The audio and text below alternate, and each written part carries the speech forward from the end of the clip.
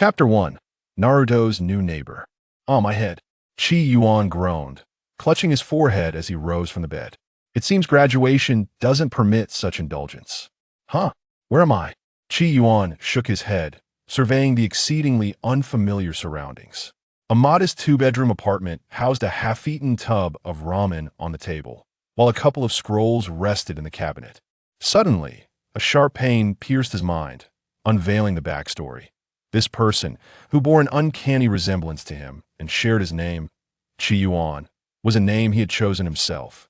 He was an orphan of the Nine-Tails incident, placed here by the third Hokage. Nearby lay the legendary Nine-Tails fox, a figure shrouded in the village's fearful whispers. Both shared similar fates, yet Qi Yuan was devoid of the terrifying identity that plagued Naruto, leaving his predecessor a target for relentless bullying by peers. The amalgamation of fresh wounds and lingering despair culminated in the original's demise one fateful night, unnoticed by anyone.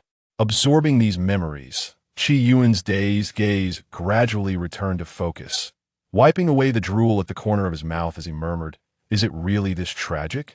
However, it wasn't long before the original's suffering manifested within him. It felt akin to a freshly graduated student yearning for the freedom and beauty of life, only to be abruptly yanked into a grueling 20-kilometer run followed by 300 push-ups. The agony of muscle tearing, coupled with the psychological despair inherited from the original, plunged Qi Yuan into a hellish experience. Gradually, a twisted smile adorned his face as he succumbed to sleep. It was only the following morning that Qi Yuan groggily awoke. The hazy scene resembled a dream, and the occasional pang of pain served as a reminder of reality. Gritting his teeth, he rummaged through his meager savings, preparing to visit a hospital before plotting his next steps. As two doors swung open simultaneously, Qi Yuan locked eyes with Naruto. "Hello." "Hello," Naruto replied, taken aback. Before Naruto could finish his thought, Qi Yuan descended the stairs. After receiving treatment, evening had fallen, with the sunset casting a picturesque glow upon the water. Naruto sat nearby, enveloped in unspoken sorrow. A cool figure observed him from the embankment. Qi Yuan mused, could that be Sasuke? Yet, he refrained from approaching. His immediate concerns lay with food and mastering ninjutsu. Upon returning home, Qi Yuan unearthed a chakra test paper. Utilizing the chakra extraction technique taught in school, he began the process, and soon the results materialized. The chakra paper first split in two, then shattered into smaller fragments. The left side ignited while the right became damp. This revelation brought Qi Yuan some comfort. It seemed his innate talent was not lacking. As the name suggests, chakra paper can detect the elemental attributes of a ninja's chakra. From this, it was evident that chakra is classified into 5 elements: fire, wind, lightning, water, and earth. Fire, the paper ignites. Wind, the paper splits apart. Lightning, the paper crinkles. Water, the paper becomes wet. Earth, the paper shatters. Qi Yuan's chakra paper revealed he possessed 4 elemental attributes: wind, fire, earth, and water. Although possessing multiple chakra attributes does not inherently denote strength, it certainly broadens the paths available for future endeavors. Having clarified his chakra attributes, Qi Yuan picked up 2 scrolls of ninjutsu left by the original's parents: Earth Release, Earth Flow Wall, and Earth Release, Earth Spike. Both techniques offered a balance of offense and defense, signaling a promising start in the realm of ninjutsu, Qi Yuan thought. Embracing the philosophy that time is precious, he wasted no time in unrolling the scrolls to begin his studies. The seemingly obscure knowledge captivated him, and he delved into it with fervor. Chapter 2. The First Encounter with the Konoha 12. Reclining on his bed, Qi Yuan allowed his thoughts to drift. At present, Naruto had yet to don his forehead protector and become a ninja, indicating that the main storyline had not yet commenced. During this interval, Konoha enjoyed a semblance of peace, but once the story began, the village would face numerous calamities, first with Orochimaru's scheme to crumble Konoha, followed by Pain's devastating assault that burdened the entire village. With these thoughts weighing on him, Qi Yuan couldn't help but feel anxious about the future.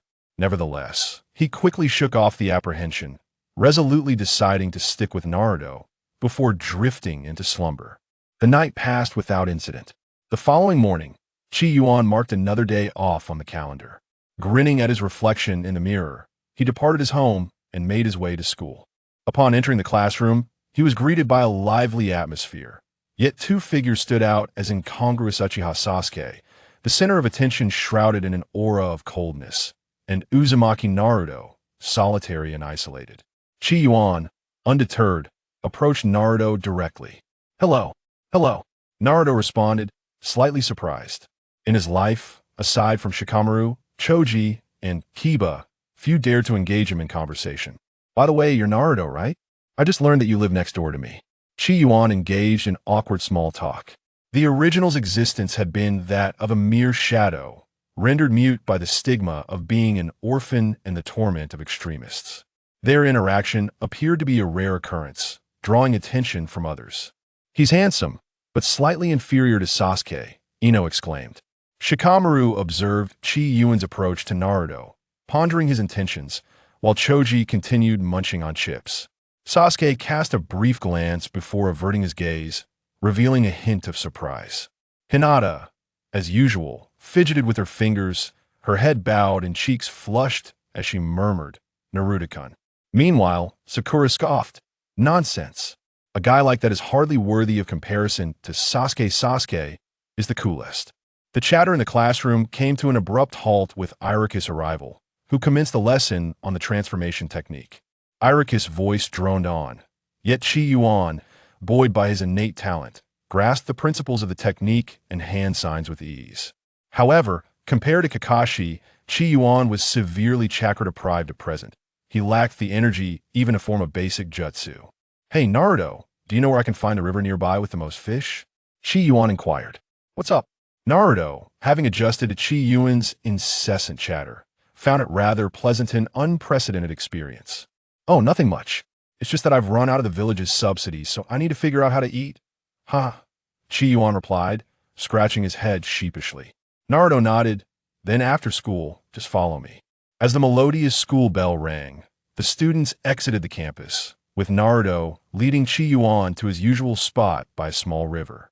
The grass along the riverbank was low, and remnants of ashes indicated frequent visits by others.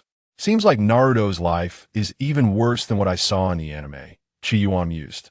"All right, let's feast," he exclaimed, raising his arms exuberantly before shedding his outer garments and plunging into the river.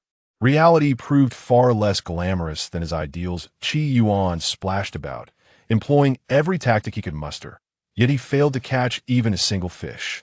"Damn it," he muttered, avoiding Naruto's gaze in embarrassment. "Next time, he'll definitely catch those pesky fish." With determination, he focused intently on the water, as if willing his Sharingan to awaken at any moment. Chapter 3: Heart to Heart by the Riverbank. Through perseverance and effort, Qi Yuan managed to catch 2 fish within 3 hours. During this time, Naruto, unable to sit idly by, joined him in the water, which quickly devolved into a playful water fight, wasting precious time. Disagreements arose as they prepared the fish. Qi Yuan insisted on grilling them, while Naruto preferred a fish stew. This seemingly trivial matter ignited a significant dispute, perhaps a testament to their fervent passion for cuisine. Eventually, Naruto conceded, allowing Qi Yuan to grill both fish. Qi Yuan skewered the fish with a branch and set them over the fire, roasting them until they were charred. "Ugh, it's so bitter," Naruto exclaimed after tasting a bite and promptly spitting it out. Qi Yuan, however, found it tolerable, willing to endure the unpleasant flavor over the earthy taste of raw fish.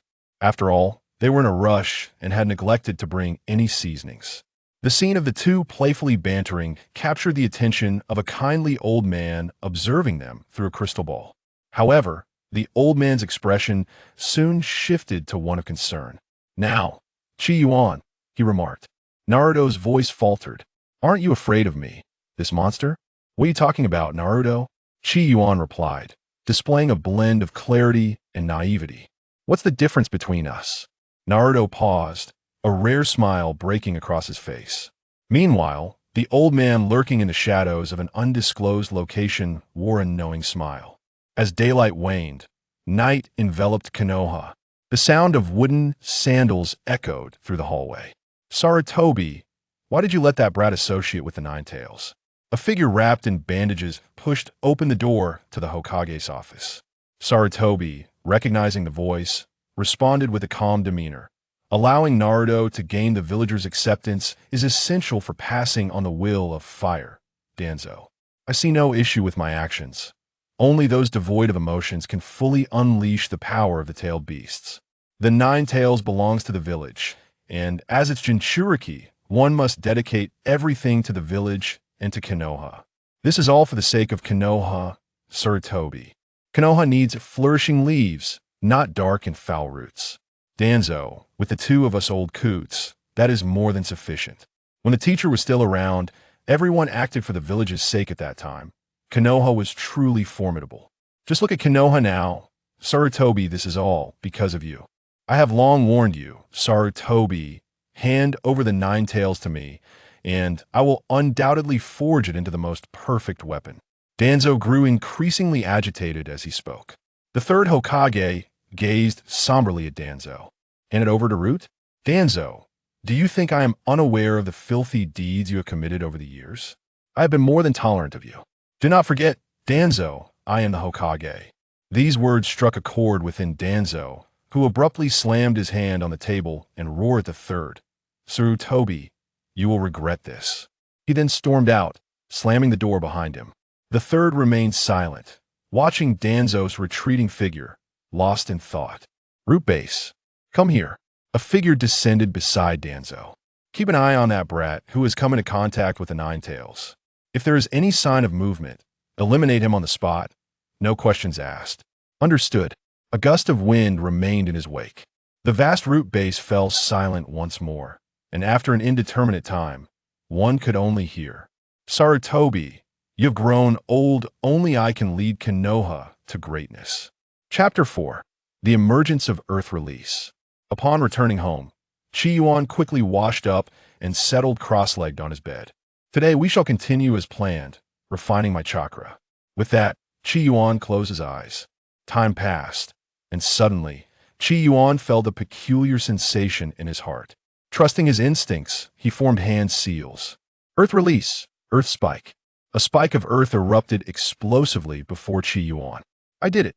Qi Yuan opened his eyes, only to be dumbfounded by the scene before him. The earth spikes he had conjured occupied most of his bed. What should I do? How am I supposed to sleep? Qi Yuan clutched his head in a frenzy. Right, I could go to Naruto to share my feelings.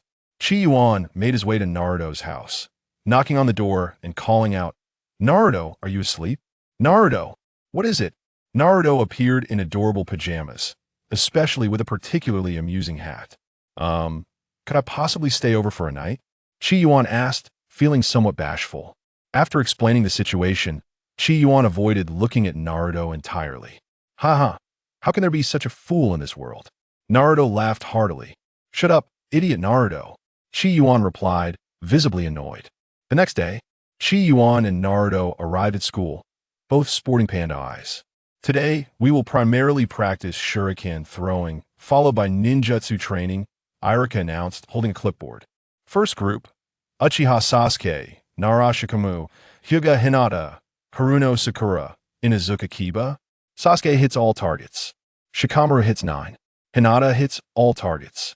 Sakura hits 9. Kiba hits 8.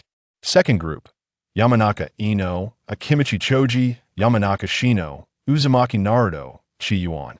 Ino hits 8. Choji hits 7. Shino hits 9. Naruto misses the target. Qi Yuan misses the target. Indeed, the Uchiha clan possesses terrifying talent. Irika thought to himself. 6 hits or above counts, as passing the rest will be deemed failing, Irika stated. Now let's begin ninjutsu training. First group, Yamanaka Ino versus Haruno Sakura. Forehead girl, I won't lose to you. That line should be mine to say. The two stood opposite each other, with Sakura making the first move, launching 3 shuriken before charging forward. Ino remained unfazed, performing a swift turn to evade, drawing kunai to engage Sakura in close combat. Their battle was rather uneventful, and when Sakura struck Ino instantly replaced herself with a shadow clone, countering with a mind-body switch technique, thus concluding the match. The two made peace signs. Next up is Shikamaru versus Qi Yuan. "Hey, you over there, go easy on me, don't dirty my clothes," Shikamaru said with an utterly disinterested expression. "I understand," Qi Yuan replied. Shikamaru and Qi Yuan stood opposing each other, one to the left and the other to the right. Qi Yuan began by throwing shuriken in a flurry, then darted away into the shadows.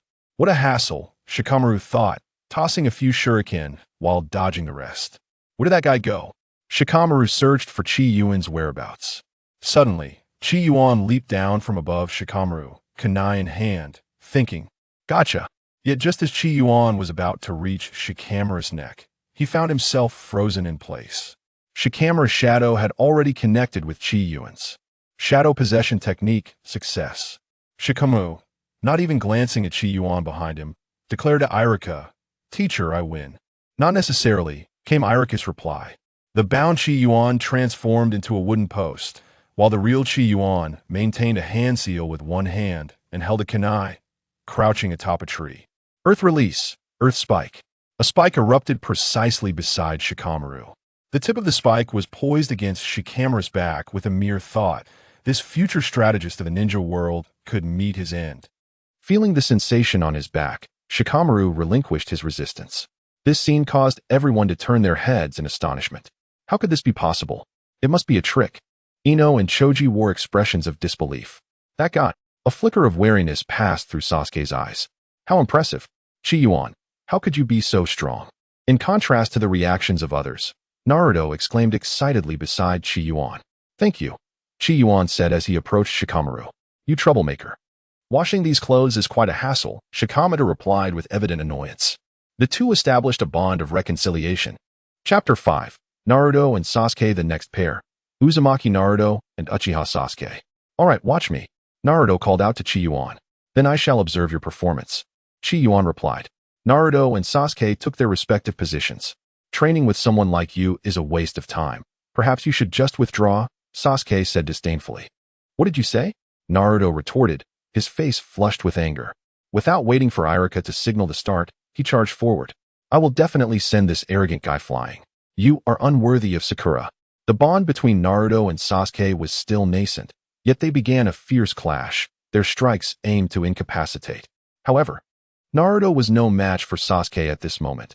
Time and again, he advanced, only to be sent flying back. Even Qi Yuan could not bear to watch. Naruto's face was now swollen like a pig's head. Choji and Shikamaru exchanged worried glances. "Naruto, give up. You are no match for him right now," Qi Yuan called out. Why must pests like you always obstruct me?" Sasuke grew increasingly agitated after sending Naruto flying for the umpteenth time. Naruto landed at the feet of Sakura and Ino. Why are there so many people trying to hinder me?" Frustrated, Sasuke activated his Sharingan. "Then, allow me to send you to your demise with this technique." Sasuke swiftly formed hand seals. "Sasuke, no." Irika rushed forward to intervene, but it was too late. Fire style, fireball jutsu. A torrent of scorching flames surged towards Naruto. With Sakura and Ino unable to evade, the intense heat instilled a sense of impending doom in the three. In an instant, Qi Yuan dashed to stand before Naruto. Earth style, earth wall. A massive earthen barrier erupted from the ground, blocking the oncoming flames. Meanwhile, Irika managed to subdue Sasuke. "Sasuke, do you intend to kill Naruto?" Irika questioned sternly. "TCH," Sasuke muttered, turning his head to break free from Irika's grasp, retreating into the woods, leaving the training ground. "Thank you."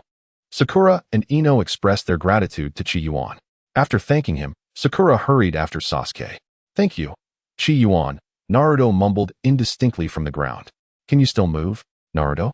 Qi Yuan inquired, crouching to look at him. "Hey, Qi Yuan, are you free for lunch today? We'd like to treat you as thanks for saving Ino." Shikamaru and Choji approached. "I want ramen," Naruto shouted from the ground. "You never said you wanted a treat," Shikamaru replied with an exasperated expression. I'm available. Qi Yuan was troubled about his meal expenses for the coming days when he heard that someone was treating. He quickly accepted the offer. After school let out at noon, a group of 5 made their way to Ichiraku Ramen. In the root base, a figure descended beside Danzo. Has that little brat shown any signs of movement? Hi. It appears there is no unusual activity at the moment, but that Uchiha has engaged the Nine Tails, replied the person wearing a cat-faced mask respectfully. The Uchiha clan, you say? Let us not concern ourselves with him for now. He is a condition of that man, and it would be unwise to confront him just yet, Danzo said, eyes closed, speaking in a grave tone. Continue to monitor that brat. Should anything arise, handle it as usual. Hi. The root ninja responded before vanishing in an instant. The malevolent Uchiha clan. Indeed, such power is truly intoxicating, Danzo mused, touching the bandaged arm. In the Hokage building, Irika lamented to the third Hokage, Hokage-sama, I truly cannot continue teaching. One Naruto is already too much, now there's another Sasuke. I simply cannot manage. Please, allow me to switch classes. Irika, your parents perished during the Nine Tails incident, and since then, you have been an orphan. Naruto resembles the person you once were, the third Hokage said, gazing out at the setting sun. As for Sasuke, that child carries the burden of his clan's hatred. Only your love can aid these two boys. Would you heartlessly let them endure the pain you once experienced? If you find it too overwhelming, I will grant you a class change. Hokage-sama, I shall think it over. Chapter 6. An afternoon with Ino. After Naruto and his companions finished their ramen, they began skipping stones by the river. Qi Yuan, you must have calculated everything from the very start, right? Shikamaru asked, watching the stones splash. What do you mean? Your aim when throwing shuriken was intentionally off, wasn't it? I refuse to believe that someone with such quick reflexes could miss their target. Shikamaru glanced at Naruto and continued. Is it because of that guy? Are you afraid that Naruto might feel disheartened by your superior performance? Qi Yuan felt somewhat bewildered but still responded, I truly cannot throw shuriken. Then allow us to teach you, Ino said as she pulled Shikamaru along. Consider it a token of gratitude for saving me. Will it trouble you? He inquired. Not at all, she replied nonchalantly. Meanwhile, Choji munched on chips beside them. What a bother, Shikamaru grumbled, yet he did not refuse, as he too wished to verify his own thoughts. I want to practice too. I want to practice too. Naruto chimed in eagerly. Ino imparted all the shuriken throwing techniques she knew to Qi Yuan and Naruto. Once the principles were explained, they commenced practical exercises. Qi Yuan's clumsy technique made Shikamaru, who was observing closely, realize that he was indeed inexperienced. While throwing may sometimes miss the mark, the angle at which the wrist bends during the throw reveals the truth. If Qi Yuan had practiced shuriken throwing for an extended period, he would undoubtedly have suffered wrist injuries. Ino naturally noticed this issue and corrected Qi Yuan's method. Happy moments are always fleeting. The group spent half an afternoon in playful training. As they returned home under the setting sun, Shikamaru was pulled by Choji to buy chips, while Naruto encountered Irika. I'm home. Would you like to come in for some water? Ino, are you back? Help me move these flowers. A woman called out. Sure. Ino, unable to greet Qi Yuan, turned and entered the flower shop. Again and again, she brought out flowers to sell. Let me help too, Qi Yuan said, still standing at the door. Is that all right? I hope I'm not wasting your time, Ino asked, somewhat surprised. It's fine. I have nothing to do at home. Qi Yuan replied, rolling up his sleeves and starting to assist. The two soon finished moving the flowers. Thank you so much for today, Ino said, handing him a glass of water. No problem. We are all friends, Qi Yuan replied, drinking it in one gulp. See you tomorrow. Yeah. Ino watched Qi Yuan depart. He seems quite gentle, she murmured to herself before heading upstairs. Meanwhile, hey Naruto, stop! Irika exclaimed, visibly angry. He confronted Naruto about his disruptive behavior in class and the disturbances caused in the village. As Irika's words intensified, Naruto could no longer hold back. I just want people to acknowledge me. What is wrong with that? Irika-sensei is a big idiot. One day, I will become Hokage, and everyone will know me. Uzumaki Naruto. He cried, running away in tears. After running for an unknown time, Naruto found himself by a small river. This time, he was completely alone. Why? Why does everyone hate me? What did I do wrong? He lamented, sitting on the ground with his head buried in his legs. A figure, a blue silhouette, perched on a distant tree, watched Naruto. What a fool, it thought. The two remained in silence for a long while. The blue figure seemed poised to act, but remained still. Hey, Naruto, what are you doing here? Qi Yuan ran over, panting slightly. Naruto lifted his tear-streaked face. Let's go home. I bought a lot of delicious food. But you said you had no money? I sold my bed. Then how will you sleep at night? Hee hee. I'll share my food with you, and you can share your bed with me. Okay. Naruto nodded vigorously, a hint of a smile breaking through his tear-streaked face. Yeah, I'm not alone. I have Qi Yuan as a friend, he thought to himself. Chapter 7. The upcoming genin exam. Irika walked dejectedly along a narrow path, suddenly stopping as a silver-haired man approached. Kakashi-senpai, Irika greeted him. What's the matter? Kakashi asked. Irika fell silent, but eventually voiced his troubles. They sat on a bench. It seems your once radiant eyes have dimmed, Kakashi remarked, recalling how Irika had, bruised and battered, expressed his desire to teach students and pass on the will of fire to the third Hokage. If you don't open your heart, neither will the other person. You remember that, don't you? Kakashi glanced at Irika and continued, No, you must want to forget. The nine tails sealed within Naruto is the enemy that killed my parents. Of course, I know it's not Naruto's fault, but whenever I see him, the nine tails hidden within him invades my mind. I don't believe that Naruto can open his heart to someone like me. Only you can help Naruto open his heart, Kakashi stated, standing calmly before Irika. This is your trial. A trial? Irika pondered. This is a trial bestowed upon you by the third Hokage. Put in more effort, and you will surely see something. Kakashi turned with a smile. Try to respond to the third Hokage's expectations. Farewell. He departed, leaving Irika in deep thought. Irika continued on his way, unwittingly arriving at Naruto's home. Upon seeing the door, he instinctively pushed it open. A table cluttered with garbage and expired food vividly illustrated the dire state of Naruto's life.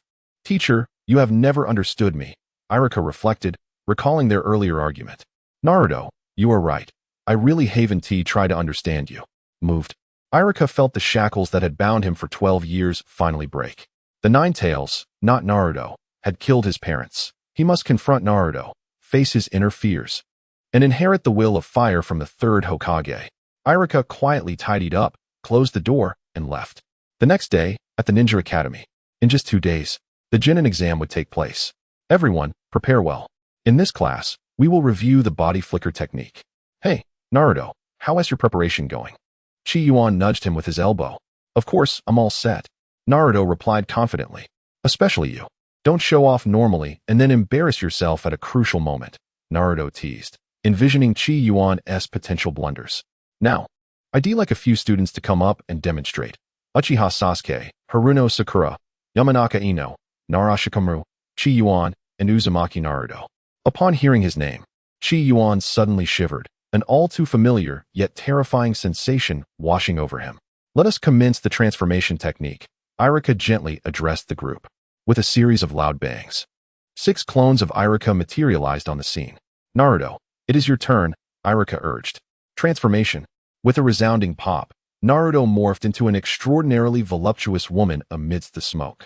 This is the seduction technique, he declared, winking mischievously. The Irika and Qi Yuan closest to Naruto were instantaneously overwhelmed, blood gushing from their noses as they were sent flying. Fool. Idiot. In a moment of stunned silence, Ino and Sakura retaliated, sending Naruto careening away with a punch. Only Shikamaru and Sasuke maintained their composure, though Shikamaru's hand pressed against his forehead revealed his exasperation. Chapter 8. Unbroken causality. After a brief comedic interlude, Naruto transformed back into Irika's likeness. The remaining group continued demonstrating the shadow clone technique, while the substitution technique was omitted due to spatial constraints. True to the original narrative, all except Naruto produced identical clones, while he conjured a paper-like version of himself. Notably, Qi Yuan's relentless training had endowed him with sufficient chakra to execute 2 Earth-style techniques or 3 shadow clones in quick succession. Naruto, who had been training alongside Qi Yuan day and night, was also making steady progress, at least avoiding the pitiful outcome of becoming a mere puddle as he had in the original tale. The hurried morning session drew to a close. All right, from this afternoon onward, you may return home to prepare, announced the instructor. What should I do, Qi Yuan? I still can't perform the shadow clone technique, Naruto exclaimed, covering his face in distress. Relax, there's still time to worry, Qi Yuan reassured him, fully confident that Naruto would undoubtedly become a genin, and a lifelong one at that. To soothe Naruto's anxiety, Qi Yuan agreed to practice with him. Hey, Qi Yuan, where are you two headed? Ino called out as Naruto dragged Qi Yuan toward the exit.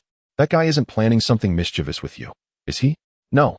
It's just that Naruto is anxious about the upcoming exam and needs my help for some special training. Would you like to join us? Qi Yuan replied. No thanks. I have family members teaching me along with Shikamaru and the others. At that moment, Hinata, who had been quietly listening to their conversation from a corner, remained silent. After their brief exchange, Naruto led Qi Yuan to the training ground. Hey, you over there. Do you not realize this is our training ground? Shouted a figure clad in a genin forehead protector. Oh, isn't this the little brat who got beaten last time? What is up? Feeling better? Come here to seek validation, huh? Haha, mocked another, who wore his forehead protector around his neck. Qi Yuan suddenly recalled that the one wearing the forehead protector was named Shengxing, while the other was Yoshimura. The original Qi Yuan had suffered due to entanglements with Yoshimura's brother, Yoshimura Daotian, which had led to his unfortunate predicament. Qi Yuan, do you know them? Naruto inquired, turning his head toward him. Naruto, we should go.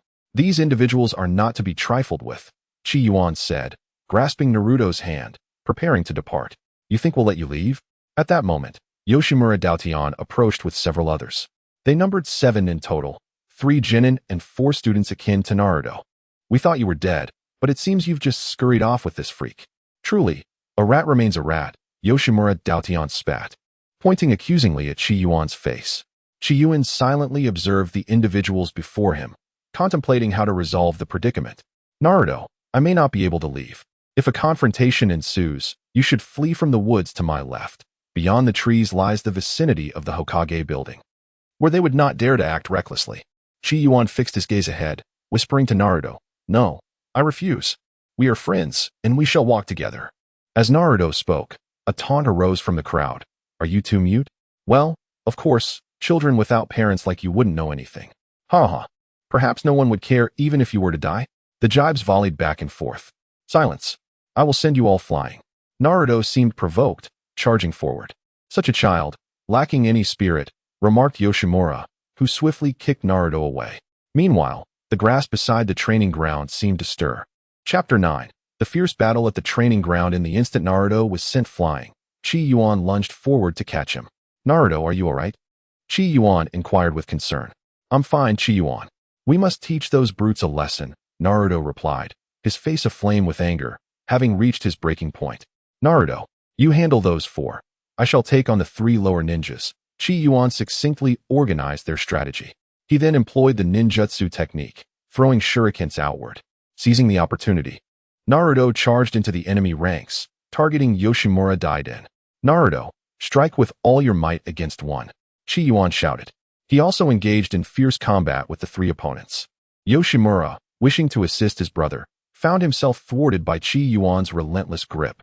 Exchanging glances with the other 2, Yoshimura leapt towards Daiden, utilizing Qi Yuan's momentum, while the remaining 2 intercepted Qi Yuan. I will not allow you to prevail, Qi Yuan thought to himself. His kunai clashed against those of the 2 adversaries. Upon landing, Qi Yuan propelled himself backward, forming hand seals mid-air before landing with a thud. Earth release, ground spike. Suddenly, spikes of earth erupted beneath Yoshimura, piercing through his legs, sending blood spraying into the air as crimson streamed down the spikes. For a moment, silence enveloped the scene, broken only by a heart-wrenching scream. Brother, Yoshimura Daiden, pinned beneath Naruto, managed to muster the strength to push him away, rushing to embrace his brother. This kid knows ninjutsu for real, Yoshimura gasped, pain evident in his voice. Wind release, gale palm. Water release, water surge wave. The 2 hastily unleashed their most powerful techniques. Unfazed, Qi Yuan formed hand seals once more. Earth release, earth flow wall. A wall of earth rose from the ground, blocking all attacks before exploding outward. When did that kid become so strong? The 2 marveled in astonishment. Meanwhile, Naruto, utterly exhausted, curled up, enduring blows. Just then, a sensation of weightlessness struck him. Byakugan.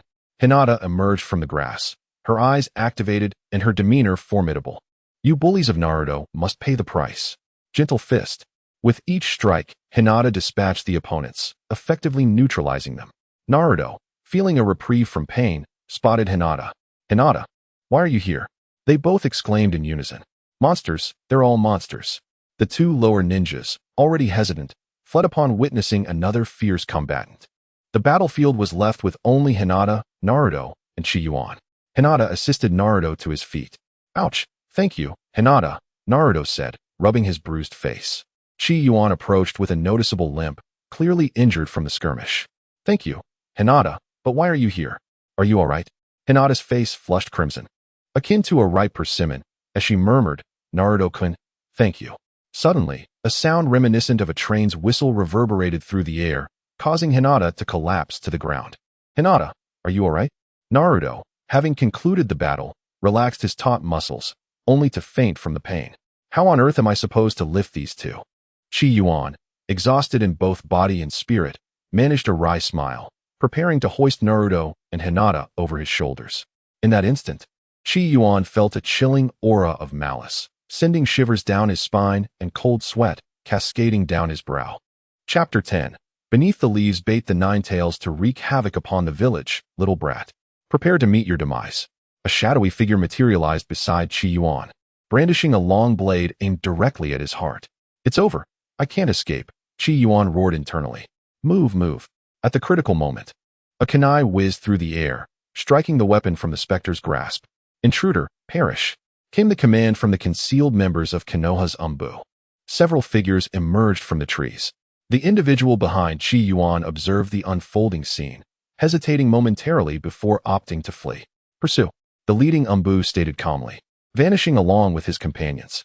Are you both unharmed? Inquired the umbu left to secure the area. Take these two children to the hospital.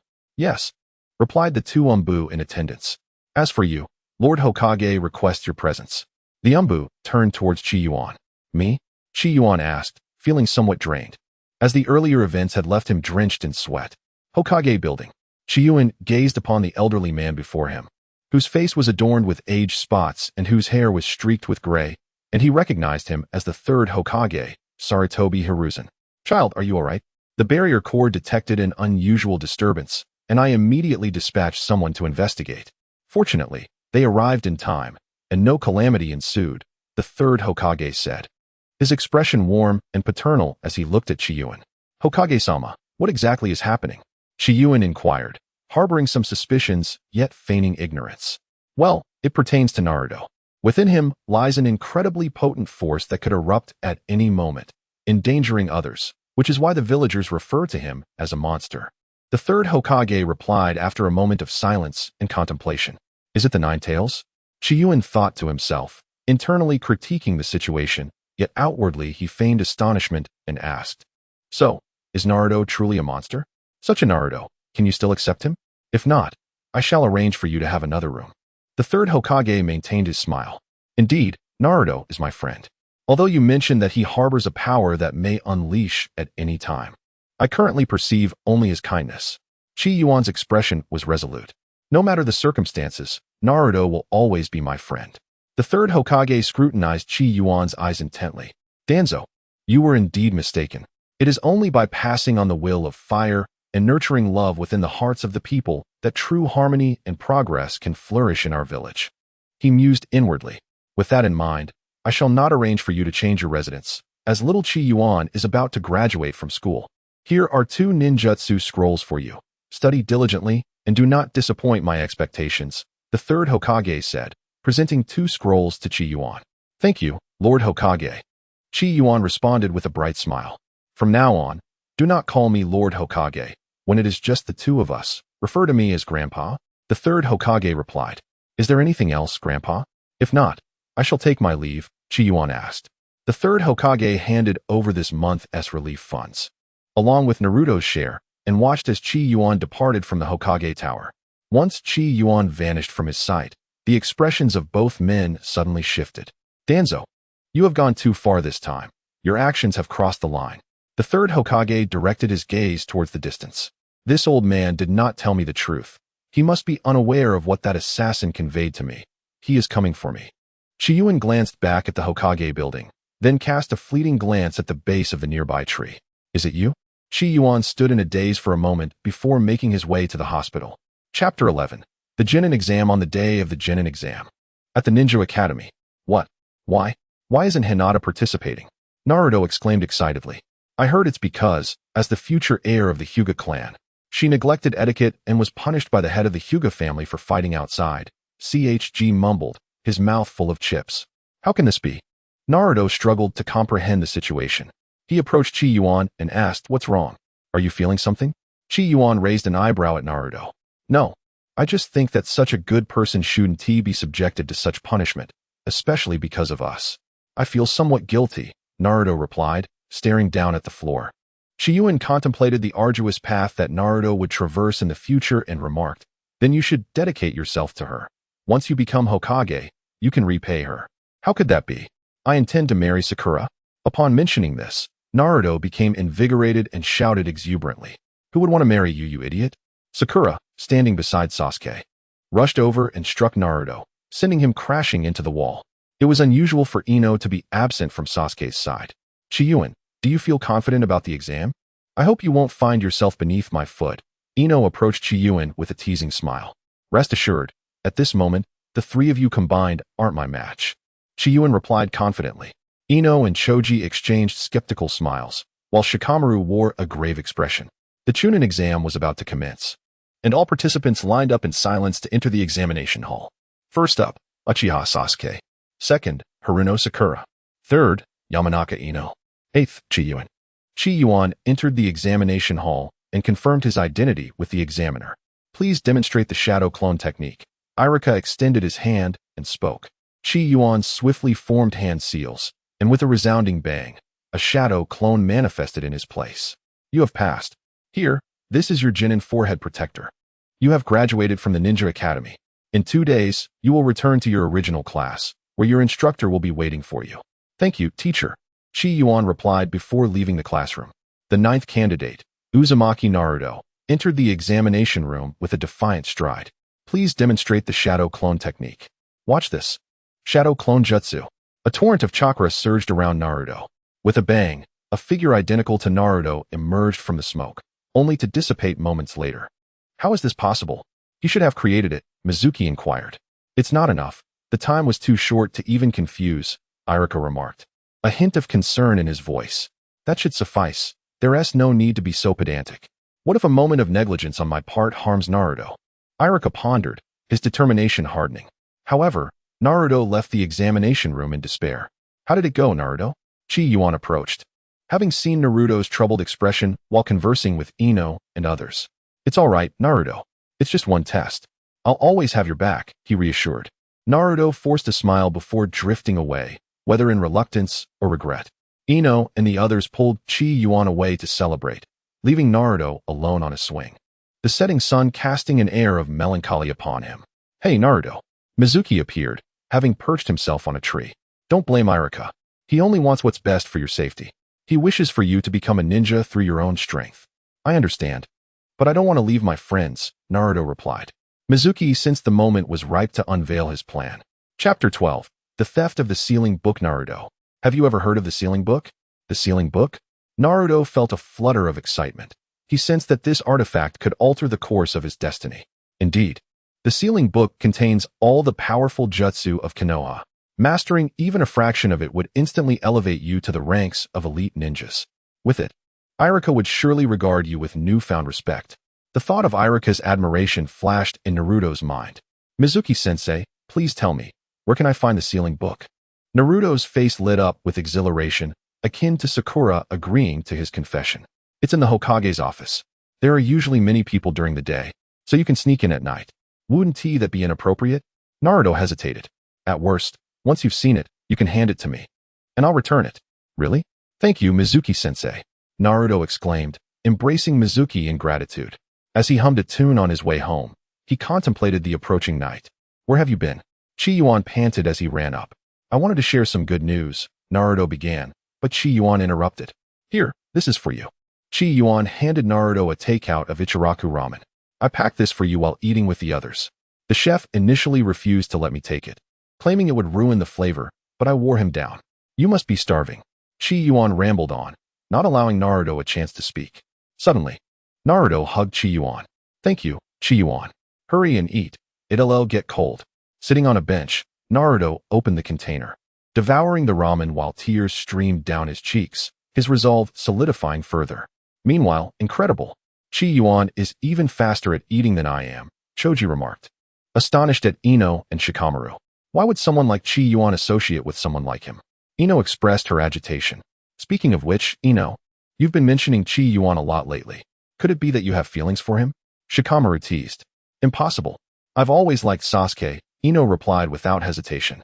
Yet she felt something was amiss. Really? Shikamaru raised an eyebrow skeptically. Absolutely. Yet when pressed for affirmation, she found herself lost. Do I truly still like Sasuke? Time flew by, and night quietly descended. Hey, Qi Yuan, I'm heading out for a stroll. I overindulged a bit. Naruto called from the doorway as he changed his shoes. All right, Qi Yuan responded, inwardly noting the main storyline had commenced. Just wait, Qi Yuan. After today, we'll be partners. Naruto thought to himself as he stealthily made his way toward the Hokage's office. Not good. The sealing book is missing. An Umbu member shouted during a routine patrol. Irika lay in bed, restless and unable to sleep. Troubled by the events of the day and uncertain how to respond to Naruto. Irika, are you there? The door was knocked upon repeatedly. What is the matter? All the village ninjas are gathering. Naruto has stolen the sealing book, Mizuki hurriedly explained. What did you say? Irika exclaimed, throwing on his Chunin vest and rushing to find Naruto. In the grove, is this the sealing book? If I master this, everyone in the village will acknowledge me, including Irika-sensei and Qi Yuan. I can finally be a true companion to Qi Yuan. Naruto's breath quickened as he hastily unfurled the scroll. Explosive tag. No, that's not it. Impure world reincarnation, flying thunder god. What are all these? Naruto grew frantic. If he didn't hurry, the guards would soon find him. Multi-shadow clone jutsu. Chapter 13. The bloodied night. Naruto began to practice the technique inscribed within the scroll. This is so difficult. Just then, Irika approached, visibly fatigued. What are you doing? I didn't steal it. I just borrowed it to take a look. I'll return it to Mizuki-sensei shortly. Mizuki? Irika sensed something was amiss. Naruto, I was trying to help you. How could you betray my trust? At that moment, a barrage of shuriken rained down. Irika pushed Naruto aside, only to be pierced by the projectiles, blood spilling forth. Mizuki-sensei, why did you attack Irika-sensei? Naruto, you still don't know? You are the Nine-Tails fox that destroyed the village, and your beloved Irika-sensei is the one who killed his own family. A murderer? May you rot in hell. Mizuki shouted as he drew a massive shuriken from behind him and hurled it. Windmill shuriken. Naruto, duck. Terrified, Naruto closed his eyes. The sound of flesh-piercing flesh echoed. Yet he felt no pain when he opened his eyes to find Irika shielding him with his back. Why? Naruto was left in shock. Because we are the same, Naruto. Irika wept. We have both been unacknowledged and unrecognized since childhood, engaging in foolish acts in class merely to gain attention. This feeling of solitude, you share it as well. Do you not, Naruto? It is all my fault. Had I been more attentive, had I been more meticulous, you would not have to bear such painful memories, Naruto. Naruto, do not be deceived by Irika. He speaks these words merely to reclaim the sealing scroll from you. Mizuki's words instilled doubt in Naruto's heart regarding Irika, prompting him to flee. Irika pursued the direction in which Naruto had departed, the two of them in a chase, when suddenly, Irika lunged forward and embraced Naruto, only to be cast aside by a sharp elbow from Naruto. How do you know I am not real? Irika transformed into Mizuki's form. Because I am also a falsehood. Meanwhile, panting heavily, Naruto reverted to Irika's likeness. The true Naruto sat beneath a tree not far from them. Naruto, a familiar figure descended from the tree, making not a sound. Qi Yuan, what brings you here? Naruto exclaimed. Shoo. Qi Yuan placed a finger over his lips, glancing towards Irika and Mizuki, who were embroiled in a heated argument and remained oblivious to the commotion nearby. You are quite bold. This matter has stirred quite the uproar. I merely intended to come out and find you, yet unexpectedly stumbled upon such a significant revelation. Qi Yuan crossed his arms and regarded Naruto from top to bottom. The commotion grew increasingly intense nearby. The would wield the scroll to wreak havoc upon the world, indulging in its whims. Shimuki spread his arms wide, engaging in grandiloquent discourse. You are correct, Irika nodded in agreement. Indeed, Irika-sensei did not acknowledge me, which left Naruto feeling somewhat despondent. He realized he had been deceived. What? Qi Yuan inquired. Qi Yuan, I am the very Nine-Tails that wreaked havoc on the village 12 years ago, the adversary responsible for the demise of your parents and Irika-sensei's, Naruto lamented. His voice choked with tears. Qi Yuan quietly watched Naruto weep, and then, with a swift motion, delivered a sharp slap to his face. Have you cried enough? Whoever claimed you were the Nine-Tails. Stop making assumptions. You are simply yourself, Uzumaki Naruto, my dearest friend, Uzumaki Naruto. Qi Yuan gently cradled Naruto's face, smiling as he spoke slowly and deliberately. Meanwhile, Irika continued at a measured pace. Indeed, the nine-tailed fox could wreak havoc upon the world. His tone grew fervent. But he is not the fox. He is Uzumaki Naruto, an exceptional student whom I have come to recognize. He would never act recklessly. Chapter 14. The storm subsides in an instant. Naruto's tears ceased, morphing into a more distorted form of weeping. Words were futile. He had no chance to hear them. Mizuki hurled his massive shuriken towards Irika before preparing to confront Naruto. Am I to perish? A flicker of realization crossed Irika's mind. Forgive me, Naruto. I understand too late. Earth release. Earth flow wall. A towering earthen barrier rose to intercept the incoming shuriken. Qi Yuan, hold this for me, Naruto said, handing over a scroll. The thunderous sound of the rising wall caught Mizuki's attention. Seizing the opportunity, Naruto leapt forward and delivered a powerful kick to Mizuki's face. You little brat. Mizuki quickly regained his footing and lunged at Naruto with a kunai. Naruto, his face a mask of fury, showed no fear as he formed hand seals. Shadow clone jutsu. In an instant, the forest was filled with Naruto's clones, leaving Irika utterly astonished. Qi Yuan, having anticipated this, was equally shaken. The experience was a stark contrast to watching it unfold in animation. As for Mizuki, he was likely drenched in sweat, while Naruto engaged in a grand solo battle. Qi Yuan feigned curiosity. Is this the infamous sealing book that has stirred such chaos? It seems rather unremarkable, he mused, appearing foolish. Regardless of how Qi Yuan twisted his head and flipped through pages, his gaze remained fixed on the flying thunder god technique. He pondered Naruto's intentions, questioning whether it was too challenging or too trivial. After a few glances, he closed the scroll, aware that an old fool was monitoring everything here. He silently observed Naruto's fight, while mentally digesting the flying thunder god technique he had just memorized. After several minutes of the clones engaging Mizuki, the true Mizuki was finally revealed. Gazing at Naruto, Irika felt a sudden wave of relief and smiled gently, beckoning Naruto over. Naruto, come here. I have something for you. Irika removed his forehead protector. Congratulations on your graduation, Naruto. Congratulations on your graduation, Naruto, Qi Yuan echoed, stepping forward. Irika quickly bandaged himself and led the group to the Hokage's office. Seize him, the third Hokage commanded sternly, his demeanor uncharacteristically severe. Yes, sir. Several Umbu members entered and dragged Mizuki away. Naruto, you've gone too far this time. While your prior mischief involving the former Hokage's stone face could be overlooked, stealing the sealing book crosses the line. You are lacking in discipline, the third Hokage admonished. Grandpa Third, I was wrong. Naruto sincerely acknowledged his mistake, unlike his usual antics. I should not have let my desires cloud my judgment, nor should I have caused trouble for the village.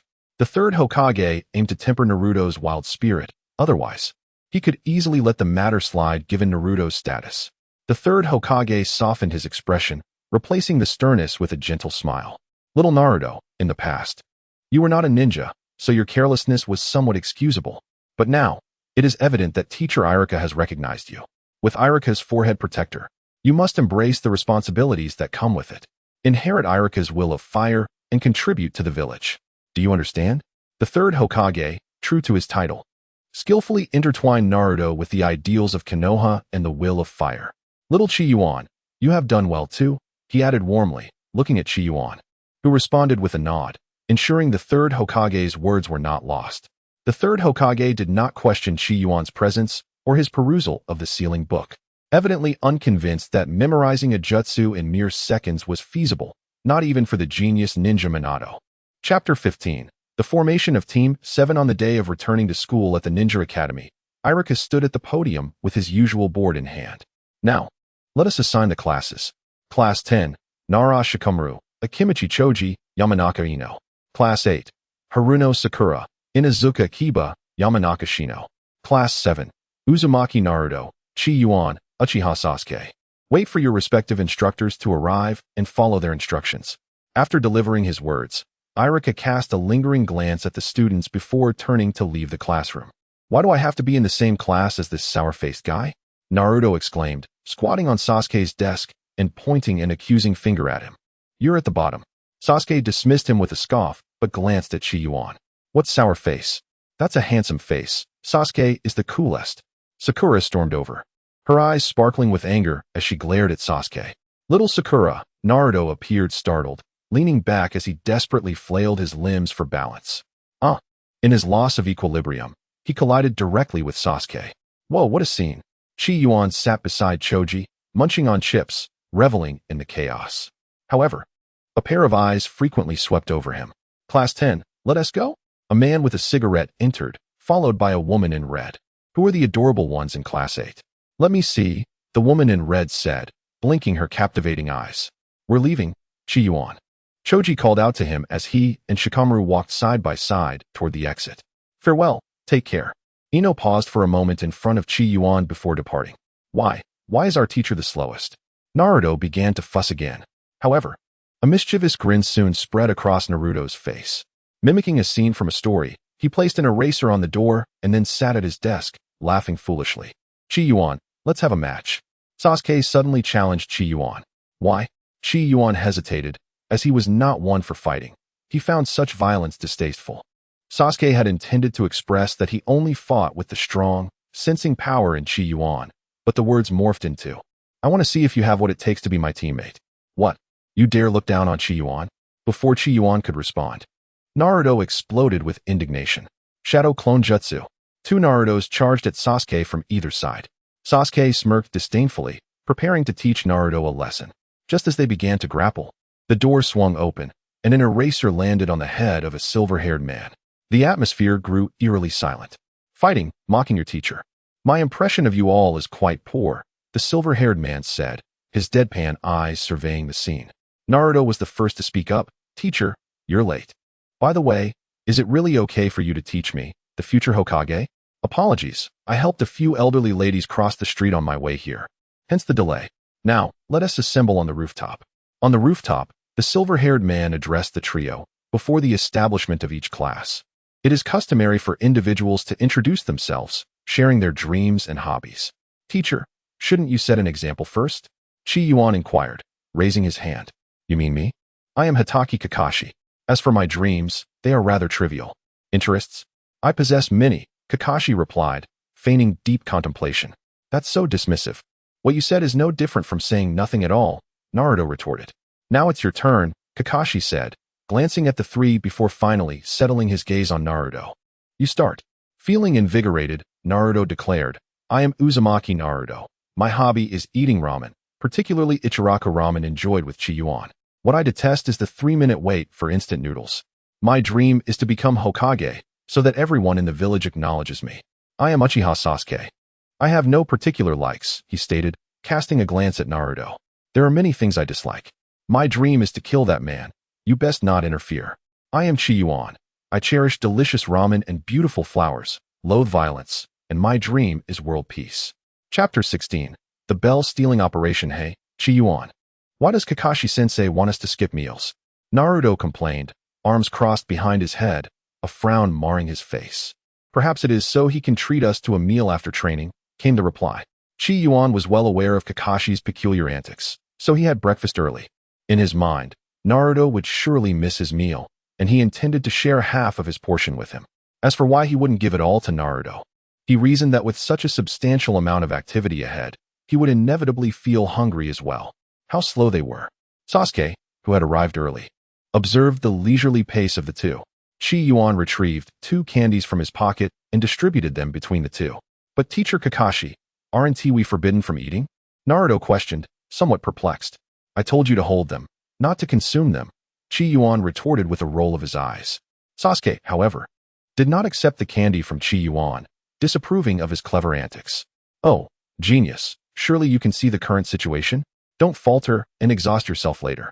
Upon hearing Qi Yuan's mocking words, Sasuke reluctantly popped the candy into his mouth. Apologies for my tardiness, everyone. Just had to assist an elderly lady across the street. Kakashi's voice echoed before his presence materialized, maintaining his signature deadpan expression. You all haven't eaten, have you? Kakashi casually inquired, not anticipating that Naruto would take it seriously. No, we haven't eaten, came Naruto's muffled response. The atmosphere grew momentarily quiet. That fool, Qi Yuan and Sasuke sighed in exasperation. It seems we need to change the rules, Kakashi declared. Listen closely. For the next hour, your task is to snatch this bell from my hand. The one who succeeds can enjoy a proper meal. Those who fail will be hung upside down from a tree and starve for the day. I had initially planned for 2 bells, but since you are not adhering to the rules, the punishment shall be altered. Now, let the trial begin. Naruto, you really are a loudmouth, aren't you? You can't keep anything to yourself, Qi Yuan remarked, visibly annoyed. His irritation was not due to the prospect of missing a meal, but rather a concern that Naruto's loose lips might lead to future complications. Qi Yuan, and you over there, I'll lead the charge. You two better cooperate, Sasuke commanded, fixing a fierce gaze on Kakashi. Why should we follow your lead? Naruto chimed in, finally swallowing the cursed candy. With a sly smile, Sasuke declared, because I am the strongest among you. Naruto turned his gaze towards Qi Yuan. I'm indifferent. Qi Yuan shrugged. Their conversation ceased as Sasuke surged forward, initiating a series of Uchiha taijutsu moves that even amused Kakashi. Yet, he pretended to employ the substitution technique. For him, this trial was not merely about fostering teamwork, but also a lesson in the 3 forms of jutsu for his students. Kakashi vanished into the forest and turned his attention towards Naruto. So, Naruto, have you spotted Teacher Kakashi? Qi Yuan asked from behind him. Not yet, but once I do, I'll show him the might of the 7th Hokage. Naruto exclaimed, brimming with enthusiasm, unaware of the flicker in Qi Yuan's eyes behind him. I found you, Teacher Kakashi. Naruto shouted upon spotting Kakashi perched in a tree, engrossed in his book, and prepared to demonstrate his prowess. However, just as Naruto reveled in his excitement, envisioning the moment he would flaunt his victory before Qi Yuan and Sasuke, an unexpected pain in his rear sent him soaring through the air. Gazing down, he saw Kakashi dissipate into smoke, realizing he had been outwitted by Qi Yuan's illusion. Chapter 17. Qi and Sasuke versus Kakashi. Qi Yuan encountered Sasuke. Sasuke, have you seen Naruto? After Qi Yuan charged forward, he sought an opportunity to ambush Kakashi, yet Kakashi, displaying a lack of martial ethics, elegantly departed. When Qi Yuan turned around, the expansive clearing was devoid of any presence. Why should we concern ourselves with such a laggard? Without him, our mission will be considerably easier. Sasuke replied, unwaveringly. It appears you will not pass my test. Suddenly, Kakashi materialized ahead. You speak too soon, Kakashi, Sasuke remarked with a cold demeanor. On the other side, Hong observed, it seems your 8th team has concluded. The uncle with a cigarette commented. Indeed, they are quite a commendable group of children, Asuma affirmed. Teacher Asuma, hurry and take us for barbecue. CHG urged eagerly from the side. Then let us go together, Hong, they agreed, walking in unison. Is that Kakashi over there? Hong turned to glance at the nearby training ground. Has that guy not finished yet? Well, since we are here, let us all gather, remarked the wealthy Konoha. Help me. Sakura, Shikamaru, CHG. Naruto called out while hanging upside down from a tree, addressing the individuals below. Naruto, Shikamaru, and CHG responded in astonishment. Where are Sasuke and Qi Yuan? Sakura and Ino inquired simultaneously, exchanging glances. Let's not worry about them for now. Just get me down. Naruto pleaded. That guy Kakashi, lacking martial ethics, transformed into Qi Yuan to ambush me. He possesses no real strength. Naruto squirmed like a worm. The group sought their teacher's counsel. Well, since this exercise was set up by Kakashi, let us refrain from interfering too much. We shall simply observe. The wealthy Konoha deliberated before speaking. Here at Qi Yuan, Sasuke, you shall advance while I support your assault. Qi Yuan stepped back several paces as Sasuke activated his Sharingan and charged forward once more. In the era preceding Boruto, it was indeed the age of mesmerizing eyes. Sasuke, with his Sharingan unleashed, could no longer allow Kakashi to leisurely read while simultaneously engaging in combat. Seizing the opportunity amidst the clash between Sasuke and Kakashi, Qi Yuan swiftly performed hand seals, conjuring a sphere of wind chakra that materialized in his palm, not a Rasengan. Wind release, Gale Palm. As Qi Yuan seized the opportunity, he unleashed the wind sphere. Kakashi, sensing the commotion, swiftly kicked Sasuke aside and swung his arm to disperse the wind sphere. It was a ruse. A triumphant smile spread across Qi Yuan's face. A few days prior, he had acquired 2 ninjutsu techniques from the 3rd Hokage, Wind Release, Gale Palm, and Fire Release, Great Fireball. Unlike the spiraling sphere, which crazily compresses chakra, the Gale Palm flows in a specific manner. This unique structure, while lacking the explosive force of the spiraling sphere, possesses the property of wind, allowing it to generate multiple vortices of airflow around it. The Great Fireball, on the other hand, erupts swiftly from the ground in fiery columns to injure foes, making it an excellent technique for surprise attacks, akin to an underground thrust. Witnessing Kakashi ensnared by the gale palm, Qi Yuan shouted, "Sasuke, use fire release." Without hesitation, Sasuke formed the necessary hand seals. The two simultaneously unleashed their ninjutsu, fire release, great fireball technique, and fire release, great fire arrow. As fire and wind collided, a torrent of fiery serpents erupted, engulfing Kakashi in their fierce embrace. Qi Yuan gazed at the searing spectacle before him, murmuring, "Combination technique, fierce flame whirlwind. How impressive." Dingji and his companions watched in astonishment from the shadows. That guy has grown stronger again, Shikamaru thought, gazing intently at Qi Yuan. "So cool," Ino and Sakura remarked as they focused on Qi Yuan and Sasuke. "You too." Kakashi was engulfed in fury, appearing somewhat overwhelmed, clearly unprepared to be instructed by two lower-ranked ninjas. His beloved paradise of affection was reduced to ashes in an instant due to the eruption of fire snakes. It was a cherished limited edition. Kakashi swiftly appeared behind Sasuke, delivering a kick that sent him sprawling, then swiftly followed up with a hand seal. Earth-style, inner decapitation technique. He sealed Sasuke underground, then charged towards Qi Yuan with remarkable speed. So fast, Qi Yuan thought, refusing to underestimate him. He hastily formed seals. Earth-style, Earth Spike, Earth-style, Earth Flow Wall. However, Kakashi's speed remained unrelenting, and with crackling arcs of electricity in hand, he shattered both the Earth Spikes and the wall effortlessly.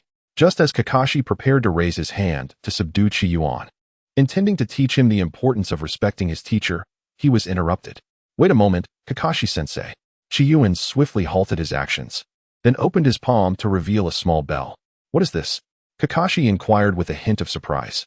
"As per our agreement, I have emerged victorious. You can no longer act against us." Kakashi handed over the bento to Qi Yuan, who then divided the meal into 3 portions, using the lid of the bento box to serve Sasuke. Meanwhile, he shared a single bento with Naruto. "Why?" he mused. "Haven't I already stated that I intend to let them go hungry for a day?" Qi Yuan paused momentarily while feeding and calmly stated, "I cannot bear to see my companions go hungry, even if it leads to my punishment." Qi Yuan's words touched Naruto deeply. "You, my friend." Naruto gazed at Qi Yuan with admiration. Sasuke, suspended in the tree, cast a sidelong glance. Kakashi inhaled deeply, altering his usual deadpan expression, and raised his thumb, proclaiming, "Congratulations. You have grasped the essence of teamwork. Team 7, you shall commence your mission tomorrow." Chapter 18. The first mission. Congratulations, Qi Yuan, Naruto. Shikamaru and Choji clapped and approached. "Sakura," Naruto exclaimed, eager to share this joy with her. Sakura dashed toward Sasuke. "Congratulations," she cheered. "Get lost," Sasuke retorted, maintaining his usual scowl. Naruto, displeased, began to grapple with Sasuke. "Qi Yuan, congratulations," Ino said, smiling at him. "Thank you," Qi Yuan replied with a smile. Having developed a fondness for the girl during their time together, this sensation felt like a lingering regret from a past life. Ultimately, under the leadership of the affluent Konoha, they indulged in a sumptuous feast at a barbecue restaurant, spending a delightful day together. "Hurry up, Naruto, we're going to be late," Qi Yuan urged. A piece of bread clutched in his mouth as they sprinted down the road. After employing his final 2 jutsu yesterday, Qi Yuan had felt entirely drained. To prevent such exhaustion from recurring, he had pondered and trained late into the night. Meanwhile, Naruto, exhausted, had slept soundly, resulting in their current disheveled state. "You two are so slow," Sasuke remarked disdainfully. "As long as you've arrived, let us go accept our mission," Kakashi said with a smile. "Hey, Naruto, you're here for the mission too," Choji commented as they emerged from inside. "Indeed, this will be my first step towards becoming Hokage," Naruto exclaimed excitedly. Without further ado, they entered the Hokage's office. "Third Hokage, please assign us a mission. The more challenging, the better. I can hardly wait to showcase my abilities." Qi Yuan covered Naruto's mouth with a swift motion. "Grandpa Hokage, you need not concern yourself with this fellow. We kindly request that you assign us tasks that align with our capabilities, albeit with slightly higher remuneration," Qi Yuan said with a smile directed at the third Hokage. The third Hokage responded with a smile of his own. "At your current level, you are not yet ready for advanced missions, young Naruto, so do not aim too high. As for tasks with greater rewards, there are 3 available. One has already been taken by Team 10. You may choose from the remaining options. The third Hokage presented 2 mission scrolls. One was to assist the YNI family in finding their cat, and the other was to clean the bathhouse. Qi Yuan contemplated for a moment and decided to clean the bathroom, intending to enlist Naruto's assistance. Sasuke, standing nearby, seemed to perceive Qi Yuan's thoughts and exchanged a knowing smile with him. Following their battle yesterday, he appeared to acknowledge this individual whose strength was nearly on par with his own. Humph, how dull, Naruto pouted, displaying his impatience. In Team 10, Ino inquired, "How should we capture this peeping Tom, Shikamaru? The intel indicates that he is an unrepentant pervert, fond of spying on young women. We merely need to wait for the right moment," Shikamaru replied, adopting an air of inscrutability. The group found a spot to conceal themselves beside the hot springs. In Team 7, Naruto complained, "Why must I, the future Hokage, be tasked with this? Enough with the nonsense. Together, we can barely afford a bowl of ramen. And if we don't earn some money, we'll have to continue fishing," came the retort. Qi Yuan interjected. Indeed. The relief funds for this month had already been exhausted during the previous 2 skirmishes, leaving only a meager amount to purchase some bread. The 2 had subsisted on fish for the past 2 days. Outrageous. The future Hokage shall be none other than myself. Suddenly, a figure leapt out from a cardboard box closely trailing behind Naruto. "Who are you?"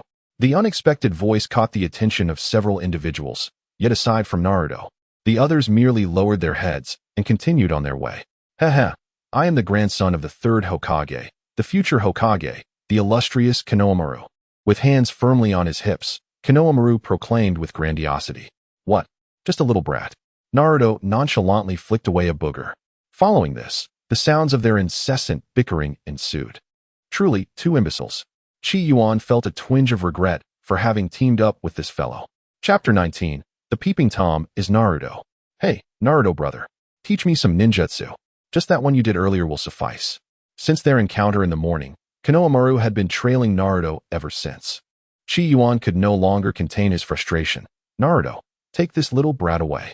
Do you have any idea how much his meal cost? 200 ryo. That's enough for both of us to eat for 2 days. Do you understand? Are you planning to live on fish alone from now on?" This was Qi Yuan's first outburst since arriving in the world of Naruto. "Hey, Qi Yuan, don't be angry. I'll take him away right now," Naruto said, his face paling in fear. It was the first time he had seen Qi Yuan lose his temper. "If you really have nothing to eat, come to my house," Sasuke offered with a hint of pride. "Really?" Qi Yuan could hardly believe that the aloof Sasuke would say such a thing. "If you're worried about that underachiever, you can bring him along. The Uchiha clan isn't lacking in a meal or 2. "Thank you," Qi Yuan exclaimed, feeling more elated at the prospect of a free meal than he had when he learned he had been accepted into university. As expected of Sasuke Uchiha. "You're the best." Sasuke's cheeks flushed slightly, and he turned his head away, no longer wanting to look at the jubilant Qi Yuan. As the 2 tidied up the bathroom, Kakashi leaned against a tree outside, watching them with a nostalgic expression. "Honestly, it's all your fault that Qi Yuan scolded me," Naruto complained. "I'm sorry, Naruto," Konohamaru said, feeling guilty. He couldn't understand why his usual eating habits had caused such a significant issue for others.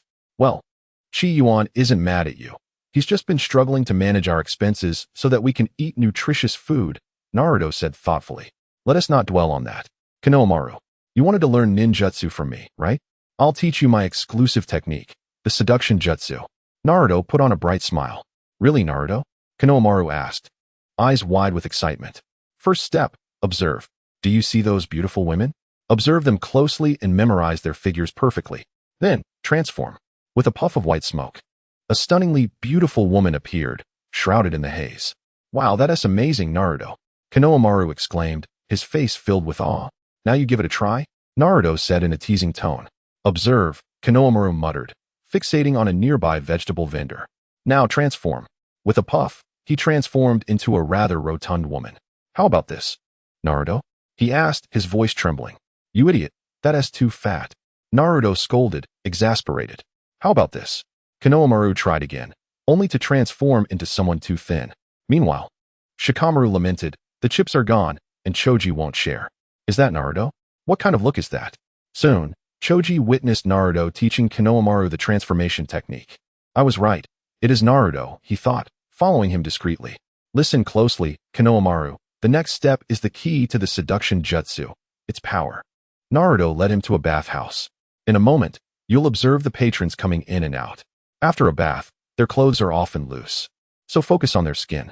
Look, Naruto, Konohamaru interrupted, pointing at an odd old man with white hair and a red robe, who wore a sneaky grin. Someone's peeping. Naruto shouted.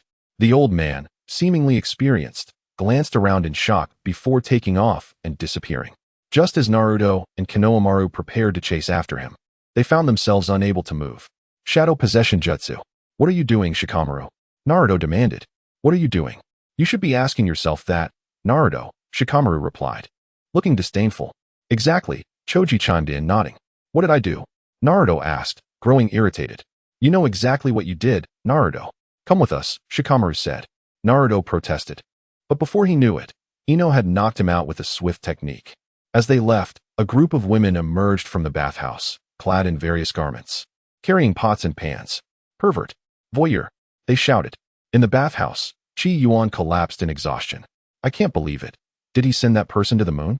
The sun had set, and Sasuke sat on the ground, his displeasure evident from his sour expression. It seems you both have finished cleaning, Kakashi noted as he entered, still engrossed in his little yellow book. Let us go. I will report this to the Hokage, and as for Naruto's reward, it will be divided between you two.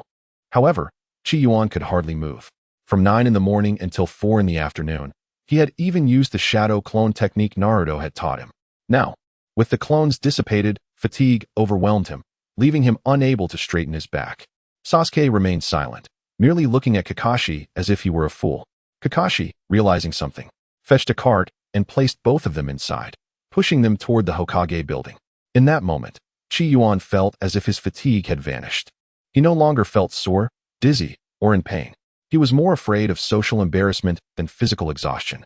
At the Hokage building, sunlight streamed onto Qi Yuan's face, making him feel like a dried fish, utterly devoid of dreams. I told you, I'm not a voyeur. Naruto's frantic voice echoed from the office. The two on the cart vanished, unsure of their destination. That was fast, Kakashi remarked, startled. Naruto's voice rose in the corridor, filled with indignation, akin to cries of those wrongfully imprisoned, as if refusing to die peacefully.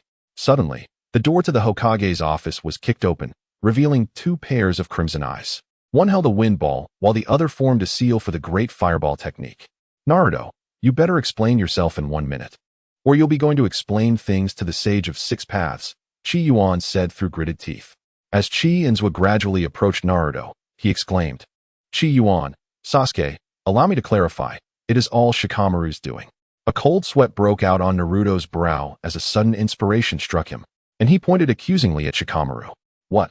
Shikamaru gasped in astonishment, unable to fathom that Naruto, with his prominent brow and large eyes, would divert the blame onto him.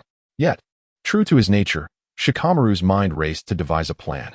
Naruto has been spying. We have captured him. Naruto, you seem rather relaxed, even while spying.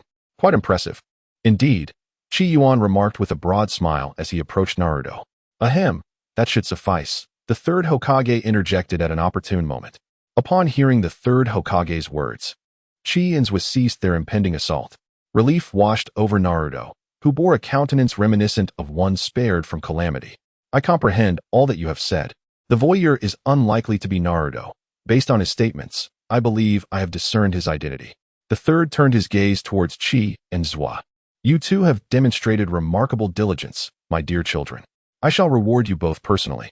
As for Naruto, he has provided valuable insights that aided Team 10 in completing their mission, and thus, he too shall receive a reward. I hereby declare that the inaugural missions of Teams 7 and 10 have been successfully concluded. The third Hokage gazed kindly upon the new leaves of Konoha. Chapter 20. The Hidden Threat Beneath the Moonlit Night. Qi Yuan, please forgive me, Naruto implored, clasping his hands together in earnest supplication. I promise it shall not happen again. I assure you. Qi Yuan was not one to take things too seriously, so when Naruto offered him an out, he gladly accepted. Treat me to a meal, will you? I want a big bowl of Ichiraku ramen with 2 portions of char siu. Sounds wonderful, Qi Yuan, Naruto exclaimed, excitedly embracing him. I'll treat you, whether it's a large bowl or even an extra large one. Naruto produced his small frog wallet, grinning mischievously. Look, it's full of money, he teased, raising an eyebrow at Qi Yuan. Sasuke shot a glance at Naruto, clearly unimpressed. How boring. Shikamaru and Choji, upon nearing their homes, bid farewell to Shikamaru before parting ways. That Naruto, always causing trouble for Qi Yuan.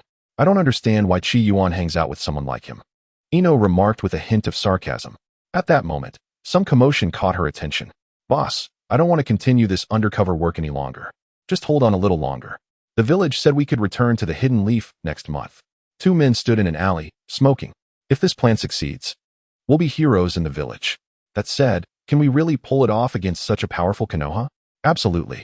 That esteemed individual assured us that reinforcements will arrive. Reinforcements? What kind? Ino pondered internally, intrigued. If they're coming, then we're definitely in good hands. One of the men was visibly excited, considering this a stroke of luck for himself. After all, that person possesses the power to annihilate an entire village. The other maintained his composure, but the slight upward curl of his lips betrayed his smugness. This time, we will surely destroy Konoha. Destroy Konoha. Ino's heart raced, instinctively taking a step back. The sound of gravel scraping against the ground pierced the silence of the night. Who is there? One of them shouted menacingly, and the two men discarded their unfinished cigarettes as they rushed out. This is bad, Ino thought, quickly sprinting in the direction where Shikamaru and Choji had departed. Shikamaru, Choji, help me, she called out, hoping they could hear her from afar. Inside the Ichiraku ramen shop, Naruto and Qi Yuan were enthusiastically slurping their noodles. In a previous life, Qi Yuan had a penchant for beef ramen, and it seemed that passion had carried over. What a sight, Sasuke remarked, watching the two with a sense of disbelief. What is that noise?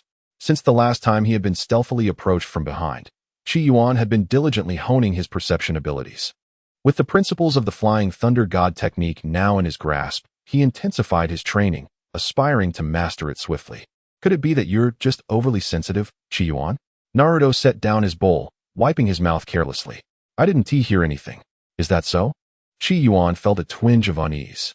He still believed that maintaining vigilance from start to finish would ensure success. Qi Yuan sought an excuse to step outside for some fresh air, while Naruto remained with Kakashi and Sasuke, continuing to eat. What exactly was that surge of energy just now? Qi Yuan took a deep breath, acutely sensing the shift in the atmosphere. It was a cry for help. He abruptly opened his eyes. She must not escape any further. If she does, she will reach the commercial district. With a fierce expression, the man brandished 3 shuriken. Initially, the duo intended to capture Jinye alive and alter her memories, a tactic in which they, as spies, excelled and would pose no future complications. However, the immediate priority was to neutralize this threat before contemplating other matters. A glint of malevolence flickered in the man's eyes as the 3 shuriken gleamed ominously under the light, piercing Jinye's calf. It hurts so much, Jinye cried out, collapsing to the ground in pain. The two men wore expressions of cold indifference, their murderous intent palpable. Yet Jinye was no ordinary woman. A flicker of reluctance and determination flashed in her eyes. Stealthily, her left hand reached into her ninja tool pouch. Clutching 2 explosive tags tightly, she closed her eyes, feigning overwhelming terror, while silently calculating the distance of their footsteps. 3 steps, 2 steps, 1 step, now. Dirt release, earth-piercing spike. Enormous earthen spikes erupted before Jinye. The two men were taken aback, swiftly retreating to evade the sudden onslaught, searching for the source of the disturbance. This unforeseen turn of events made them restless, causing Jinye to tremble and inadvertently release her grip on the explosive tags. After all, she had only just become a genin the day prior. A shadow swooped in, lifting Jinye and dashing to the rooftop.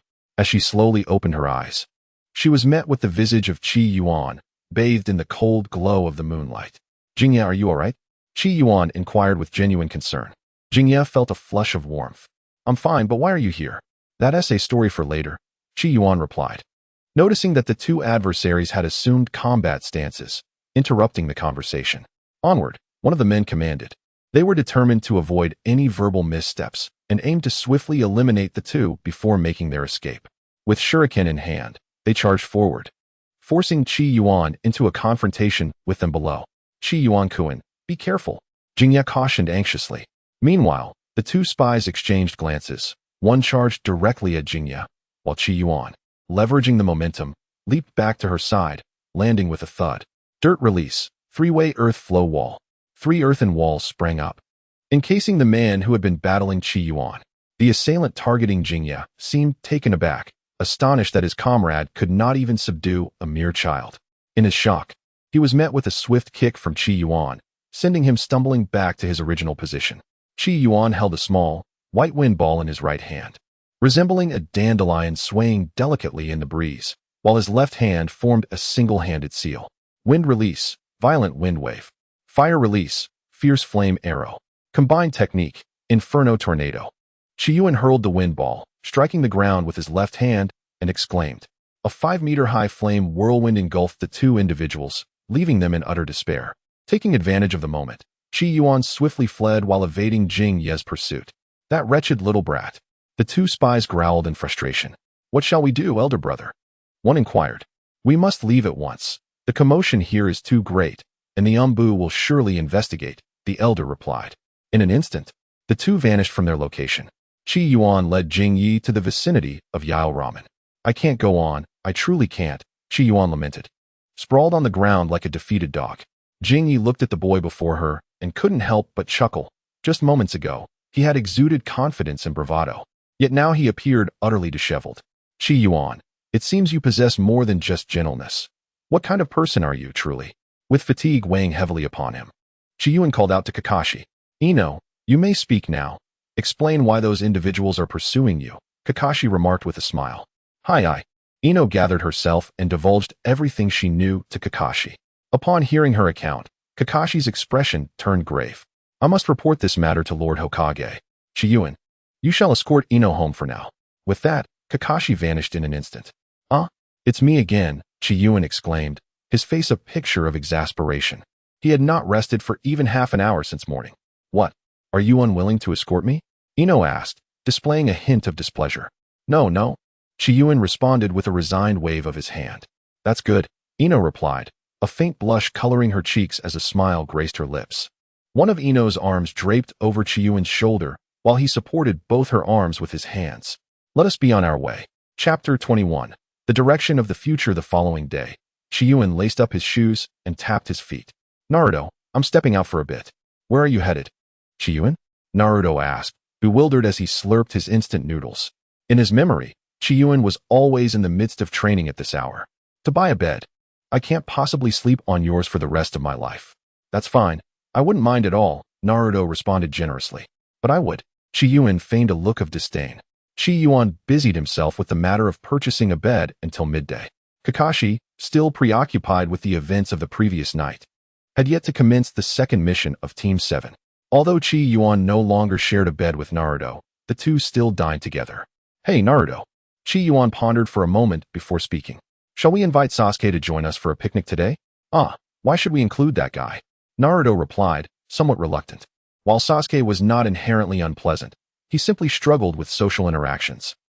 Precisely. If that fellow could amend his arrogant demeanor, he would undoubtedly be a remarkable person. Naruto conceded. How about we invite everyone? The more, the merrier. Naruto suggested, his enthusiasm evident. I'm indifferent, Qi Yuan responded, equally intrigued. Naruto, you take charge of informing Team 8 and Hinata, while I will reach out to Team 10 and Sasuke, as I have few acquaintances in Team 8. Qi Yuan delineated their tasks. Having settled on their plan, they sprang into action. Thus it was that Qi Yuan approached Team 10. Sure, we're in, CHG exclaimed, unable to resist the allure of barbecued meat. CHG, don't embarrass yourself like that, Ino admonished, delivering a playful smack to his head before adopting a brighter demeanor. I'll join too. I can help with the grilling. Since everyone else is going, I might as well join, Shikamaru chimed in, going with the flow. Then it's settled. CHG, remember to bring plenty of meat from your home. Nothing beats the authentic taste from your place, Qi Yuan advised. Understood. CHG nodded in agreement. By the way, Sasuke should come along for the barbecue, Qi Yuan suggested. With a look of disdain, Sasuke retorted, I don't want to. It's precisely because you engage in such trivial activities that your skills are so lacking. Please, do me a favor and just consider it a chance to relax, Qi Yuan earnestly invited. However, a sly smile crept across Sasuke's face, revealing an air of mischief. In that case, let us have a match. If you defeat me, I'll comply with your request. How about that? Qi Yuan felt somewhat speechless. This person was truly childlike. After a cacophony of flesh colliding, weapons clashing, and the earth trembling with the roar of the wind, Qi Yuan emerged, rubbing his arm. This Sasuke was indeed quite ruthless. Qi Yuan winced as he massaged the bruised area on his arm. Qi Yuan shifted slightly, revealing Sasuke, who was lying on the ground, lost in existential contemplation. Meanwhile, Naruto informed Team 8, and, after bidding farewell to Sakura, made his way to the Hyuga residence. "Is Hinata home?" he inquired. A small figure opened the door. "What do you want with my sister?" the little girl asked. "Little sister, could you please call Hinata for me? We would like to invite her out to play." "Please wait a moment. I will inform father," she replied before closing the door. "Father," Hinata said nervously, glancing at Hyuga Hizashi. "In that case, you may go. Remember to maintain a dignified and graceful demeanor. Do not bring shame to the Hyuga clan." "Yes, father," Hinata responded eagerly. She dashed out.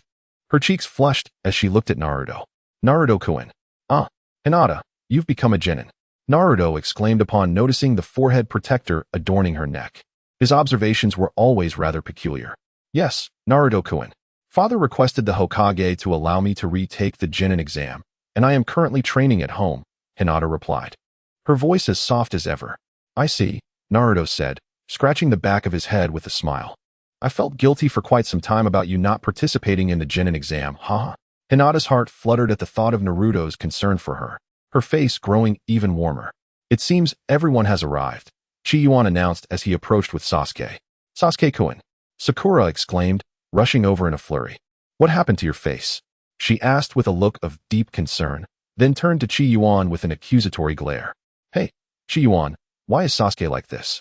Qi Yuan cast a glance at Sasuke, realizing that he had no intention of offering an explanation.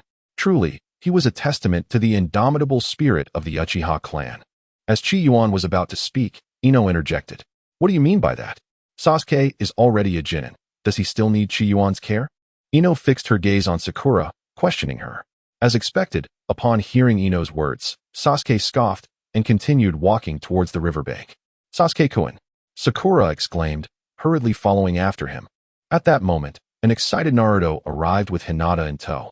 "Hey, where's Qi Yuan?" Naruto inquired in astonishment. Ino, equally surprised, remarked, "He was just here." "He's over there," Shino indicated, pointing at Qi Yuan seated atop a tree. Yet, no one acknowledged his presence. "Don't ignore me, you jerks," Shino shouted, but still, no one paid him any heed. Qi Yuan gazed down at the bustling crowd below, his mind beginning to contemplate the path that lay ahead. The longer he resided in the world of Naruto, the more he felt ensnared by its allure. Thus far, he had mastered 5 ninjutsu techniques along with the foundational shadow clone technique.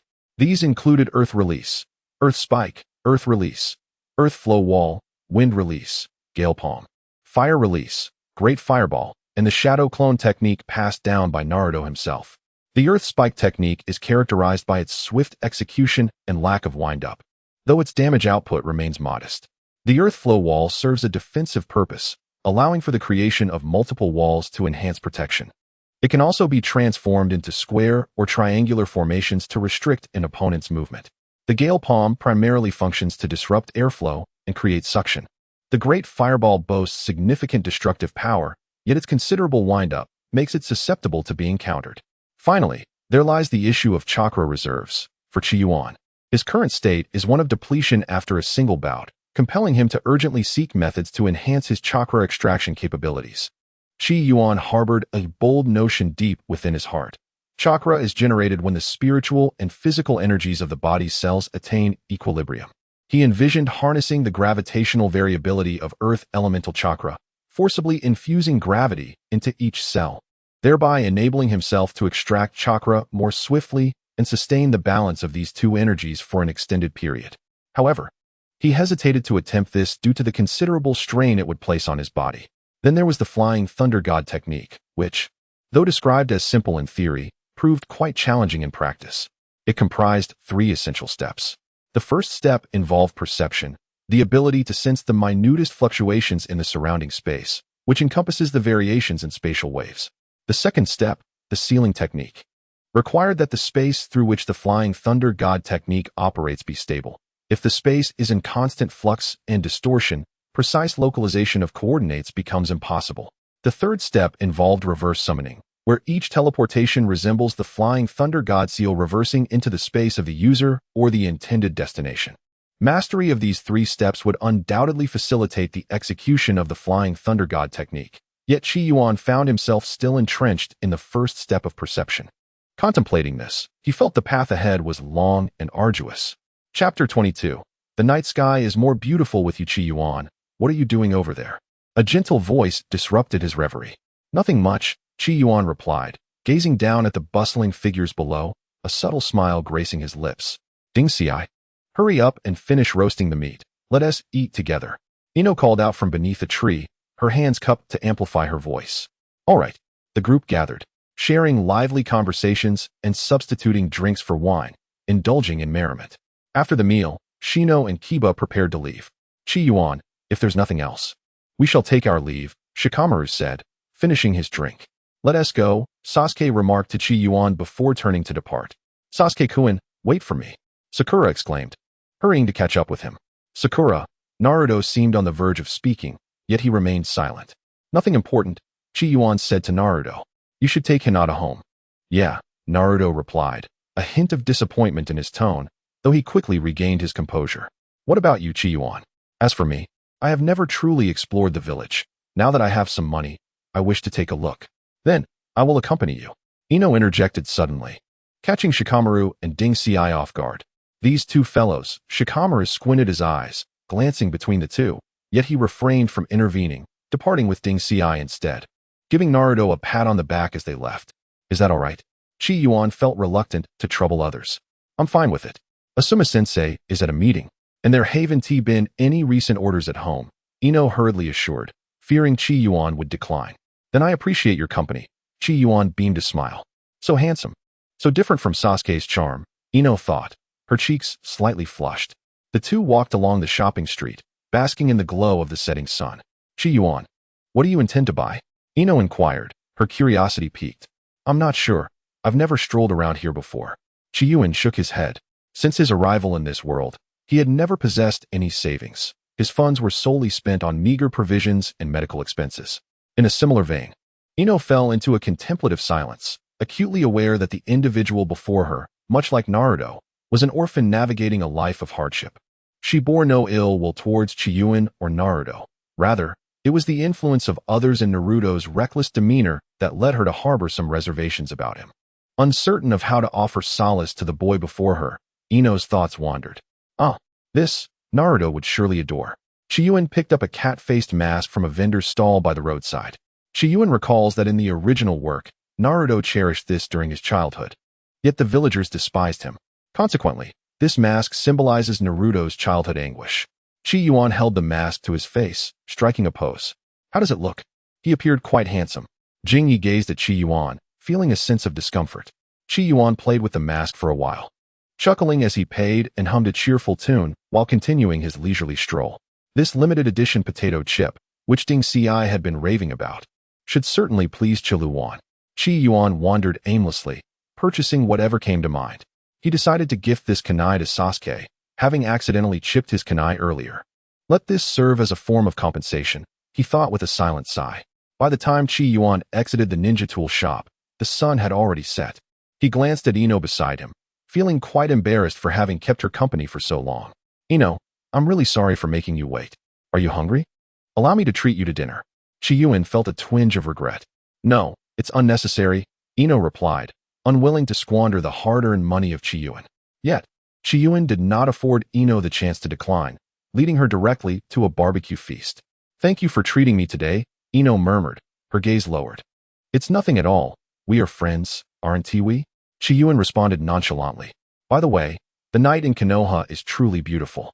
As Qi Yuan strolled through the streets, illuminated by vibrant neon lights, the sounds of laughter and chatter enveloped him. He reminisced about his high school years in his previous life, waking early and returning home only after the sun had set, never having witnessed such a splendid scene. After enduring so much, he found himself inexplicably in this place. Lost in thought, Qi Yuan gazed at the distant lights, struggling to regain his focus. Observing his distraction, Ino felt a pang of sorrow. Having lived in Konoha for 12 years, she had never experienced the village's vibrant life, merely surviving from one meal to the next. Qi Yuan-kun, Ino cautiously spoke, fearful of disturbing him, yet her resolve solidified. I will take you to a wonderful place. With that, Ino grasped Qi Yuan's hand and dashed up the mountain. Wait, Ino, where are we going? Qi Yuan attempted to halt her. Yet fearing to resist and hurt her, he followed along. We've arrived. Ino exclaimed, breathless with excitement. This is... Qi Yuan stood momentarily stunned. The two stood atop the shadow rock, overlooking the entirety of Konoha, where twinkling lights intertwined with the stars and moon, creating an enchanting sense of tranquility. Qi Yuan was stirred by the scenery. What if I had not come here? My parents are in good health, and I have successfully enrolled in university. In the future, I might meet a girlfriend, and together we would attend school and work, purchasing a modest home in a city with a low cost of living and a leisurely pace. At that time, we would share the burden of a mortgage, raise children, and navigate life without the deceit and fierce competition of the metropolis, allowing us to lead a tranquil existence. A crisp, encouraging female voice pulled Qi Yuan back to reality. Qi Yuan-kun, the past cannot be changed. But we have the power to shape our future. I believe that your words will surely lead to a beautiful tomorrow. Ino gazed at Qi Yuan with a look of genuine concern. One day, the light that guides you will surely appear. What I mean to say is, let go of those past grievances. As long as you, Qi Yuan-kun, and everyone else put in the effort, a bright future will inevitably come, won't it? Indeed. Regardless of what may have transpired in his previous life, all of that is irrelevant now. He is merely a low-ranking ninja of the Leaf Village, forging new connections. With this thought, Qi Yuan glanced at Ino, whose cheeks were flushed. She struggled to offer comfort, her words often turning into a jumble. Her eyes filled with determination, yet glistening with tears, her expression somewhat awkward. If Choji and Shikamaru were present, they would undoubtedly be taken aback. This was a stark contrast to the typically confident, slightly aggressive Ino. Perhaps it was Qi Yuan's unique identity and their shared experiences over the past few days that had revealed the gentler side of this strong girl. Qi Yuan couldn't help but smile. The conversation between the two felt like a playful exchange between the city gate tower and the hip bone axle, yet it was profoundly moving. He gently wiped away Ino's tears, saying, "Thank you, Ino." "It's nothing," Ino replied, reverting to her usual demeanor. "Let me tell you, I'm not trying to comfort you. I simply wish for my friend to live free from pressure." "Ino, the hidden leaf is beautiful tonight, isn't it?" A gentle breeze stirred, rustling the leaves, fluttering the boy's coat, and tousling the girl's hair. Petals and fallen leaves danced towards the night sky, soaring into their dreams. "It's beautiful, but it's even more beautiful with you here." Chapter 23. Departure from the Land of Waves. Wow. A sudden exclamation seemed to lift the roof off the building. Qi Yuan and Naruto, tears streaming down his face, looked at Qi Yuan. "I really like this, I really do. Thank you." Naruto grasped a cat-faced mask in one hand while wiping his tears with the other. "Stop crying. What is a big man like you doing in tears?" Qi Yuan pushed Naruto away with an air of disdain. "Come on, Kakashi-sensei notified us to gather at 9 this morning." "Huh." Naruto instantly halted his tears. "Is that matter resolved?" "God knows." By the time Qi Yuan and Naruto arrived at the training ground, Kakashi and Sasuke were already waiting. "All right, everyone is here, let us set off," Kakashi declared upon seeing them. "Kakashi-sensei, where are we going?" Naruto asked, sensing something was off. "Naruto, didn't you say you've always wanted to take on a big mission?" "Well, I'm taking you now," Kakashi replied with a smile. "Really? That is fantastic," Naruto exclaimed, dancing with joy. "I told you, the third Hokage wouldn't let me, the future Hokage, do menial tasks forever." "Third Hokage." Before they even arrived, Naruto's voice echoed in the Hokage's office as he flung open the door. "Third Hokage, I'm ready. Assign me any task." "Hold on, Naruto," the third Hokage replied, maintaining his usual calm demeanor. "This is Mr. Tazuna, the client for your mission." "Hello," Naruto began to speak, but was interrupted by Tazuna's displeasure. "What is this? Just a kid?" Tazuna frowned, cutting Naruto off. "Hokage, I paid a hefty sum. You can't just brush me off." Naruto felt a bit embarrassed, chuckling awkwardly. Unfazed by Tazuna's cold words, the third Hokage assured him that even a genin could ensure his safety. At that moment, Qi Yuan and the others also entered the Hokage's office. Qi Yuan caught a few snippets of conversation and was reminded of the old man's previous entanglements in the original storyline. He stepped forward and spoke. "Hello, esteemed elder. I am one of the members assigned to this mission. Should you find any aspect of our service unsatisfactory, you may enhance the mission's tier with additional remuneration or opt for exclusive services at a separate fee, if your generosity permits." We could even offer you an experience akin to that of the renowned Ming dynasty. What do you think? The words of Qi Yuan struck a chord with Dazuna, leaving him to only respond with a frustrated grunt. Quite impressive. Naruto was instantly drenched in sweat, vowing never to engage in a verbal spar with Qi Yuan again. Since both parties had reached an agreement, the task would now be undertaken by Team 7. Kakashi, you may arrange your schedule as you see fit. Acknowledged. Kakashi adjusted his demeanor and turned to the group. You have an afternoon to prepare your supplies for the journey, including ninja tools and food pills. Meet at the entrance tomorrow at 9 o'clock. Acknowledged. Let us proceed to the ninja tool shop first. Upon exiting the Hokage building, Qi Yuan prepared to acquire some items. I shall not accompany you. Sasuke once again exhibited the pride characteristic of the Uchiha clan. Our Uchiha family possesses a dedicated ninja tool shop, where generations of Uchihas have procured their gear. Humph, you're so full of yourself, Naruto scoffed. The group arrived at the ninja tool shop. Shikamaru, what brings you here? Naruto inquired upon spotting an old acquaintance. Oh, it's Naruto. Our class has taken on the task of managing the store, so we're here. Shikamaru replied simply, returning to his days at the counter. Welcome, Qi Yuan-kun. Ino greeted upon seeing him. By the way, what is your class up to? The moment he heard this, Naruto became excited. How did you know we accepted a C-rank mission? No one asked you, fool. Shikamaru rolled his eyes. C-rank. That's impressive, truly worthy of Qi Yuan-kun. Ino sincerely congratulated. So, Qi Yuan-kun, are you going to prepare food pills as well? Qi Yuan nodded. I'll go buy some shortly. The food pills sold outside aren't very palatable. I have some at home. If you don't mind, you can take some from my place. Ino said earnestly. Then I shan't be polite, Qi Yuan replied, not wishing to decline her kind offer. Asuma-sensei, I'm heading home for a moment. Ino called out into the shop before darting off. Hey, Shikamaru. Choji leaned closer to Shikamaru's ear. Uncle Hayashi just ordered food pills from our house yesterday, claiming there were no stocks left. How come I didn't know Ino had some? Mind your own business and just enjoy your chips, Shikamaru said, opening a bag of chips for Choji. With Ino providing the food pills, Qi Yuan's schedule suddenly became free. Asuma-sensei. Qi Yuan approached Asuma. What's the matter? Asuma asked, somewhat surprised. I would like to customize 2 weapons and wanted to inquire about the process. Oh, that. Asuma extinguished his cigarette. Simply bring the materials directly to a craftsman. The fees range from 500 to 1,000 ryo, depending on the complexity. Qi Yuan-kun. Ino rushed over, a paper bag in hand, drenched in sweat. Thank you, Qi Yuan said, feeling quite embarrassed. You've been a great help. He handed her a towel while accepting the paper bag. Ino wiped her brow, and after a brief exchange, the group dispersed to attend to their own matters. Qi Yuan arrived at the training ground, eager to enhance his abilities before departing. Having mastered several ninjutsu techniques to an exceptional degree, he sought to explore the development of additional skills. In his vision, the first technique he aimed to modify was the earth flow wall, akin to the earth spike, both of which were among the C-rank ninjutsu that Qi Yuan initially learned. The earth flow wall allows the manipulation of earth chakra to create a rising wall of soil from the ground. Qi Yuan manipulates the fluctuations of chakra, causing the earth to tremble incessantly, ultimately resulting in the cracking of the surface. Presently, Qi Yuan's chakra can induce vibrations within a radius of 3 meters. The advantage lies in the ability to ensnare and bury numerous foes, while the drawback is the considerable wind-up time required. Qi Yuan is known for his earth release, earthquake technique, which could be considered a B-rank ninjutsu, yet he can currently only wield its power at a C-rank level. Next is the Gale Wave, a D-rank ninjutsu bestowed by the 3rd Hokage, which previously served merely as a supplementary technique.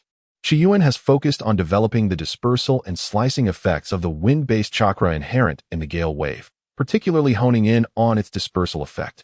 Qi Yuan intensifies the control over the velocity of the wind attribute chakra within the fierce wind wave, thereby augmenting the volume of the wave and its contact area with the surrounding wind attribute chakra.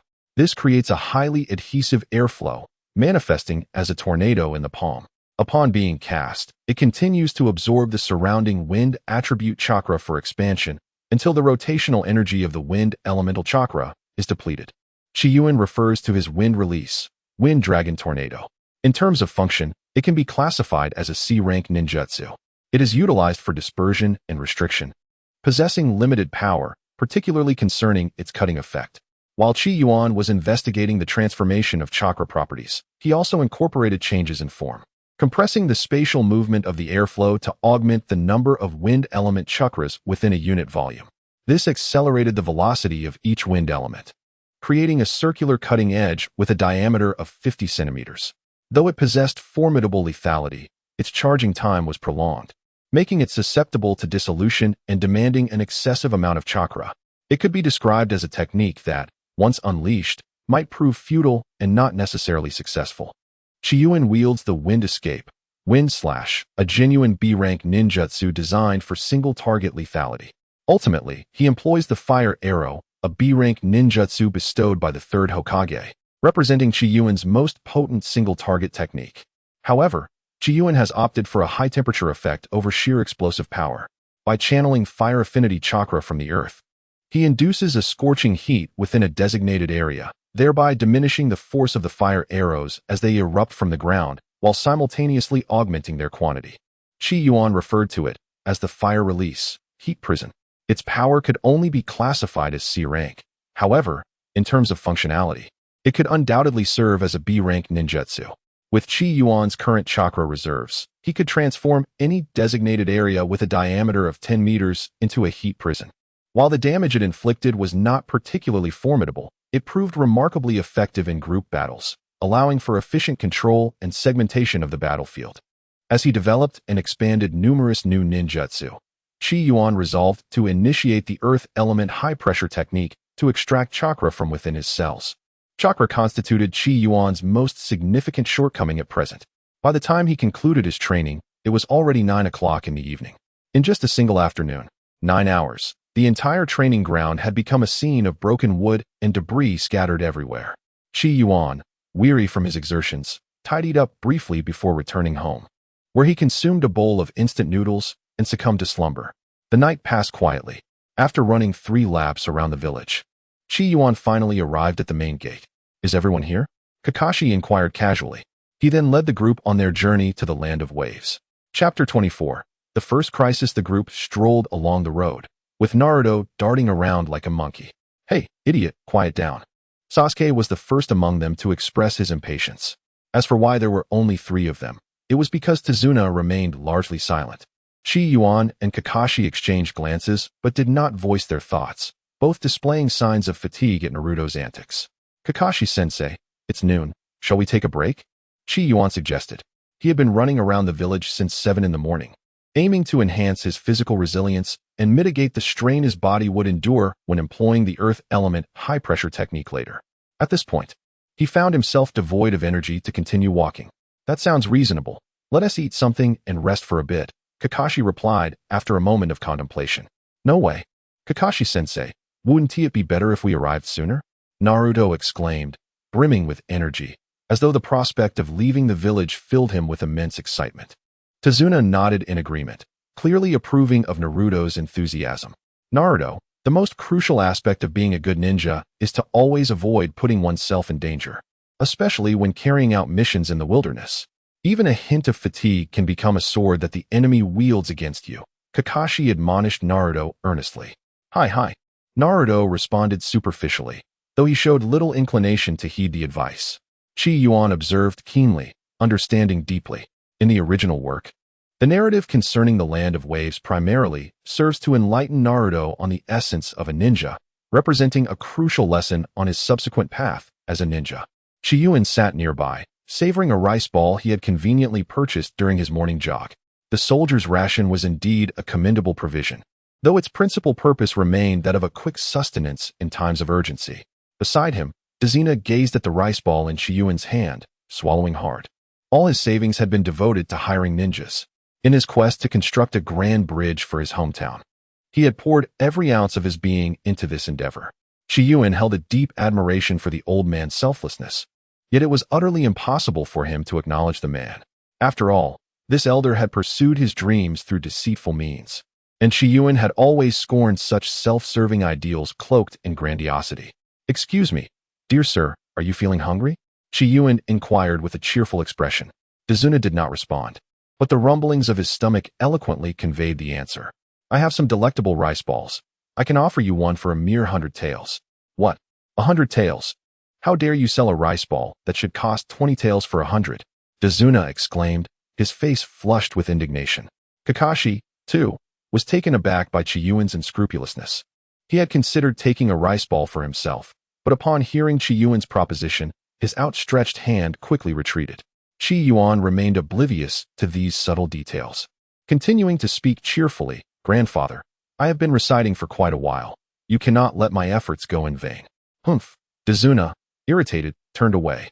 "Oh, this rice ball is truly delicious, mmm." Qi Yuan emitted peculiar sounds as he savored his food. To Dazuna's ears, these noises felt like a cat scratching at his heart, leaving him restless for a considerable time. After the midday meal, the group resumed their journey. Along the way, Qi Yuan quietly approached Naruto, advising him to exercise caution. "Why?" Naruto inquired, somewhat puzzled. "Isn't it just delivering someone? Why all the fuss?" "I have a premonition. That old man is suspicious," Qi Yuan replied softly, then positioned himself protectively in front of their companions, stepping ahead of Kakashi. The group ambled towards the iconic pond. Suddenly, two assassins appeared. With a mere flick of their iron chains, they reduced Kakashi to a cloud of crimson mist. The abrupt turn of events left Naruto and the old man in shock, while Sasuke was momentarily stunned. Was Kakashi truly so weak? A paper tiger before us, easily shattered by others? Contrary to the original narrative, after dispatching Kakashi, the assassins did not direct their attention towards Naruto, but rather towards the seemingly frail Qi Yuan, who stood closest to Kakashi. Even Sasuke, typically stoic, couldn't help but chuckle at their actions. After all, Qi Yuan was a man capable of defeating him head-on. How could he possibly falter against these two? Yet, the subsequent turn of events sent Sasuke's emotions spiraling like a roller coaster. Qi Yuan wore a bewildered expression, completely bereft of his usual acuity, reduced to a mere blood mist by the two assassins in swift succession, following in Kakashi's footsteps. At this moment, Sasuke was equally perplexed, sharing Naruto's confusion. What transpired? Were these two truly that formidable? Kakashi, while formidable in his own right, seemed almost inconsequential in comparison. So how could even Qi Yuan fall? Sasuke assumed a battle stance, cautiously observing the two, refraining from any rash actions. Meanwhile, Naruto, initially dazed, was struck by the sight of Qi Yuan's demise. His gaze instantly transforming into an abyss of emptiness, reminiscent of a feral beast's pupils, as the surrounding whiskers began to exhibit signs of growth. "You have slain Qi Yuan. I shall exact vengeance upon you all," Naruto declared, entirely devoid of hesitation. On the other side, Qi Yuan and Kakashi found themselves squatting in a haystack, exchanging wide-eyed stares as the atmosphere thickened with tension. Kakashi, who had been engrossed in a copy of Intimate Paradise, originally intended to observe how Team 7 would handle the situation. With the two young assassins before him, he believed a mere flick of his wrist would suffice.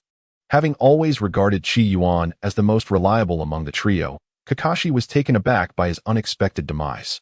Yet, in the blink of an eye, he noticed Qi Yuan appearing beside him at the stump, his gaze fixated on the contents of the book. Qi Yuan felt as though he was about to dig a 3-bedroom apartment into the ground with his feet, much like a student skipping class who discovers that the teacher, ostensibly occupied with work, is actually watching a movie. He swallowed hard, fearing that Kakashi might silence him, paused for a moment, and then took out a handful of sunflower seeds. "Would you like some?" Qi Yuan awkwardly maintained a smile, glancing around, and just happened to notice Naruto's unusual demeanor. Realizing that he could not afford to act recklessly, "Kakashi-sensei, look at Naruto," Qi Yuan exclaimed urgently, swiftly forming hand seals. Earth style, rising spike formation. A multitude of earthen spikes erupted from beneath the feet of the two assailants. Having grown somewhat complacent in their confidence, they were pierced through the chest by the sudden onslaught of the spikes. Qi Yuan. Naruto, upon seeing the familiar earth spikes, was instantly jolted back to clarity. "Qi Yuan. Kakashi-sensei?" Naruto appeared puzzled, recalling that Kakashi was supposed to be dead. "Those two are truly tiresome," Sasuke remarked disdainfully regarding their actions. "Mr. Dazna, I believe you have something to tell us," Kakashi said, casting a deadpan gaze upon the elderly man. What should I say?" Dazna averted his eyes, clearly unsettled. "In that case, according to the mission evaluation criteria, the appearance of ninjas raises the mission's level of difficulty. Ninjas can opt to abandon the mission and return to the village for further deliberation. Surely, Mr. Dazna, you are aware of this?" Upon hearing Kakashi's words, Naruto instinctively murmured. No wonder Qi Yuan warned me to be cautious. He had foreseen this all along. Truly remarkable, Qi Yuan. Dasna remained silent, choosing not to respond. Kakashi observed this closely. In that case, Naruto, Sasuke, Qi Yuan, we shall abandon this mission and return to the village, Kakashi declared to the trio. No, you cannot do that. Dasna seemed visibly shaken by the mere suggestion of returning to the village. The others silently watched Dasna's display. Chapter 25. The Demon of the Mist. Seeing the resolute expressions on their faces, Dasna finally sighed. I assure you, I will reveal everything. The group showed no signs of surprise. Realizing that his theatrics were ineffective, Dasna reluctantly divulged the truth of the matter. My home is in the land of waves, a beautiful maritime nation, until one day, a man named Kato arrived.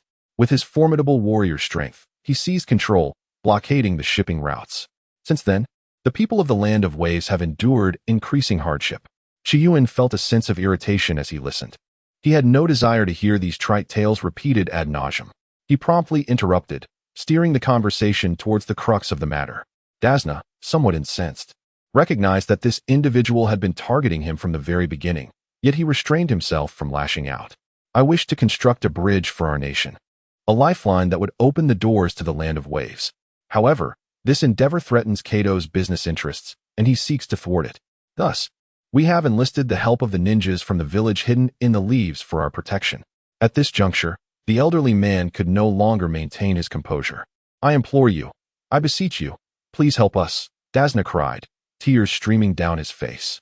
Kakashi and Naruto remained silent, their gazes shifting towards Qi Yuan. Qi Yuan silently observed the elderly man before him, who was weeping profusely. He found himself at a loss for words to refuse, for despite his disdain for the man's selfishness, the teachings of his past life instilled in him an inability to stand idly by in the face of suffering. Ultimately, compassion stirred within him, yet he felt it was not his place to voice such sentiments. Kakashi noticed the slight tremor of Qi Yuan's lips and understood in that fleeting moment. We can refrain from reporting this and continue escorting you to the land of waves. However, should danger arise, we shall undoubtedly retreat immediately. Kakashi's calm gaze fell upon Dasna. Thank you so much. Dasna repeatedly bowed his head, his forehead already marked with blood from the fervor of his gratitude. Following this farce, the group resumed their journey. Perhaps sensing the latent danger of their expedition, Naruto refrained from his usual antics along the way. At that moment, in a shadowy corner unknown to them, a pale-skinned man roared. What? The two Nin I dispatched are dead. Why yes, Lord Zabuza, a ninja knelt before him, trembling in fear. Useless wretches, unable to handle a few genin. Zabuza Momochi, a robust rogue declared, looking down upon him. Lord Kato sends word that if you cannot eliminate that old bridge builder, you shall have to deal with the consequences yourself. An attempt at a warning from one of the rogue's companions came too late, as Zabuza's swift blade separated the rogue's head from his body. With a grim expression, Zabuza stated, Tell Kato that I shall take matters into my own hands, and he should keep his dogs in line. Otherwise, I shall use their blood to consecrate my executioner's blade. Why yes, Lord Zabuza, the fallen man's companions were already paralyzed with fear. They had always been the bullies of their village, unaccustomed to such brutality. As the blood sprayed from their comrade's neck and splattered across their faces, they grasped the terror of the figure before them and quickly knelt, mumbling in submission. Zabuza paid them no mind. Why would he concern himself with ants? Unless they sullied his shoes? A dense mist began to envelop him, obscuring his form, and when the surroundings cleared, only a bloodied corpse remained. Hey, old man, how much farther? Naruto asked impatiently, his lively spirit stifled by the oppressive silence of their surroundings. We're almost there, just another half hour, Dasna replied, panting with fatigue. He was merely a craftsman, an old man, and managing to walk for such an extended period was commendable. Yet, the others made no effort to assist him. Their kindness in helping him was sufficient, and any overt displays of concern for this deceitful elder were utterly out of the question.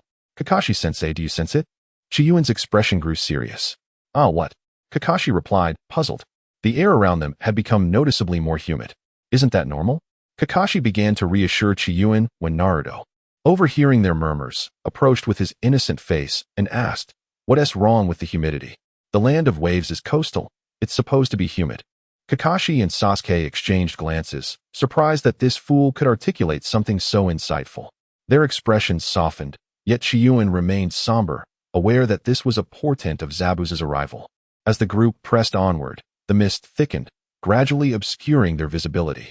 Kakashi readied himself for battle, while Naruto continued to stroll confidently, seemingly unfazed by the encroaching danger. Suddenly, water prison technique. Kakashi's internal alarm blared. A figure emerged from behind him, ensnaring him within a watery cell. Has he arrived? The legendary mist ninja, Zabuza Momochi. The early stage boss, Qi Yuan, mused inwardly, swiftly leaping to a tree to observe the enemy's movements. Kakashi-sensei, Naruto shouted, glancing in Zabuza's direction. Who are you? Release Kakashi-sensei at once. You will find out in hell, Zabuza replied dismissively. Water release, hidden mist technique. Zabuza's figure vanished from sight. Damn it, where is he? Naruto fumed, searching for Zabuza's location. At this moment, the advantage of the Uchiha clan became apparent, as Sasuke activated his Sharingan to detect their adversaries' movements. Naruto, be careful, Sasuke warned, having discerned Zabuza's attack trajectory. What? Naruto exclaimed in shock, attempting to evade but unsure of the direction. In a moment of crisis, earth release, multi-layered earthen wall. Qi Yuan stood at a distance, striking the ground with both hands, only to feel a wave of fatigue wash over him. The multi-layered square earthen walls encircled Naruto, while Zabuza's formidable blade cleaved through 5 layers of the walls, ultimately becoming lodged and immovable. Seizing the opportunity, Naruto advanced to stand before Qi Yuan. Uniting with Sasuke and Qi Yuan formed seals with both hands, summoning the wind release, wind dragon tornado. A miniature tornado coalesced from his palms, and he hurled it forth, causing it to expand and disperse the mist shrouding the forest. The figure of Zabuza gradually became visible. Naruto, Sasuke, you two hold him off for a moment. I shall go rescue Kakashi-sensei, Qi Yuan instructed the duo. They nodded slightly in agreement. Qi Yuan swiftly retreated, arriving beside Kakashi. At this moment, only the formidable Zabuza and Naruto, along with Sasuke, remained on the battlefield. Chapter 26, Arrival at the Land of Waves. All right, Sasuke, let us engage in a grand battle, Naruto exclaimed, his face alight with enthusiasm. Humph, Sasuke replied, a smirk of disdain gracing his features. Don't lag behind, you underachiever. It's quite vexing to be underestimated by those 2 lower ninjas, Zabuza remarked, his expression calm. Shadow clone technique. Naruto formed the necessary hand seals, creating 2 clones armed with kunai, charging forward. Sasuke, unwilling to be outdone, surged ahead as well. The 2 flanked Zabuza, launching a coordinated assault. Zabuza effortlessly parried their relentless onslaught, dispatching Naruto's shadow clones with a flurry of strikes, ultimately delivering a kick that embedded Naruto into a tree trunk. Though Sasuke outwardly displayed disdain for Zabuza due to the pride of the Uchiha clan, he approached the confrontation with utmost caution. As Zabuza sent Naruto hurtling away, Sasuke seized the opportunity, recognizing a gap in Zabuza's defenses. With a swift motion, he unleashed a powerful fireball jutsu. Unfazed by the impending fireball, Zabuza maintained his composure, executing a rapid sequence of hand seals. Water release, water barrier. A wall of water materialized, effectively neutralizing Sasuke's most formidable attack. Sasuke, fully aware of the significant disparity in their strengths, did not allow the thwarted attack to dishearten him. Instead, he extracted Naruto from the tree. After all, how could a proud Uchiha allow himself to be the one taking damage? Naturally, that duty fell to Naruto. The 2 continued their strategy, with Naruto taking the brunt of the assault while Sasuke provided support. Kakashi-sensei, I have come to rescue you, Qi Yuan declared, eyeing the ensnared Kakashi. Beside Kakashi stood Zabuza's water clone, maintaining the water prison. Qi Yuan produced 4 explosive tags, which he had discovered within the paper pouch containing military rations. Qi Yuan flung 4 explosive tags towards the water prison, and through their detonation, he discerned the concealed presence of Kakashi, who was instantly drenched in sweat. Qi Yuan, what are you planning to do? Kakashi exclaimed, his eyes wide with alarm as he gazed at the head peeking out from the foliage. A smile graced Qi Yuan's face as he continued to communicate with Kakashi through their glances. Shoo! Naturally, I am here to rescue you, Kakashi-sensei. He then retreated to a concealed position and shouted, Release. With a resounding boom, the water prison transformed into a cloud of black smoke. As Zabuza's clone dissipated, the prison that ensnared Kakashi also dissolved.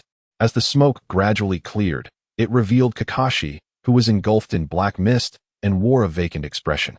Kakashi-sensei, are you alright? Qi Yuan inquired tentatively. I am fine. Having you here is truly a blessing. Kakashi wept sorrowfully. Meanwhile, Naruto and Sasuke lay sprawled on the ground, while Zabuza, seemingly having had his fill of amusement, prepared to conclude their fates. Qi Yuan, save me, Naruto lamented, feeling as though his body were shattered. His thoughts were consumed by Qi Yuan. I have yet to exact my revenge, to eliminate that man, to restore the Uchiha clan, to triumph over him. Sasuke lay on the ground, staring at the sky with a face full of resentment. Simultaneously, they both pondered, am I destined to die? Suddenly, a wind-style shuriken surged forth from behind Zabuza.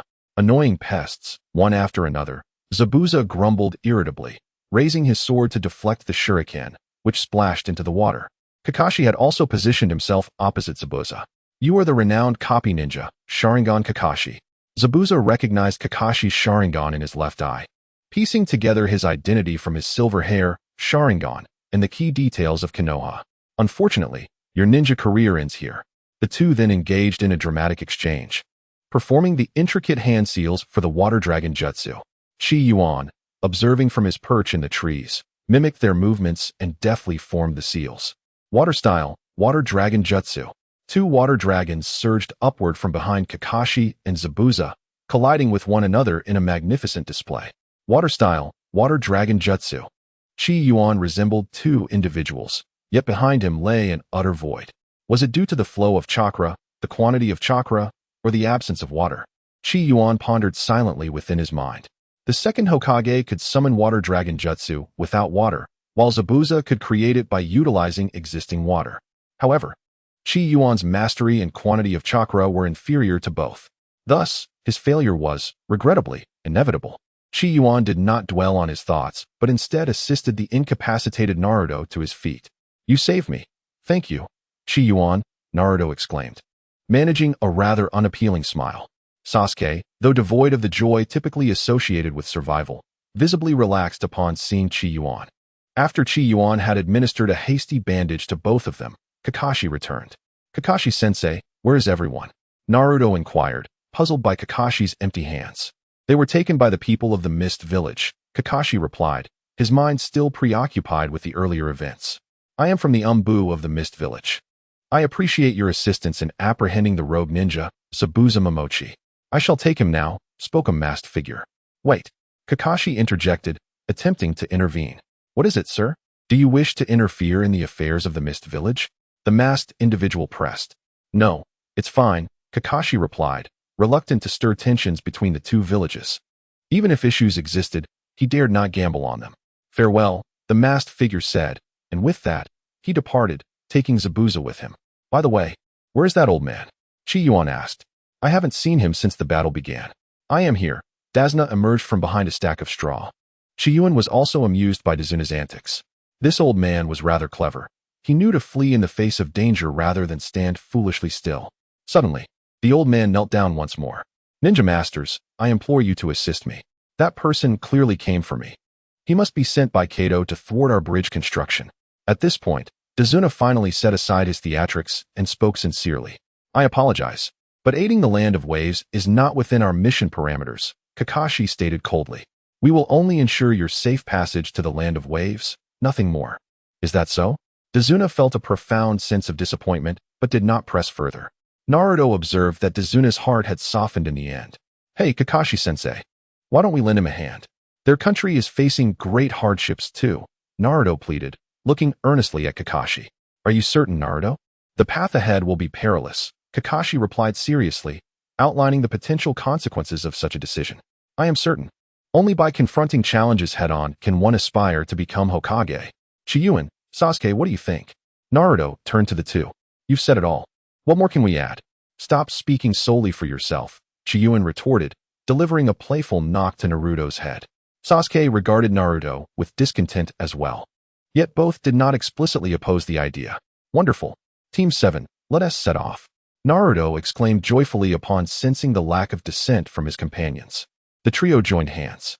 This guy is truly hopeless, Qi Yuan mused, while only Dazuna shed grateful tears.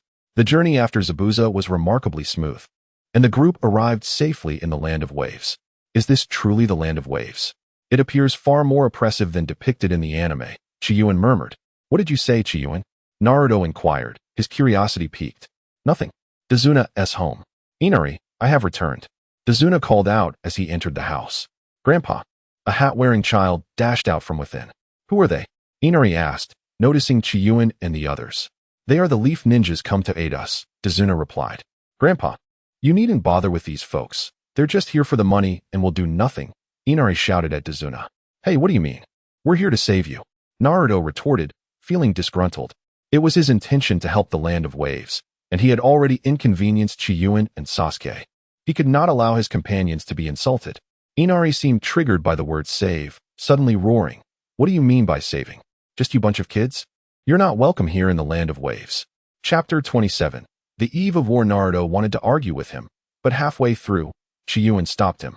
Qi Yuan shook his head, indicating that it was unnecessary. He then turned his gaze towards Kakashi.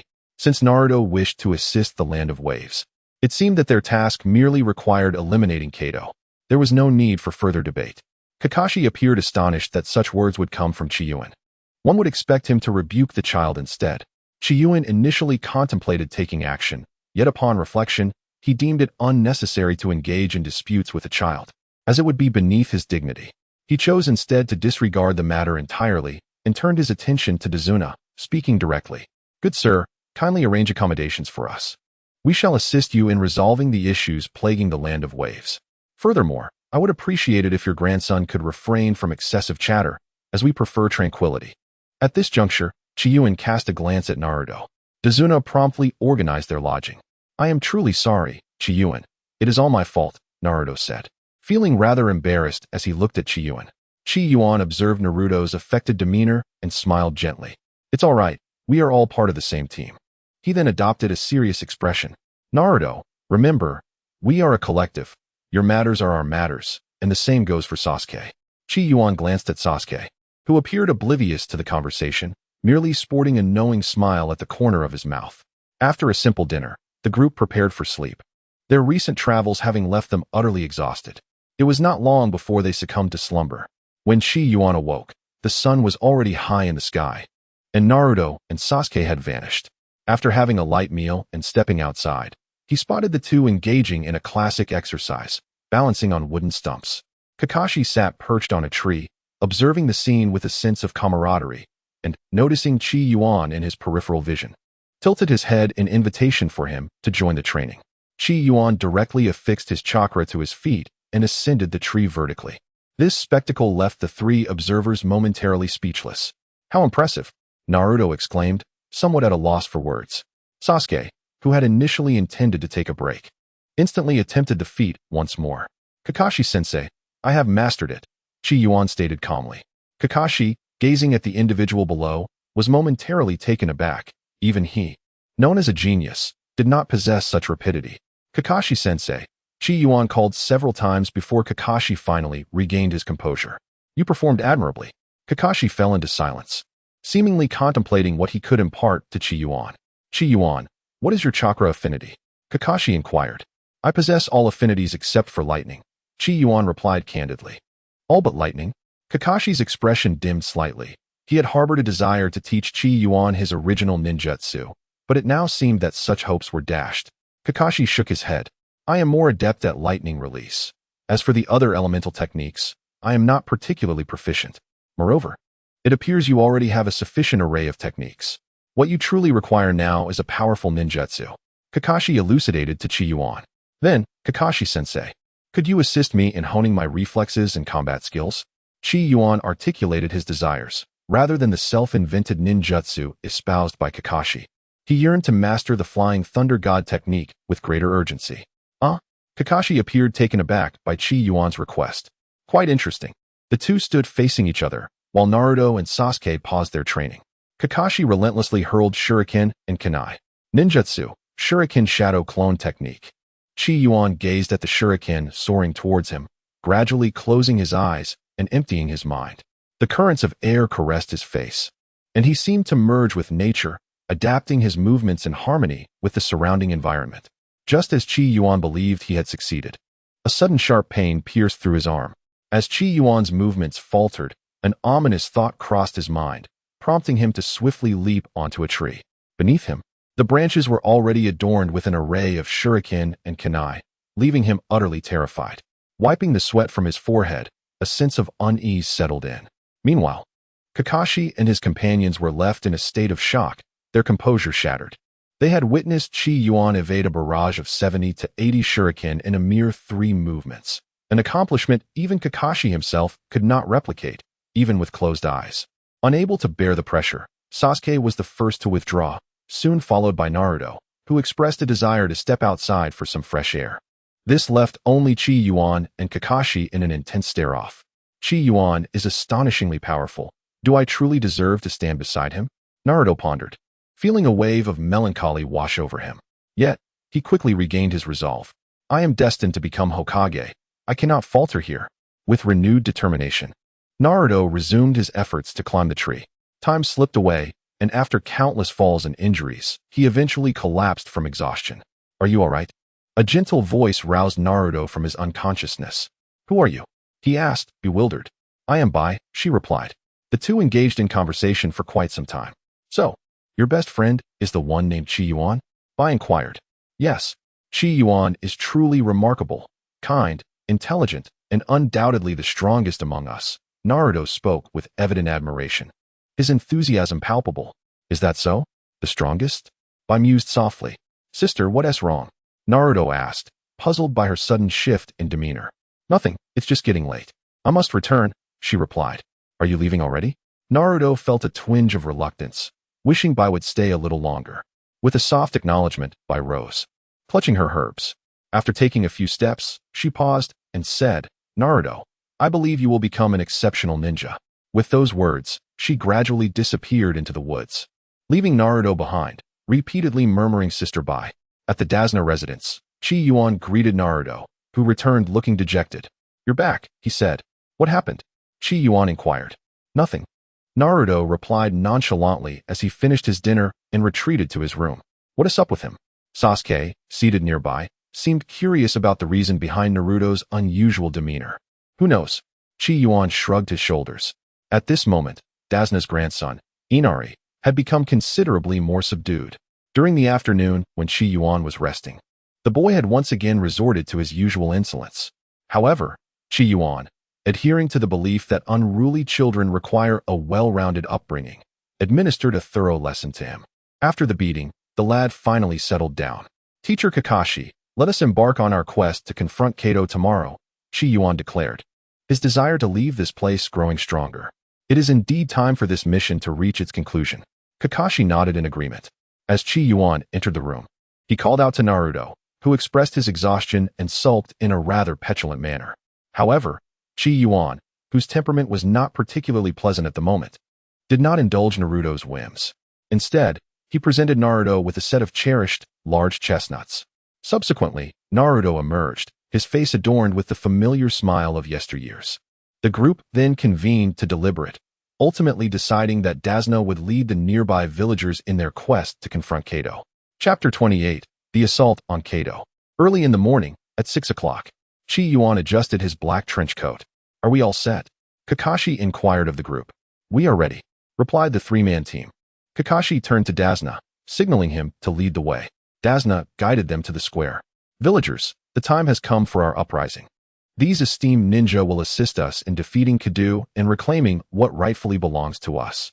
It is time for us to make our sacrifice. With that, a throng of villagers armed with farming tools set forth towards the bridge. What?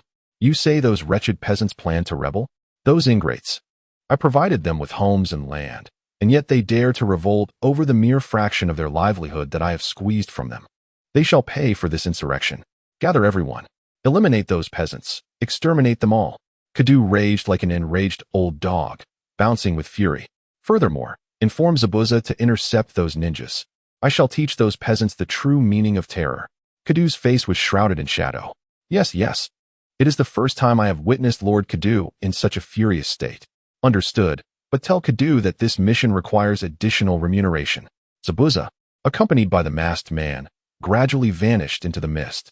At the bridge, the two parties were approaching each other, creating an impressive spectacle. Qi Yuan sighed deeply, reflecting that in both his past and present lives, He had never encountered such a grand spectacle aside from the 100-day oath ceremony. Kakashi-sensei, what should we do? Shall we eliminate them all? Qi Yuan furrowed his brow as he surveyed the overwhelming number of opponents. There were simply too many. It was impossible to vanquish them all. Qi Yuan, I believe it might be prudent for you to consult a physician. Such a thirst for blood at such a young age is rather concerning. Kakashi remarked with a hint of resignation. He had initially perceived Qi Yuan as a well-behaved child, the only sane one in Team 7. However, he was taken aback to discover that Qi Yuan was quite the peculiar individual, constantly uttering phrases of violence. Our primary objective for this mission is to prevent the enemy's ninjas from joining the fray. We need not concern ourselves with anything beyond that, Kakashi continued. As the group deliberated, the two factions collided with a cacophony of anguished cries echoing through the air. Suddenly, a dense mist enveloped the surroundings. They're here. Let us move. Sasuke, Naruto, Qi Yuan, Kakashi commanded. With that, he swiftly engaged Zabuza, while the masked man was to be confronted by a trio. Naruto, Sasuke, I need you to coordinate with me for a feigned attack. Qi Yuan was the first to charge forward, his explosive speed propelling him towards the masked man. Water style, 1,000 killing water flight. The masked man swiftly formed hand seals with one hand, causing droplets of water in the air to transform into a multitude of sharp projectiles that shot towards Qi Yuan with great velocity. Upon witnessing this maneuver, Qi Yuan could not help but burst into laughter, evading the rapid water jutsu with the grace of a leaping carp. Realizing the futility of the attack, the masked figure sought to escape. Now is the moment, Sasuke, Naruto, Qi Yuan bellowed. Sasuke and Naruto flanked the masked man, effectively blocking his retreat, while Qi Yuan delivered a decisive punch that shattered the mask. You are, Naruto exclaimed in astonishment. Why? He questioned, bewildered. Aren't we all friends? Why resort to violence? I am sorry, Naruto, but to fulfill Lord Zabuza's plan, you must perish here. I declared with fierce determination. Ice release, crystal mirror. Numerous ice mirrors encircled Naruto and Sasuke. Naruto, Sasuke, Qi Yuan called out anxiously. Although he was confident in their survival, the thought of them getting hurt weighed heavily on him, for it would be he who would bear the consequences. Qi Yuan and Bai were entangled in a fierce struggle, during which Qi Yuan seized an opportunity and thrust his weapon, piercing Bai's leg. Naruto was indeed correct. You are truly the most formidable opponent, Bai remarked, enduring the pain with a calm demeanor, as his figure gradually faded into the ice crystals. Sasuke, we must swiftly assist Qi Yuan, Naruto exclaimed, his face etched with urgency. Fool, he does not require your help. Perhaps you should contemplate your own predicament, Sasuke retorted, his expression dark and brooding. In his view, the enemy believed that Naruto and he were equals, which was why they had been sealed together. This is infuriating. Just as the two were embroiled in their dispute, several water shurikens erupted from the mirror, piercing Naruto's calf. With a pained grunt, Naruto fell to his knees. Upon witnessing this, Sasuke immediately activated his Sharingan. A black tomo spun within his crimson eye. Increasing numbers of shurikens shot forth from the ice mirror. Fortunately, Sasuke, bolstered by his Sharingan, sustained only minor injuries, while Naruto, hindered in his movements, bore the brunt of the assault, his body becoming a veritable pincushion, drenched in his own blood. Sasuke thought to himself, how infuriating.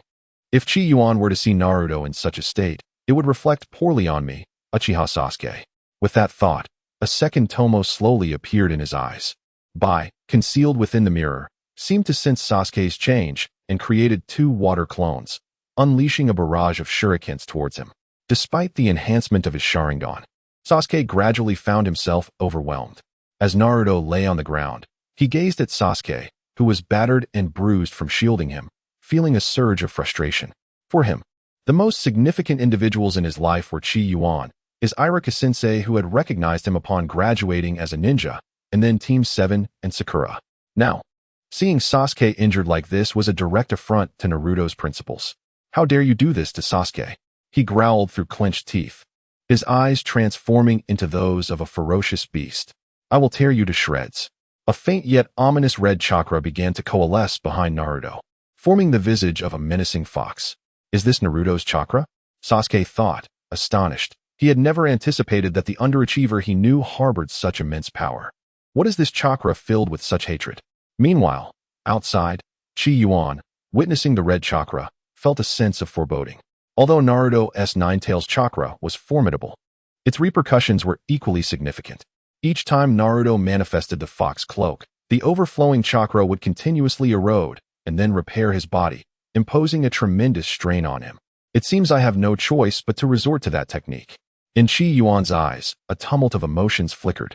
Before setting out at the training ground, he adjusted the chaotic and erratic wind elemental chakra into a cohesive, rotating sphere of chakra.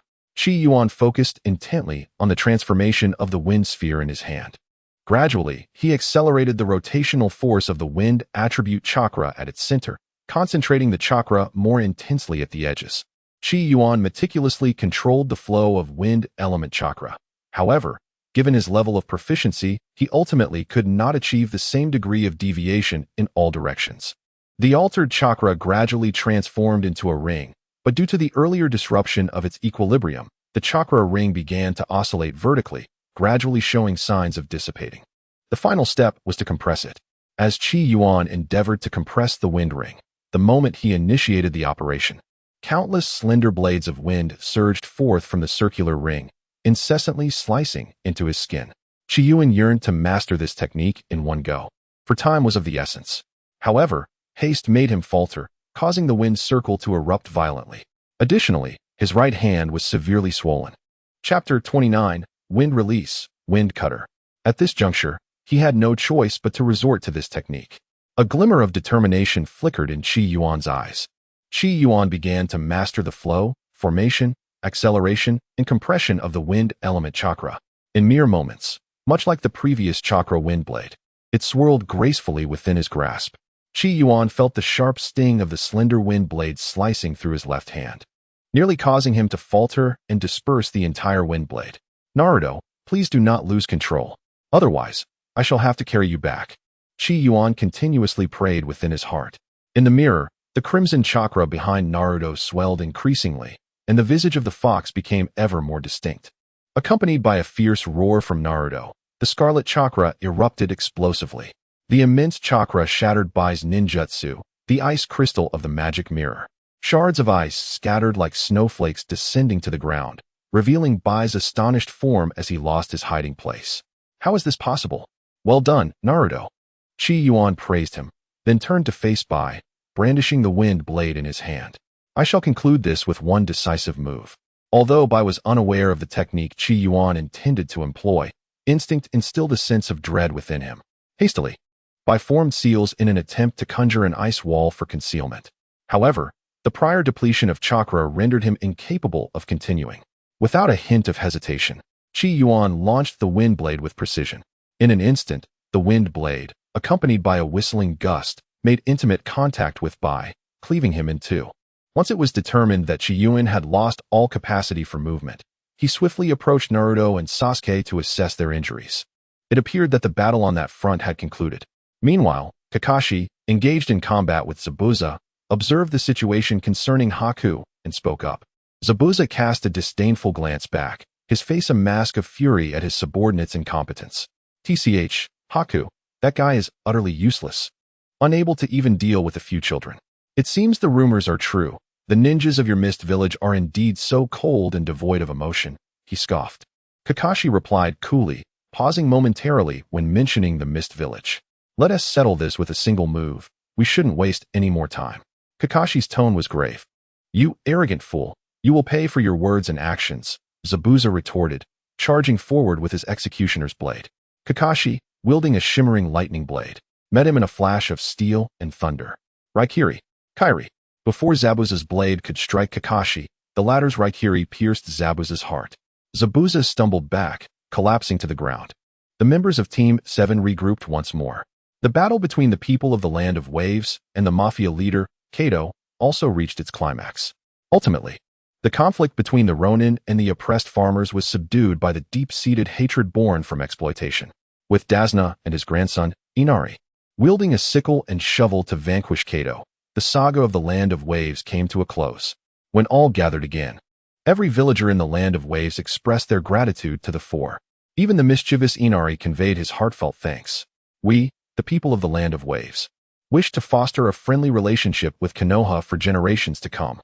Additionally, esteemed ninjas, I have a humble request I hope you can grant. What is it? Naruto, basking in the admiration and recognition of the crowd, felt a sense of elation he had never experienced before. However, upon hearing Dazna's request, he felt a shiver of apprehension. After such a long time away, he longed to return to his humble abode, sharing a bowl of noodles with Qi Yuan and enjoying a well-deserved rest. It is this. Esteemed ninjas, thanks to your assistance, the land of waves has been liberated, and our lives can return to normal. I wish to name the bridge, a symbol of hope for our nation, after you esteemed ninjas. I implore you to grant us this opportunity. The villagers of the land of waves knelt in unison. What are you doing? Naruto exclaimed, rushing forward to help them up. Though Kakashi remained aloof, he could not bear such displays of reverence from the populace. Only Sasuke and Qi Yuan remained still. Sasuke, why aren't you going? Sasuke shot a glance at Qi Yuan, silently questioning why he himself was not moving. Qi Yuan raised his hands, resembling two pigs' trotters, and with an innocent expression, he asked, "Do you think I can go?"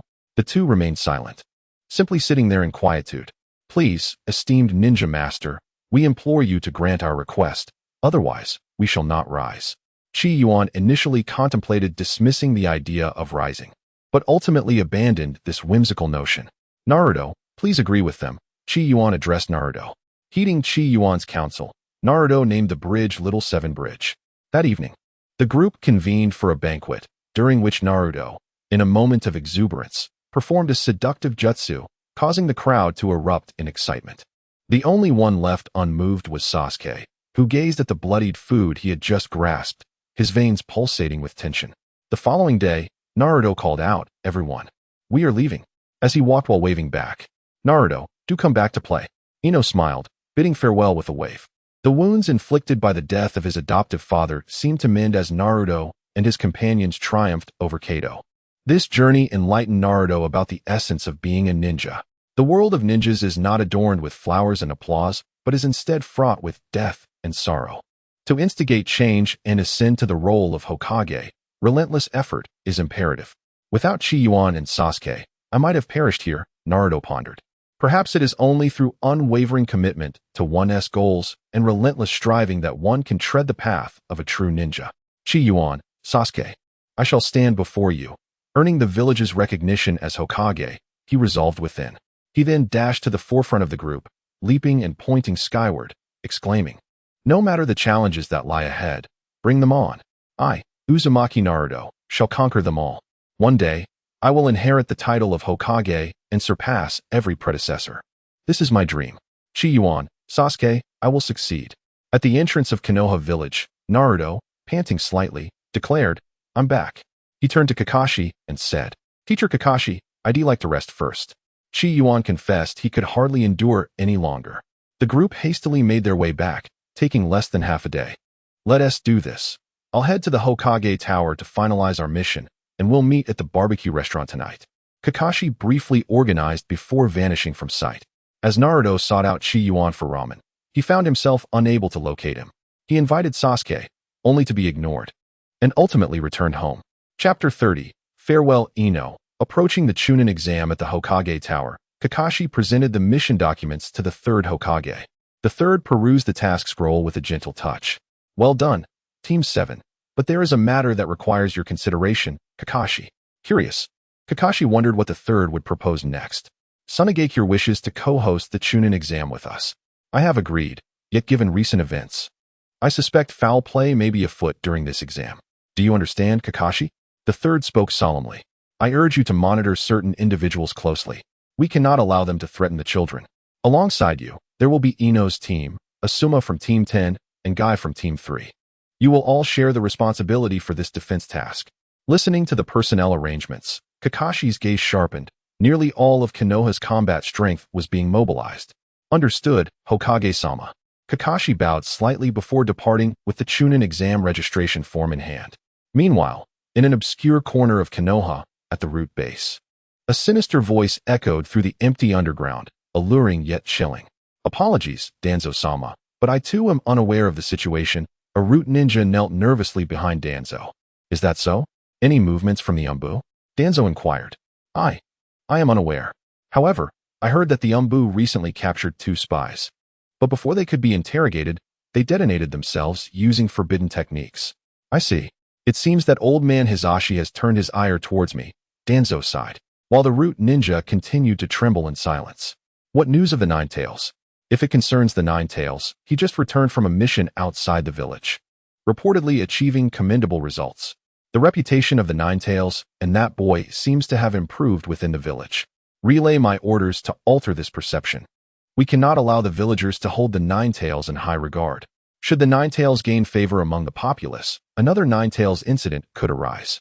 Moreover, such a war weapon is better devoid of emotions. As for that boy, the Chunin exam is in 2 days. Observe his performance. If he excels, we will draw him into root. Should he refuse or falter, well, understood. As the root ninja vanished, silence enveloped the base once more, only to be interrupted by a quiet sigh. Hisashi, you have aged. The position of Hokage shall undoubtedly be mine. Qi Yuan was sprinting along the path to the hospital, his hands swollen and bruised to a deep purple hue, and he gradually began to lose sensation in it.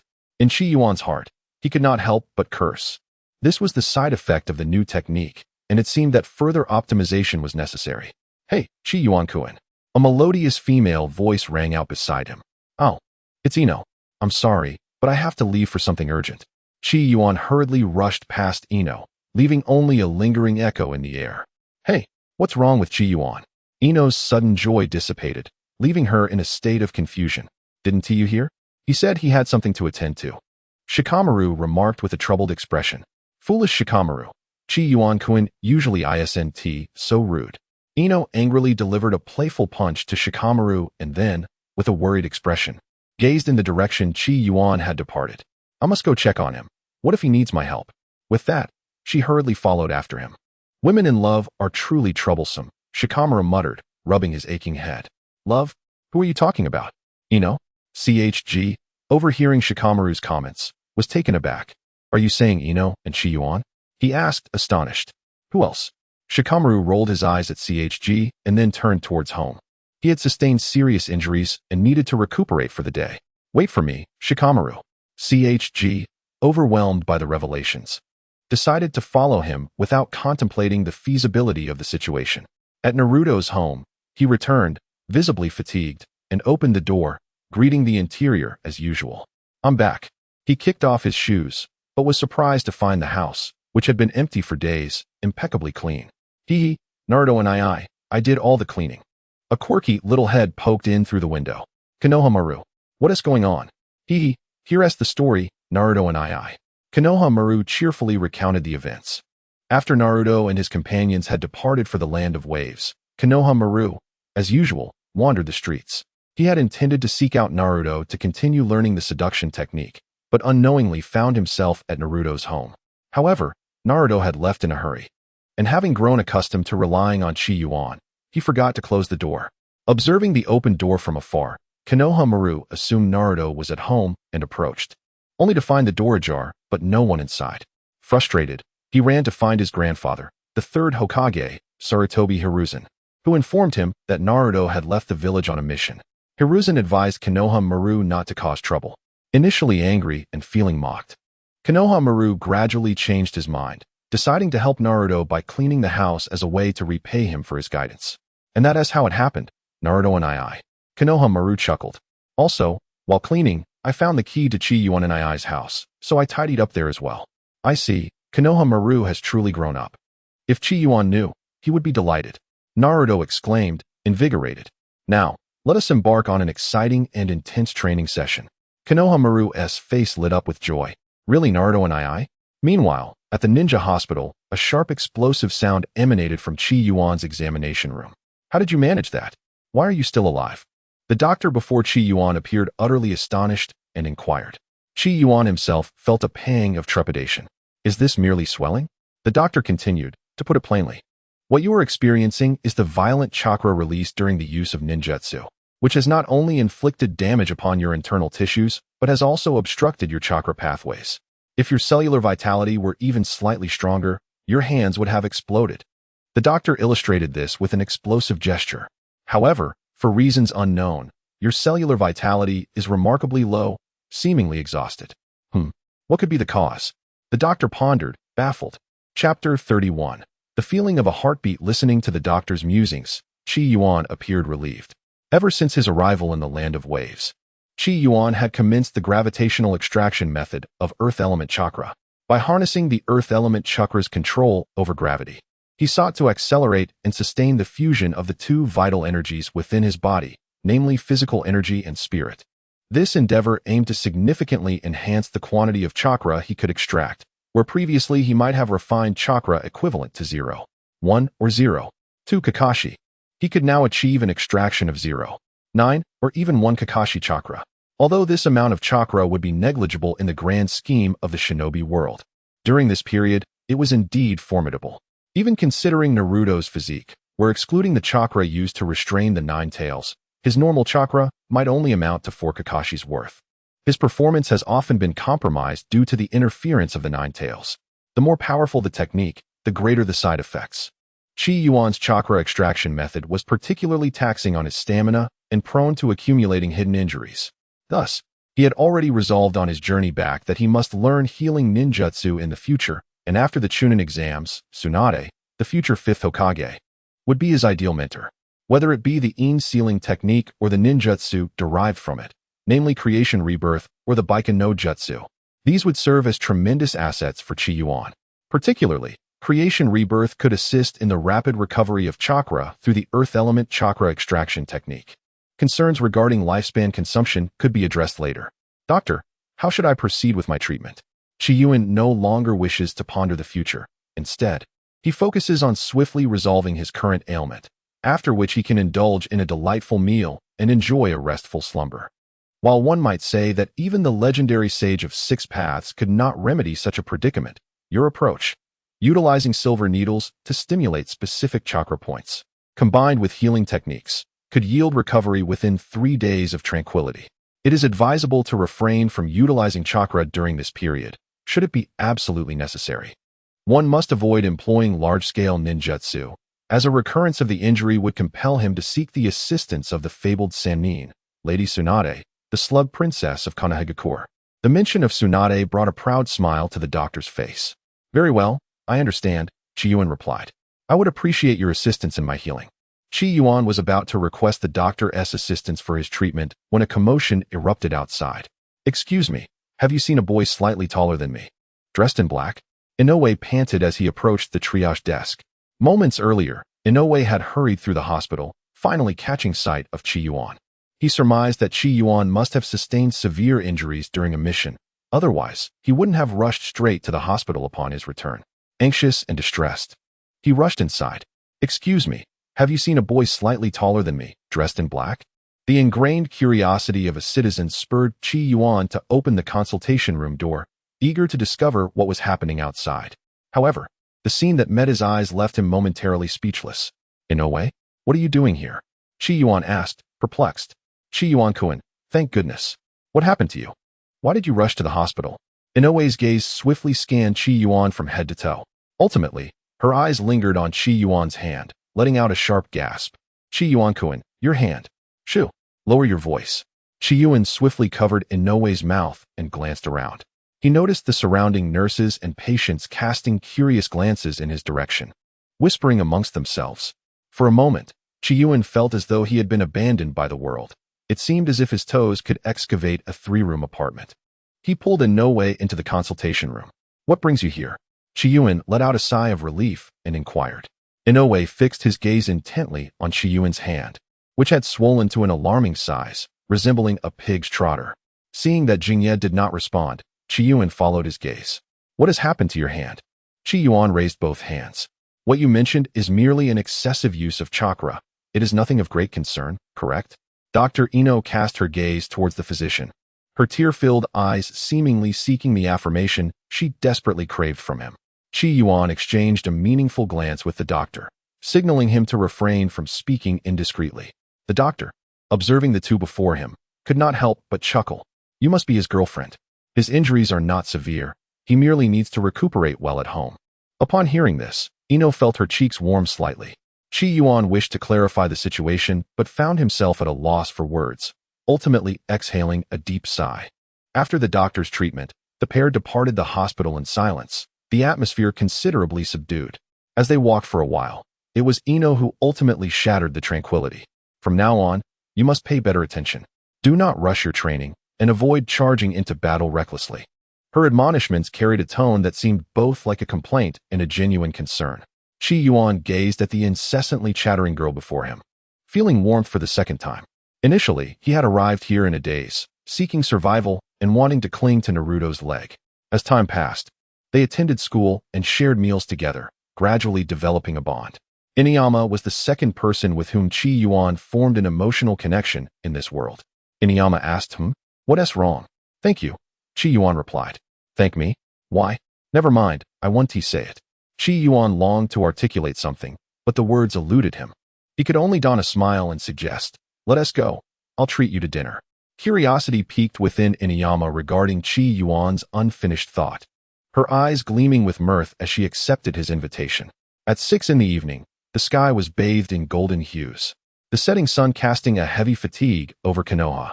"You all are so slow," Kakashi remarked, standing with Sasuke at the entrance of the barbecue restaurant. Naruto, along with Konohamaru, arrived late, followed by Qi Yuan and Inuyama. "By the way, what is going on with you two?" Kakashi inquired, puzzled. While he could comprehend Naruto bringing Konohamaru, he found it perplexing that Qi Yuan was accompanied by Inuyama. Was it young love? Were children maturing so quickly nowadays? However, Naruto and Qi Yuan shared an unspoken understanding. Responding in unison, "We met as friends on the way." Inuyama, feeling a bit shy, mentioned that her family had already prepared dinner and that she wished to return home.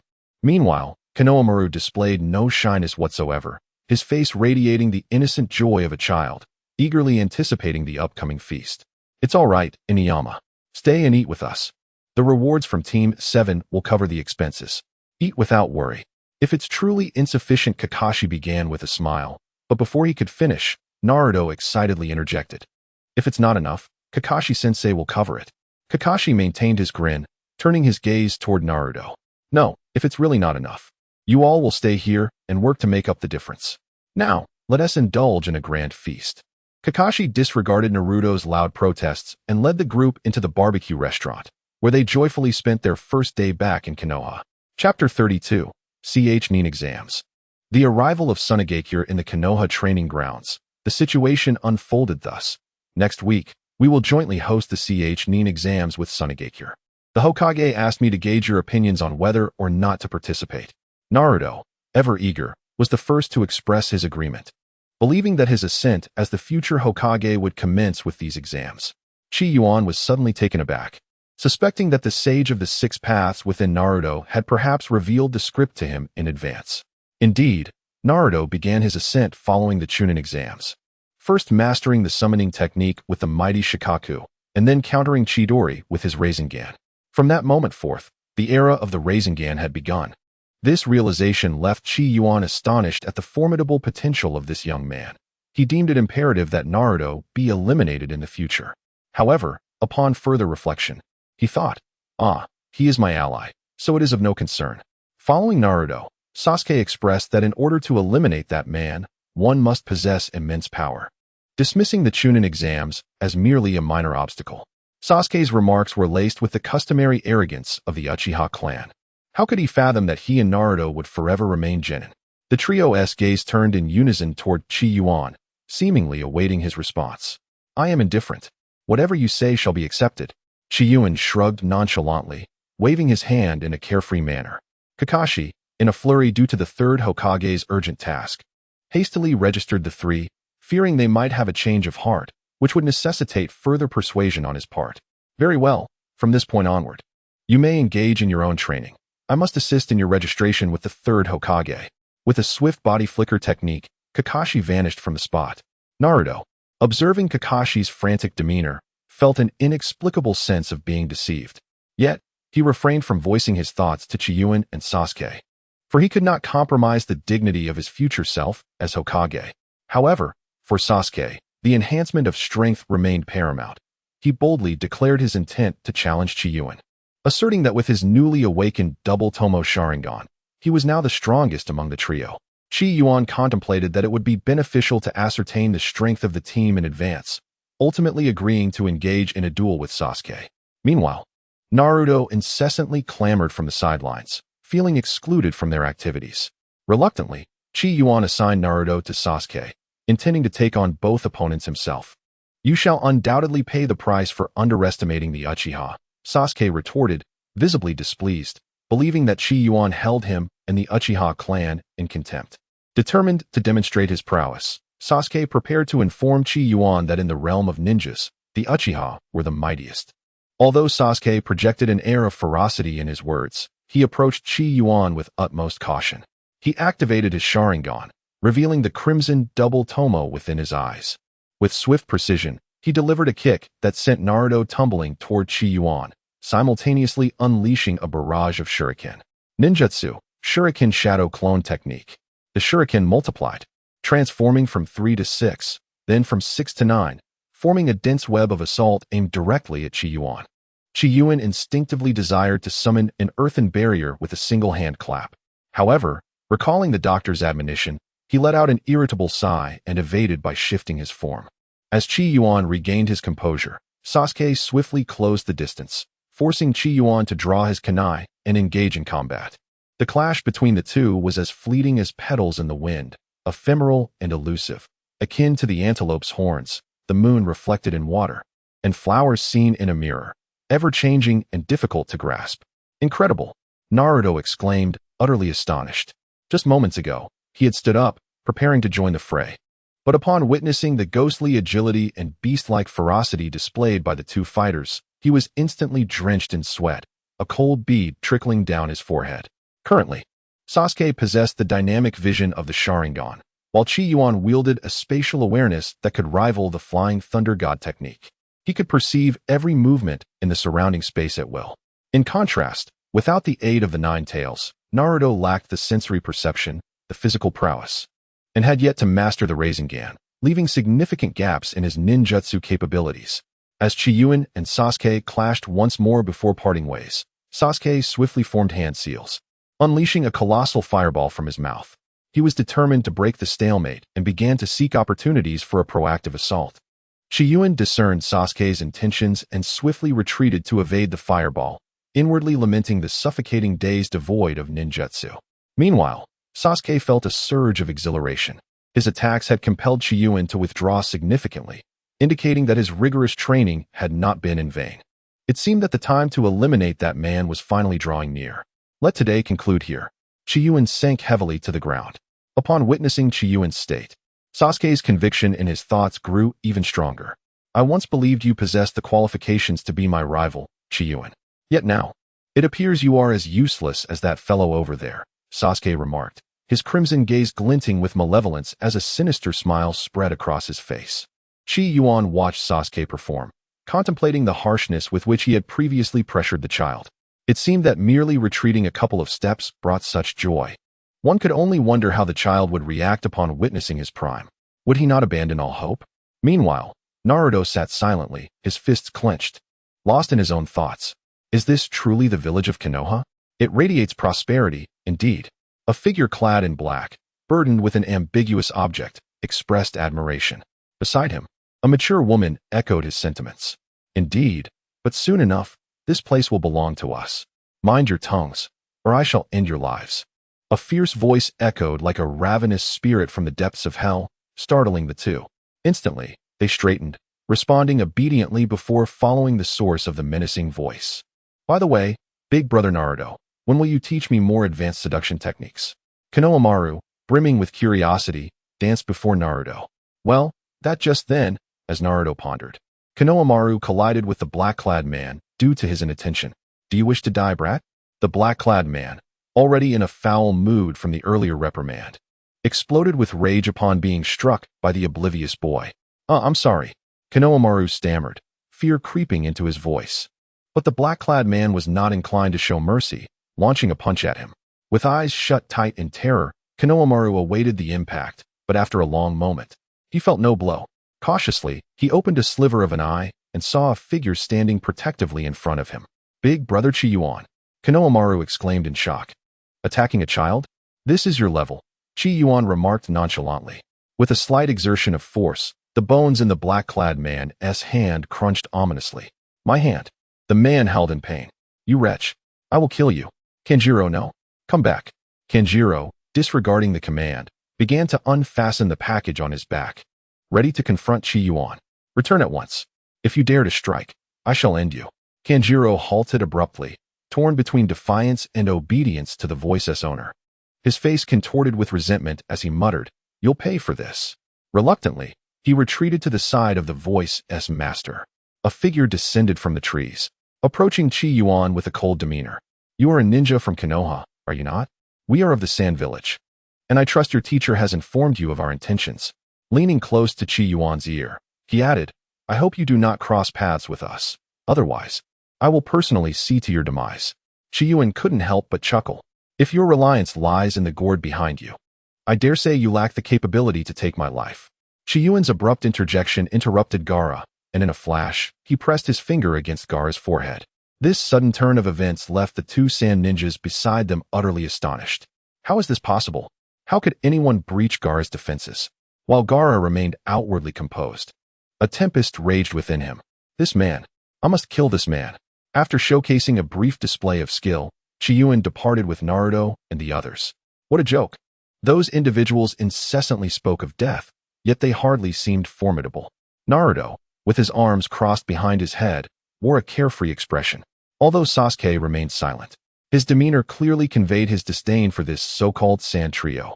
If they could not even contend with Qi Yuan, how could he, who had triumphed over Qi Yuan, possibly be threatened by them? Should the sand ninjas dare to provoke, they would find themselves facing annihilation. They must learn the meaning of being an Uchiha. You too must not underestimate them. The trio opposite is quite powerful. Only through caution can one navigate the treacherous waters of life. Qi Yuan observed the seemingly nonchalant demeanor of the two, his expression turning serious. Naruto nodded slightly. Regardless of the matter at hand, he took Qi Yuan's words to heart. In contrast, Sasuke dismissed the situation, believing that the second had no right to address the first. Meanwhile, Gaara's forehead bulged with veins, and the two behind him dared not approach, fearing for their lives. Ultimately, the poised Temari could no longer contain herself and spoke up. "Endure a bit longer, Gaara. Just hold your tongue until the Chunin exams commence." Gaara suddenly whirled around, letting out a fierce roar, his face seemingly cracking under the strain. This outburst startled the two, who promptly fell silent. Sand slowly coalesced in Gaara's hand, gradually forming an ear. "Qi Yuan, is it? Very well, I shall ensure your demise." In the Hokage building, the preparations were underway. "Are all the arrangements in place?" The third Hokage asked, standing with his hands clasped behind his back, facing away from the assembly. Kakashi stepped forward. "Yes, Lord Third. According to the latest statistics, this exam will see participants from multiple villages, including Konoha, Sunagakure, Kusagakure, Otogakure, and Amagakure. Konoha has 10 new graduates, while Sunagakure boasts a total of 153 participants. The examination will consist of a written test, the Forest of Death, and the enduring ninjutsu duels." The third Hokage nodded thoughtfully. "It seems the scale of this event is quite significant. As for the security during the Chunin exams, I entrust that to all of you. It is imperative to ensure the safety of the candidates and Konoha during this time. If there are no further matters, this meeting is adjourned." "Hi." The crowd responded in unison before dispersing. The third Hokage picked up his pipe, and the creaking of his wooden clogs echoed in the quiet hall. "Sarutobi, I too shall partake in the defense of this Chunin exam." Danzo, without turning, took a deep drag of his smoke and, exhaling, questioned, "Why? How dare you inquire?" "Old man, I wish to ask you what you intend to do. Capturing my root members without cause and obstructing funding is an attempt to force me out. Is it not?" Danzo's emotions flared, and he struck his cane forcefully upon the ground to vent his frustration. "What are you doing? The roots have extended too far, and he himself is oblivious. I, as an elder, shall enlighten him." The claim regarding funding obstruction is utterly absurd, Danzo. The third Hokage turned, gazing through the smoke at his old friend. "Do you not find it unreasonable that the expenditures of a security department exceed even that of my Anbu? Danzo, I have allowed you considerable freedom over the years, but that does not grant you license to act recklessly. I will not permit betrayal against the village, Danzo. You have crossed a red line." Danzo stared at Sarutobi for a long time. "The spy is not mine. I have no understanding of that situation, Sarutobi. I too have only recently become aware of this matter. I did not expect you to doubt me." "Very well, Sarutobi, during this Chunin exam, you shall witness how the roots protect Konoha." With that, Danzo turned and departed, leaving Sarutobi in contemplation for a considerable time before exhaling a cloud of smoke. I hope you do not disappoint me, Danzo. At the root base, Danzo stood before a wall, eyes closed, awaiting something. It seems everything is proceeding smoothly, Lord Danzo, Orochimaru stated. Danzo opened his mouth to respond, but Orochimaru preempted him. Lord Danzo, I desire nothing more than the downfall of Konoha. To show my indecisive teacher the grave mistakes he made in the past, nothing more. As for Konoha's future, that is inconsequential to me. At that time, you could easily transform into the savior of Konoha, winning the hearts of the people, gaining prestige. Is the position of Hokage not then within your grasp? Orochimaru's beguiling words lingered in Danzo's ears. I have but one condition, Lord Danzo. I seek the Book of Seals, and that Uchiha brat. Danzo appeared to be mulling over Orochimaru's proposition, seemingly oblivious to his request, and delayed in providing the response Orochimaru sought. It seems Lord Danzo no longer requires my assistance. I shall wish you well on your journey. I take my leave. The sound of footsteps echoed down the narrow corridor, gradually fading into silence. I agree. The muffled voice reverberated through the tunnel.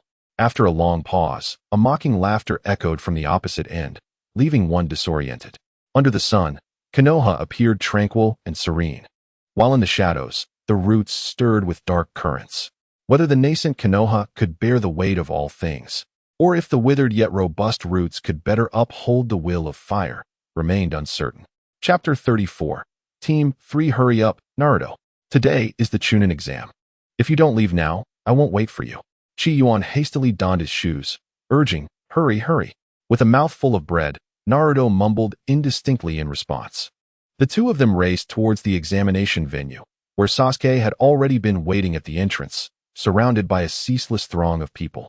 The diverse array of garments showcased that these candidates hailed from various villages. Look, Qi Yuan, it's those three, Naruto exclaimed, drawing the attention of the entire assembly.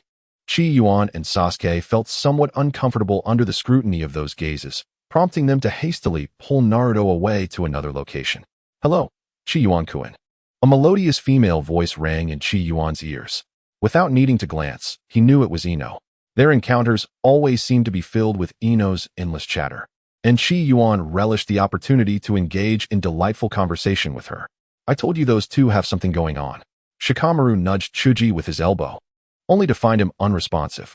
Upon turning to look, he saw Chuji wearing a sorrowful expression. Hey, Chuji, you don't actually have feelings for Ino, do you? Shikamaru asked incredulously, seemingly convinced by Chuji's demeanor. Fearing a misunderstanding, Chuji quickly shook his head in denial. When Shikamaru inquired about the reason behind his despondency, Chuji opened a bag of chips, only to find it utterly empty. The chips, which were exceedingly delicious, had left him in a state of sadness.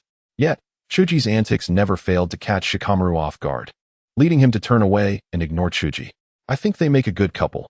They're both our friends, and while Ino can be fiery, she can also be quite gentle at times. Qi Yuan-kun is a wonderful person. I believe they will end up well together. Chuji's first serious declaration caught Shikamaru's attention, prompting him to glance towards the duo, lost in thought. Where's Sakura? Sakura? Sakura? Naruto looked around restlessly. Qi Yuan found the situation amusing and decided to intervene. Naruto, if you shout that Sasuke has fainted, I assure you, within 10 seconds, you will see Sakura, assuming she is around, of course. Qi Yuan wore a sinister smile on his face. Beside him, Sasuke let out a cold chuckle, deeming Qi Yuan exceedingly juvenile, and it was no wonder he had made no progress, under such circumstances. How could he ever be worthy of being his rival? Naruto suddenly grasped the situation. Oh, it's akin to summoning Ino. Just shout that Qi Yuan has fainted, and she will promptly appear, right? His face lit up with excitement, as if he sought confirmation from the involved party. Ino, flushed with embarrassment from Naruto's words, delivered a punch directly to his head, embedding it into the wall. Struck on the head, Naruto seemed to experience a moment of clarity. Wait, why must it be Sasuke who faints? Can't I faint instead? Perhaps that's an option, but the outcome may differ. Qi Yuan pondered for a moment. Why? Naruto was filled with confusion, and his question elicited a roll of Qi Yuan's eyes. Isn't this just a case of self-inflicted humiliation? Do you truly lack awareness of such matters? Just as Naruto was about to retort, a vibrant voice echoed through the corridor. Miss, I am fond of you. Would you consider dating me with marriage as the goal? Everyone turned their gazes toward the source, where a green-haired individual knelt before a girl with pink hair, his cheeks flushed with 2 shades of crimson. Sakura. Upon witnessing this scene, Naruto erupted with fury, rushing to Sakura's side. Sakura, what is going on? Are you truly going to marry this watermelon-headed fool? How is he superior to me? Even Sasuke far surpasses him. Naruto's emotions were intense, his finger darting back and forth between himself and the green-haired man. The watermelon-headed youth grasped Naruto's impudent finger, speaking calmly yet sternly. You would do well to temper your words, or else, before he could finish. An arm rested on his wrist. Naruto turned to see Sasuke. As Naruto gasped in surprise, another hand settled on Sasuke's shoulder, perilously close to his neck. Simultaneously, that individual was ensnared by a dark sleeve. So swift. When did this happen? The one caught within the black sleeve felt alarm bells ringing in his mind. Blood vessels around his eyes bulging as he seemed poised to retaliate against the owner of the sleeve. Do not move. The owner pressed a finger lightly. And in an instant, the person in his grasp went limp. The abrupt turn of events rendered the surroundings silent. Incredible. I didn't even notice, the onlookers murmured, swallowing hard. Were they caught in a nested situation? Shikamaru silently scoffed. Niji, Lee, is this really necessary? Meanwhile, an adult watermelon-headed man rushed over, intending to prevent his disciple from causing harm, only to witness this scene unfold. Upon seeing their teacher approach, Qi Yuan and Sasuke released Niji and Lee. Lee fared better, as Sasuke merely restricted his movements, but Niji was slumped on the ground. Due to Niji's counteraction, Qi Yuan had reluctantly employed a technique to briefly disrupt the balance of energy within Niji's body. Tintin, assist Niji in getting up. The adult watermelon-headed man instructed a nearby girl before turning to Qi Yuan. Well done, young man. I am Might Guy, the guiding jonin of Team 3. The individuals you just confronted, Niji and Rock Lee, along with that girl, are my students. However, fret not. I share this not to seek vengeance for them. Your guiding jonin, Kakashi, is my dear friend, and you all are, in a sense, my students as well. Might Guy became increasingly animated as he spoke. Ah, the vigor of youth. Let us together exert ourselves and strive for greater strength. Due to politeness, Qi Yuan and his companions found themselves unable to depart, as they listened to Kai incessantly imparting the essence of youth. Naruto was utterly captivated, seemingly eager to join the ranks of youthful exuberance, but was promptly halted by Qi Yuan. In a moment of sheer boredom, Qi Yuan chose to discreetly slip away, seeking out Ino for some amusement. Sasuke, preoccupied with maintaining his fleeting dignity, made a hasty exit the moment Kai began his discourse, neglecting to bid farewell altogether. Qi Yuan and Jing Yi sat side by side on the ground, basking in the gentle breeze and savoring the moments before entering the examination hall. Qi Yuan, do you feel prepared for this test? Jing Yi asked with a cheerful grin. Upon hearing about the written exam, Qi Yuan's handsome face immediately fell, while he could easily engage in combat or delve into the study of ninjutsu. Questions about the code of conduct for ninjas left him utterly at a loss. Nevertheless, he reassured himself that, even if he were to falter in all other aspects, he would surely pass this written test. Observing Qi Yuan's expression, Jing Yi silently resolved to support him. The first round of the Chunin exam was about to commence, and the candidates were requested to enter in an orderly manner. Chapter 35. The Unconventional Qi Yuan. It is time to go, we must depart. Qi Yuan stood up with a pat on his backside, effortlessly pulling Ino up alongside him. Qi Yuan first joined Naruto and Sasuke, and the trio entered the examination hall in sequence. Once everyone was seated, a shadow crashed through the window, its piercing gaze sweeping over the crowd. I am the chief examiner for this test. My name is Mori no Ibiki, affiliated with the Konoha Inspection Department. The purpose of this examination is to assess whether each of you is qualified to become a ninja. This examination consists of a written test. You are required to answer the questions without any form of cheating.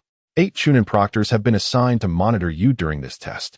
Any team that fails this examination will have their qualifications for the Chunin exam revoked. However, should any act of cheating be discovered, you will be banned from participating in the Chunin exams for life. Does anyone have any questions?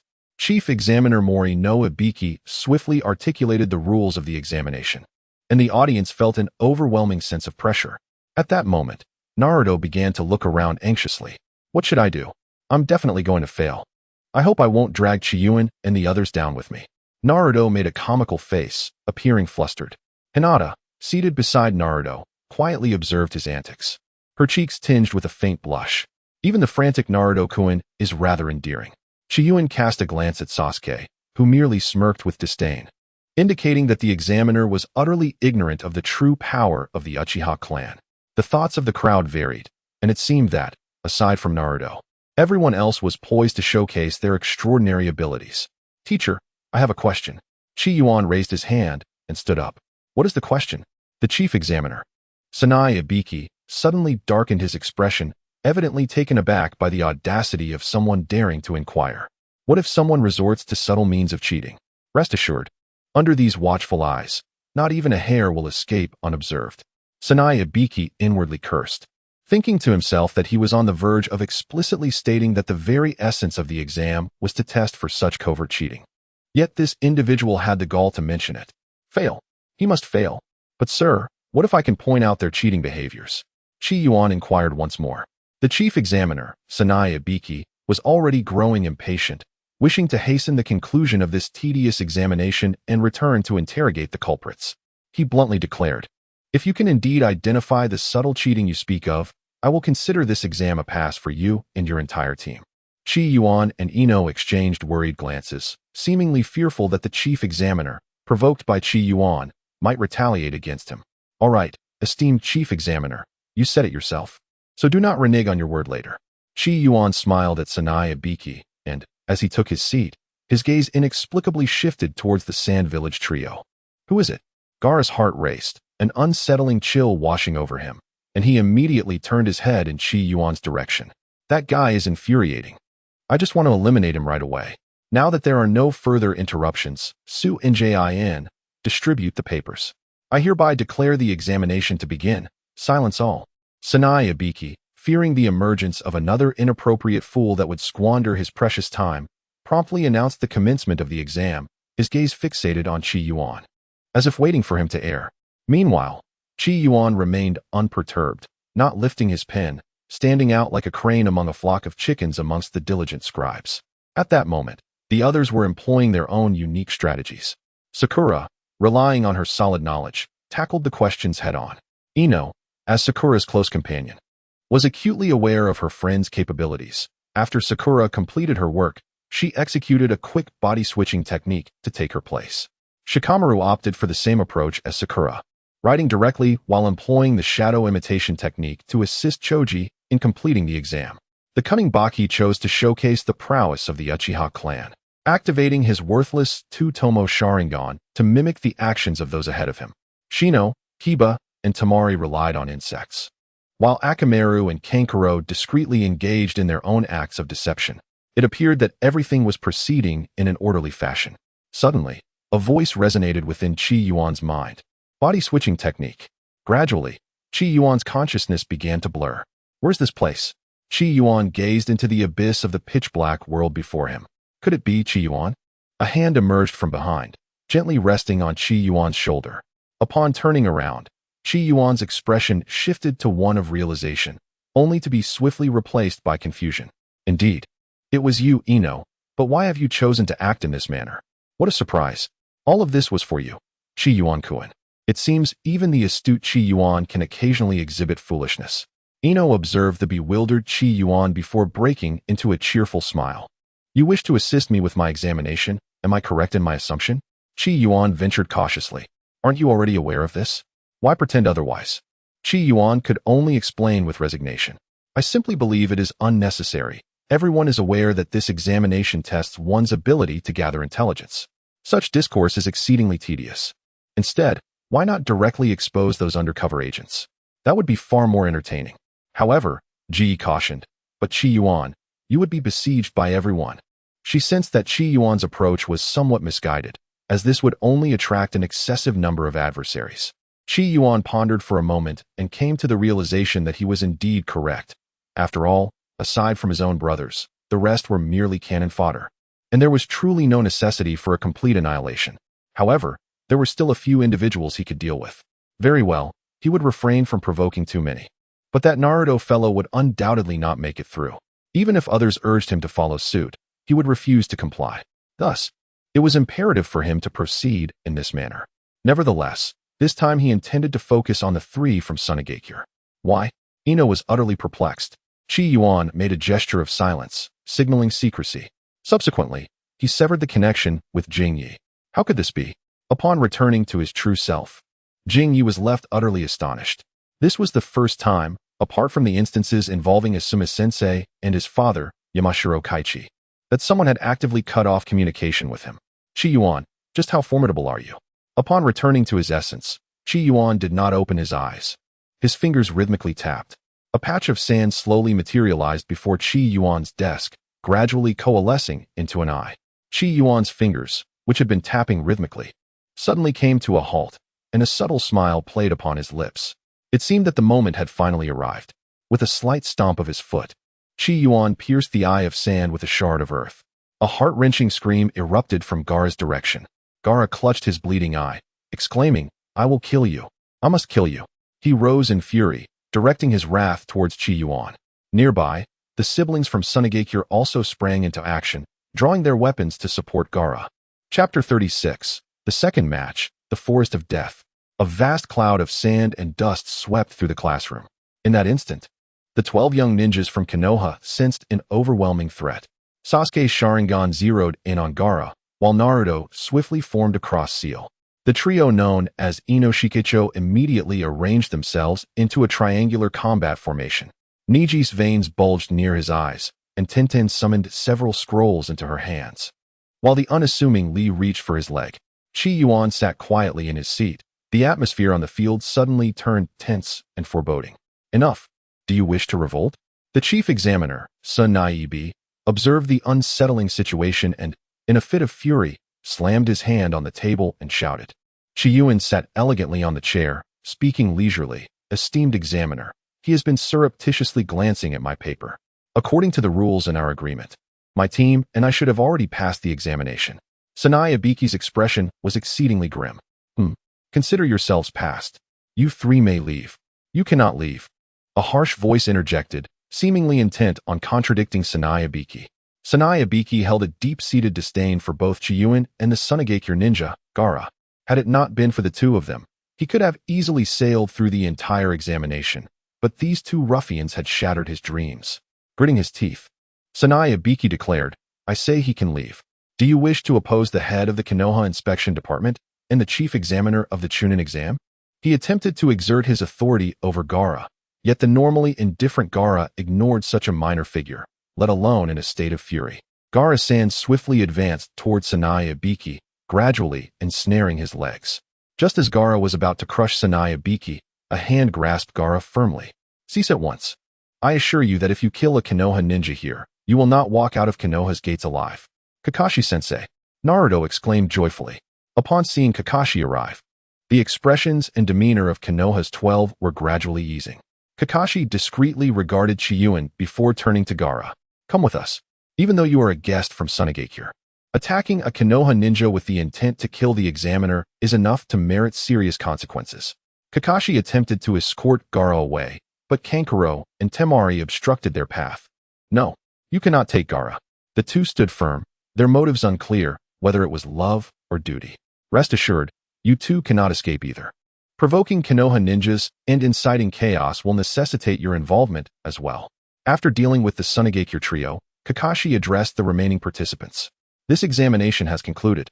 Except for those recorded for cheating, everyone else has passed. The second round of the Chunin exam will commence this afternoon in the Forest of Death. The Sunagakure trio would be kept for observation and have been sent to the Konoha Security Department for reprimand. All examinees may rest and prepare for the next round. I wish you all success in your examinations."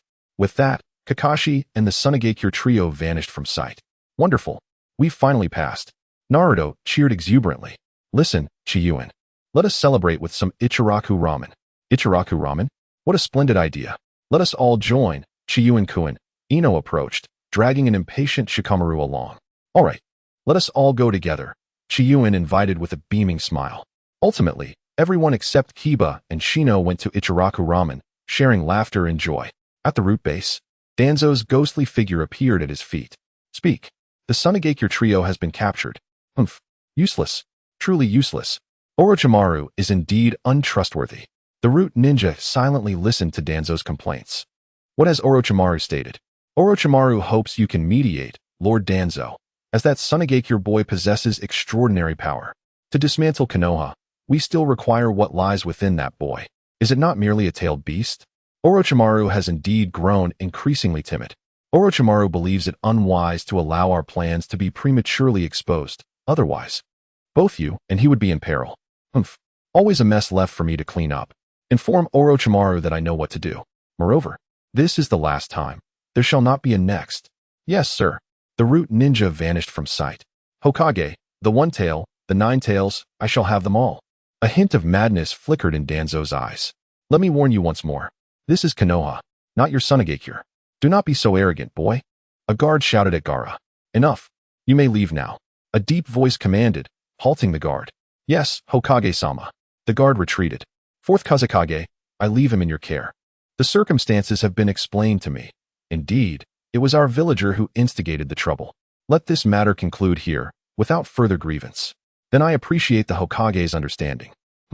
The third Hokage unlocked Gaara's handcuffs and brought him before the Kazekage. You may discuss your matters. I have other matters to attend to, so I shall excuse myself. Thank you, Hokage. Why can't I restrain myself? I must kill him. Rest assured, it will be soon. You will have your chance. Really? Indeed. All right. I will endure. In the afternoon, the participants gathered in the Forest of Death. A woman clad in a fishnet outfit, holding several dango, stood before everyone. I am Mitarashi Anko, the chief examiner for the second round of the Chunin exam. I adore dango, but do not think to bribe me with it. As Anko finished speaking, the bamboo skewers in her hand shot forth, striking a tree and forming the emblem of Konoha with the previous wooden stakes. Listen well. The rules for this examination are as follows. To pass, you must arrive at the final tower while possessing both the Heaven and Earth books.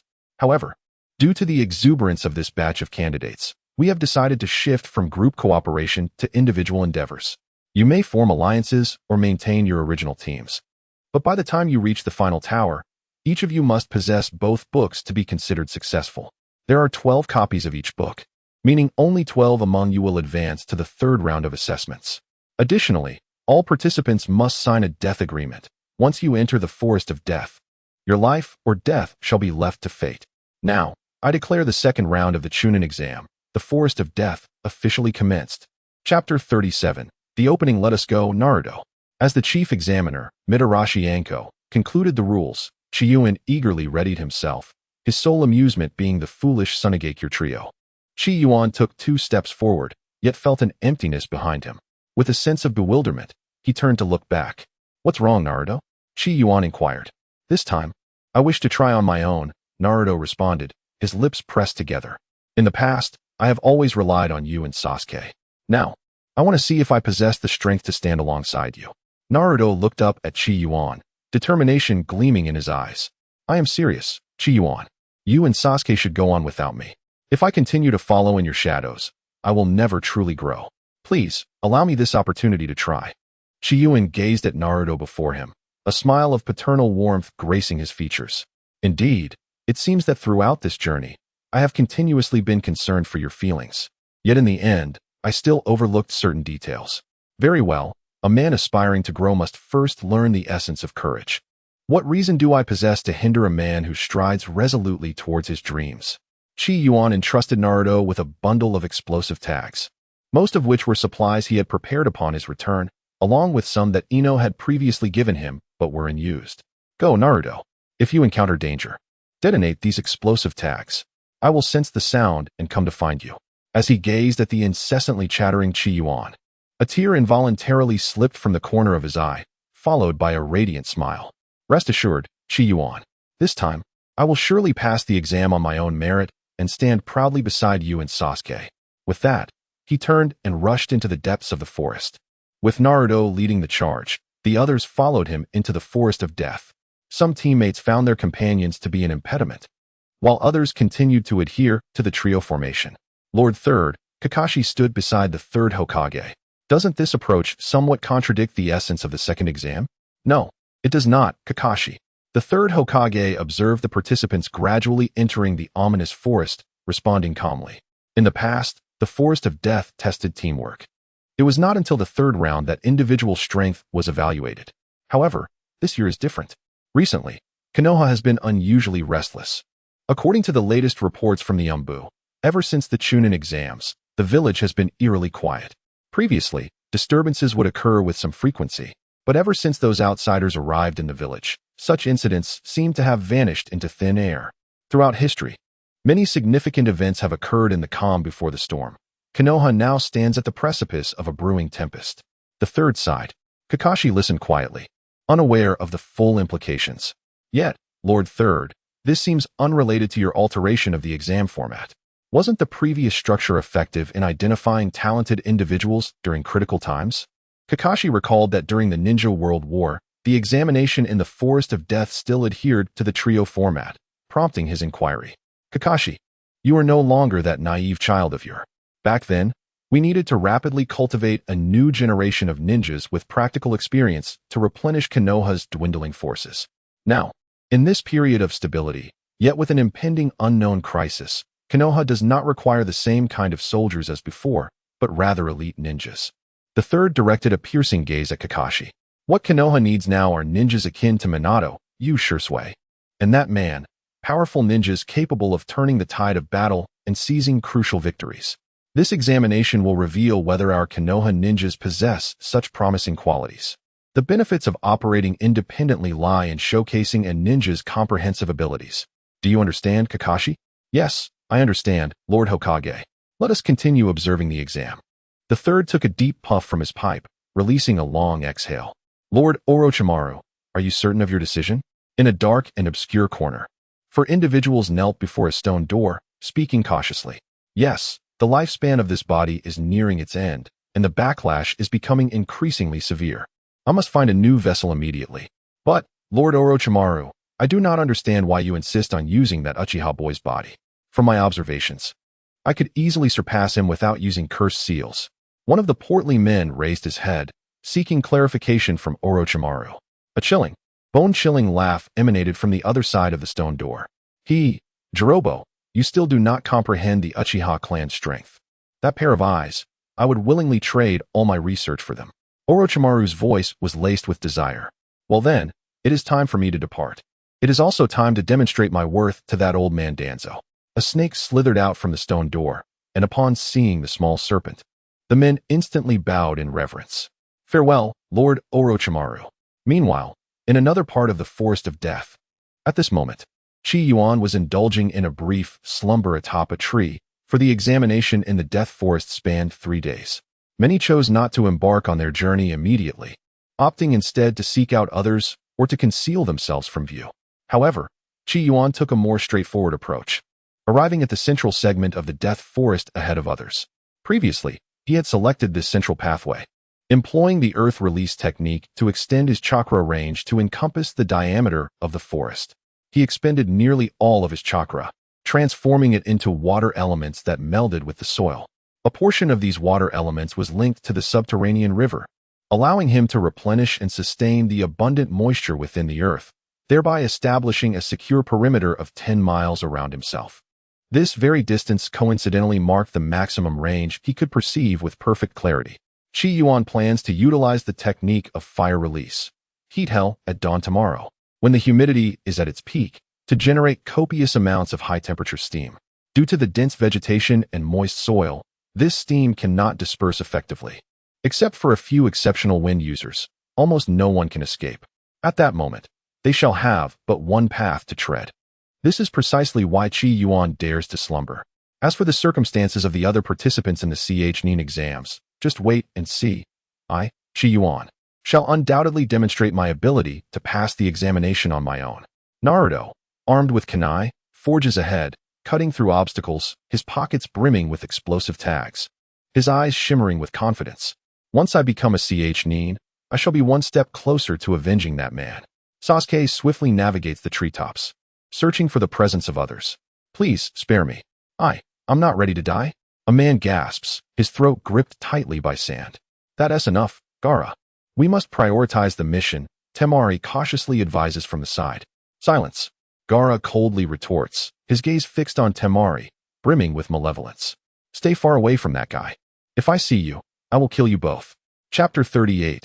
The Crimson Prelude. How terrifying. Sakura, we should make our escape. The members of Team 8 cower behind a tree, their eyes wide with fear. Moments ago, they witnessed the man with the gourd commit murder multiple times, no less. A trio had perished before their very eyes. Sakura's lips tremble, and even the usually stoic Shino breaks into a cold sweat. Hey, you two. We cannot linger here any longer. Let us go. Kiba urges. Calm down, you two. Shino strives to maintain a composed tone. He hasn't detected us yet. If we remain hidden and avoid his path, we still have a glimmer of hope. If we act rashly and are discovered, that would be truly disastrous. Kiba understands that at this moment, it is not action but cerebral strategy that is essential. After a moment of mental overload, he ultimately chooses to trust Shino's plan. Meanwhile, Gaara's murderous intent intensifies. After eliminating the trio, he sets off in search of his next victim. Only after Gaara has distanced himself do Temari and Kankuro dare to emerge and retrieve the fallen trio's earth books. Here in Qi Yuan, we have also encountered our first batch of adversaries. You have no enmity with me. Why seek unnecessary trouble? It would be far better for you to return now, and I shall consider that you never intruded upon my enjoyment. From henceforth, let us hold no grievances. What say you? Qi Yuan stood aloft, gazing down upon the trio of sound ninjas below.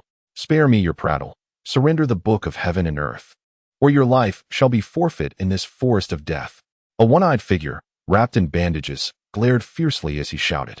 Stubborn and unyielding, Qi Yuan shook his head, preparing to send the three individuals to their demise. He crossed his hands in a sign, summoning multiple shadow clones. One of them clapped their hands together, causing a sudden eruption of earthen barriers that ensnared the trio within. Sak Deng unleashed his void slash. Within the earthen confines, a tremendous noise reverberated. Boom! The heavy earthen barrier exploded, revealing the disheveled sound ninja trio within. Heh! This power is formidable enough to cleave through rock. Sak Deng gazed at the shattered wall with evident disdain. Water release, water dragon bullet. Fire release, great fireball. Wind release, wind dragon tornado. Earth release, earth dragon. Combination technique, 4 releases, great bomb technique. Just as the three were searching for Qi Yuan's location, his voice resonated from all directions.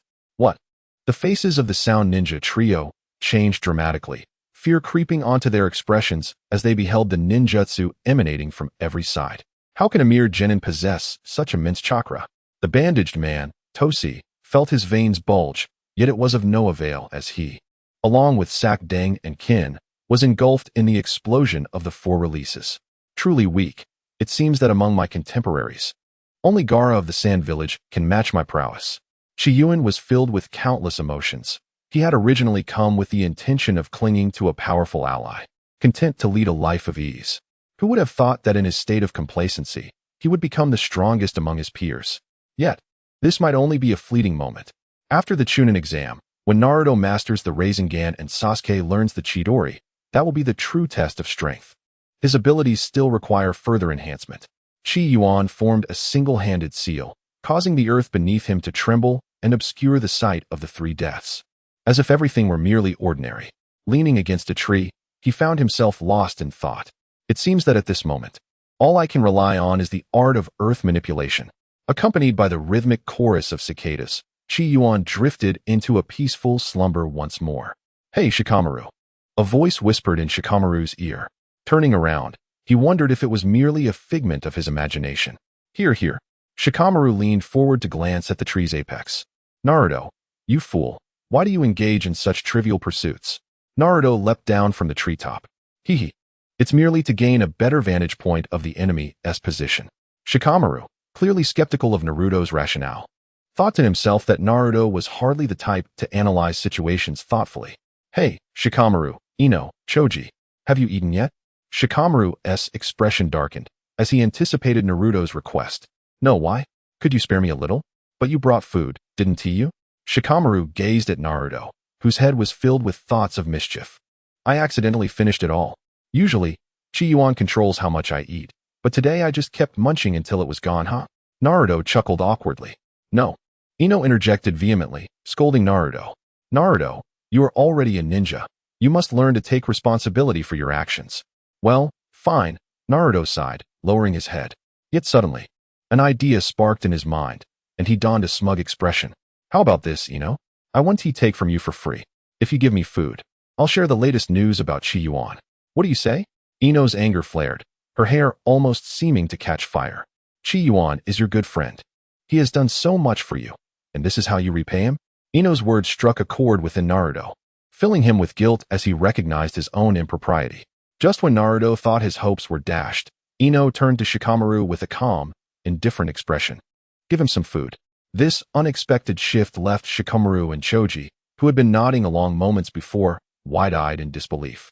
Noticing Shikamaru's reluctance, Ino snatched the storage scroll containing food from his grasp and handed her dinner to Naruto. Now, speak of Qi Yuan's latest developments. If you dare to fabricate anything, well, let us just say you'll be in serious trouble. Naruto hurriedly stuffed his mouth with rice balls, glancing at his own bento with longing, but he refrained from intervening, feeling dejected due to Ino's presence. After finishing his meal, Naruto divulged everything he knew to Ino. Barring a few secrets Qi Yuan had specifically instructed him not to disclose. He wasn't foolish enough not to see the underlying connection between Qi Yuan and Ino. Consider it a way for a couple to strengthen their bond, he reassured himself. This was not a betrayal of Qi Yuan. After dinner, Choji felt that Naruto's solo venture was too perilous and decided he should stay the night, allowing Naruto to part ways with him in the morning. After some contemplation, Naruto accepted Choji's suggestion, especially given the high mortality rate in the Forest of Death during previous exams. However, unbeknownst to them, this year's fatality rate was even higher. Chapter 39. Hidden Perils in the Night. Nightfall arrived silently, enveloping the already somber Forest of Death in an additional veil of tranquility.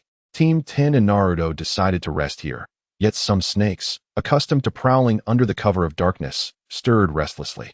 Is that the body of the Uchiha clan? A colossal serpent slithered forth, releasing a woman from its maw. She delicately wiped the slime from her body, her elongated tongue flickering past her lips, her eyes gleaming with exhilaration. This is simply marvelous. With that, she vanished into the dense, foreboding wilderness. That presence, sitting just outside the Forest of Death. Akamichi's thoughts were abruptly halted as he savored a sweet dumpling, his expression shifting to one of fear. Which individual could it be? Yet he quickly steadied himself. First, I must report to the Hokage, then I shall decide on further action. He recalled the mobilization meeting prior to the Chunin exams, where the third Hokage had explicitly instructed that any abnormality during the exams should be reported immediately for decisive action. There was no need to worry about potential delays. The umbu at the entrance would not impede his passage. Currently, all matters in Konoha were focused on the Chunin exams. With that resolve, Akamichi rose promptly to head towards the Hokage's office, foregoing his previous inclination to directly enter the Forest of Death. How utterly dull.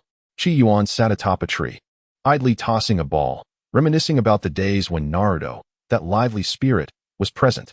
His mission had been fulfilled long before the trio from the Tsuin village launched their assault. Initially, he presumed that all the scrolls had been destroyed in the aftermath of the recent explosion. To his surprise, one scroll remained intact. Although it was completely illegible due to its inky blackness, it was better than having nothing at all. In this so-called deadly struggle, if there were a ranking for the most leisurely and the most irritable, Qi Yuan would undoubtedly be the epitome of leisure, while the irascible one would be none other than Gaara, the infamous bloodthirsty brother. During this period, Gaara had become a relentless force, slaying anyone in sight. On particularly bad days, he even toppled trees around him. Where's that guy? Where's that guy? Show yourself. Gaara's eyes blazed with fury, his veins bulging, accentuating the heaviness of his dark circles. He commanded the sand, sweeping away everything in his path, as if solely focused on locating that man. I feel like there's something stirring over there, Hinata remarked, her brow furrowing at the rustling sounds surrounding them. She sensed impending doom. Don't worry, Hinata, I will protect you, Lee assured, giving a thumbs up, his white teeth glimmering in a bright smile. Now is not the time for recklessness, Lee. Hinata, we should move, Niji interjected. A man of few words, yet his demeanor was as composed as Sasuke's. As they prepared to depart, Niji, surprisingly, found common ground with Gaara. They both recognized that their sole adversary in this deadly forest exam was Qi Yuan. Gaara continued to use his sand to sweep the area, a broad smile finally breaking across his face. I've finally found you. Meanwhile, Sasuke encountered a group of grass ninja, but those amateurs were no match for his prowess, and he swiftly dispatched them, pressing onward. However, he did not find Karen among them. Spotting a flicker of flames, Sasuke's expression sharpened, and he activated his two-tomo Sharingan, gripping a shuriken tightly, ready to strike first. "Ah, it's Sasuke." A familiar voice echoed in his ear, instantly draining his enthusiasm, though he chose to land. "Why is it you all?" he asked, a displeased tone evident as he regarded Naruto's group. This attitude irked Naruto. "What do you mean, why us? You, of all people, act like it's a bother to greet us. How infuriating!" Naruto exclaimed, pointing an accusing finger at Sasuke. Sasuke scoffed disdainfully, then found a spot to sit, reluctantly acknowledging that resting in the company of acquaintances felt far more secure. Ino watched the interaction between Naruto and Sasuke, a sense of excitement bubbling within her. Having encountered both Sasuke and Naruto that night, she wondered if Qi Yuan might also appear. With that thought, Ino promptly requested to keep watch. CHG and Shikamaru exchanged bewildered glances at Ino's sudden diligence. "What has gotten into this pig?" Shikamaru mused, sensing something amiss. "Nothing. Just that you unreliable men make me uneasy. My sensory abilities are the strongest here, so I will keep watch." "Do you have any objections, Shikamaru?" Ino smiled coldly, sending shivers down his spine. No objections. I was just asking," Shikamaru stammered, a nervous laugh escaping him. Inside, he thought, women are quite troublesome. I must avoid such girlfriends in the future. As night deepened, the four gradually fell asleep, accompanied only by Ino's bubbling excitement and the crackling of branches in the campfire. Amid this tranquility, a venomous serpent approached stealthily. "Hey, why is there a house here?" Kiba exclaimed, his mouth agape in disbelief. "No, this must be a product of some ninjutsu. My cursed insects detected a strong chakra presence in this earthen wall," Shino remarked, maintaining his usual calm demeanor. Sakura approached the wall, marveling as she touched it. "This house is quite well made. Such intricate chakra control." Upon hearing the unusual sounds, Team 8 immediately turned to face the source, adopting a defensive stance. However, upon recognizing Hinata, their guard dropped. "Oh, it's just Hinata," Kiba said, a hint of frustration in his voice. "Why is Hinata here?" Sakura wondered aloud, her expression shifting to one of shock. "Could it be that you are the owner of this stone house?" At Sakura's words, Kiba and Shino mirrored her astonishment. They all agreed, as no better explanation seemed to exist for Hinata's sudden presence. Realizing the misunderstanding, Hinata quickly waved her hands, signaling that she had not constructed the stone house. The others snapped back to reality, as they had never heard of the Hyuga clan possessing such exceptional earth-style techniques. "Then whose house is this?" "It's mine," came a cold voice that interrupted their thoughts. The adrenaline surged through the four of them, with Hinata immediately activating her Byakugan in preparation for confrontation. Their defensive posture amused Qi Yuan. "Are you all putting on a show?" They turned toward the sound of footsteps from the rooftop, where a figure emerged. "Qi Yuan, why is it you?" Kiba exclaimed, realizing he was not facing an enemy. Qi Yuan ignored Ya, who enjoyed playing with dogs, and instead turned his gaze towards Hinata. "Oh, Hinata, it's been a while. The last time I heard, you had become a ninja. Naruto and I were quite delighted for a long time, thanks to your earlier assistance. Otherwise, we would have been in quite a predicament." Hinata, seeing Qi Yuan's expression of gratitude, felt a bit shy and softly replied, No, it's nothing. We are all friends. And besides, Naruto-kun has been kind to me. You need not take it to heart, Qi Yuan." "How can that be? A drop of kindness deserves a fountain of gratitude. Even Naruto would never accept your goodwill without due acknowledgement." Qi Yuan pondered for a moment and began to contemplate what he could do to repay Hinata. An idea struck him. Qi Yuan suddenly clapped his hands. "Hinata, as a gesture of gratitude, allow me to share with you Naruto's latest private affairs." Achu." The slumbering Naruto abruptly sneezed, waking up in an instant. "It seems you have caught a cold," Ino remarked, tending to the flickering campfire nearby. "Perhaps. I can't shake the feeling that I've been stripped bare," Naruto replied with a snort. "By the way, doesn't Ino seem to have a liking for Qi Yuan?" A mischievous grin crept across Naruto's face. "What nonsense are you spouting?" Ino blushed fiercely, yet she seemed to respond with a hint of affirmation. I might have a slight affection for Qi Yuan," she confessed quietly, gazing at the flames. Unlike her past feelings for Sasuke, this was not merely an admiration for something beautiful, but rather a stirring in her heart, an indescribable sensation. It felt like a spiritual connection, or perhaps a momentary lapse of consciousness. Being with him felt so effortless and relaxing. Ino's words seemed to resonate not only with Naruto, but also with her own introspection. Uncertain of her own emotions, She pondered for whom her feelings truly lay. A fleeting night passed swiftly.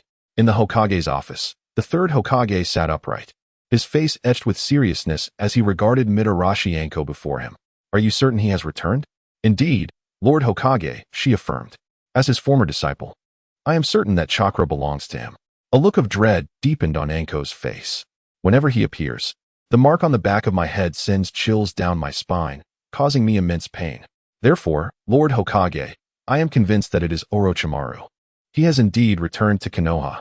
A rare gravity settled over the third Hokage's countenance. Understood, Anko. I command you to immediately lead 10 Umbu to the Forest of Death. You must prevent Orochimaru from jeopardizing the Chunin exams. If necessary, you may forcibly halt the exams to ensure the safety of the participants. Yes, I understand, Lord Hokage. Several Umbu emerged behind Anko. All Umbu, follow me. With Anko's command, they vanished in unison. Alone in the office, the third Hokage, Sarutobi Hiruzen, supported his weary head with his hands, contemplating in silence for a long moment before sighing deeply.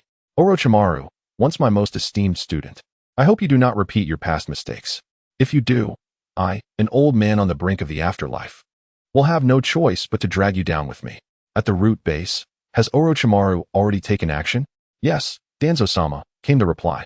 It seems he is aware of the need to contribute, not in vain for my previous assistance. And how is the Chunin exam proceeding? The Jinchuriki from Sunagakure is wreaking havoc, killing indiscriminately, and even some of our own have fallen victim. There's an ominous trend of him going berserk. Do not concern yourself with him. Orochimaru has gone to address this matter.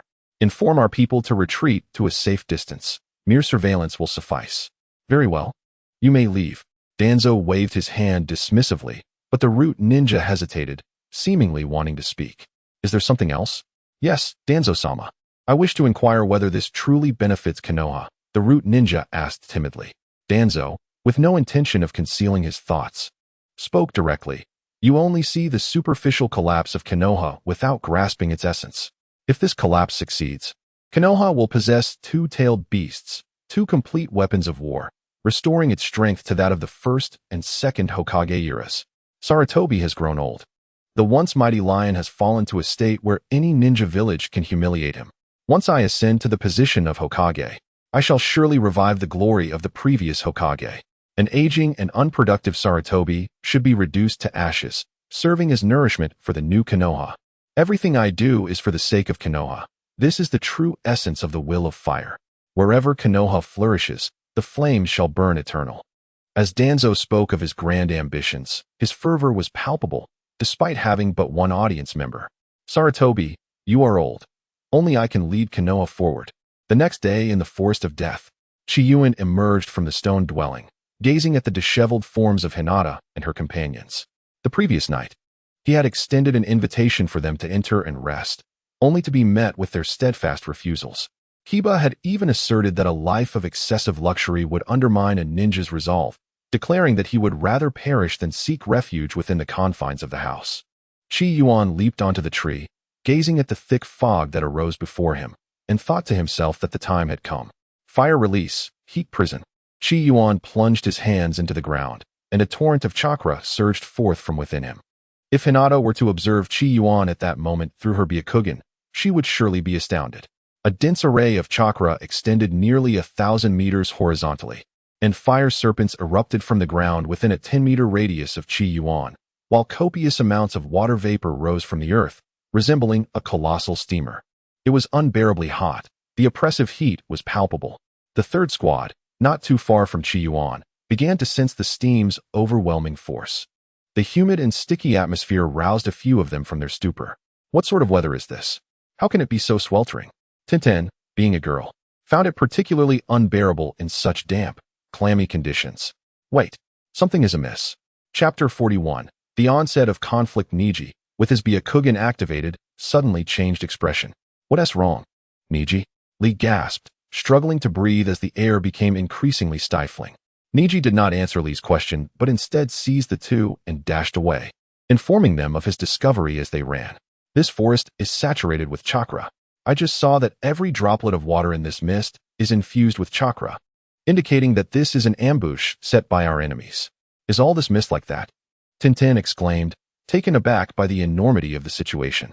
Yes, indeed. Who on earth would be so idle as to orchestrate something like this? Lee seethed, feeling furious. Especially since he had been dreaming of marrying Sakura, only to be awakened by this mist.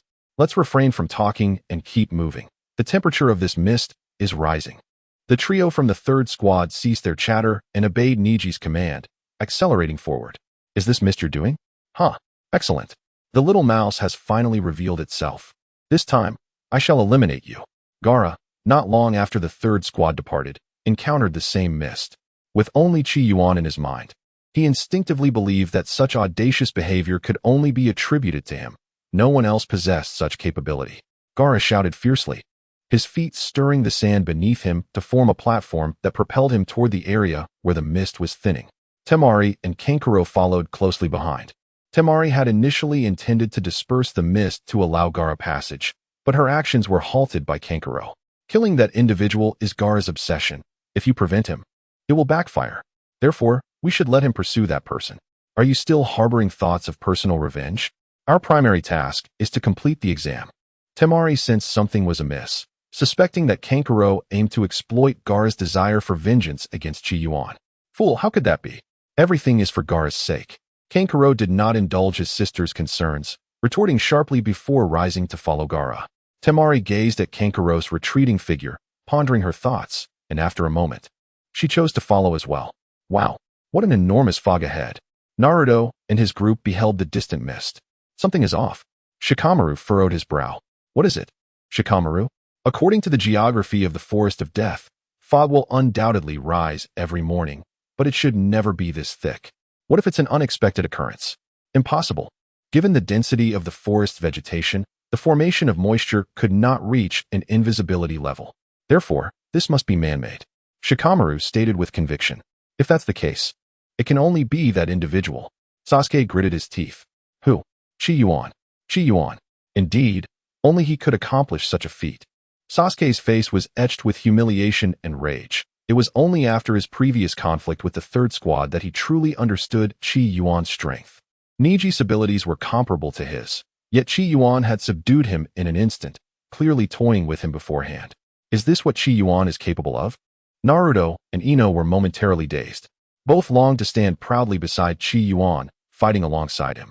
However, as time passed, Qi Yuan had grown increasingly powerful, while they were still preoccupied with trifles. In an instant, all but Shuji felt a burning desire to become stronger. As they approached the hot mist, Naruto attempted to step inside, but was repelled by the searing heat. Too hot. Shikamaru felt the temperature slightly.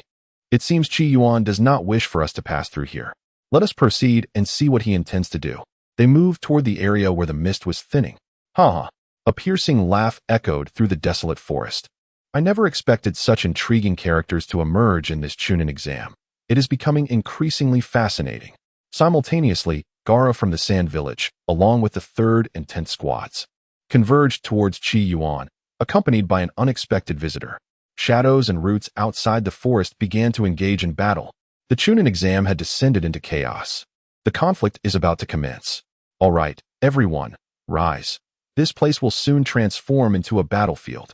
Qi Yuan roused the 4 individuals one by one. What is the matter? Let me sleep a little longer, he replied, reminiscent of a college student reluctant to rise. Despite his efforts to stir, Qi Yuan remained unyielding. Indeed, I was utterly exhausted yesterday, echoed Sakura, who was dozing against a tree beside him. Shino remained silent, opting instead to allow the insects to envelop him entirely, appearing from a distance as a dark mass. Hinata stood obediently behind Qi Yuan. Hinata, will you stay or depart now? If you choose to leave, I will give you the Book of Heaven and Earth as a token of gratitude for your previous kindness, Qi Yuan offered. May I ask what you intend to do shortly? Hinata inquired in her usual soft voice. Me? I plan to eliminate all the candidates in one fell swoop, Qi Yuan declared.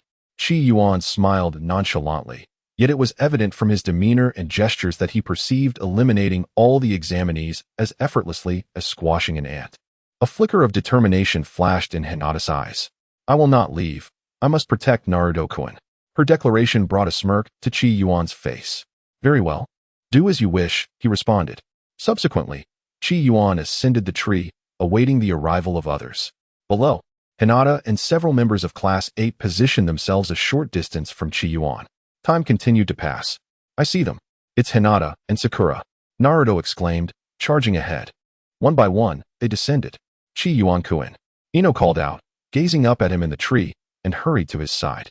Qi Yuan-kun, did you truly do this? Why would you take such actions? Qi Yuan, feeling a touch of embarrassment, scratched his head. Could he confess that it was merely his laziness that deterred him from seeking assistance? Certainly not. I apologize, Ino. I merely wish to experiment with the new jutsu I have developed. As Qi Yuan conversed with Ino, the members of Team 4, including Niji and Gaara, also arrived in succession. Qi Yuan, Niji, and Gaara glared fiercely at him. Qi Yuan gently pulled Jing Yi close to himself and instructed, stay still. Qi Yuan gently reminded Ino, then cast a detached glance at the crowd below.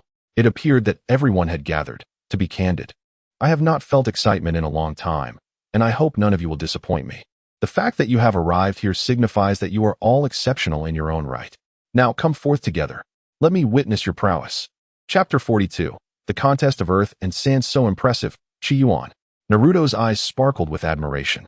Meanwhile, Sasuke, Shikamaru, Niji, and Gaara wore expressions of dark discontent. You scoundrel!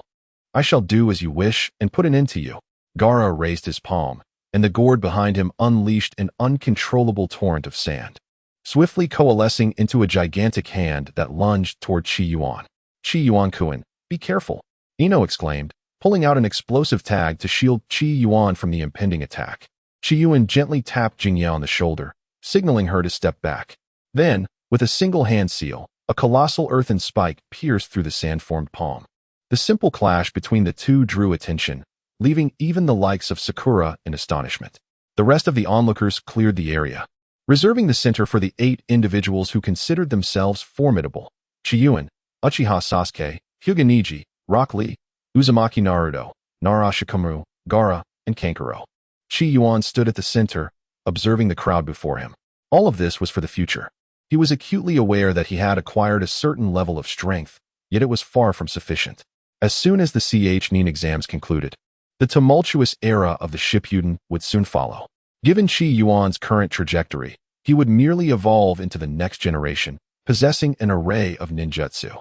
However, during the chaotic times of Shippuden, where bloodshed was rampant and formidable foes roamed, merely having diverse elemental ninjutsu would prove inadequate, rendering him incapable of competing in the pinnacle battles. In the original narrative, the legendary Senju Hashirama, wielding would release and sage techniques, could engage in a fierce exchange with the reanimated Uchiha Madara. The second Hokage, possessing the most potent mobility ninjutsu, the Flying Thunder God technique, could occasionally launch surprise attacks. Beyond that, he played a limited role, relegated to directing Naruto-esque battles with mere words. Even then, he was ultimately subdued by Madara with a single strike. Only the fourth Hokage, who mastered the Flying Thunder God technique and could also harness a sage mode with the Nine Tails, managed to approach the threshold of the ultimate battles, albeit only by relying on his son's prowess. Yet, he ultimately lost his 10 brothers. In stark contrast, the third Hokage, renowned for his mastery of 5 elemental ninjutsu, and often referred to as the ninjutsu scholar, could merely clear out minor adversaries from the periphery. He did not even reach the high-stakes matches, let alone the pinnacle of combat. Qi Yuan motivated himself in his heart. Only in the face of absolute despair can one truly comprehend the myriad facets of life and death. It is often in the direst of circumstances that individuals unleash their latent potential. If he wished to shape his own destiny in the future, he must strive relentlessly in the present. With this thought, Qi Yuan donned an expression of disdain. Do you truly believe you can dance in the spotlight? How naive. Even you. I shall triumph over this time. Only by vanquishing you can I earn the right to eliminate that man. At this age, behaving like a child, if I cannot defeat you, I shall run inverted around the hidden leaf 100 times. Humph. The Hyuga clan is the strongest in the leaf. I am determined to end your life. The humiliation I suffered that day shall be avenged today. Taking the initiative was Rock Lee, who swiftly stood atop a tree and unfastened the weights on his legs. Upon reuniting, he delivered a swift kick to Qi Yuan's face. Qi Yuan's facial hair bristled upright as his heightened senses activated in an instant.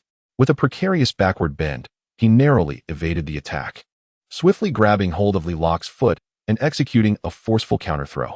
Qi Yuan's movements were as fluid as flowing water, executed in one seamless motion. As he landed, 7 or 8 Naruto figures immediately surrounded him. With a flurry of left punches and right kicks, one after another, the Naruto figures were sent hurtling away, spinning like tops, until he dispatched the last 2 with a powerful kick. Just before touching down, he activated his senses, performing a mid-air rotation and landing gracefully on his hands. Earth release, 4 corners, earth flow wall. Walls of earth rose up, enveloping Qi Yuan completely. In that moment, he unleashed fire release, great fireball technique, and the secret technique, crow. A fireball and a puppet surged forth from either side of Qi Yuan, crashing against the thick earthen barrier, leaving it charred and in tatters. If this is all you are capable of, you shall not witness my true power. A voice resonated from within the walls. Wind release, wind dragon tornado.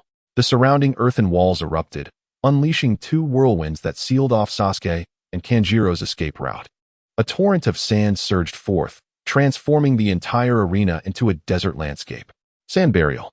The sand churned violently, as if intent on burying everything. How could Qi Yuan possibly allow Gaara, who was gathering his ultimate move, to act freely? A shadow clone manifested behind Qi Yuan, unleashing a powerful earthquake technique that caused the ground and sand to collide violently, trapping Naruto and Rock Lee, who had been the first to be eliminated, in a swirling mass of earth. Subsequently, 2 enormous hands formed from the soil lunged towards Kankuro and Sasuke, while the other combatants found themselves encircled. Sasuke, Kankuro, and Neji Hyuga lined up in succession, preparing for the onslaught. Gaara stood aloft on a bed of floating sand, with Shikamaru Nara positioned below. The surrounding flora had vanished, revealing starkly contrasting terrains, bare ground on one side and sandy expanse on the other. Remarkable! How astonishing! Kiba exclaimed, beads of cold sweat trickling down his brow. Even Sakura, in disbelief, could only utter exclamations of surprise. Such power could not possibly belong to a mere Chunin. Back on the battlefield, the chakra emanating from the opponent shimmered like the sun, an unprecedented sight that left me in awe. Neji's expression was grave. Certain truths can only be grasped through personal experience. You leaf ninjas are adept at illusion. If you lack the courage to fight, then do not engage. Gaara. Suddenly, a colossal sand hand crashed down, sending Kankuro flying. All of you, get out of the way, or I shall eliminate you alongside him. Gaara's face bore cracks reminiscent of shattered porcelain as he slowly raised his hand, causing a tempest of yellow sand to swirl around Qi Yuan. Sand binding, sand waterfall funeral. With a gentle grasp, a massive sphere of sand enveloped Qi Yuan, gradually constricting around him. Qi Yuan, Ino witnessing this, expressed deep concern and wished to rush to his aid. Amidst the rustling of the sands, a distinctly different sound emerged, akin to a chainsaw whirring at high speed. A calm, yet resolute voice followed. Wind release, wind cutter. The rapidly spinning wind blade sliced through the dense layers of sand effortlessly. Qi Yuan emerged from the swirling sands, wielding the wind blade, and hurled it towards Gaara. The blade sliced through the air, effortlessly penetrating Gaara's sandy defenses and striking him forcefully in the face. Why is that bothersome old man's rat so difficult to kill? Gaara raged inwardly, a piercing voice echoing in his mind.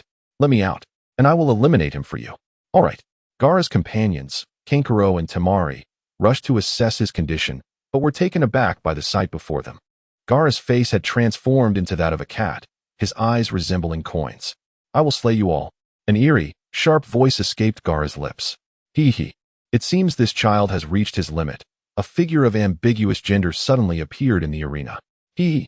Now it's my turn to play with you. Chapter 43. The arrival of Orochimaru who? The crowd turned towards the source of the voice. Good afternoon, everyone. I am a candidate from the Sound Ninja Village, and my name is Snake Sound. I have come primarily to engage in meaningful exchanges with all of you. Wow, Byakugan, Sharingan, and a chakra affinity rivaling that of the Uzumaki clan? As for that little brat, now I understand. I believe we will create unforgettable memories together.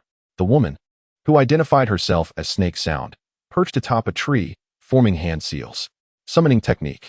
With a loud explosion, a cloud of white smoke erupted. Hiss! A massive python emerged from the smoke. Now, let it entertain you. Snake Sound commanded the serpent to ensnare everyone, swiftly rendering Gaara unconscious before darting towards Sasuke. Everyone, be careful. His target is Sasuke. Naruto exclaimed. Shikamaru, you and Choji will restrain the giant snake. Kiba, Lee, Niji, you four will confront it head-on. Why should I listen to you?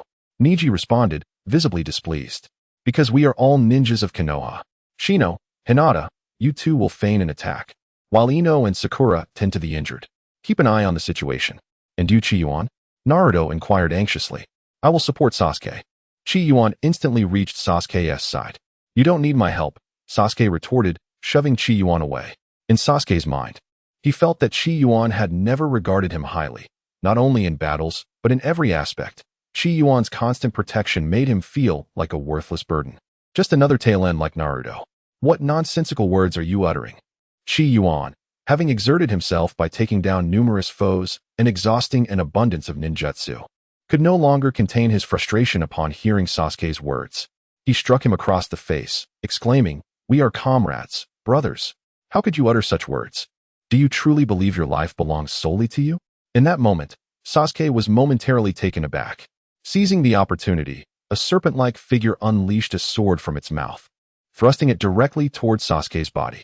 With a resounding clap of his hands, Qi Yuan summoned a triple earthen wall before him. However, the sword held by Shiin was no ordinary blade. It was the legendary Kusanagi. It pierced through the earthen barrier and approached Sasuke directly. Sasuke, be cautious. Sasuke's eyes caught the movement of Shiin, yet he could not evade in time. As the Kusanagi drew nearer, his pupils dilated in alarm. At last, it's within reach. Hee. Suddenly, Qi Yuan positioned himself in front of Sasuke, taking the brunt of the Kusanagi as it impaled his right chest. Without the support of his body, Qi Yuan slowly collapsed onto Sasuke, leaving a trail of blood tears on Sasuke's face. Brothers? You scoundrel! You wretched fiend! I shall slay you! Sasuke's eyes spun wildly, the three tomos swirling with a crimson, frenzied light. Qi Yuan. Meanwhile, those engaged in battle against the Great Serpent also became aware of the dire situation. Naruto, witnessing this scene, felt a surge of rage, his teeth clenched. Having recently gained insight into the Sharingan, he realized this was no mere illusion. His pupils transformed into beastly orbs, and the whiskers on his face grew more pronounced as red chakra enveloped him like a tangible cloak. You scoundrel, I will tear you to shreds. Naruto and Sasuke launched a coordinated assault against Shiin, while Ino hurried to provide assistance to Qi Yuan. The clash between Naruto, Sasuke, and Shiin was fierce, with fireballs, phoenix flames, and the shadows of beastly fists soaring through the air. Shiin was momentarily forced back, but soon regained his footing. Damn it! Has this face been ruined? As Shiin attempted to wipe the blood from his visage, he inadvertently touched a gash. With a sudden, fierce tug, he unveiled his true form. On the other front, the battle against the Great Serpent raged on, with no clear victor emerging. Enough of this charade. The figure shedding his human guise, Orochimaru, declared. He unleashed the ninja art, multiple snakes technique, to attack the duo. Sasuke and Naruto dodged incessantly, yet the onslaught grew increasingly relentless. Exhausted, both warriors sustained injuries. So, you are the new Jinchuriki of Konoha, the little brat harboring the Nine Tails. Quite the perilous adversary, Orochimaru murmured, his voice low. Grasping Naruto by the throat with one hand, he pulled aside Naruto's clothing with the other. Upon examination, he discovered two sealing techniques of the four symbols beneath. From an overall perspective, could this be the 8 trigram seal? Truly the handiwork of that individual, he mused. In that case, let us proceed with the 5-element seal.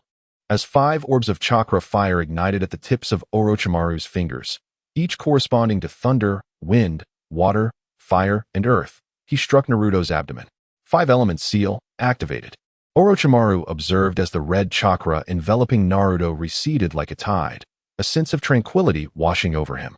Disposing of Naruto like a lifeless dog, he contemplated his primary objective, the Uchiha Sasuke and the destruction of Konoha.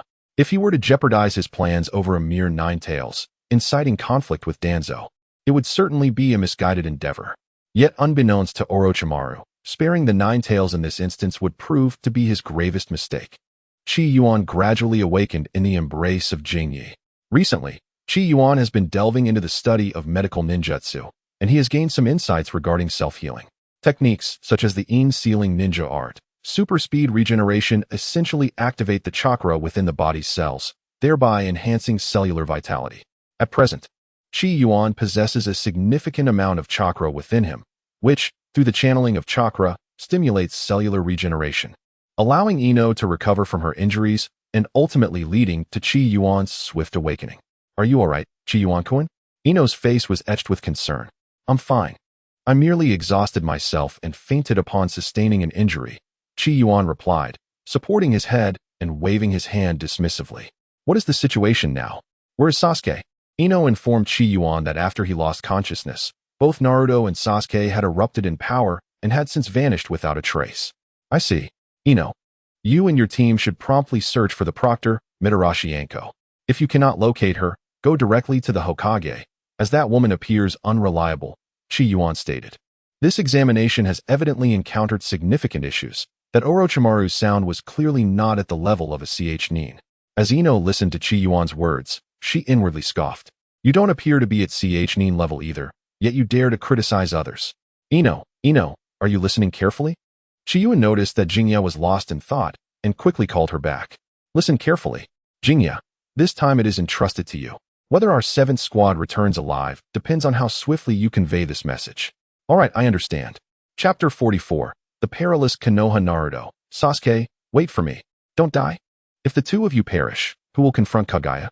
I cannot withstand the infinite Tsukuyami alone. The figure of Qi Yuan emerged from one tree and vanished into another. Signs of battle lingered here, suggesting that the confrontation was not far off. Qi Yuan alighted on a tree, surveying his surroundings. With a sudden burst, he left a deep imprint of his shoe on the trunk. At that moment, on Orochimaru's side, Sasuke lay exhausted, his chakra depleted, while Naruto, feeling utterly drained, sprawled on the ground like a lifeless dog. The Sharingan, the coveted prize I have long awaited, is finally within my grasp. Orochimaru mused, gently caressing Sasuke Uchiha's eyes, feeling the pulse of the orbs within their sockets. What a delightful sensation. Rest assured, once I reincarnate within your body, I shall not betray the name Uchiha. I shall even assist you in eliminating that man. Orochimaru gazed hungrily at the 3-tomo Sharingan, his heart racing with anticipation. Sasuke Uchiha, do you have any final wishes to express? Speak them now, for after your demise, I shall fulfill your desires using your body and your voice. He spoke softly, wary of frightening the form before him. Sasuke stifled his tears as this old pervert caressed him, his heart crying out in anguish. Family, who understands? As the future heir of the Uchiha clan, the sole legitimate Uchiha in this era, my brother shows no affection, my father offers no love. Now, I am subjected to the torment of this perverse fiend, my beloved comrades have fallen, and a woman I loathe harbors affection for me. Today I face death, yet this monster seeks to toy with me. What is the matter, Sasuke? Do you have no wishes to share? How unfortunate. I seldom grant others their desires. So now, relinquish your body to me. Sasuke writhed desperately, but it was to no avail. Orochimaru extended his neck, aiming to bite Sasuke, when suddenly, a shuriken sliced through the air toward him. A glint of cold light reflected in Orochimaru's eyes as he turned, spitting forth a flying sword that clashed with the shuriken. I believe you are beyond help now. Qi Yuan stood on the tree across the way, clutching his right chest. The intense exertion had reopened his wound, causing him considerable agony. Nevertheless, he sincerely expressed gratitude for the legendary and formidable protagonist's halo, which had stubbornly kept Sasuke alive until now. Thank heavens! Qi Yuan silently exclaimed. Humph, it's you again. In the past few decades, Konoha had not seen a ninja like you. While lacking in strength, your ability to create chaos is indeed unparalleled. The cold figure, Orochimaru, observed the approaching Qi Yuan with annoyance, akin to being disturbed by an uninvited knock while engaged in important matters. May I interpret that as a compliment? Qi Yuan defiantly raised an eyebrow at Orochimaru, though deep down, he hoped Ino would arrive with reinforcements soon. Heh, the reckless fool thinks I am praising him. If that's what you believe, then so be it. After all, no one argues with the dead. Orochimaru's neck elongated in an instant, swiftly reaching Qi Yuan's immediate vicinity. So fast, Qi Yuan's heart raced. This marked his first encounter with a shadow-level character since his debut, and he estimated that his combined abilities barely qualified him as a special genin, and even then, the weakest among them. Now, burdened with injuries and facing the legendary Sannin, Orochimaru, it felt akin to an old tortoise hanging itself, an act of sheer folly. Despite knowing that Sasuke would likely flee, Qi Yuan had long regarded his companions from the Konoha 12 as living beings, having shared countless days together. He possessed no system and no hope of returning home. Instead of languishing in despair, he resolved to embark on a new life in this world. Sasuke, rest assured, this time I will bring you home. Qi Yuan struggled to fend off Orochimaru's fangs with his kunai. Home? Do I even have a home? Upon hearing Qi Yuan's words, Sasuke became momentarily dazed. The relaxation in his heart allowed the utterly exhausted Sasuke to slip into unconsciousness. At the Hokage building, hurry up, CHG, Shikamaru, let us move. The members of Team 10 dashed across the rooftop.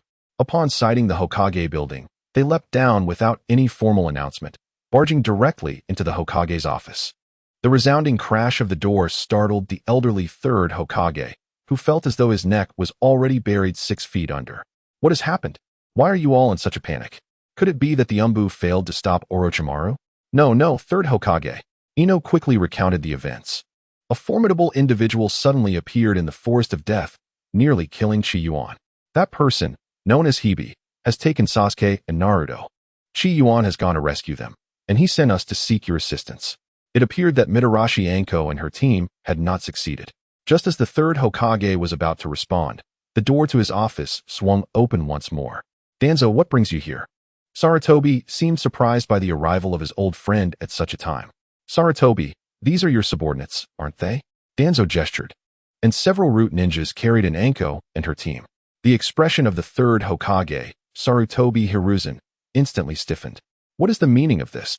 My subordinates sensed violent battle fluctuations and went to investigate, discovering several unidentified individuals engaged in combat with the Umbu. They rushed to intervene and rescued these individuals, or else they would have perished. I have already dispatched people to interrogate the unknown assailants. With a thud, come in, the third Hokage coldly commanded. Third Hokage, here are the latest materials from the interrogation department. The third Hokage accepted the documents, which stated, following a criminal investigation, it was discovered that several ninjas hail from the Sound Village, affiliated with Orochimaru's Umbu, with the objective of assisting Orochimaru in capturing Uchiha Sasuke. All involved ninjas and their associates have been accounted for, with no personnel missing.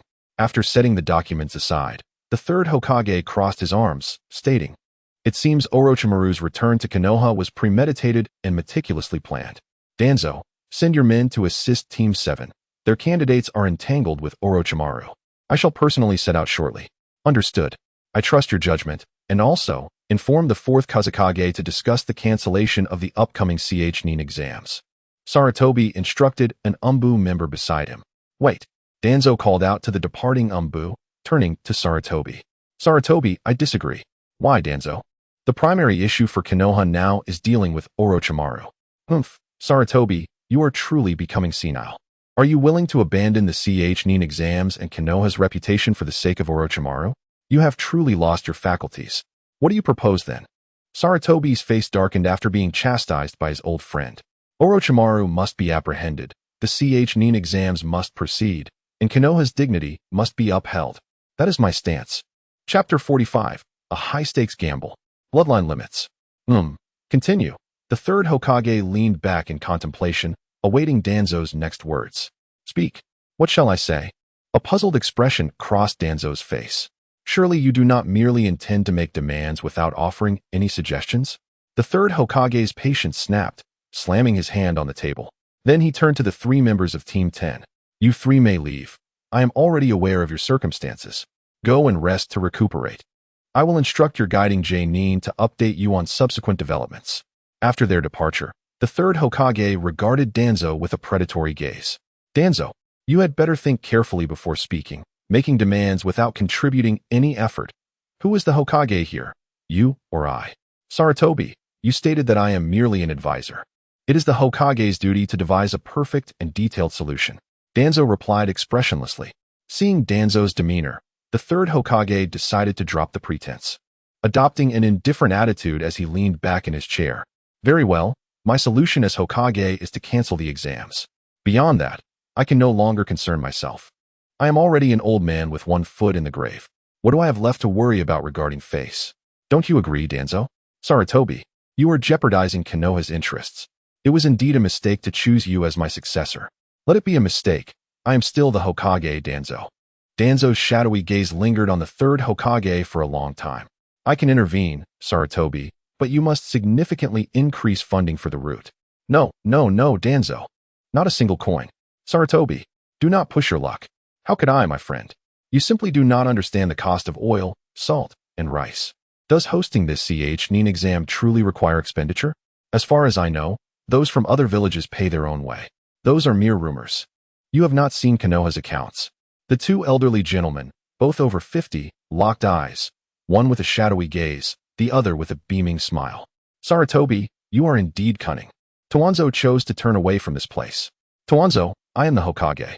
You are still too inexperienced to challenge me. Sarutobi, you will come to regret this. The title of Hokage will eventually be mine. The thoughts of the two men diverged, unspoken to outsiders.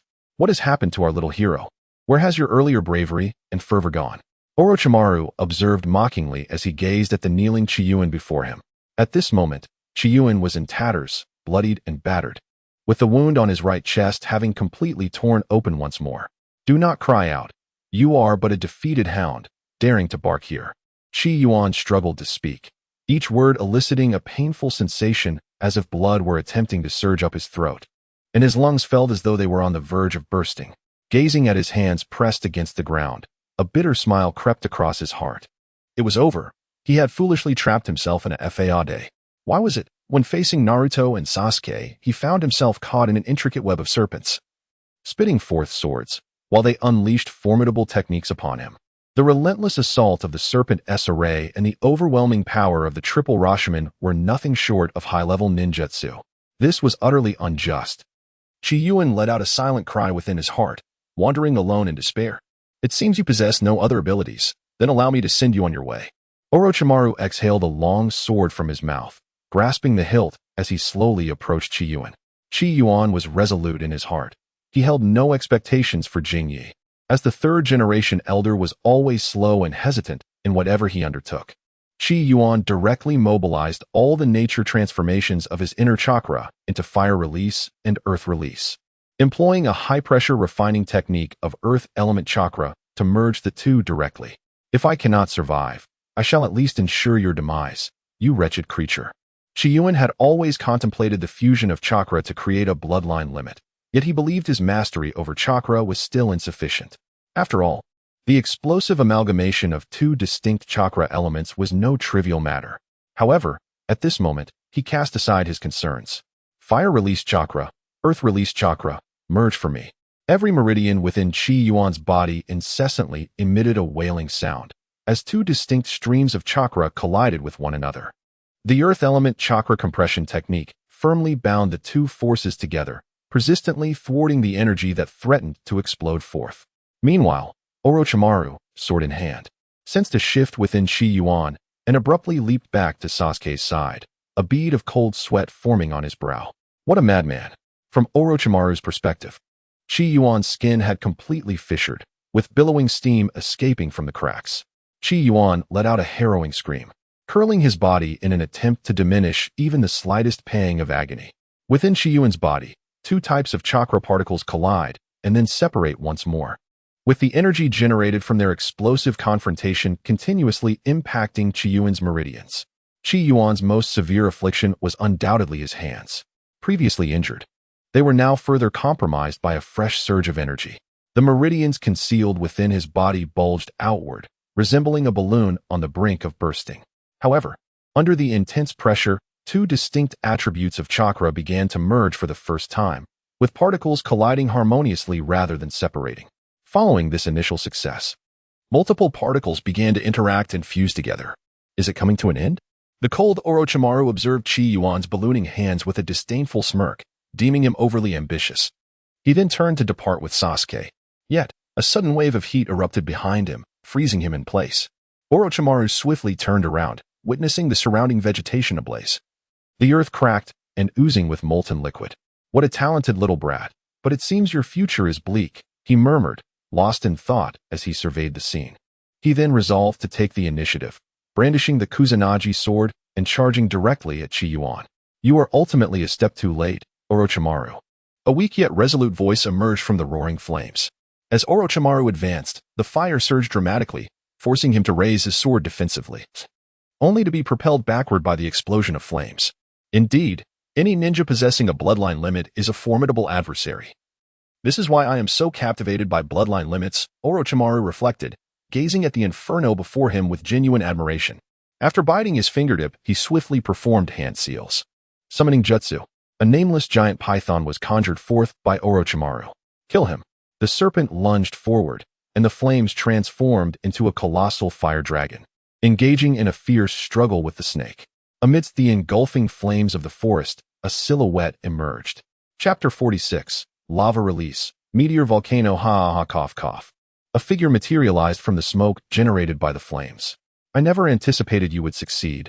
This is beyond my expectations. In the annals of ninja history, at your age, you have accomplished remarkable feats worthy of pride. Even the genius ninja Minato, the fourth Hokage of Konoha, did not measure up to your achievements at this age, Orochimaru remarked, gazing at the newcomer. May I interpret this as a compliment? Of course. You possess the strength to warrant my praise. Orochimaru shrugged, his face filled with admiration. Yet, his expression shifted abruptly. Regrettably, had you encountered me a few years later, you might have easily triumphed in this battle. However, as you are now, even with a bloodline limit, you will not be my match. In Konoha, only those who grow truly deserve the title of genius. Orochimaru stepped forward with a single-handed grip on his sword, lunging toward Qi Yuan's neck with a decisive strike. Qi Yuan swiftly turned his head and, with a single hand, grasped Orochimaru's arm. His palms suddenly transformed into molten lava, severing one of Orochimaru's arms. This was the lava release, self-transformation technique. In his pursuit of creating and developing the art of lava release, Qi Yuan comprehended a unique ninjutsu that enables any part of his body to transmute into molten magma, reminiscent of elemental transformation. Orochimaru, taken aback by the pain, instinctively recoiled a step.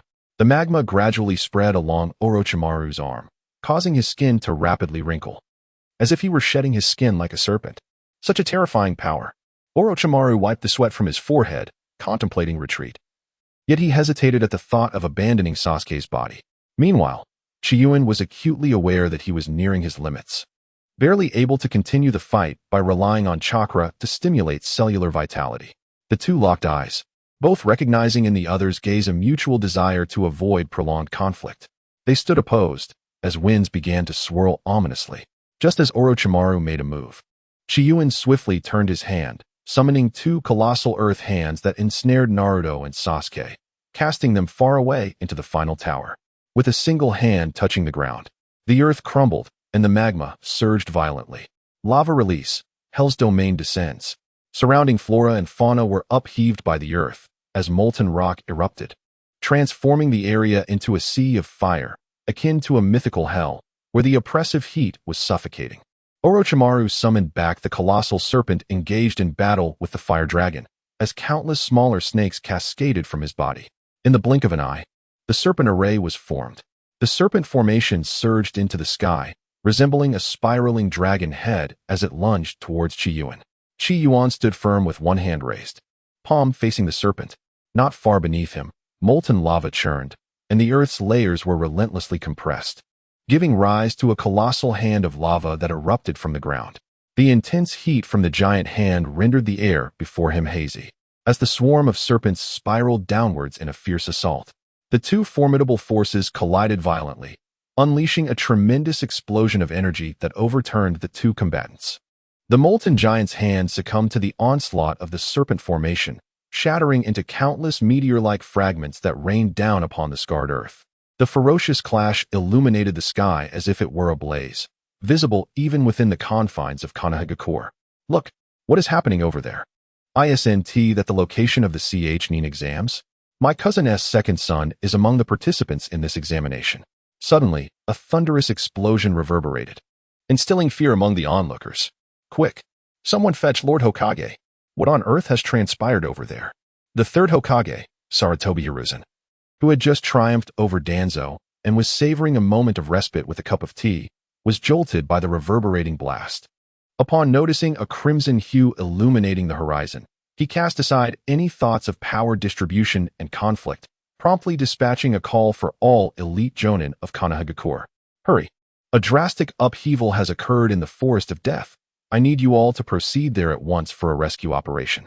Recognizing the gravity of the situation, no one questioned his command. Led by Kakashi Hitaki, they instantly vanished from sight. Meanwhile, Ino, CHG, and Shikamaru, who were convalescing in the hospital, caught a glimpse of this rare spectacle. Qi Yuan. He can't be in danger, can he? Ino exclaimed, eager to remove her foredrip and seek out Qi Yuan. However, Shikamaru intervened. Wait, Ino. Focus on the commotion over there. Do you think your presence would be of any assistance? If he is still alive, you would only burden him further. But, Ino attempted to protest, but Shikamaru interrupted her. I understand your concern, but to put it bluntly, he has already ventured far ahead of us. What sane individual would dare challenge all the examinees? Worrying will only lead to chaos, Ino. Our best course of action is to recuperate and pray for his safe return. If he cannot return, we shall seek vengeance on his behalf. With a heavy heart, Ino sank back into her seat. The hospital room fell into a profound silence, punctuated only by the sounds of their breathing and the rhythmic beeping of the foredrip, creating an atmosphere of solemn tranquility. In the burning forest of death, Qi Yuan landed steadily amidst the lingering chaos of the explosion, hands resting on his hips, gasping for breath. Beside him, Orochimaru showed no signs of advantage, beads of sweat cascading down his forehead. One was gravely injured, relentlessly unleashing hidden potential, while the other faced the twilight of life, each skirmish draining vitality. Both were acutely aware that the outcome would hinge upon the next move. Orochimaru summoned every serpent in the vicinity, an overwhelming multitude of snakes swarming throughout the forest. The remnants of shattered trees and the molten earth were teeming with serpentine forms. Their sheer numbers were such that the corpses of snakes obstructed the fissures in the ground, halting the flow of lava. This time, I shall surely send you to the depths of hell. Orochimaru commanded the serpent horde to surge towards Qi Yuan. Thousands upon thousands of tiny snakes converged like an immense net, intent on entombing the man beneath. So many snakes. The sight induced a profound sense of claustrophobia in me. On Qi Yuan's face was an expression of utter disgust and disdain. With a fierce expression, Qi Yuan clasped his hands together and struck them once. The ground beneath him crumbled, unleashing a torrent of molten lava. Qi Yuan's entire body was enveloped in flowing magma, his hands transforming into colossal fireballs of lava, continuously launching skyward. The lava on the ground was drawn into Qi Yuan himself, replenishing his fiery projectiles. As he brought his hands together, he unleashed one final, massive fireball. Melting escape, meteor volcano. The magma fireball, propelled into the air by Qi Yuan, began to coalesce, resembling a celestial rain of fire as it plummeted to the earth. Any serpents struck by this fiery meteor shower writhed in agony, their cries echoing as their souls departed from their bodies. The lava on the ground erupted like a volcanic explosion, while the magma raining from the sky descended like meteors, transforming the entire death forest into a hellscape. Orochimaru gazed upon the scene of countless corpses, unable to discern whether it was lava or blood flowing for miles. Stop! Everyone halt! Commanded Kakashi, leading the group to a standstill outside the death forest. The faces of his companions were etched with terror as they beheld the devastation. Is this some kind of trick? Asuma exclaimed, dropping the cigarette from his mouth onto the ground. It's truly awe-inspiring, causing sweat to bead at the back of my head. Such intense heat is fitting for the passionate youth. With the final meteor crashing to the ground, the elite jonin, including Kakashi, looked upon the death forest, now engulfed in flames, rendering it a forbidding sight. Chapter 47. The conclusion of the Orochimaru incident. Is everything truly over? It seems that way. What is this blinding light? Where am I? Kakashi-sensei, Qi Yuan. Qi Yuan has awakened. Am I still alive? My body aches terribly. Qi Yuan. Qi Yuan. Can you hear me? Qi Yuan. Qi Yuan slowly opened his eyes. The stark contrast of the white walls and the bright lights made him feel disoriented. Kakashi? It's me, Qi Yuan. You need to rest now. All right. Doctor, what is Qi Yuan's condition? Naruto inquired anxiously. Who are you? I am his close brother. Just tell me whatever it is regarding him. Naruto answered hastily. The patient's condition is quite grim. He may lose the use of his hands. We don't want to hear such meaningless words. Sasuke, leaning against the wall, straightened up and approached the doctor. Just tell us how to treat him, whatever the cost. Come to the Uchiha clan for it. We are not short on money. I understand your feelings, But this is indeed not a matter of money. The doctor sighed helplessly, finding it difficult to converse with laymen. Did you know the patient has previously suffered damage to the tendons in his hands?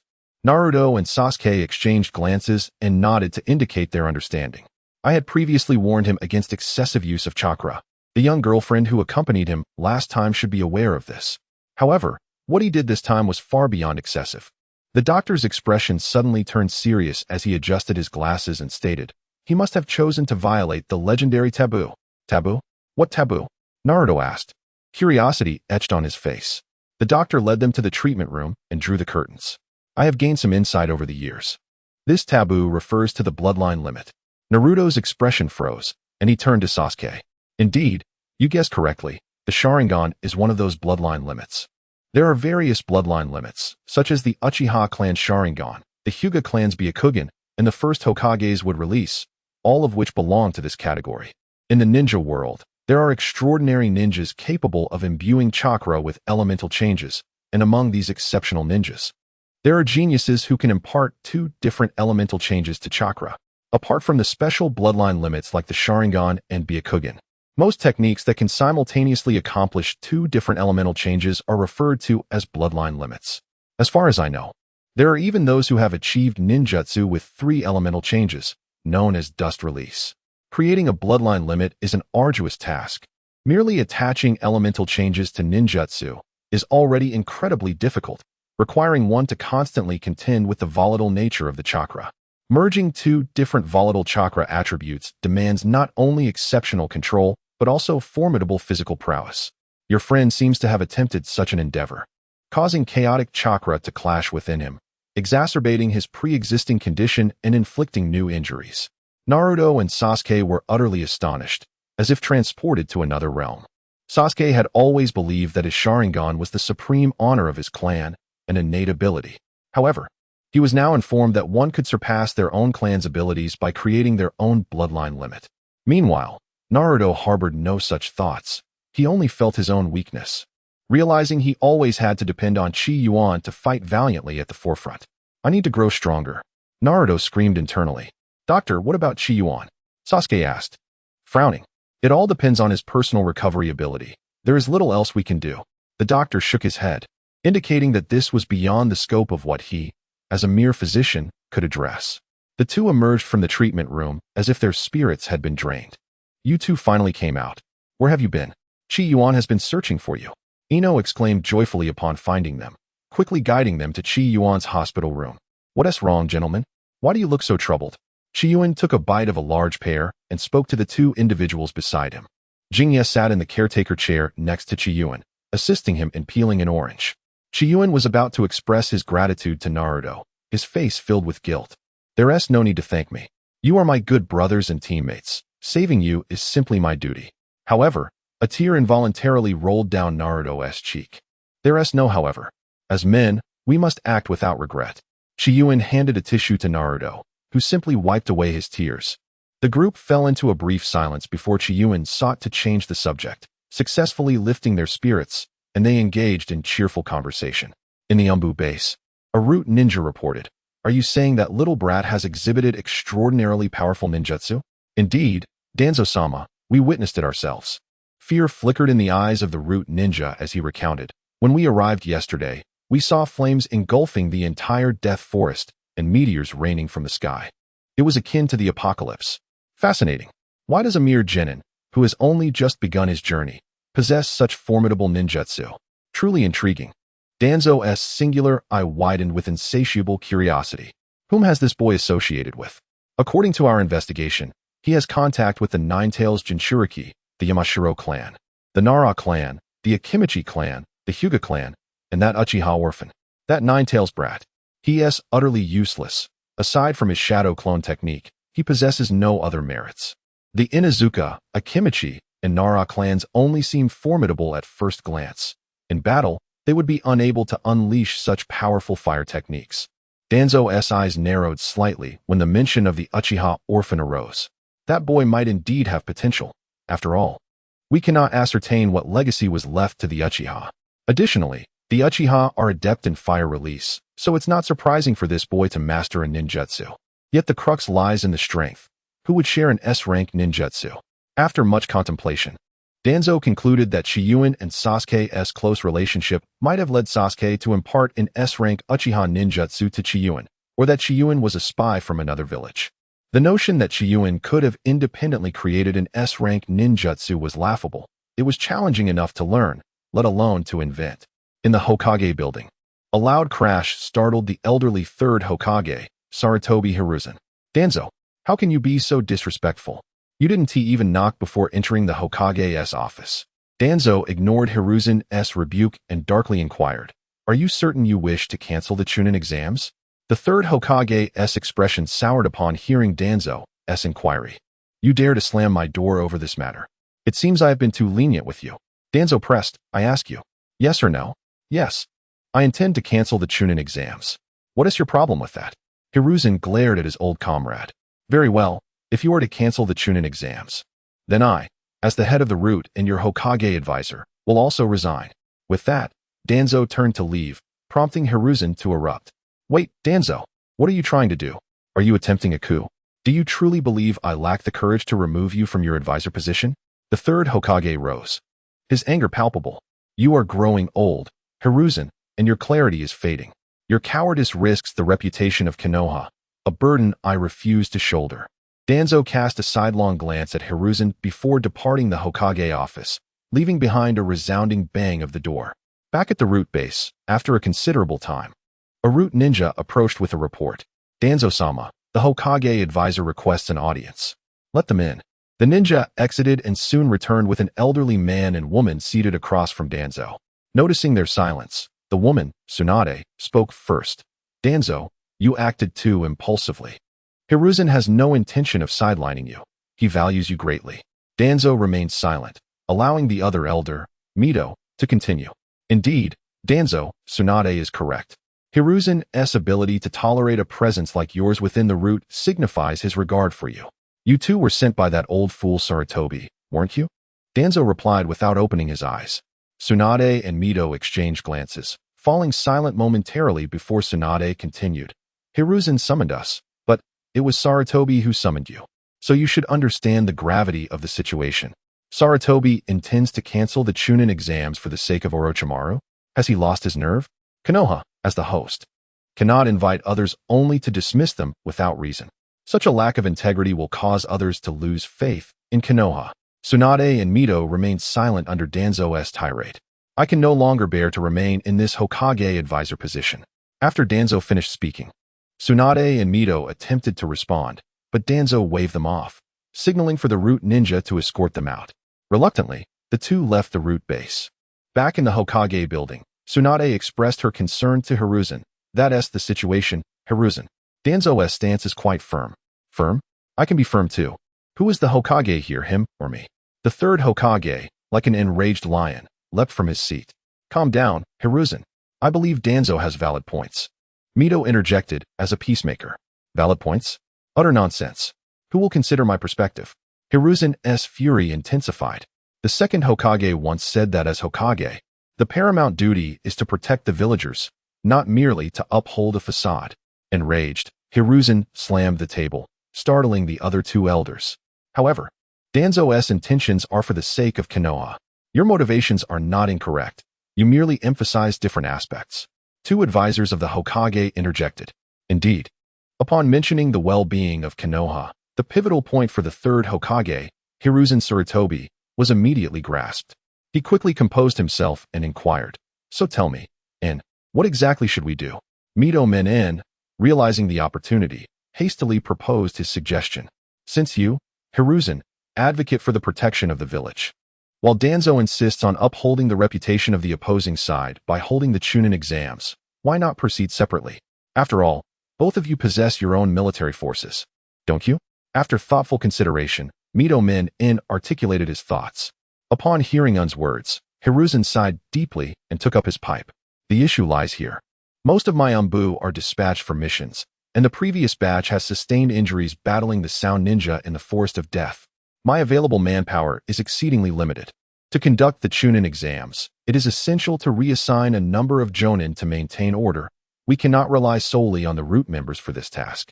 Regarding the village's defenses, for many years, Danzo has always claimed that Root serves as the intelligence department, never taking on such thankless tasks. As Hiruzen exhaled a plume of smoke, he addressed the two, yet his thoughts wandered. It's laughable to have Root safeguard the villagers of Konoha. One cannot ascertain whether it is a rescue or a peril. Nonetheless, Hiruzen maintained a composed demeanor, feigning ignorance of Danzo's lack of compliance with orders. Then we shall discuss this with Danzo. What? I do not heed orders. Preposterous. I have repeatedly sought to gain control over the village's law enforcement from Sarutobi, yet that old coot clings to it stubbornly. How could it be that I disregard orders? Absurd. Danzo, in a fit of rage, hurled his cane away. Now Sarutobi demands a response. Danzo, contemplate this well. For the sake of Konoha, some things must be relinquished. Danzo was acutely aware that Hiruzen aimed to diminish his military authority through this opportunity. His emotions fluctuated before he finally conceded. Very well. Inform Sarutobi that he should send Umbu to me to retrieve personnel, whatever the Umbu lack, supplement with Root members. His expression was one of clenched teeth. Is that so? Danzo truly said that? Hiruzen regarded the report with skepticism. Indeed, Sarutobi. Danzo really did say so, replied Teen Kikober and Mito Menin, their faces bright with mirth. What was Danzo's reaction to your words? He was nearly apoplectic, they responded. Chapter 49. The concealed conspiracy, is that so? Is that truly the case? Hiruzen's face broke into an amused smile. It seemed that matters were indeed progressing favorably. Someone, go to Root and inform Danzo that the Chunin exams will proceed. Additionally, select a few trustworthy individuals from Root. Yes, Hokage-sama. Thus, the situation unfolded. Danzo, Hokage-sama has sent me to retrieve personnel from Root and to inform you that the Chunin exams will continue. The Umbu ninja stood before Danzo, unyielding yet respectful. Clearly, Hiruzen had bolstered his confidence. Danzo observed the ninja's demeanor with a cold snort before turning away, deeming it beneath him to converse with such a subordinate. He entered a concealed chamber within Root, his secret lair, insulated with soundproof seals. Once inside, the long-hidden leader of Root, Shimura Danzo, could no longer contain his laughter. Ha ha. Sarutobi, your intelligence is unparalleled. Yet you remain a fool for a moment. Once this Chunin exam concludes, Konoha, the Hokage, the Nine Tails, and the One Tail shall all be mine. Ha ha. In his secret chamber, Danzo laughed uncontrollably, while Hiruzen also chuckled heartily in his office. He had confirmed twice that the batch of ninjas provided by Danzo posed no threat. Ha ha ha. Old friend, your power will ultimately return to me. You are far too dangerous. Such a military force is unsuitable for you. At that moment, Hiruzen Sarutobi was also laughing joyously. These two were indeed rivals, one seeking power and the other his life. Just as Danzo reveled in his triumph, the soundproof seal was triggered. Danzo's expression shifted instantaneously. He regained his composure and slowly walked toward the door. What is it? Danzo-sama. Someone wishes to see you. Understood, you may leave. Danzo traversed the dim path to a stone wall. Speak, what is it? Have you handled the matters concerning the Chunin exams? Indeed. Truly worthy of Danzo-sama. Your efficiency is commendable. I was already contemplating initiating the plan ahead of schedule. I warn you not to act impulsively. Orochimaru. Ah, yes, of course I know. You fear that old coot's survival. Rest assured, I am fully capable of eliminating him. But what? But you must ensure that the genin named Qi Yuan does not participate. Huh? The illustrious Orochimaru fears him? That's different, Danzo. At this juncture, the fear from that day lingered in Orochimaru's eyes, and his tone hardened. You have not witnessed that person's strength. I do not blame you for your ignorance. The snake-like pupils in Orochimaru's eyes trembled. On the day of the Chunin exams, lava release, meteor volcano, the stars roared, and the magma churned as the serpents summoned by Orochimaru fell like raindrops. How is it possible? How could someone so young wield S-rank ninjutsu? Orochimaru was drenched in sweat, his malevolent serpentine gaze mirroring the tremors of the earth. He fled rapidly, but the onslaught of stars was relentless. A torrent of scalding magma struck Orochimaru, submerging him entirely. His last sight before succumbing to the lava was Qi Yuan, standing resolute amidst the molten flow, a harbinger of doom. Terrifying, insurmountable. This was Orochimaru's final thought before plunging into the magma. In a desperate bid, he formed hand seals and invoked reverse summoning just as he was engulfed, transporting himself to one of the three great sage lands, the Dragon Cave. Since that day, the forest of death had transformed into a sea of magma. Seemingly recalling that dreadful moment, Orochimaru shuddered, feeling the pain resurface in his skin. He immediately declared, "I do not care how you accomplish it. Qi Yuan must not participate, or I shall be compelled to withdraw from this plan." The collapse of Konoha was Danzo's lifeblood. Without military power, if he could not initiate the plan, he would become the true fool. Naturally, he would not permit Orochimaru to withdraw so easily. "Very well, I promise you. I will ensure Qi Yuan does not enter the fray." Tuanzo squinted and spoke. A soft sigh echoed from the other side of the stone wall. The tranquility was restored on both sides of the stone barrier, devoid of any sound. "In the Hokage's office, Sarutobi, you have received the message as well, haven't you? Now, it is time for us to discuss the candidates for the next selection," Tuanzo stated as he sat across from the third Hokage, Sarutobi Hiruzen. "Very well. Please share your thoughts first," Sarutobi Hiruzen replied, genuinely pleased that his old friend had come to see him. "I believe that all those who participated in the second exam should be eligible for the third round of the Chunin exams." I share the same sentiment.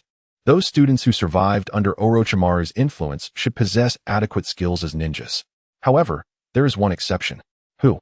Qi Yuan. A hint of confusion appeared on the face of the old third Hokage, Sarutobi Hiruzen. Why? Qi Yuan, as a ninja, is protective of his comrades and possesses formidable strength. He is undoubtedly an exceptionally talented ninja. Why should he be excluded from the Chunin exams? I merely meant to indicate that you are getting old, Sarutobi. Qi Yuan is injured. How can he participate in the exam? Given his strength, he can always return next time to compete. The old third Hokage felt somewhat displeased at Tuanzo's repeated insinuations about his age. "Tuanzo, watch your tone. Do not forget that I am the Hokage. Although Qi Yuan is indeed injured, the ninja hospital has made it clear that his recovery will only take 3 days. That is ample time for him to recuperate." However, Sarutobi Hiruzen's words instantly incited Tuanzo's fury. "Foolishness. It is precisely because Qi Yuan is exceptional that he must not participate in the third round of the Chunin exams. Qi Yuan has suffered damage to his meridians. If he does not rest properly, what will happen if complications arise during the Chunin exams? Wouldn't that mean Konoha would recklessly lose an outstanding ninja? I propose that we immediately assign Qi Yuan to the root organization to safeguard such a strategic talent." "Do not even think about it, Tuanzo." The third Hokage directly interrupted Tuanzo's subsequent remarks. "Qi Yuan cannot be entrusted to root. Moreover, I will seriously consider your suggestion. Indeed, we must not overlook the bigger picture and jeopardize that child's future.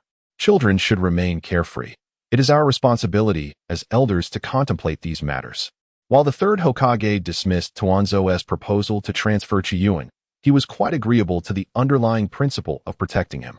"Someone inform the ninja hospital that Qi Yuan must be allowed to rest properly, ensuring that no aftereffects remain. All expenses incurred for his treatment will be charged to the Hokage's account." "Understood." An umbu entered, received the orders, and promptly vanished. "Let us proceed to arrange for the upcoming Chunin exams." Tuanzo and the old third Hokage continued their discussions, covering everything from monitoring to defensive strategies, from timing to location, until around 4 in the afternoon. Chapter 50. The unexpected arrival of the third Hokage. "Oh, you are all here." Kakashi entered the hospital room carrying a basket of fruit to visit Qi Yuan. "Just in time. The Hokage has sent us to inform you that this round of the Chunin exams will not be cancelled and will proceed as planned." "Really?" Naruto queried, his face a canvas of confusion. "Yes, it is true. The announcement for this exam has already been posted." But why? When the village is still in crisis and Orochimaru has not yet been apprehended, are we commencing the third round of the Chunin exams?" "Kakashi-sensei?" Ino expressed her bewilderment, as this did not seem to align with the third Hokage's typical course of action. "I do not know the specifics. I am merely responsible for delivering this news." "Oh, by the way, Qi Yuan, you will not be participating in this exam." Kakashi suddenly remembered, slapping his forehead. "Not participating?" Qi Yuan, perplexed, pointed at himself, seemingly bewildered as to why he had been eliminated. "Is it possible? Kakashi-sensei, without Qi Yuan, could there be some underhanded dealings in this exam?" Upon hearing that Qi Yuan was excluded, Naruto immediately grew anxious.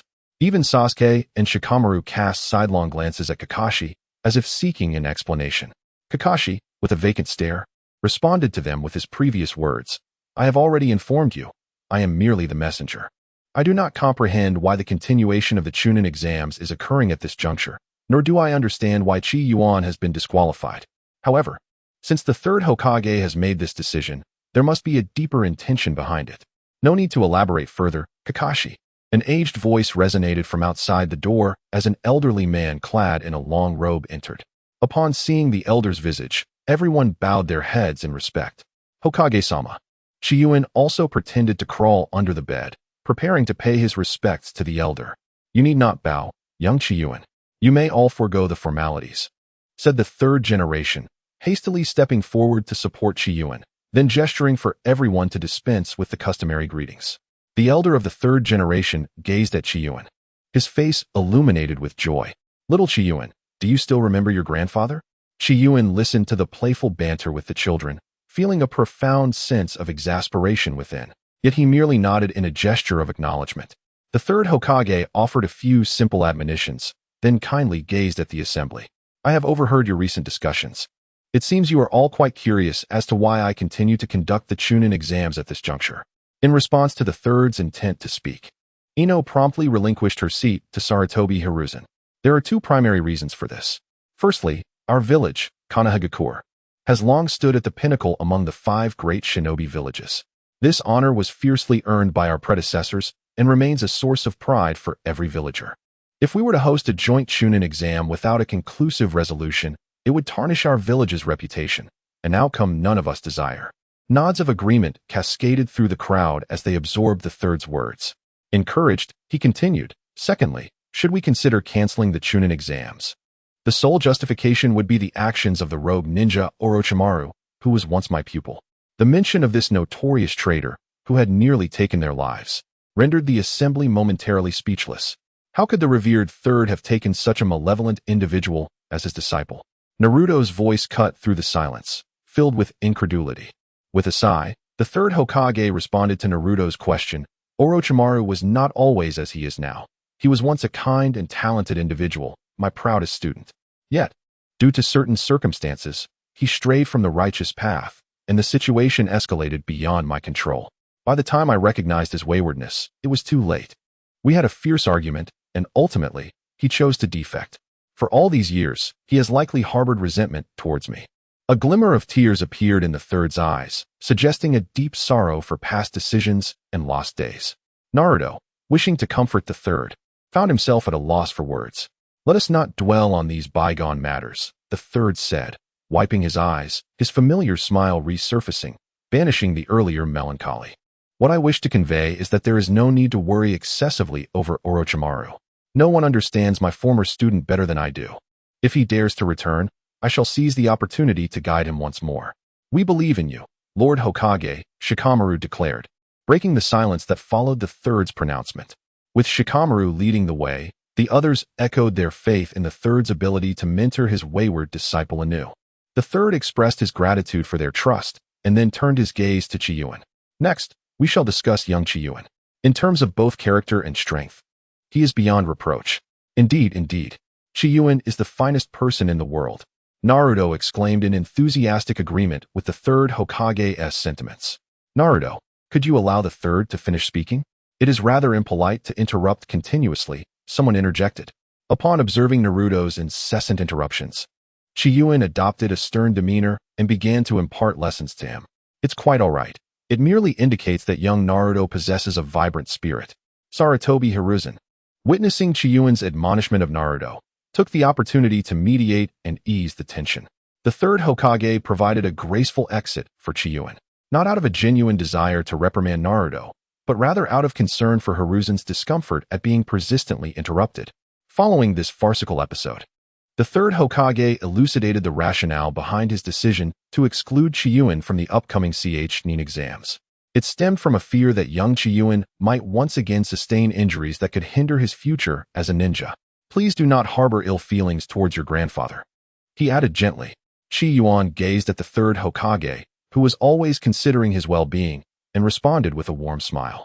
How could I possibly hold any grievances against you, grandfather? I am truly grateful for your constant care. That is good to hear, the elderly man replied with relief. To make amends for you, young Qi Yuan, I present you with this, a scroll of hand seals.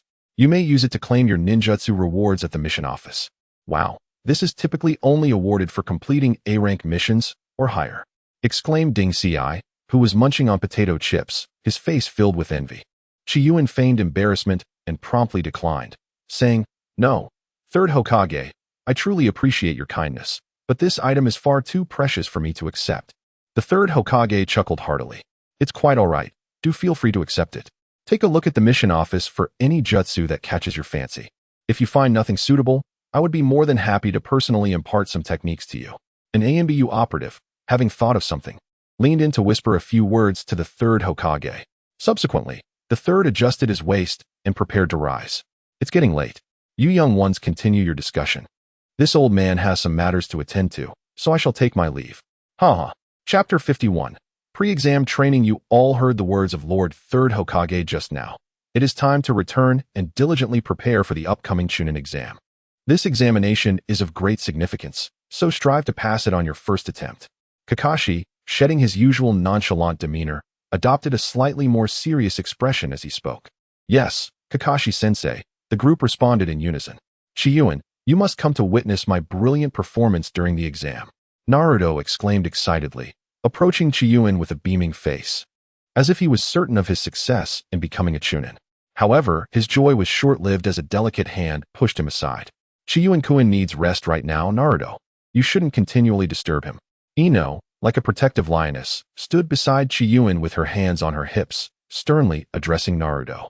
After speaking, her expression instantly transformed into one filled with joy. "Qi Yuan-kun, you must recover swiftly to cheer for me." Qi Yuan lay on the hospital bed, a smile gracing his lips. "Rest assured, I will certainly come to cheer for you all. You must train diligently. Do not let me down before I have the chance to witness your triumph." Qi Yuan's words were laced with jest, yet Sasuke, who had remained silent beside him, smirked with an air of malevolence and spoke. "You need not concern yourself with this matter. I shall undoubtedly secure victory in this Chunin exam. I will showcase my strength, as well as the unparalleled honor of the Uchiha clan." Accompanied by his arrogant declaration, the Uchiha scion activated his Crimson Sharingan, revealing its ominous three-tomo. The three cursed tomo swirled within his blood-red irises, exuding an unsettling and chilling aura. True to his reputation, Sasuke made an immediate impact with his words. The onlookers, upon witnessing the three-tomo Sharingan in Sasuke's eyes, suddenly wore grave expressions. Even Kakashi, who had been engrossed in what could be deemed the foremost literature in the ninja world, could not help but glance over the three-tomo Sharingan. Ino exclaimed, while Shikamaru's countenance turned serious, as if confronted by an impending crisis. It was said that the Sharingan of the Uchiha clan, once manifested with three-tomo, possessed power that rivaled that of elite Jonin. When had this fellow attained such prowess? Sasuke reveled in the astonished and fearful expressions of those around him. He turned to gauge his lifelong rival Qi Yuan's reaction, envisioning the astonishment, admiration, and dread that would surely adorn Qi Yuan's face. With eager anticipation, he looked over, only to find Qi Yuan nonchalantly picking his nose. Prideful as he was, Sasuke could no longer contain himself. "Why are you not reacting? Do you not understand what the three-tomo Sharingan signifies?" Qi Yuan, tearing off a piece of tissue, wrapped his pickings with a nonchalant demeanor and replied, "Oh, I know. But what of it? Arrogance. You are utterly oblivious to the might of the Uchiha." Sasuke's fury intensified upon receiving such a definitive response, his face visibly reddening in rage. "This power is enough for me to kill that man whenever I choose, let alone you." Qi Yuan rolled his eyes at Erzu, then reclined on the bed, preparing to drift into slumber, ignoring the fool. You. Enough, Sasuke. Qi Yuan is utterly fatigued and requires rest. Let us depart. Do not touch me. Kakashi, allow me to clarify things with him."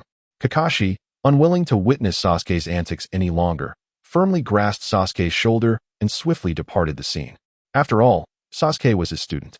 Although such events would not tarnish his reputation as the copy ninja, Kakashi, they would undoubtedly diminish his standing in the educational community. The remaining trio of Team 10 exchanged glances with Naruto, puzzled by Sasuke's erratic behavior. While it was one thing for him to boast before them with his Sharingan's three-tomo, to do so in front of Qi Yuan was akin to a warrior brandishing a sword before the legendary Guan Yu, a self-inflicted humiliation. Despite the death forest being sealed off, The families of the individuals involved were not ordinary. Significant events like this would inevitably leak out. Their parents had subtly mentioned that the Death Forest no longer existed. At that time, only Sasuke, Qi Yuan, and Naruto had been in the forest, and the rescue team had discovered Naruto and Sasuke within the final tower. It was clear who had fought with Orochimaru. When the parents of the three families discussed how Qi Yuan and Orochimaru had devastated a portion of the forest, the astonishment in their eyes was unmistakable. Subsequently, these parents discreetly suggested that it would be prudent to cultivate a good relationship with Qi Yuan, and even if that relationship could not be fostered, it was best not to cultivate animosity. This youth was no ordinary talent. He was destined for greatness. Upon learning that Inuzuka, Nara, and Akimichi maintained a positive rapport with Qi Yuan, the parents praised their discernment in recognizing talent. When they heard about the unusual bond between Ino and Qi Yuan, Yamanaka and Oichi openly commended Ino at the dinner table, praising her keen eye and swift action. This resulted in Ino blushing crimson in front of the families, retreating to her room and refusing to emerge. At 8 in the morning, at the training grounds, Naruto exclaimed, "I say, Naruto, even in this state, you still insist on dragging me out here at such an early hour." Qi Yuan sat in his wheelchair, his face a portrait of despondency.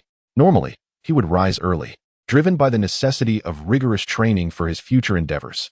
However, now that he was injured, he longed to experience the university life his teacher had described, a life characterized by restful slumber. Yet, Naruto, that insufferable rascal, roused him at 6 in the morning, wheeling him around the village under the guise of fostering his youthful spirit. "Come on, let us take a stroll and allow your body to engage with the external world. It might aid in your recovery." Naruto chuckled as he pushed Qi Yuan along. Qi Yuan abruptly draped the blanket over his head, wishing to banish the sight of Naruto's foolish face. "Ah, you finally arrived, Naruto. Why did you bring Qi Yuan along?" Kakashi remarked, observing Naruto, clad in a green jumpsuit. As he arrived late, his small head filled with perplexity. Upon seeing Qi Yuan, Sasuke was eager to continue their argument, but fortunately, Kakashi's quick reflexes restrained him just in time. "Now, I shall elucidate the pertinent details regarding the third Chunin exam," Kakashi began. "Due to Orochimaru's unexpected presence, the initial plans have undergone some alterations." The two listened intently. "Firstly, the examination will be based on combat through ninjutsu. The opponents you will face will be posted on the bulletin board this afternoon, so be sure to check it. The exam will occur in 2 phases, the first being a preliminary selection round, starting tomorrow morning, from which 4 victors will be chosen among you. The second phase is the official competition, commencing from today, with the matches taking place 4 days hence. This means that if you successfully pass the preliminary round, you will have 3 days to train further, significantly enhancing your chances of succeeding in this Chunin exam. As for you, Qi Yuan, as you heard from the 3rd Hokage yesterday, you will not be participating in this examination." Qi Yuan remained impassive upon hearing Kakashi's words, his expression betraying no emotion. Kakashi, observing Qi Yuan's reaction, felt a sense of admiration for his composure, recognizing the promise of his future. "However, Qi Yuan, you are not without an opportunity to participate in this examination. The 3rd Hokage has decided to appoint you as an excellent student representative to serve as a judge for this examination, tasked with overseeing any instances of cheating. Further details will be conveyed to you in due course." Chapter 52, Misleading the Young, Ebisu Hei. "Lord Kakashi," a rather lascivious voice echoed from a distance. The crowd turned to locate the source of the voice, revealing a lewd man adorned with dark sunglasses and a black headscarf hastily approaching. "Lord Kakashi, I hope I am not late." The man appeared to have lost track of time, or perhaps was delayed by some circumstance, as he rushed over, slightly out of breath. "No, not at all," Kakashi replied with a smile directed at the newcomer, before introducing him to Qi Yuan and the others. "This is Master Ebisu, who has come to mentor Naruto as a special Jonin instructor. Naruto, you will be studying under Master Ebisu today." Ebisu, upon being introduced by Kakashi, straightened his posture with an air of authority. "Of course, if you succeed in the preliminary selection, we can discuss subsequent arrangements." Naruto, rarely employing his intellect, suddenly inquired, "My teacher? Kakashi-sensei, what about Sasuke?" "I will be instructing Sasuke," came the reply from Qi Yuan, who furrowed his brow in response. "Why does Kakashi-sensei not teach Naruto? Is it because he thinks Naruto cannot pass?" At this, Naruto felt a pang of insecurity, lowering his head in silence. Kakashi observed the subtle exchanges between Naruto and Qi Yuan with keen interest. Long ago, Qi Yuan found himself perplexed as to why Kakashi chose to mentor Sasuke while neglecting Naruto, despite the fact that Kakashi was also adept at the Rasengan. Kakashi, however, remained unfazed by Qi Yuan's remarks, maintaining his usual demeanor. Firstly, I possess the Sharingan just like Sasuke, which makes me arguably the most suitable instructor for him within the entirety of Konoha. Simultaneously instructing both would deplete my energy, rendering me incapable of providing adequate support to either, resulting in a subpar efficiency. Secondly, I do not dispute your sentiments, Qi Yuan. I indeed harbor limited expectations for Naruto, the ninja driven by unpredictability. Nonetheless, I am willing to personally finance a teacher to assist Naruto in his studies. Ebisu-sensei is quite an admirable instructor, balanced in all aspects. I believe that under Ebisu-sensei's guidance, even Naruto, who possesses a shaky foundation, will glean valuable insights. You must understand my position, Qi Yuan. Perhaps, as you suggest, I do not place great faith in Naruto, but that does not equate to abandoning him. Upon hearing Kakashi's lengthy discourse, Qi Yuan reverted to his usual cheerful demeanor, finding Kakashi's reasoning acceptable. After all, if Kakashi were to completely disregard Naruto, he would not have gone to the lengths of hiring a teacher. He could easily set Naruto aside during training, indifferent to his progress, as Naruto's intellect would likely leave him baffled as to the reasons behind it. However, despite Qi Yuan's acceptance of Kakashi's actions and thoughts, it did not imply that he would permit Naruto to learn water walking from this so-called Ebisu. Kakashi-sensei, I believe that if it is merely the basics that need teaching, I am more than capable of instructing Naruto myself, without the need for Ebisu-sensei. As soon as Qi Yuan's words left his lips, the radiant expression on Hibiya's face instantly transformed into one of utter discontent, akin to that of a dog enduring an unpleasant reprimand, displaying a visage of humiliation. What did you just say? You dare to instruct me? By what means do you presume to teach? Do you realize you are leading the youth astray? Hibiya barked at Qi Yuan like a mad dog whose tail had been stepped on. Qi Yuan sat in his wheelchair, disdainfully scratching his ear, indifferent to the furious greeting from Huabizu. Noticing Qi Yuan's disregard, Huabizu quickly turned to Kakashi, hoping he would come to his aid with a word of reason. However, the sight that met his eyes caused Huabizu's jaw to drop in astonishment. Kakashi rested his chin on his hand, wearing an expression of contemplation regarding the feasibility of the situation. Upon catching Huabizu's gaze, he awkwardly raised his head, adopting a serious demeanor to reprimand Qi Yuan. How absurd. Teacher Huabizu is a distinguished educator with years of experience. How could a mere genin like you presume to judge him? Hearing Kakashi's support, Huabizu puffed up his chest like a proud rooster. Kakashi urged Huabizu to first communicate with Naruto, while he pushed Qi Yuan aside. After scanning the surroundings to ensure no one was present, Kakashi spoke with a wry smile. You truly are my cherished disciple. How could you speak such words in his presence? This is his livelihood. If you shatter his bowl, how will he survive in the educational realm? Would you really entrust such a reckless individual to teach him? You fail to understand that any capable person would refuse to teach Naruto, regardless of the compensation. It took me considerable effort to find someone like him. Spare me the trouble. Then we return to the same question. Why don't you teach Naruto yourself, and let someone else instruct Sasuke? Kakashi rolled his eyes at Qi Yuan's remark. Do you believe Naruto's reputation is unfavorable while Sasuke's is commendable? With your intellect, are you unaware of the village's attitude towards the Uchiha clan? Qi Yuan suddenly recalled that while he had been preoccupied with Naruto, he had overlooked the fact that Sasuke was also quite unpopular among the villagers. Upon this realization, Qi Yuan quickly donned an innocent expression, as if it were someone else who had posed the foolish question moments ago. Kakashi, seeing that the misunderstanding had been resolved, gently urged Qi Yuan to return. Ebisu-sensei, I have already sternly admonished Qi Yuan, and he has come to a profound understanding of his mistakes. Ebisu glanced at Qi Yuan, who appeared as nonchalant as ever. Kakashi, feeling a wave of embarrassment, nudged the back of his wheelchair with his calf. I apologize, Ebisu-sensei. Only then did smiles grace the faces of Ebisu and Kakashi. Just wait, Kakashi. Once Uchiha Itachi has tormented you for 3 days and nights, I will be sure to remove your oxygen tube. Qi Yuan gripped his waist, growling through clenched teeth. Beside him, Sasuke, observing the absurd antics of the others, muttered a silent curse, deeming them fools, and chose to depart. Noticing Sasuke's exit, Kakashi decided to conclude the farce. Let us proceed to training then. Teacher Ebisu, I would appreciate your assistance in looking after Naruto and Qi Yuan. With a polite smile, Kakashi followed in Sasuke's footsteps. Take care, Lord Kakashi, Ebisu called out, his face adorned with servile enthusiasm as he waved at the already distant figure of Kakashi. Once Kakashi was out of sight, Ebisu's expression shifted to one of seriousness, a smug smirk creeping onto his somewhat unsavory visage. For the time being, I am your instructor, and all your training will be conducted under my guidance. Whatever I instruct you to do, you must comply. Do you understand? Chapter 53. The arrival of root ninjas at 6 in the evening in the shopping district. Qi Yuan mused, Teacher Ebisu, can he truly enhance my abilities?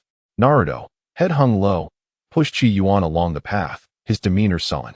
Do you really think I can defeat Rock Lee like this? Qi Yuan, what do you think Kakashi-sensei and Sasuke are up to right now? Why are you so quiet? After a lengthy monologue without a reply, Naruto turned to Qi Yuan, only to find his mouth sealed with tape, his expression contorted in discomfort. What happened to you? Naruto rushed to peel the tape away.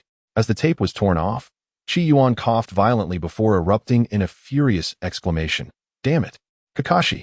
Meanwhile, a silver-haired individual was explaining the principles of the Chidori to a red-eyed pupil when he suddenly shivered. What's wrong? And nothing. I believe we are fine. Let us continue. 7 hours prior, Ebisu announced, our first lesson will be walking on water. Focus your chakra beneath your feet and maintain your balance to avoid falling into the water. Demonstrating. He illuminated the surface with chakra, walking steadily upon it. What do you think? Impressive, isn't it? Very impressive, Naruto exclaimed, awestruck, his eyes sparkling with admiration. While Qi Yuan appeared as if he had just ingested a dead fly, his expression grim. Despite this, he held his tongue. After all, even the simple act of walking on water eluded Naruto. Now it's your turn, Naruto. Give it a try and see what you can learn. However, Naruto struggled to walk on the water, repeatedly falling in. After a tedious cycle of attempts, Qi Yuan discerned the underlying issue. Naruto, come here. Qi Yuan waved at Naruto, who disregarded Hibi's request for him to continue training and ran straight towards Qi Yuan. Qi Yuan lifted Naruto's clothing with a swift motion. Indeed, Qi Yuan understood that, as expected, Naruto had indeed been sealed by Orochimaru with the 5-element seal, just as depicted in the original work. This seal confined the escaping chakra of the 9 tails, resulting in Naruto's chakra remaining in a perpetual state of instability. Unless the 5-element seal is lifted, Naruto would be unable to master even the simplest technique, such as walking on water, no matter how hard he tried. Master Ebisu, Naruto's condition has worsened. I need to take him to see the 3rd Hokage. Ha ha ha. Spare me the pretense. You simply wish to avoid training and indulge in leisure. I assure you, I have encountered many students like you. There is no alternative. You must continue your training. As Qi Yuan listened to the self-righteous words of Ebisu, he felt as though he might suffer a cerebral hemorrhage. Shaking his sagacious head, he resolved to maintain composure for Kakashi's sake and spoke. Teacher Ebisu, please allow me to explain. It is not that we wish to indulge in frivolity. Rather, there is a genuine concern regarding Naruto's health. We are indeed faced with a pressing matter. Qi Yuan, suppressing his anger, spoke each word deliberately, seemingly hoping that Ebisu would comprehend. However, Ebisu was truly dense, the kind that could not be saved. Without hesitation, Ebisu interrupted Qi Yuan, confidently declaring, I tell you, that is absolutely impossible. Damn it. Despite having been raised in a land of etiquette, Qi Yuan's years of training could not prevent him from cursing in response. With a swift motion of one hand, a substantial amount of wind element chakra began to gather in his palm, swiftly taking the shape of a wind blade. Just as Qi Yuan intended to hurl it at Ebisu to demonstrate the folly of ignorance, a hand chop struck the back of his head, causing the nascent wind blade to dissipate into the air. Standing next to Qi Yuan, Naruto appeared entranced, his eyes swirling with 3 tomo, clearly ensnared in a genjutsu. I apologize, Teacher Ebisu, for startling you. Kakashi emerged from behind Qi Yuan, his expression one of sincere regret as he regarded the now dampened pants of Ebisu. Wow, Kakashi-sensei, I can't continue with this job. These students not only refuse to learn, but they also attack their teachers. It's utterly absurd. Ebisu seemed to find a glimmer of hope, sliding to Kakashi's feet and clutching his calf, weeping. I'm sorry, Teacher Ebisu. Here's what we'll do. If you truly feel you can't handle this job any longer, you needn't continue. Just return half of your 3-day compensation, and the rest can serve as your severance. Refund. Ebisu's eyes darted around, but he quickly regained his composure, brushing off the dust from his clothes and stating earnestly, "As educators, we are bound by our duty to teach without discrimination. It is our responsibility to guide our students toward the right path. How can we abandon them mid-journey?"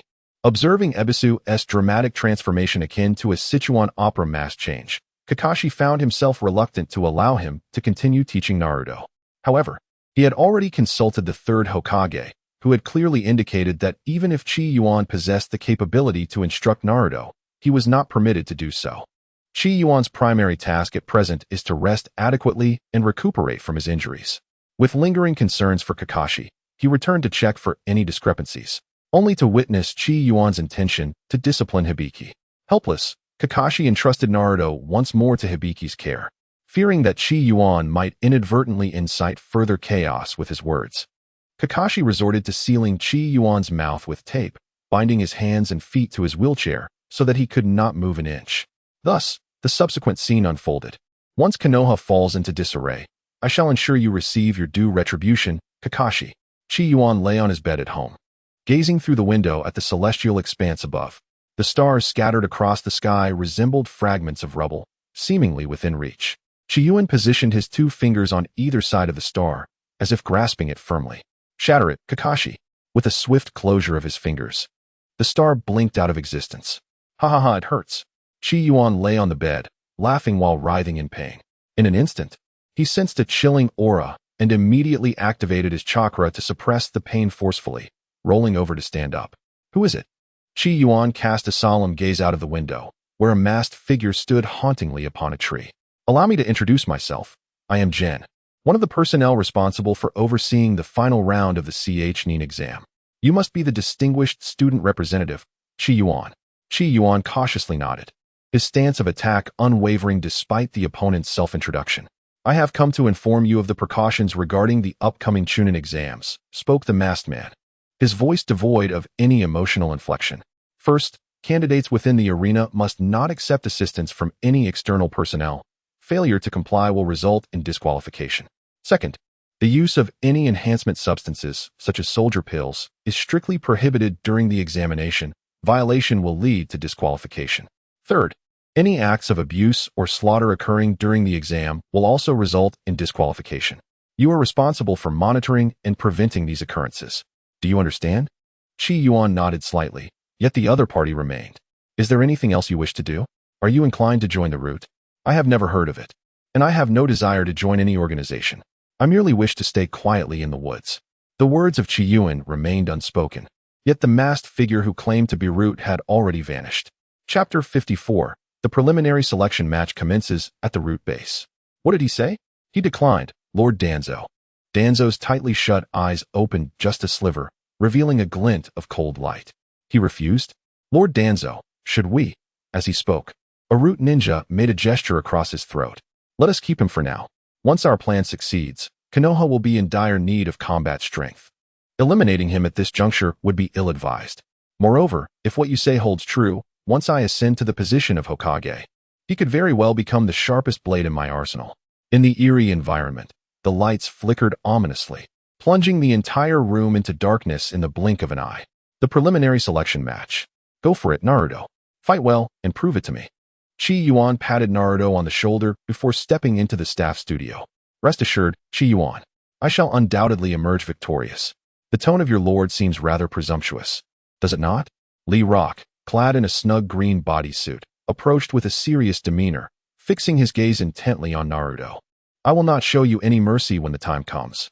Thick eyebrows, do not assume that because you caught me off guard previously, you can defeat me. I believe, should you rely solely on your verbal prowess, you might secure the top position in this Chunin exam, but as for strength, I cannot agree. Enough, Lee. Let us not waste words with such a fellow. The true measure shall be revealed in the arena. Niji and Tintin entered slowly, calling out to Lee, and the group proceeded together to the preparation area. Damn it, Naruto thought, feeling his fists clench silently as he observed Niji Hyuga's arrogant demeanor, the veins on his hands bulging. This round of selection has yielded 8 successful candidates: Uchiha Sasuke, Lee Rock, Hyuga Niji, Uzumaki Naruto, Sabaka no Gaara, Nara Shikamaru, Inazuka Kiba, and Kankuro. The rules of this examination are reiterated as follows. First, candidates within the arena must not accept assistance from those outside in any form. Failure to comply will result in disqualification. Second, the use of any enhancement drugs, such as soldier pills, is strictly prohibited during the exam. Violation will also lead to disqualification. Third, any acts of abuse or killing during the examination will result in disqualification. Do any candidates have objections? Qi Yuan awaited the response of the crowd. No, no, no. The voices of the candidates echoed throughout the examination hall. Since everyone is well aware of the examination rules, I hereby declare the commencement of the Chunin exam. Qi Yuan stood upon the arena, vocally proclaiming the contents inscribed on his board. The first match featured Nara Shikamaru facing off against Uchiha Sasuke. The competitors prepared to enter the field. Two figures leapt down from the stands. Upon reaching their positions, neither Sasuke nor Shikamaru exchanged harsh words. Instead, they observed each other intently. Unlike typical ninjas, the Nara clan excels in intellect and battlefield control. I harbor doubts that Shikamaru can triumph over Sasuke. Sarutobi Asuma, the affluent leaf ninja, provided intermittent commentary on the unfolding battle. What do you think, Kakashi? As for me, Shikamaru is a fine young man. Kakashi praised Shikamaru, prompting the gathered genin to comprehend his implied meaning. Cursed be it. Why does my root organization lack such exceptional talents as the Nara clan? Dans mused inwardly, his hand gripping the cane, trembling subtly. The battle between the two soon reached its conclusion. With a smoke bomb deployed, Shikamaru obscured Sasuke's vision, catching him off guard. Sasuke reacted swiftly, and upon opening his eyes, his pupils had transformed into three tomo, quickly pinpointing Shikamaru's location. Shikamaru hurled a kunai, which Sasuke elegantly evaded. Armed with a kunai, Sasuke advanced towards Shikamaru, who attempted to counter with the shadow binding technique, while Sasuke continuously shifted positions in an effort to break through the blockade. The two remained locked in a stalemate. Sasuke formed hand seals and unleashed a fireball jutsu, forcing Shikamaru to retreat. Following this, Sasuke launched 3 shuriken in rapid succession. Shikamaru narrowly evaded them, but ultimately, he faltered first, beads of cold sweat forming on his brow. A prime opportunity. A smirk curled on Sasuke's lips as he charged towards Shikamaru. In a split second, Sasuke's kunai was less than a fist's distance from Shikamaru's neck. Just as fate seemed sealed, a shadow swiftly entwined with Sasuke's, executing the shadow binding technique. Shadow strangulation technique. The dark shadow rapidly encroached upon Sasuke's neck. Sasuke, it is you who has lost. As the smoke dissipated, Shikamaru's figure emerged behind Sasuke, while the Shikamaru before Sasuke exploded into a cloud of smoke. Shikamaru advanced with a grin, yet Sasuke remained unfazed, a wicked smile adorning his face as 3 piercing sounds sliced through the air, striking the ground beside Shikamaru. They were 3 shuriken, and Sasuke's hand was entangled with several threads. Secret technique. Manipulation of shuriken jutsu. Qi Yuan stepped forward to announce the results. In the first match, the victor was Uchiha Sasuke. Shikamaru and Sasuke exchanged a gesture of reconciliation. In the second match, Inazuka Kiba faced off against Tsuna's Kankuro. The winner of the second match was Kankuro. In the third match, Hyuga Neji prepared to battle Gaara of the Sand. As the competitors readied themselves, Neji leaped down from the platform, casting a glance at Qi Yuan, his previous arrogance now absent. I truly wish to fight you. What a pity it is that someone like you is left regretting in the third round of the exam. Meanwhile, Gaara descended the stairs with deliberate slowness. Yet none dared to underestimate his strength. I will surely kill you, Gaara declared, standing in position without sparing Neji a single glance, as if in his eyes only Qi Yuan existed. Is that all you've got? I fear it will not suffice. Qi Yuan was disinclined to indulge Gaara in his current playful demeanor. Perhaps if he transformed into a half-tailed beast, Qi Yuan might have found some interest. However, the present Gaara, regrettably, seemed to hold less potential in his eyes than Sasuke. You are courting death. Gaara appeared incensed by Qi Yuan's words, as a colossal whirlwind of sand surged forth towards him. A formidable adversary. Neji instantly activated his Byakugan. Meticulously observing every movement of Gaara, his expression and actions poised for the arduous battle ahead. Yet, Gaara paid no heed to Neji, his sole desire fixated on eliminating Qi Yuan. Let me remind you, candidate, that should you lay a hand on the examination proctor, I possess the authority to nullify your examination eligibility publicly. What did you say? Qi Yuan shook his head in resignation. Conversing with such individuals proved to be an arduous task. He raised his hand, and the earth seemed to respond to his movements, rolling and surging in tandem. Just as Qi Yuan intended to incapacitate Gaara, a voice echoed in Gaara's ear, halting his actions. Gaara, do not forget why you are here. If you cannot pass this examination, you shall not return to Sunigakure. Chapter 55. Gaara, Neji, Naruto, and Rock Lee, two elderly figures, appeared atop the platform, prompting all present to pay their respects. Lord 3rd Hokage, Lord 4th Kazekage.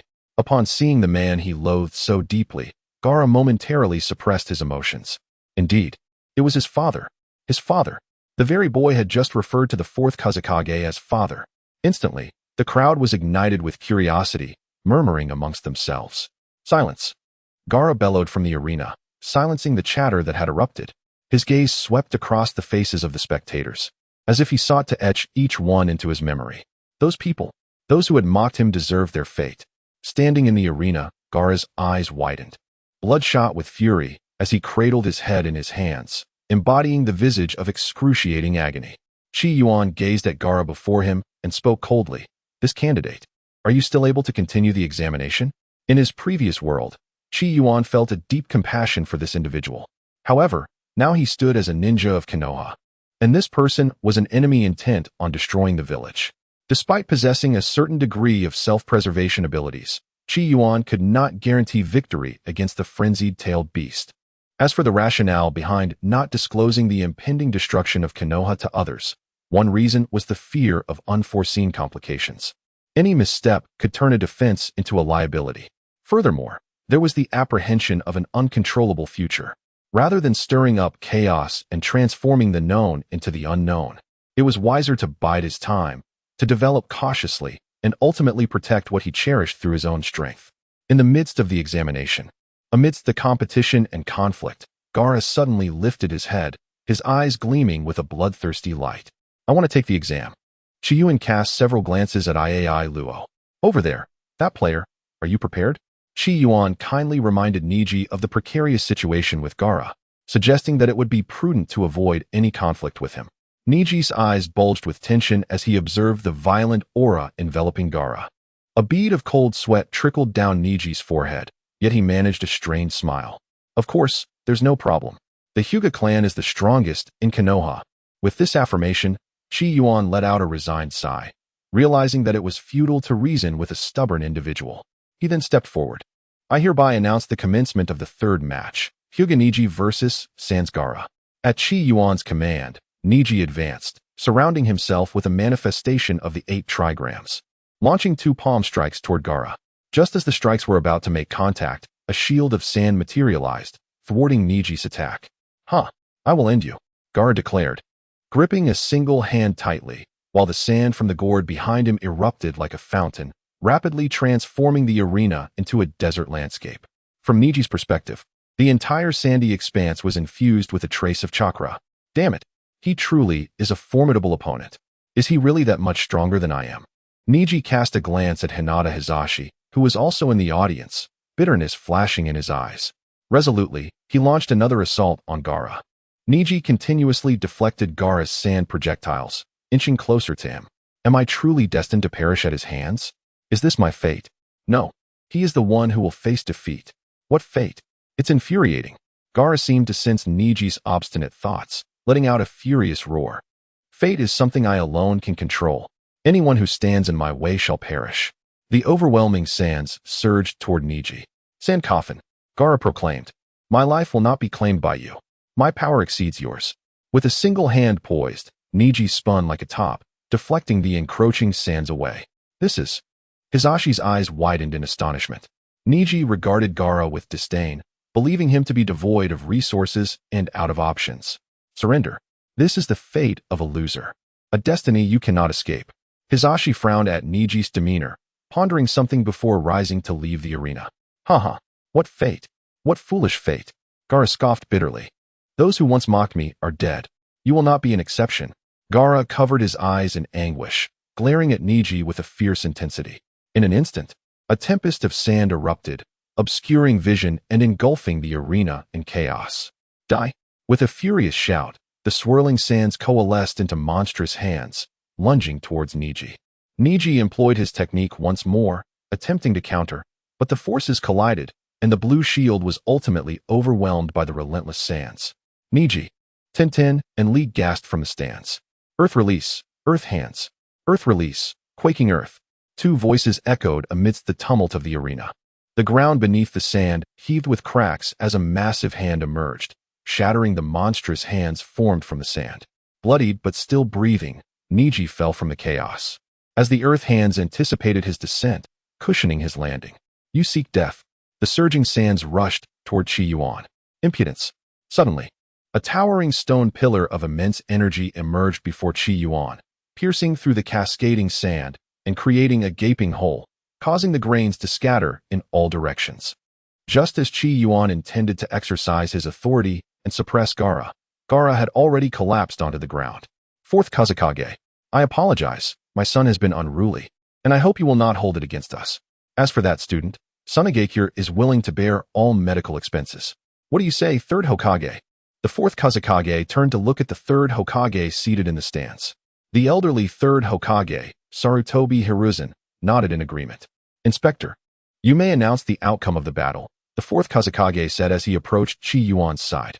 Qi Yuan squinted at the fourth Kazekage before finally offering a feigned smile. In the third match, Gaara of the Sand wins. He then turned on his heel, not sparing the fourth Kazekage a single glance. Due to the significant damage inflicted upon the arena during this round, the next examination will commence in half an hour. All participants are advised to prepare in advance. An umbu appeared on the arena to calm the bewildered crowd. In a shadowy alley, one figure pondered the day's events, nearly facing a catastrophic mishap. Ha. Are you not worried, Danzo? That child seems to have undergone considerable distress lately, exhibiting signs of minor instability. I hope such instability does not jeopardize our plans, Orochimaru. Ha. Rest assured about that. By the way, have you achieved success on your end? That cursed Sarutobi is likely still wary of me, preventing my people from accessing the village's defenses. I suspect we must wait for the official match to commence before my associates can truly initiate our scheme. Ensure that this weapon remains unblemished, Orochimaru. Have no fear. I possess a unique substance that can suppress emotions. However, once one refrains from consuming that substance, all suppressed emotions will be unleashed at once. Excellent. Administer that to him. Remain vigilant regarding the weapon's condition. It is crucial to our plan. In 3 days? In 3 days. Ha. Now, let the next examination begin. Qi Yuan once again stood at the center of the arena. In the fourth match, Naruto faced off against Rock Lee, and both competitors readied themselves. Naruto leaped down from the high platform. Tian, I'm off, he called out. Rock Lee exchanged a brief word with Tian before also leaping into position. With his hands clasped behind his back, Rock Lee faced Naruto and declared, Allow me to witness your true strength. I assure you, I shall not be defeated. Qi Yuan looked at Naruto with a sense of relief. Do your best, Naruto. He then adopted a serious expression. I declare the match to begin. With a resounding bang, 2 pits suddenly appeared where Lee Rock had been standing. In the blink of an eye, Shaoli lunged straight for Naruto's face. Naruto raised his arms in defense. Yet Lee Rock sent him flying several meters away with a kick, as if he were a mere ball. Blood trickled from the corner of Naruto's mouth, which he gently wiped away before crossing his hands in an X shape, summoning 4 or 5 shadow clones from behind him. The 6 Narutos then surrounded Lee Rock, but one by one, they were dispatched like scattered petals. That kid must be here just to make up the numbers. How could someone so incompetent participate in the Chunin exams? Some spectators in the stands began to murmur disparaging remarks. Upon hearing these comments, Qi Yuan shot a fierce glare in their direction, silencing the mockers like chickens caught by the throat. How infuriating. The enemy is truly formidable. What should I do? Qi Yuan's voice echoed in Naruto's mind. Qi Yuan sat in the judge's seat, observing his friend below with a flicker of compassion in his eyes. Indeed, after so many days, he no longer regarded Naruto as a future pillar of support, but rather as a dear brother. Why should someone as young as Naruto bear such immense suffering and pressure? Yet, he understood that this world remained unchanged. A realm governed by lineage would not permit a person who toils relentlessly to emerge as a savior. At least for now, Qi Yuan could not conceive of any means, aside from the 6 paths, Heavenly Star, to subdue or eliminate Kagaya Tsutsuki. until he discovered a way to rescue this world. He could only allow Naruto to endure the suffering predetermined for him by fate. There was no other option.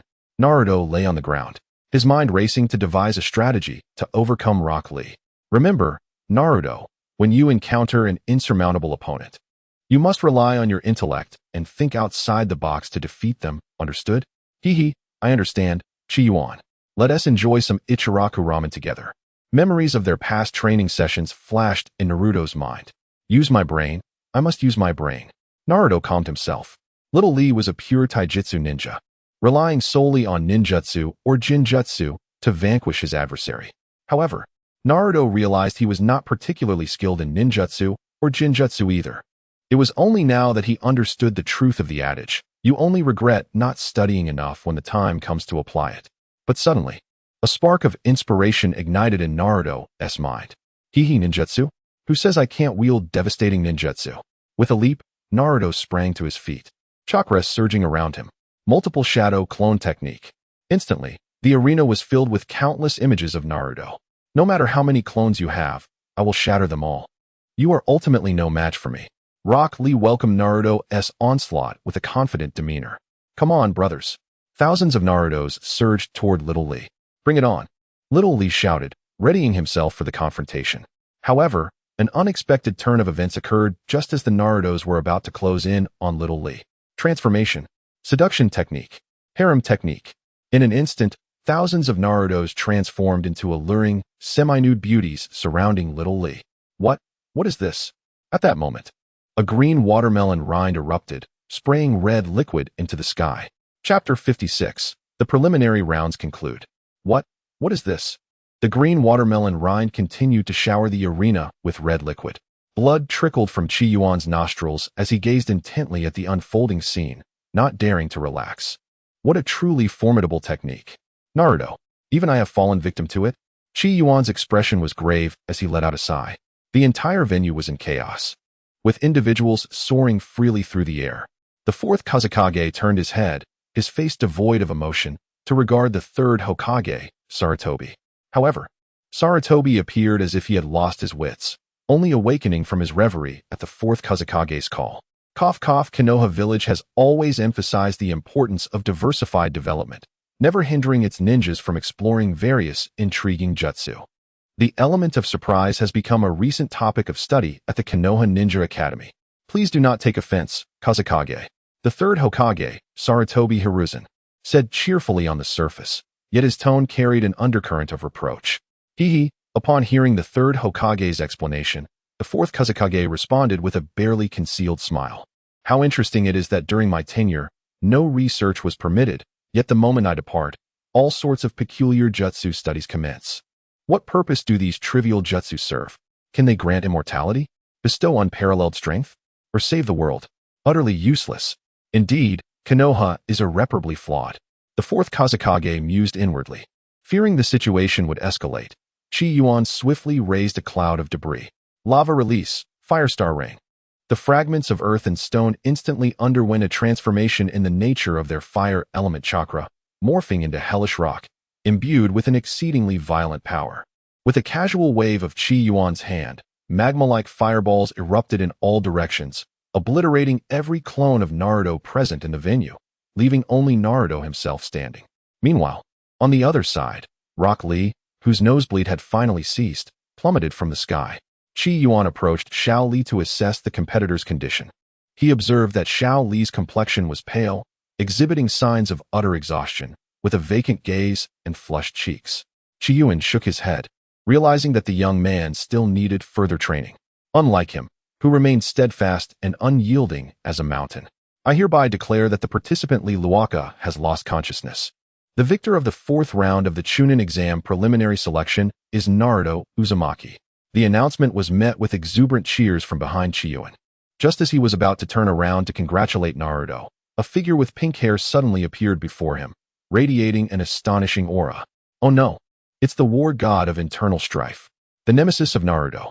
Qi Yuan was also taken aback by this astonishing speed. You rascal, how can you employ such shameless ninjutsu on such an important occasion? Sakura, as Naruto, who was preparing to embrace Qi Yuan, assumed that Sakura was there to help him celebrate, He suddenly realized, upon approaching, that Sakura's demeanor was amiss, her expression transforming into one of sheer terror. No, Sakura, die. This formidable warrior of the internal conflict delivered a punch that sent Naruto crashing into the wall. Don't do foolish things like this again, you idiot. After the altercation, Sakura let out a long sigh and stepped forward to pull Naruto from the wall. Hee, I knew Sakura wouldn't abandon me. Observing Sakura's apparent concern for him, a smile crept onto Naruto's face. Meanwhile, Qi Yuan had already departed. What? You ask why I didn't keep Naruto away from Sakura? Please. A love-struck brain cannot be salvaged. When he first arrived, Qi Yuan had indeed advised Naruto to maintain his distance from Sakura, even preemptively helping him to sever ties with Hinata, but he refused to heed that counsel. Even if Sakura were to prepare an assassination against Naruto, and Qi Yuan revealed the truth to him, leading to Sakura's demise, Naruto would still find a way to resurrect her, smilingly proclaiming, I forgive you, Sakura-chan. At this point in time, Naruto prioritized brotherhood above his affection for Sakura, valuing her over himself. It is truly hopeless, utterly hopeless. Qi Yuan-kun. Just as Qi Yuan was walking home alone, shaking his head at Naruto's love-struck folly, a melodious female voice resonated beside him. Oh, it's Ino. What brings you here? Ino trotted a couple of steps to catch up with Qi Yuan. It's nothing much, really. I merely wanted to ask if you have any plans for today. Would you care to join me for a stroll, perhaps to refresh our spirits? Seemingly anxious that Qi Yuan might misconstrue her intentions, Ino hastily added, rest assured. Shikamaru and Choji are also heading back. Qi Yuan gazed at the girl before him, who was somewhat incoherent, and could not help but chuckle. Very well, but let us not allow them to accompany us, as I find myself feeling a bit apprehensive about the noise. It shall just be the two of us. Really? I will inform them at once. Ino, on the verge of turning to notify the two, hesitated in her tracks due to Qi Yuan's words. She then glanced at him with a look of disbelief. With a smile adorning his face, Qi Yuan confidently assured Jingya, whose cheeks were slightly flushed, indeed. It's just as you envisioned. You heard correctly, Jingya. It's just the two of us. A glimmering tear appeared at the corner of the girl's eye, yet she seemed reluctant to let her beloved witness her embarrassment. In a moment of uncertainty, she chose to turn and flee. However, as if recollecting something, she halted not far from her initial position.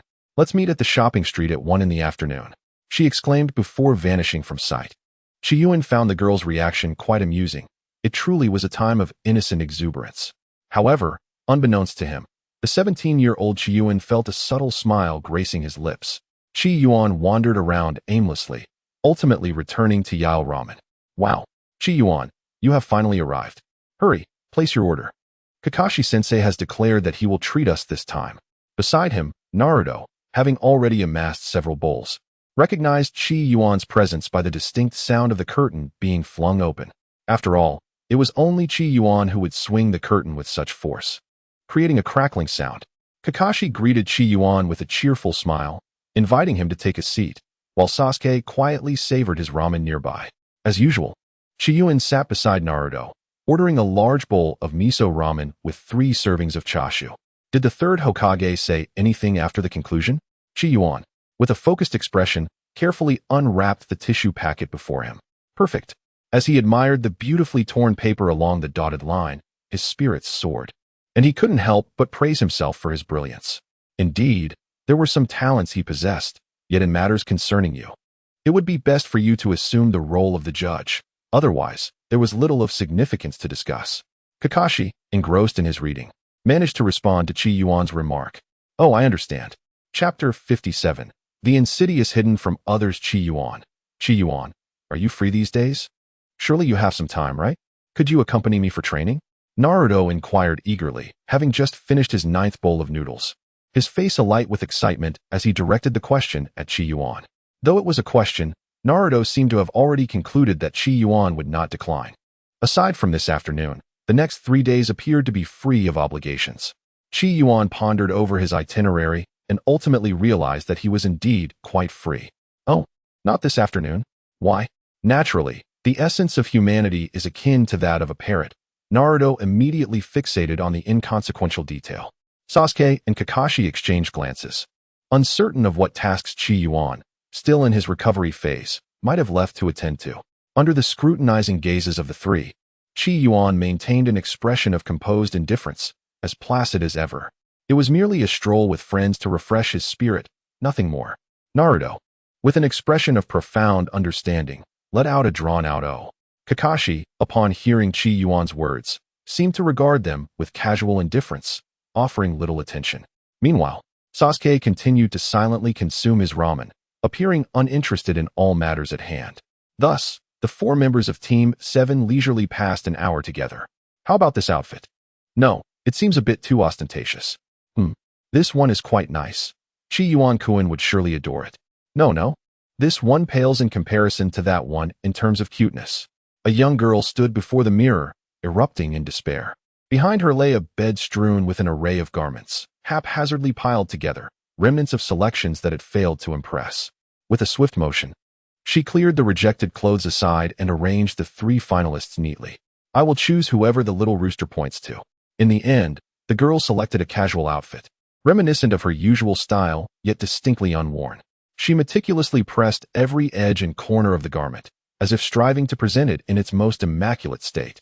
After organizing the clothing, she returned to the mirror to smooth every strand of her hair, as though even a single stray hair would mar her perfection.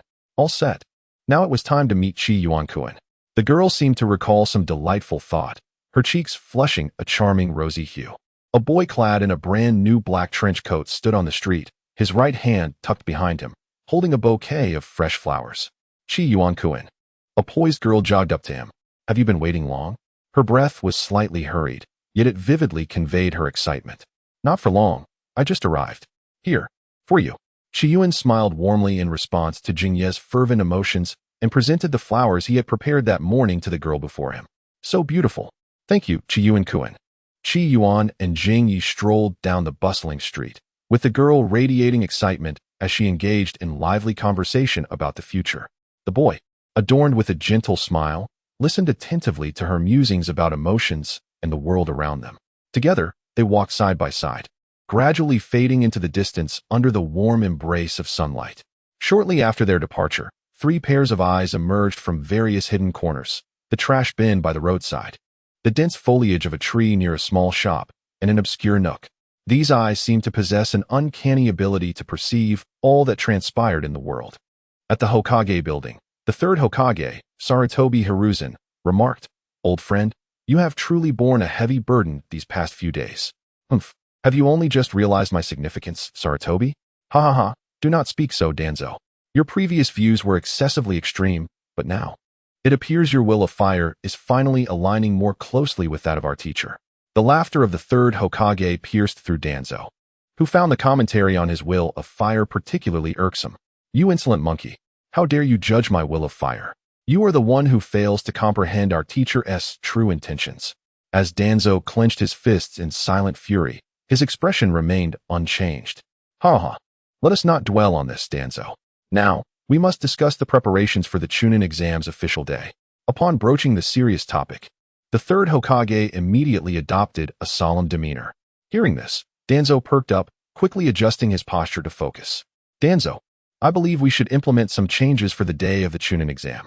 The Umbu and the special jonin remaining in the village should oversee the internal defenses of Konoha, while you lead the route into the arena alongside Kakashi and the other elite jonin to maintain order. What say you? Danzo pondered briefly before shaking his head in dissent. No, that would be insufficient. The village's defenses are far too weak. If we truly fear Orochimaru's intentions, that level of force would be inadequate. Should he summon his beasts, the village would be severely compromised. Danzo's seemingly reasonable suggestion concealed his true thoughts. The 3rd Hokage, recognizing a semblance of truth in Danzo's words, inquired further. I believe having Root and a few elite jonin present at the Chunin exam will suffice. We need not deploy all our top-tier jonin there. What do you imply? Precisely this. On the day of the exam, only your personal guard, the Root, and the trio of Kakashi, Yugao, and Might Guy need remain to ensure order. Kakashi excels in ninjutsu, Yugao in jinjutsu, and Might Guy is a paragon of taijutsu. Their presence would guarantee the security of the Chunin exam. Meanwhile, the rest of us elite jonin can remain to safeguard the village. Even if Orochimaru were to attack, I would be more than capable of confronting him. Danzo stroked his non-existent beard with a knowing air. But Danzo, Wouldn't that deny you the opportunity to take the spotlight? Sarutobi felt a twinge of guilt towards his old friend. Since assuming the role of Hokage, Danzo had been a steadfast support, operating from the shadows of Konoha, wielding his influence like a hidden blade. With a resounding clap, Danzo's palm struck the table. Sarutobi, what do you truly perceive me as? Have I ever coveted superficial glory? Tell me. Every nuance of Danzo's expression and gesture was meticulously calculated, addressing the aging third Hokage with pointed intensity. Sarutobi found himself momentarily at a loss for words, ultimately letting out a silent sigh. I apologize, Danzo. My choice of words was improper. Danzo remained unfazed by the Hokage's apology, merely snorting in response. If there are no further arrangements, I shall take my leave. With that, the shadowy figure departed the Hokage's office, his countenance still clouded with indignation, showing no signs of transformation even upon returning to his domain. Only when Danzo reached his secluded chamber did a wicked smile break through his previously somber facade. Chapter 58. Naruto's performance talent. Qi Yuan and Jinye strolled from the eastern to the western part of the village, their hands laden with numerous bags. It was quite exhausting. The strength of a woman is truly formidable. Qi Yuan felt the weight from his shoulders down to his palms, lamenting inwardly. If given the choice, he would prefer to tackle those excruciating mathematical problems or engage in a fierce battle with Orochimaru for 300 rounds. What's the matter, Qi Yuan? Why are you sweating so much? Huh, is that so? Qi Yuan found himself gasping for breath. Just moments ago, Jinye had draped a bag filled with unknown items around his neck. You do have it. Is your injury still not fully healed? If you're unable to manage, just hand some over to me. Observing Qi Yuan's disheveled state, Jinye felt a surge of compassion and hurried over to take the numerous bags from him. No, I can manage just fine. Qi Yuan forced a smile, for this was a matter of a man's dignity, and retreat was not an option. Very well then. If it becomes too much, you must speak up. Inoue, concerned that Qi Yuan was pushing himself despite his injuries, offered a gentle reminder. I am capable. With a beaming smile, Inoue leapt joyfully ahead, her spirits lifted by the mere presence of someone she cherished while they strolled together. Qi Yuan staggered behind her, visibly weighed down by the burdens of life. Alas, such experiences are best observed within the pages of a book. This reality is indeed lamentable. A voice of reflection resonated amidst the rustling leaves, before tranquility and serenity reclaimed the atmosphere.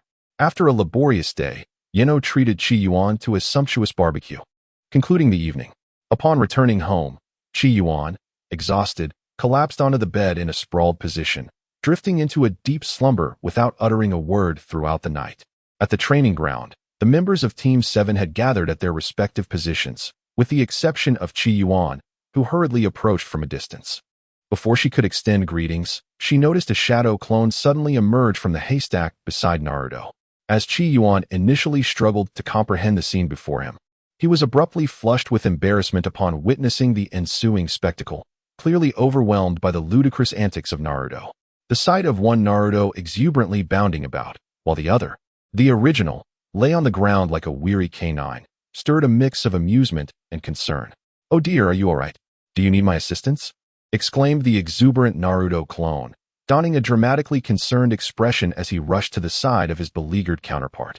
The original, resembling a defeated dog on the ground, mustered a feeble attempt to raise his hand and bellowed, No, I can manage.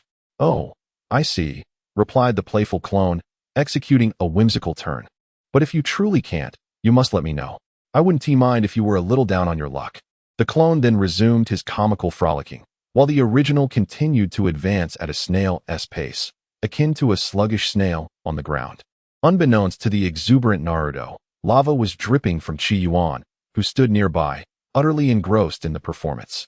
Kakashi, observing the antics of Naruto, found himself unable to suppress a chuckle, and even stoic Sasuke couldn't help but smirk. However, as a wave of scorching heat washed over them, both Kakashi and Sasuke swiftly retreated, their mirth evaporating in an instant. Hey, Sasuke, Kakashi-sensei, what's wrong? Why have you stopped watching? Naruto, convinced of his comedic prowess, puzzled over the sudden shift in their demeanor. After all, hadn't they both been spying on him just the day before? The awkward collision they shared lingered in his mind. Naruto, your performance was quite delightful. Why not show me something as well? Came a voice filled with barely contained irritation from behind.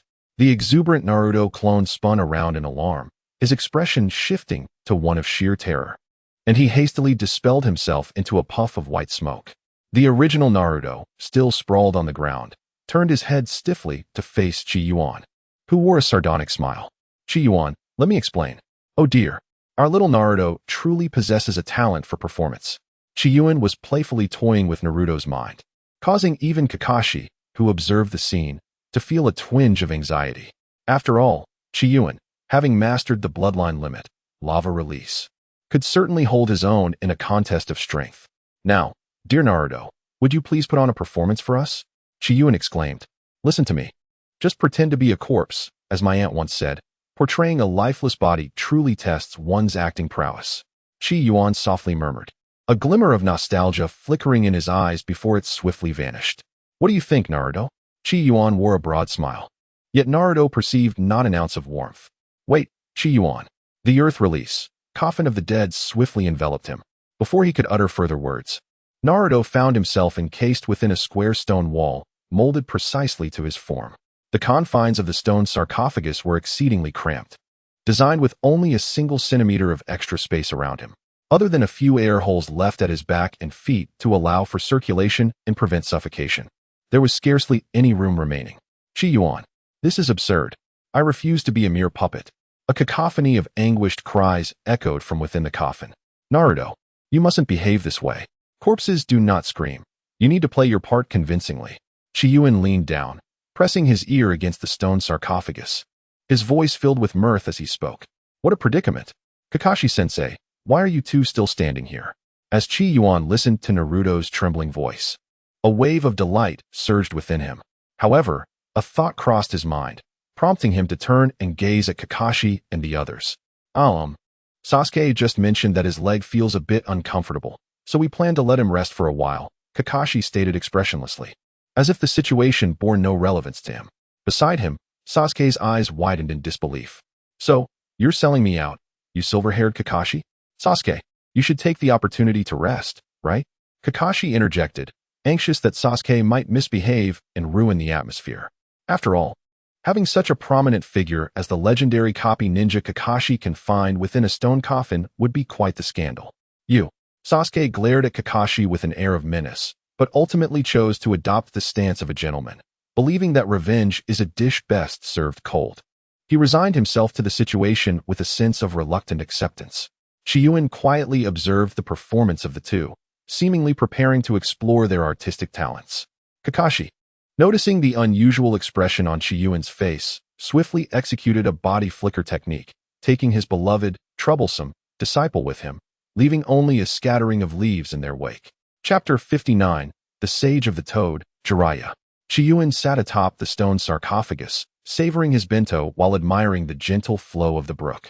Beneath him, a mournful sound emanated, as if lamenting the profound beauty of the scene before him. Did he realize his error? Woe was me. Indeed, he did. Qi Yuan frowned slightly, still unaware of his mistake. Whoa. He truly understands now. Speak up. Why just wail? Whoa. Qi Yuan, you have taken offense. As Qi Yuan noticed that Naruto beneath him remained silent, a sense of urgency washed over him. Could it be that something truly troubling was amiss? He promptly rose and shattered the stone coffin beneath him, revealing a frantically shouting Naruto. Qi Yuan, just you wait. Next time, I shall pour several days' worth of foul ramen into your shoes. Naruto, who had been cursing Qi Yuan while trapped in the coffin due to his antics, momentarily found himself at a loss. Their eyes met, and an atmosphere laden with awkwardness enveloped the scene. I could say that it wasn't me speaking just now, but rather what was inside my stomach, Qi Yuan remarked. Naruto seemingly chose the most absurd interpretation from a multitude of options, causing even the true occupant of his belly to open its eyes in disbelief. This lord would never utter such a tasteless remark. Yet, it was a pity that such seemingly frightening words went unheard by anyone else. Qi Yuan said nothing, merely offering Naruto a smile. Do you recall that I mentioned I would take you to meet the third Hokage to address a certain matter? Qi Yuan was washing his hands by the riverbank when he turned to the rotund Naruto behind him and remarked, I wish to accumulate virtue. Hearing Naruto's voice, thick like a steamed bun, Qi Yuan glanced back. Do you know why you cannot walk on water? It is because the seal within you has been altered. The seal that once facilitated the growth of your chakra has been transformed into one that disrupts its flow. Naruto, seemingly unfazed, applied a special healing ointment from Qi Yuan's pouch onto his face. Then why not help me undo it? He inquired. Upon hearing Naruto's voice return to normal, Qi Yuan was momentarily taken aback. However, his astonishment swiftly transformed into a sense of restraint. Have you lost your mind? Qi Yuan bore the appearance of a predator poised to strike, akin to a furious tiger provoked by an unseen threat. What has transpired? Upon witnessing Qi Yuan's wrath, Naruto felt a surge of trepidation. From their days spent together, he had learned that Qi Yuan's anger invariably signified a grave matter at hand. Do you comprehend what it is you hold in your hands? Naruto scrutinized the seemingly unremarkable vial of medicine, examining it thoroughly, yet finding nothing noteworthy. Is it not merely a standard healing potion? Naruto ventured cautiously. Seeing Naruto's foolish expression, Qi Yuan could not help but refrain from scolding him. What you hold in your hands is the latest product from the hospital, a miraculous healing medicine. It has been specially authorized by Lord Hokage for me, specifically to address my damaged meridians. This small vial contains 20 grams, priced at a staggering 2 million ryo. As Qi Yuan spoke, Naruto nearly dropped it in shock. How much did you say? 2 million ryo? That's equivalent to 2 S-rank missions. Naruto instinctively touched his own face, murmuring to himself, this face is worth 2 million. You, my friend, possess quite a talent, always opting for the extravagant. Qi Yuan couldn't help but give Naruto a thumbs up. He had managed to amass 1 million in just a few minutes, truly deserving of his status as the protagonist, impervious to logic. Well, it is what it is. Let's return to the main topic at hand. Qi Yuan adjusted his expression, realizing that he had never considered unsealing Naruto's seal himself, as he lacked proficiency in sealing techniques. When he initially studied the Flying Thunder God technique, he had contemplated learning sealing arts, but procrastination had caused him to forget. However, upon Naruto's suggestion, he recalled that the late third Hokage, Sarutobi Hiruzen, still owed him a promise.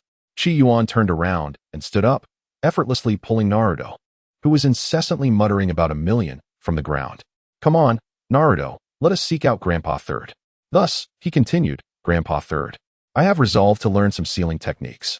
Qi Yuan and Naruto stood before the third Hokage, Sarutobi Hiruzen. The elderly leader, with a pipe clenched between his teeth, seemed lost in thought. After a moment, he finally spoke. Well, I happen to have some scrolls on sealing techniques here for you. Take them back and study them diligently. As for the seal on Naruto, the third Hokage turned his gaze towards Naruto, who stood beside Qi Yuan.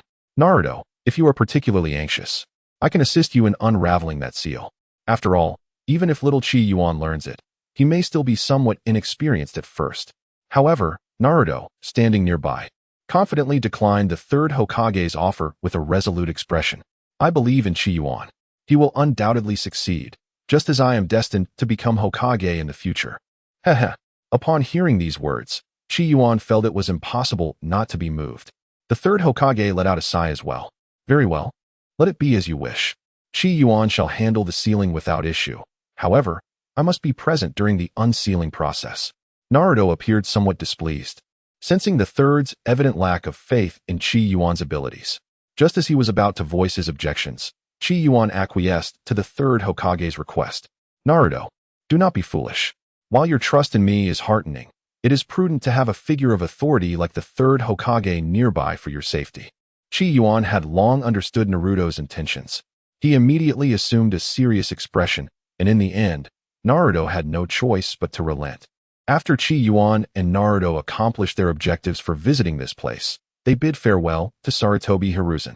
As they strolled down the street, Naruto walked with his hands clasped behind his head, while Qi Yuan immediately began to study the principles and techniques of sealing jutsu.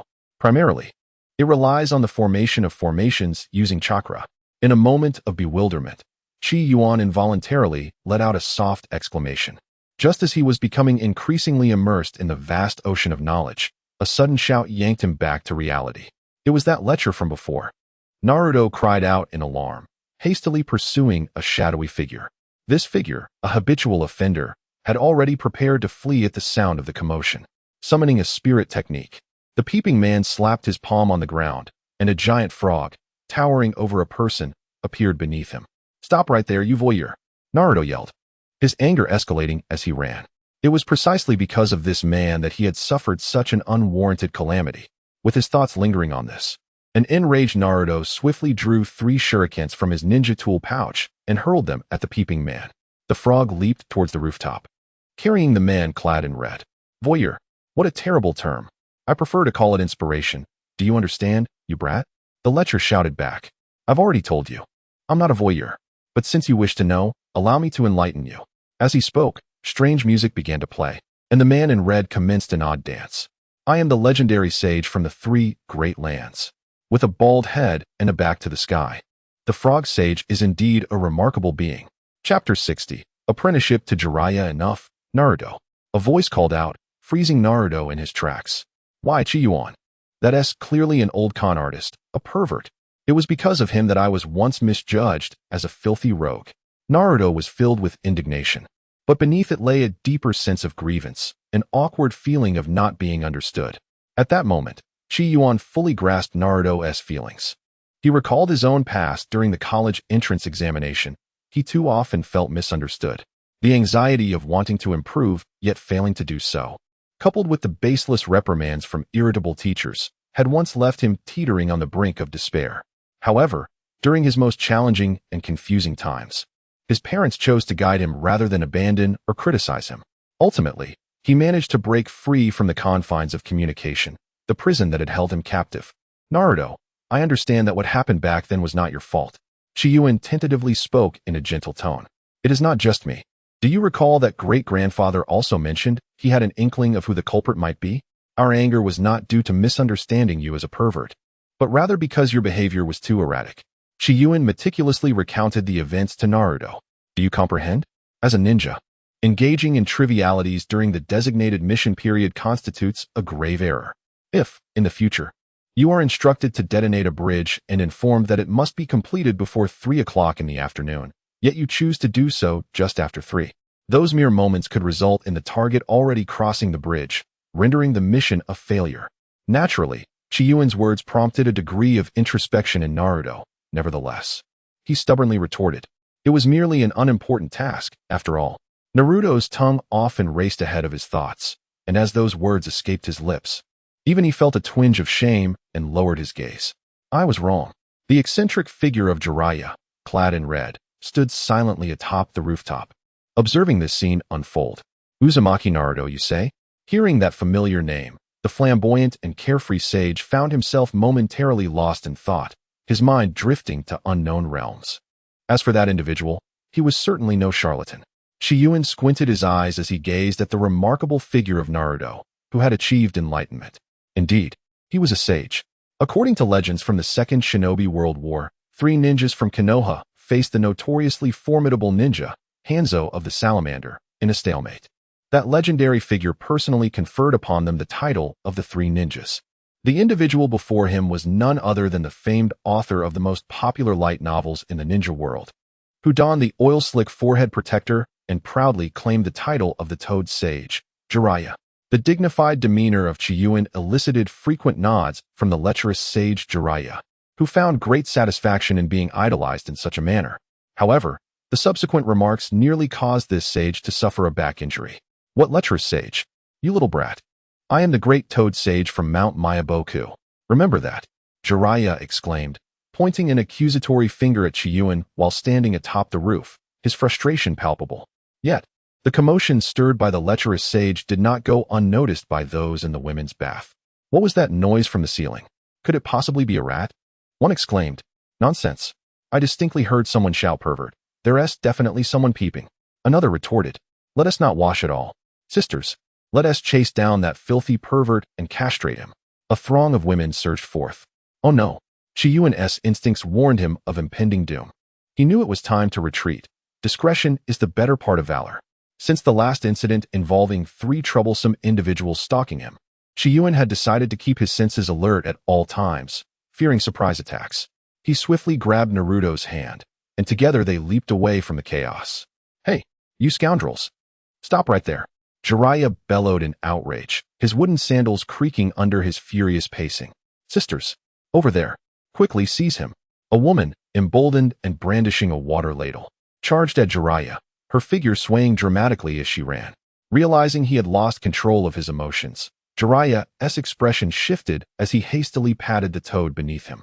The toad, bearing the instigator of this ruckus, leaped away from the scene. Qi Yuan, why are you running? Naruto questioned, bewildered by the sudden flight. Run? Would you prefer to be mistaken for a pervert? Qi Yuan retorted, sensing that there was nothing left to cause him distress. He halted alongside Naruto. Hee. That old pervert is certainly suffering now, Naruto said with a cheerful grin directed at Qi Yuan. However, Qi Yuan dismissed this banter with a cold snort. If a fool like you can escape, do you truly believe that this so-called legendary ninja cannot? In an instant, Naruto's joyful expression transformed into one of despair. Qi Yuan observed Naruto's rapid change of expression and momentarily thought that the 2,000 yuan should be bestowed upon the King of Hell for this performance. The personalities of these two individuals truly justified their master-disciple relationship. Naruto, what do you think of that esteemed gentleman? What? Naruto looked up, his gaze bewildered. It was evident that he was completely unaware of the distinguished figure Qi Yuan referred to. I mean the lecherous sage, Jiraiya, the perverted individual you speak of. Qi Yuan resolved to entrust Naruto to Jiraiya, recognizing that their approaches were fundamentally different. Aside from imparting basic skills, he doubted Jiraiya could provide anything of substantial value. As for the Rasengan, it was laughable. If he were to tell Naruto that he could master it with a mere thud, he would likely be the first to succumb to laughter himself. Certainly, he could invest time in discovering the proper methodology, but wouldn't that be an exercise in futility? Wouldn't it be more prudent to develop several new techniques instead? Absolutely not. The mere mention of Jiraiya's name made Naruto feel an overwhelming sense of nausea. Rarely serious. Naruto suddenly adopted a somber demeanor, causing even the composed Qi Yuan to feel a twinge of unease. Why was this the case? Unlike his usual self, Naruto did not immediately respond to Qi Yuan's inquiry. Instead, he fixed his gaze intently upon Qi Yuan's eyes, leaving Qi Yuan feeling profoundly uncomfortable. Qi Yuan swallowed hard and responded. You say, are you recently preoccupied with romance and neglecting me? Expecting Naruto to utter something earth-shattering, Qi Yuan was taken aback and collapsed to the ground. Idiot. Chapter 61. A heart full of bitterness and tears. Rising from the ground, Qi Yuan yelled at Naruto, what on earth is the use of that brain of yours? Naruto feigned a pitiful demeanor. I knew it. I must be inferior to Ino, so if brother insists on going, then go ahead. As he spoke, Naruto showcased his acting talent again, his words laced with a hint of a sob. No matter the twists and turns ahead, the younger brother would navigate his own path, would eat when hungry, and would run home in the rain. Even if the brother did not care for him, the younger brother would still feel a pang of concern for his elder sibling. Beside them, Qi Yuan felt overwhelmed, as if a torrent of blood surged through his head. Listen well, Naruto. We are forever brothers, and I will never abandon you. However, you undeniably need a good teacher. Jiraiya, though unreliable, possesses formidable strength. Rumors say that his master was the third Hokage and his student the fourth. This alone attests to Jiraiya's extraordinary nature. That lecherous man, Ebisu, is not wrong. If you let me teach you everything, you will become worthless. I would be leading you astray. Do you understand? Naruto knew this was not the time for jokes and nodded. But how do we approach him to be our teacher? Naruto felt disheartened, having just provoked him. He doubted that this eccentric would accept him as a disciple. Qi Yuan smiled mysteriously, casting a glance towards Naruto's backside. Fear not, he will surely accept you. You possess qualities that ordinary people lack. Qi Yuan incessantly wore a sinister grin, his gaze fixated on Naruto's posterior, brimming with excitement. Reminiscent of an old lecher poised to sell a beautiful maiden into a brothel. Beside him, Naruto felt a chilling wave of apprehension wash over him. Sensing the intensity of that aggressive stare, this was not the usual Qi Yuan. It is all the fault of those two insufferable brats. They have disrupted my grand plans for acquiring talent and dare to tamper with my esteemed title as a sage. The next time I encounter them, I shall ensure they face the consequences. A white-haired old man clad in red swaggered down the street, huffing audibly through his nostrils. Where shall I venture next? It appears that even the bathhouses of Konoha have placed a bounty on my head. How infuriating. It is evident that some of these misdeeds were committed by that old fool. Why must I bear the blame? It seems the time has come for me to depart from Konoha. Stop right there, lecherous sage. Just as Jiraiya pondered his future, two figures, one dark and one yellow, obstructed his path. The figure in black sternly declared, "This mountain is mine. This tree is mine. If you wish to pass this road, leave behind a toll for the guide. Upon hearing this, Naruto sensed something amiss and hastily leaned closer to Qi Yuan's ear. Isn't it supposed to be leaving behind a toll for safe passage? Qi Yuan gazed at the foolish Naruto before him, unable to resist delivering a sharp rap to his head. Fool, have you forgotten our purpose? Jiraiya observed the seemingly comical duo with a sardonic smile. I never expected you two brats to dare to appear before me. I truly cannot discern whether you are pretending to be foolish or genuinely so. No, Lord Jiraiya, you are mistaken. We have not come to cause trouble. We seek to apprentice under you. Upon hearing Qi Yuan's words, Jiraiya erupted in laughter, as if he had just heard the most delightful joke in the world. Ha ha. You have disrupted my affairs, and yet still wish to be my disciples. Ha ha ha. I wonder whether you have lost your minds, or if it is I who has gone mad. With a hearty laugh, he was soon seized by a fit of violent coughing, as though he might expel his very lungs. I trust you will not refuse me. Qi Yuan remained unfazed by Jiraiya's mockery, maintaining his usual composure with a hint of a smile at the corner of his eye. Observing Qi Yuan's demeanor, Jiraiya slightly tempered his laughter. Nevertheless, the smirk at the corner of his mouth still indicated that this legendary Sannin was keen to discern the source of Qi Yuan's confidence. It is your turn now, Naruto. Qi Yuan's hand suddenly slapped Naruto's backside, startling him and causing him to blush in a manner that suggested he was hesitant to follow Qi Yuan's instructions. Qi Yuan observed Naruto's exaggerated demeanor, furrowing his brow. Shall we depart? He suggested. What is the matter? Aren't you usually performing for everyone you encounter? Why do you falter at such a crucial moment? Could you two hasten your pace? My time is exceedingly precious. With a determined grit of his teeth and a stomp of his foot, Naruto shouted, Transformation! In an instant, a puff of smoke enveloped the scene, revealing a scantily clad woman, her form obscured by the swirling mist. Naruto gritted his teeth, adhering to Jiraiya's earlier instructions, pressing himself against the sage's arm. Meanwhile, Jiraiya, upon witnessing Naruto's transformation, was rendered speechless, his gaze fixated, entranced. Jiraiya-sama, isn't she adorable? Naruto clung tightly to Jiraiya's arm, his body swaying dramatically against him, bright eyes sparkling, pearly teeth nibbling at his red lips. Jiraiya-sama, would you consider taking me on as your apprentice? Please. Jiraiya felt as though he had been struck by a jolt of electricity, leaving him languid. The occasional warm breeze caressing his ear only deepened his captivation. All right. Blood rushed to Jiraiya's face as he abruptly embraced Naruto, leaving the latter startled. What do I do? What do I do? This wasn't in the script Qi Yuan provided. Naruto's mind whirled chaotically, akin to a tempest, leaving him anxious and disoriented. Jiraiya-sama, could you please release me? You're hurting me. Naruto believed his plea would temper Jiraiya's fervor, yet the old man only grew more exhilarated. Quickly, Naruto turned his head away, seeking Qi Yuan's assistance, only to discover that Qi Yuan had vanished the moment he transformed. No, Qi Yuan, you scoundrel. Achoo, who dares to insult me? Qi Yuan rubbed his itchy nose, yet his mind wandered. Naruto must have succeeded by now, right? Ha ha, I truly am a good person. Where else could one find a brother as responsible as me? Qi Yuan felt a profound sense of joy as he finally set Naruto on the right path. Master, please bring me another serving of char siu ramen to enjoy here, and a takeout of Naruto-style miso ramen for later. Today is a day of celebration. I'm back. Oh, it's Naruto who has returned. Was today a success? Well, I suppose it was. I brought you ramen to commemorate your apprenticeship. Excellent. Qi Yuan observed Naruto, who appeared disinterested and staggered as he slowly made his way into the restroom, a look of perplexity crossing his face. What has transpired? Chapter 62, The Broken Naruto. What is the matter with you, Naruto? No response echoed from within the restroom. Qi Yuan sat before the dining table, quietly contemplating the reasons behind Naruto's transformation. The small room, usually filled with lively chatter and joyous laughter, now resonated with an eerie silence. Could it be? Qi Yuan, reflecting on Naruto's various states upon returning home, arrived at a profoundly terrifying conclusion. Could it be that Naruto truly?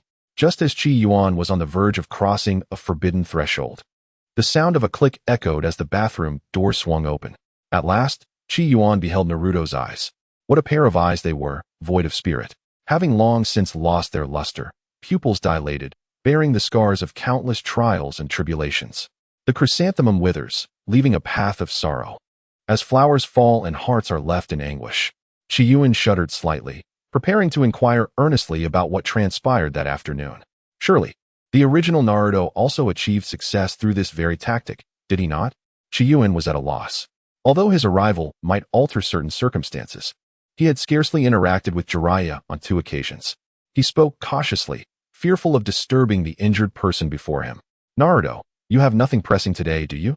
Jiraiya hasn't caused you any trouble, has he? As soon as Qi Yuan's words were spoken, it seemed to activate a switch within Naruto. Even the bowl of Ichiraku ramen in his hands was set aside, as 2 streams of tears cascaded down his cheeks. Indeed, Jiraiya, how could you do such a thing? He is your beloved disciple. Qi Yuan was struck as if by a thunderbolt, his heart filled with astonishment. It was evident that Naruto's reaction had substantiated his conjecture. The chair toppled backward with a sharp sound as Qi Yuan rose in fury, slamming his hand on the table and shouting, "He must be punished. Naruto, how could he commit such an atrocious act against you? Regardless of that toad sage, I will stake my life to seek justice for you. Moreover, he is merely a minor sage. Together, we shall surely prevail." In Qi Yuan's eyes flickered a blaze of fury. He merely wished for Naruto to steadfastly follow the main storyline, yet unexpectedly, he inadvertently plunged Naruto into a predicament of unwarranted misfortune. "Qi Yuan, you need not speak further," Naruto interjected. "This matter was instigated by me. I was concerned that my presence might compromise the efficacy of the seduction technique, causing Jiraiya to indulge too excessively in leeches, ultimately leading him to decline your assistance for the sake of his pride. To my astonishment, that old fool has completely disregarded the leeches. He has shamelessly abandoned all restraint. Rest assured, Naruto, I am aware of my limits. At worst, we shall eliminate this old fool and defect from Konoha. The world is vast. There is no place we cannot go." As Qi Yuan's words became increasingly absurd, culminating in his audacious notion of defection, Naruto snapped back to reality, hastily covering Qi Yuan's mouth, terrified that his continued speech would spell doom for Konoha. "I have already stated. No, that is not the case," he exclaimed. Wah? No, what do you mean not the case? Oh dear, it truly is not." Naruto, fearing that Qi Yuan might still be speaking in anger, quickly added another remark. Qi Yuan observed 2 individuals, one stationed at the city gate tower and the other at the hip axis, who effortlessly extricated themselves from Naruto's constraints. "What is it that I am inquiring about?" Naruto's cheeks flushed with embarrassment as he quietly lowered his gaze. "It's just that he did not take the back door," he murmured, his voice growing increasingly faint, while Qi Yuan stood there, somewhat dumbfounded. "Were you not jesting with me? I had just contemplated how, if Sarutobi Hiruzen, in consideration of past affections, insisted on protecting Jiraiya, I could simultaneously orchestrate the annihilation of Konoha with the meteor volcano while ensuring the survival of Ino's family and Sasuke. And yet, you tell me you are unscathed?" Qi Yuan cautiously surveyed his surroundings, his perception heightened to its maximum. There were no hidden threats or lurking dangers, right? Surely, there could not be. I was merely jesting moments ago. Upon sensing that all was secure, Qi Yuan finally allowed himself to exhale in relief, wiping away the non-existent yet palpable sweat from his brow. He then turned to Naruto with a smile, saying, "I require an explanation. What is with that expression of yours? Devoid of any backdoor dealings?" His tone was gentle, yet a discerning ear might detect a hint of hysteria within his words. Pouting, Naruto replied, "That Jiraiya is nothing but a perverse old man. He insisted that while teaching me, he must maintain the state of a seductive illusion." Upon hearing this, Qi Yuan's expression remained unchanged. He had previously posed this question to Naruto, so this matter was already within his contemplation. As he continued, Naruto, noticing Qi Yuan's unperturbed demeanor, felt increasingly aggrieved. "He even struck me with a willow branch." Struck? This revelation left Qi Yuan quite bewildered. He had never heard of such a penchant before. Naruto nodded repeatedly. "In the afternoon, I asked him to teach me how to tread water, but he insisted that I maintain the illusionary technique during my training. However, Qi Yuan, you are aware that I am simply unable to manage that at present." Qi Yuan nodded, and Naruto continued speaking. "Then, just like you, he observed my sealing technique. Before I could utter a word, he struck me with his palm, sending me crashing into the water, and then urged me to try again. However, I still failed to grasp the essence of it. He resorted to striking me with willow branches, as I struggled to maintain my footing on the water and evade his attacks. Those willow branches landed squarely on my backside. Eventually, for reasons unknown, I found myself able to stand upon the water's surface. At that moment, Qi Yuan completely understood. It turned out that Naruto's actions were entirely self-imposed. He struck me to provoke a response, thereby accelerating the flow and stabilization of my chakra to assist me in walking on water. Qi Yuan let out a long sigh. Is this the reason you nearly brought destruction upon Konoha? You rascal. A farce has concluded, and the night has quietly passed. Naruto, it's time to eat. Qi Yuan shouted towards the restroom, then covered the instant noodles of the two individuals. After a while, Naruto emerged from the restroom as usual, bouncing with a demeanor that suggested the events of the previous night were merely a fleeting dream. Ramen, my beloved ramen, he exclaimed joyfully as he took a seat.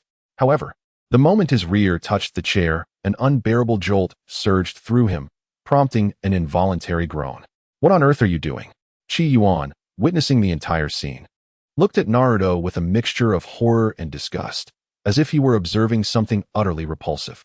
It's not me, Naruto protested, his expression growing increasingly bizarre, prompting Qi Yuan to abruptly intervene and halt the incantation. Qi Yuan tore off a piece of plaster and affixed it directly to Naruto's mouth, silencing him. It was not until Qi Yuan finished devouring the ramen that he removed the plaster from Naruto's lips, yet he paid no heed to Naruto's continued protests. Regarding the matter of Naruto's seal being lifted, he needed to inform the third Hokage, Sarutobi Hiruzen, in advance. Training ground. Naruto timidly approached the place that filled him with both fear and excitement. Ha ha ha, is that not my beloved disciple? Come here quickly, prepare yourself. We are about to commence training. Just as Naruto cautiously surveyed his surroundings, a hand seemingly materialized from thin air, landing on his shoulder, followed by a voice brimming with enthusiasm and desire. Brothers, if anyone has thoughts to share, please do. This is my first attempt at writing, and I welcome your guidance. Whether concerning the plot or character development, feel free to express your ideas. I shall endeavor to accommodate as much as possible. Chapter 63. The Art of Summoning. What are you all doing? Am I intruding? 20 minutes prior. Such is the situation, Lord Hokage. It appears that Naruto has encountered Lord Jiraiya and has become his disciple. Lord Jiraiya, while instructing Naruto, assisted him in breaking the 5-element seal. The third Hokage appeared lost in thought, contemplating the veracity of Qi Yuan's words, yet he quickly donned a smile tinged with a hint of melancholy. I understand. I have also heard of Jiraiya's return. However, my disciples harbor resentment towards this old man and have yet to come visit me. Very well, little Qi Yuan. You may proceed with your training. I am already aware of this matter. Qi Yuan bid farewell to the old generation of Sarutobi, and promptly made his way to the training ground where Naruto was located. This led to the recent scene. Ah, it's you. Jiraiya remarked with a hint of disappointment as he regarded the tardy Qi Yuan, then waved for the two to join him by the river for training. This was in accordance with a request he had made to Naruto, if he wished for Naruto to maintain his alluring state. It was essential for Qi Yuan to participate in the practice as well. Jiraiya was quite reluctant, for he harbored little fondness for Qi Yuan, whom he deemed rather glib. Yet, due to Naruto's uniqueness, he acquiesced to the notion of also instructing Qi Yuan. Hey, kid, can you stand on water? Jiraiya taunted. A smirk plastered across his face as he addressed Qi Yuan. Hey, perverted sage. How can you speak to Qi Yuan like that? Naruto interjected, visibly displeased. He could not tolerate disparagement directed at his friend, even if it came from his newly appointed mentor. You need not concern yourself with me, Lord Jiraiya. Simply focus on guiding Naruto well, and my training need not trouble you. Qi Yuan maintained an expression of utmost respect, for the individual before him was, after all, Naruto's mentor. Although he held a certain disdain for him, the requisite respect could not be neglected. Nevertheless, Qi Yuan's demeanor only served to further infuriate the sage of Myaboku. Jiraiya had always harbored a deep-seated aversion for individuals like Danzo, who embodied hypocrisy and arrogance. Qi Yuan currently perceives his behavior to be remarkably akin to that of Danzo. The crux of the matter lies in their differing perspectives. Qi Yuan considers himself to be a senior figure to Naruto, akin to an elder brother or a guardian, and thus believes he should maintain a certain level of respect towards his teacher. In contrast, Jiraiya views Qi Yuan as a student akin to Naruto, who seeks knowledge from him but continuously pushes Naruto forward due to his own sense of pride, yearning to learn, yet feigning understanding. Little brat, do you think I desire to teach you? Jiraiya exclaimed. It is only because Naruto implored me that I agreed. Such an arrogant little imp is eternally exasperating. As a teacher, Jiraiya unleashed a tirade upon Qi Yuan, leaving him utterly bewildered. Noticing Naruto's readiness to retort, Qi Yuan hastily placed a hand over his mouth to silence him. Ultimately, the matter dissipated without resolution. Today, I shall impart to you the ancestral skill of my toad sage, the summoning technique. With a disgruntled expression, Jiraiya retrieved a scroll from behind him and presented it to the two. Inscribe your names in blood, and this summoning contract shall be established.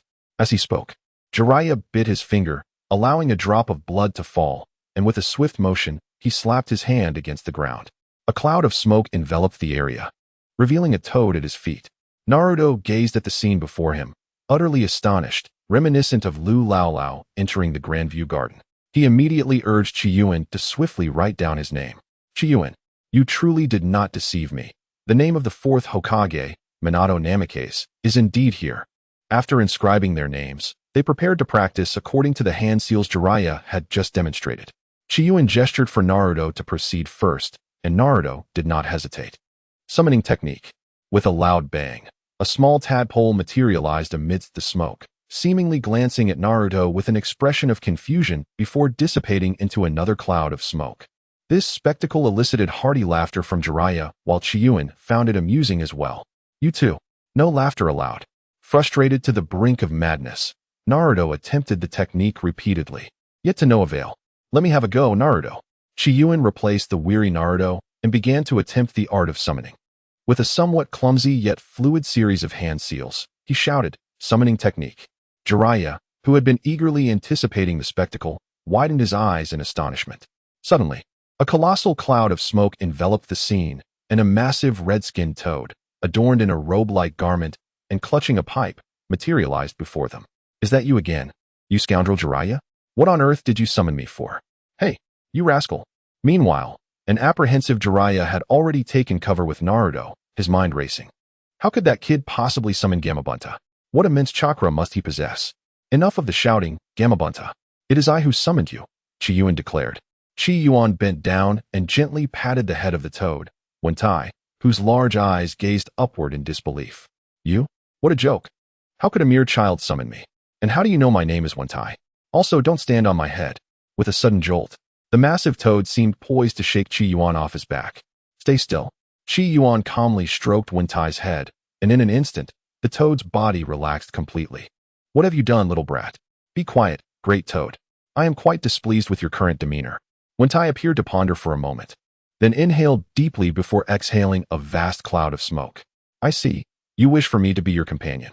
Given your strength, it is impossible for you to be my equal. However, I might reluctantly accept you as my subordinate. It seemed that Wentai had come to a resolute decision, struggling to articulate that being his subordinate would be a matter of great honor. This moment elicited a chuckle from Qi Yuan. How could this toad be so ungrateful? It was no wonder Wentai was so audacious. Within the underworld of Myoko Mountain, he was indeed the foremost figure beneath the two immortals. Even Watergate and Jiraiya had to consider his whims. While Qi Yuan could engage Jiraiya with respect, he had little patience for this toad. I present you with two choices. 1. Willingly submit to me. 2. Be thoroughly defeated.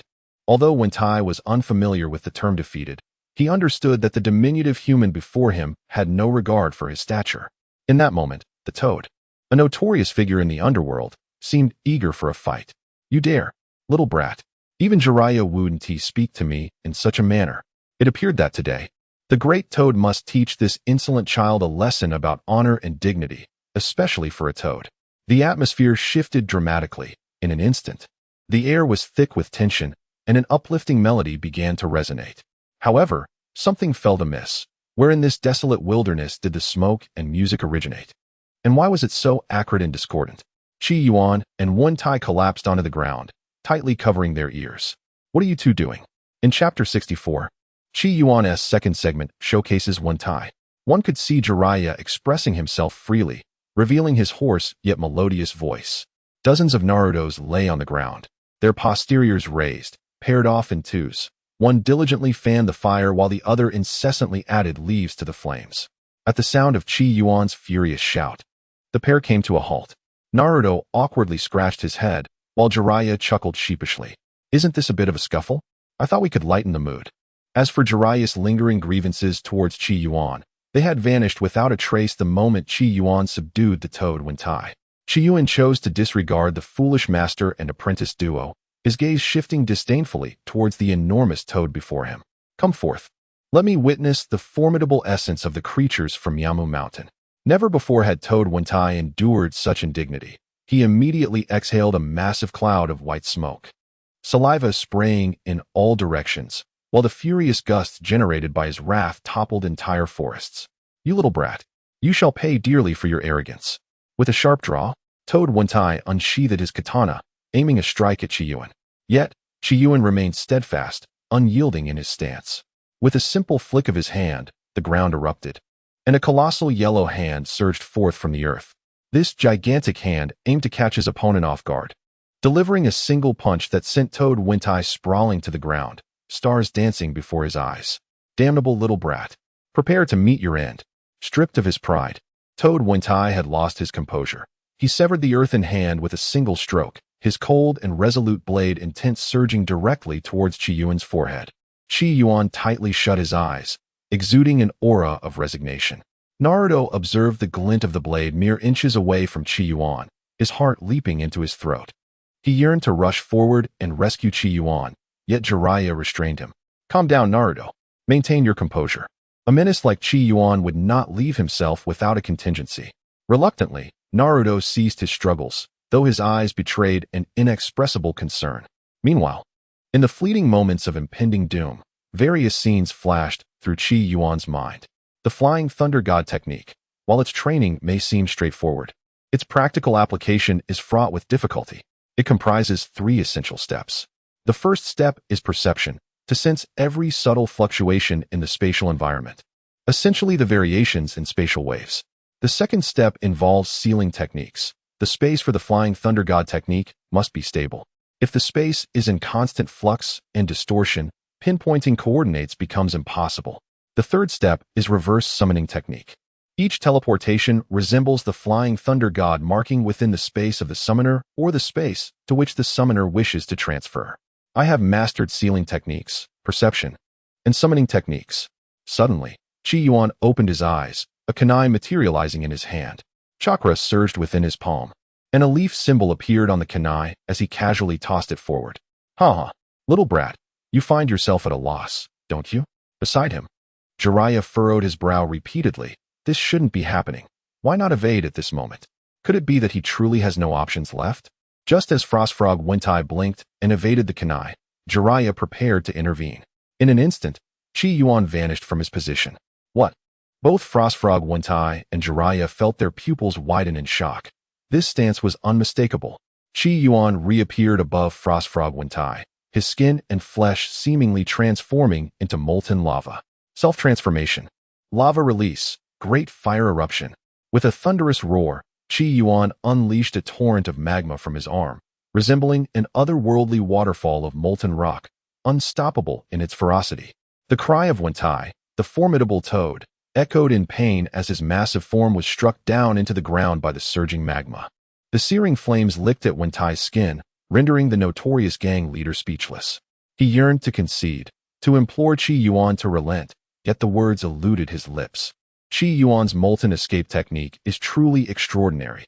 While the integration of ninjutsu typically occurs externally for most individuals, he innovatively harnesses it internally. Whereas others are driven by the desire to develop new techniques, Qi Yuan's intent was singularly aimed at self-detonation to vanquish the infamous Orochimaru. Consequently, he devised ninjutsu reminiscent of Konin's paper jutsu and the Hozuki clan's hydration technique. The self-transformation technique is not only adept at evading lethal harm, but also serves to replenish chakra, significantly enhancing Qi Yuan's endurance when combined with the realm of Hell's Descent. For instance, when a wind release, Raisin Shuriken is thrown, it may dissipate, yet by first activating the realm of Hell's Descent and subsequently employing self-transformation, he can seamlessly restore his chakra through the magma generated by the descent, thanks to elemental compatibility. Qi Yuan's feet transformed into magma, standing in the area struck by the fiery onslaught of Gamabunta. Qi Yuan, show some mercy. Jiraiya dared not watch the spectacle. If Gamabunta were to perish at the hands of his own, he would have no face to return to Mayaboka Mountain. Qi Yuan, naturally, understood the importance of moderation. Standing atop the formidable Gamabunta, the surrounding magma flowed towards him until it vanished entirely, leaving only scorched traces of blood. I am immensely grateful, Qi Yuan. Your mercy has saved me, Jiraiya exclaimed, sprinting to Qi Yuan's side, breathless. At this moment, Gamabunta refrained from retorting. He was solely curious about how that thing called conquest could be sung. My lord Jiraiya, you jest. How could I take the life of one with whom I bear no grudge? Qi Yuan turned his gaze towards the pitiful giant toad. Come, Bunta, let us sing together. Thus shall you be conquered. Qi Yuan's expression was exaggerated, his demeanor fitting, his eyes brimming with adoration for his own might. Thus shall you be conquered. Gamabunta's back ached as he weakly sang. At that moment, all he desired was to recline in Mayaboka Mountain, indulging in rice balls filled with insects. Wishing to do nothing else. No feelings. Qi Yuan furrowed his brow, placing a foot upon Gamabunta's back. Ah! A wail erupted, reminiscent of a vengeful spirit from the depths of the abyss, akin to a gambler whose fingers had been severed, emitting a heart-wrenching cry. Thus shall you be conquered. Thus shall you be conquered. Bunta flailed his limbs in agony, the pipe clenched in his mouth reduced to mere powder by his own frantic gestures. Ultimately, unable to endure any longer, Bunta finally received Qi Yuan's affirmation. Qi Yuan lifted the spatial seal on this area, and in an instant, Gamabunta transformed into a vast white mist, vanishing without a trace. Beside him, Jiraiya, harboring doubts, approached with a composed demeanor. Qi Yuan, from where did you acquire the Flying Thunder God technique? What Flying Thunder God technique? Do not feign ignorance. Dare you claim you are unfamiliar with the Flying Thunder God technique? This is a secret of the village. You must understand the consequences of stealing it. Jiraiya's tone suddenly grew somewhat oppressive. Qi Yuan wore a frigid expression, as if deeply misunderstood, and coldly retorted. Let me reiterate once more. Since the inception of my chronicles in Konoha, I have never heard of the so-called Flying Thunder God technique you speak of. According to Qi Yuan, he asserts that he has not lied. In fact, since his arrival at the Hokage, he has not heard anyone mention the Flying Thunder God technique. He has indeed learned it, yet he has never heard of it. Your inquiry pertains to whether he has heard of it, not whether he has learned it. Chapter 65. The crisis hidden within the body. The two exchanged glances, and it seemed as though the atmosphere around them had once again turned frigid. Qi Yuan's palms were slightly damp with perspiration, clearly reluctant to engage in another battle with Jiraiya. The techniques of self-transformation and massive fire release demanded an immense physical constitution and a substantial amount of chakra. After each transformation, he could distinctly feel the soreness and heaviness in his body. If given the choice, he would truly prefer to avoid a confrontation with Jiraiya. Though Jiraiya often presented himself as a lecherous old man, when he became serious, he was undeniably formidable. In Qi Yuan's mind, Jiraiya might pose questions, but it was unlikely he would delve too deeply. As anticipated, after a moment of intense eye contact with Qi Yuan, Jiraiya threw back his head and laughed heartily. My apologies. It's just that your technique bears a striking resemblance to that of Minato. It seems I misunderstood. Haha. So, let us go grab a bite. I'll treat you. Naruto, you can pay. It's settled. Jiraiya, as though he were quite familiar with Qi Yuan, casually draped his arm over his shoulder and led him away, leaving behind a frustrated Naruto shouting, Why? Why does the perverted sage treat while I have to pay? I only invited Qi Yuan, not you. After finishing their ramen and feeling thoroughly satisfied, the trio returned to the training ground and found a patch of open space to sit. By the way, Qi Yuan, are all your jutsu self-taught? Jiraiya inquired, tilting his head to look at Qi Yuan. Qi Yuan nodded, masterfully embodying the persona of a concealed sage. Jiraiya displayed an expression of wistfulness and reminiscence. Every time I see you, I am reminded of a dear departed friend, a genius like yourself, who was once my closest companion. Alas, he strayed down the wrong path. Naruto, meanwhile, amused himself by playfully teasing an ant, leaving the two of them accompanied solely by the gentle sound of the flowing stream. You must be referring to Orochimaru, correct? Jiraiya paused momentarily, then recalled. It appears you have indeed crossed paths with him. Yes, that is the one. In the past, he exuded an aura of eerie charm, yet his heart remained pure. Now, however, he has become ruthless in his pursuit of goals. Indeed, there exists a madness that is obsessively extreme. A flicker of memory crossed Qi Yuan's eyes. During his confrontation with Orochimaru, he discerned not merely the chilling and avaricious glint in those serpentine eyes, but also a form of obsession, even a terrifying fixation. The notion of obsession is indeed a novel perspective. Those acquainted with Orochimaru within Konoha universally regard him as a cruel and fearsome entity, perceiving him solely as a tyrannical madman. Yet, you have offered a refreshing interpretation. Qi Yuan inwardly mused that everything Orochimaru had done was in pursuit of the most formidable power and the longest life. His actions were not driven by a desire for a specific goal, but rather shaped by the circumstances of his environment. At that moment, Jiraiya's expression turned solemn as he gazed intently at Qi Yuan. Why do you wish for Naruto to become my disciple? With your strength, I believe you are more than capable of guiding him yourself. Lord Jiraiya, Qi Yuan chuckled, I have imparted to you the summoning technique of Mount Myaboku. By rights, it would not be unreasonable for you to address me as your master. Each time Jiraiya heard Qi Yuan refer to him as Lord Jiraiya, an involuntary discomfort would stir within him. Upon hearing this, Qi Yuan was momentarily taken aback. Then he let out a wry smile and shook his head. I think I shall refer to you as Master Jiraiya. I have already chosen my mentor. At this proclamation, Jiraiya leapt up in astonishment. Another candidate? How could anyone surpass me? The illustrious Toad Sage hailing from Myaboku Mountain, one of the legendary Sannin of Konoha and a renowned novelist in the ninja world. Who could possibly be more suitable to instruct you? Jiraiya exclaimed, striking a peculiar pose as he shouted towards Qi Yuan. It was none other than the esteemed Tsunade, the slug princess, who shared the same renown as his own. Upon hearing her name, Jiraiya's demeanor instantly deflated. Why Tsunade? Though she possesses considerable strength, she is primarily a medical ninja, and her expertise seems entirely misaligned with your path, he remarked, tilting his head in bewilderment. Qi Yuan pondered for a moment and ultimately decided to confide in Jiraiya. To be frank, my esteemed teacher, my aspiration to apprentice under Lady Tsunade is driven by her exceptional medical ninjutsu. My body has encountered a slight issue due to my training. Upon hearing that it was a training-related concern, Jiraiya's attention shifted entirely. He placed a hand on Qi Yuan's shoulder, seemingly trying to sense something. Jiraiya's expression became grave. Yet the confusion in his eyes only deepened. I have not detected any signs of trouble within your body, he replied after a period of careful contemplation. Qi Yuan let out a bitter laugh. This is because what I have diminished is not merely lifespan, but rather what I refer to as the vitality of life. Lifespan. No one can hear this term without a sense of gravity. Throughout history, countless individuals have succumbed in their pursuit of longevity. Please elaborate. Jiraiya's countenance darkened significantly. Although there had been misunderstandings between the two, they had been resolved. On a personal level, he held Qi Yuan in high regard. As for the arrogance of youth, it is laughable. In his own youth, he had mastered the art of summoning at an even younger age than Qi Yuan. And he had even harbored the audacity to confront the legendary Sannin Sarutobi Hiruzen with a reckless desire to challenge him. Qi Yuan divulged his circumstances entirely to Jiraiya, withholding nothing, for to conceal such matters would be tantamount to courting death. Upon hearing Qi Yuan's actions, Jiraiya felt a surge of blood to his head, his fury transforming into laughter. Well, I had believed you to be a person of restraint, Qi Yuan, yet I find you to be so reckless and audacious. Even if I were to defecate on Sarutobi Hiruzen's head or feed him a mouthful of dirt, it would not be as brazen as your conduct.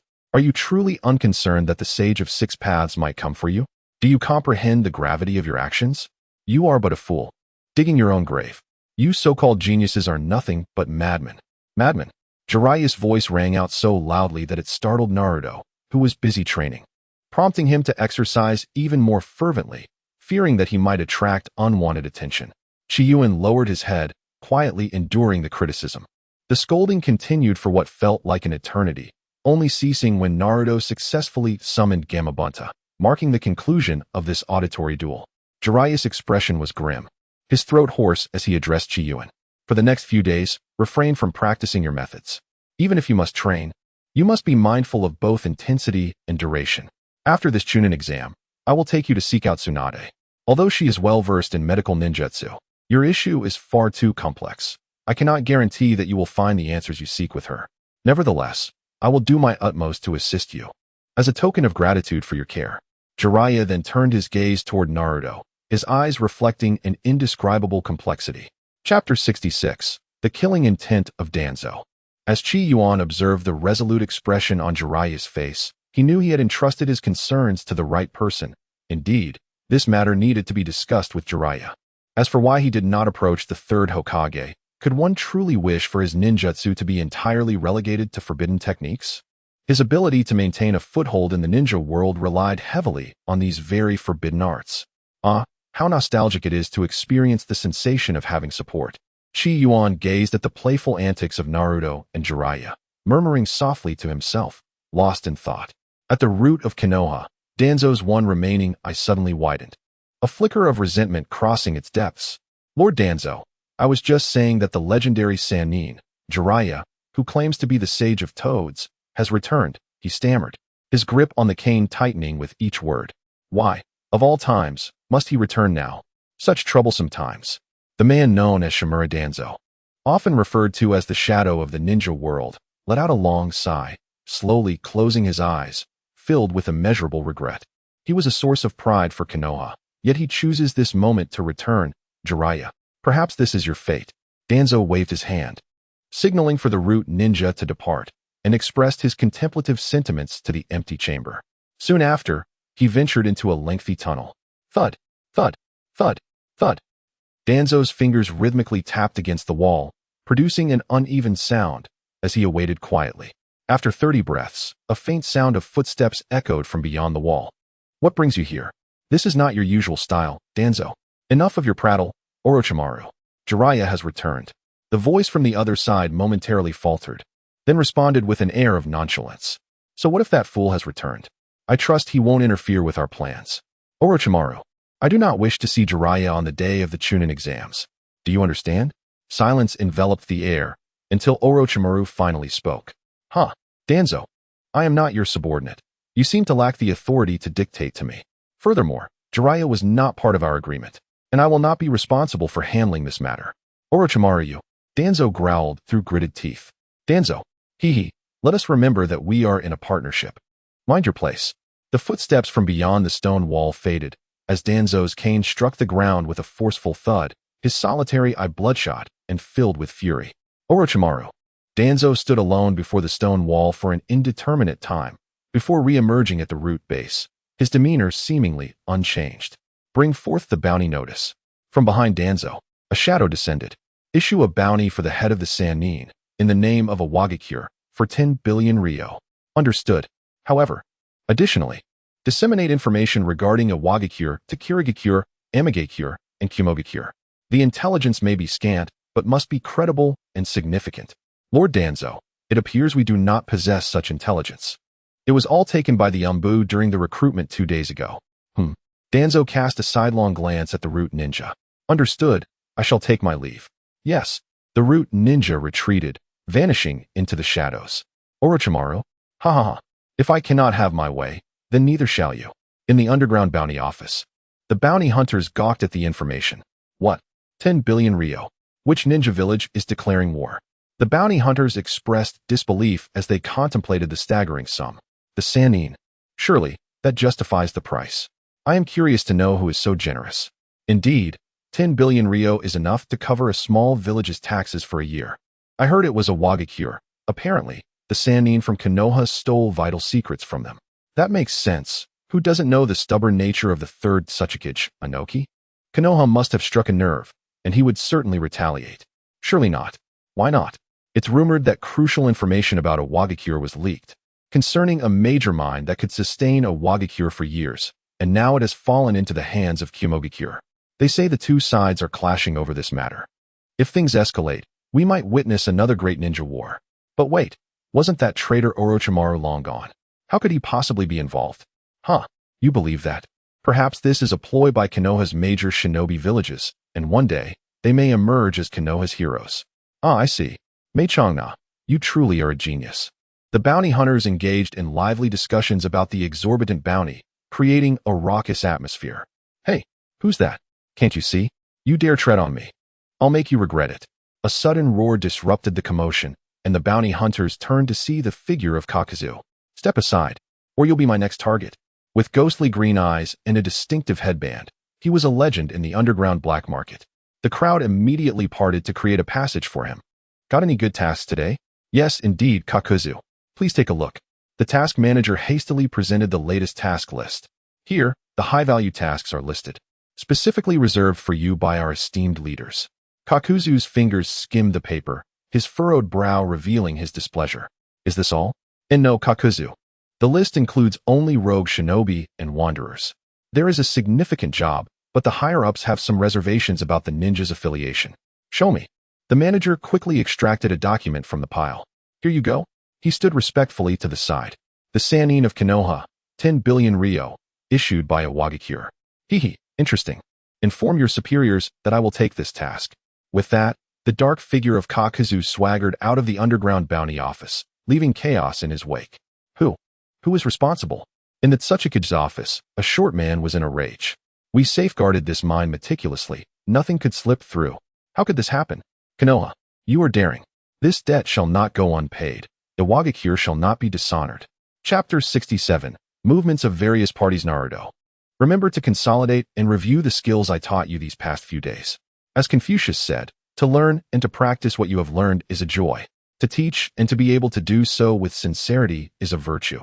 Qi Yuan shook his head and spoke to Naruto, resembling a pretentious scholar. Naruto covered his ears, squatting to one side, impatiently replying, All right, I understand. Qi Yuan, you just need to wait for me to bring back the Nin vest. We can take turns wearing it. Tomorrow marked the final round of the Nin exams, and many found themselves restless that night. Within the radiant houses of Konoha, it was unexpected that the final contenders would be Naruto and Sasuke. Kakashi, you truly are fortunate. A wealthy gentleman sat by the window in a restaurant, next to a woman clad in red who was grilling meat for the attendees. How infuriating. Youth shall not be defeated. Kakashi, let us compete for our disciples. Kakashi, lost in thought, replied, recalling his own exam days, I never anticipated these two would reach the finals. They bear a striking resemblance to us. Kakashi seemed to be murmuring in a dreamlike state, his words incoherent. What? The woman in red noticed Kakashi's melancholy and became curious. Nothing, it's nothing. The group spent the night indulging in grilled meat and drinks, knowing that tomorrow would be an unforgettable day. Lord Orochimaru. What is it, Lord Kazekage? Everything is prepared. Once you give the order, we can initiate the plan. Initiate the plan? It's still early. We must wait for the actors to be in place. Actors? The opening of this grand performance may be easy, but achieving a perfect conclusion is quite challenging. I initially thought my greatest obstacle would be my once discerning master. Yet it turns out that this small Konoha is indeed a hidden treasure trove. The subordinate, unaware, spoke up, Lord Kazekage, you've known us for quite some time now. Yes, Lord Kazekage, I have followed you since I can remember, replied Doyu, looking apprehensive. Rest assured, I do not intend to punish you. Your strength is already remarkable among ninjas, but there exists a young powerhouse in Konoha. Even if I personally engage, I cannot guarantee victory over him. Naturally, he cannot capture me either.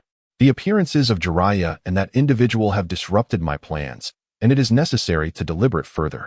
Listening to the fourth Kazekage, the four sound ninja raised their heads. Lord Kazekage, if you speak of variables, something has indeed transpired recently regarding you. Oh, what is it?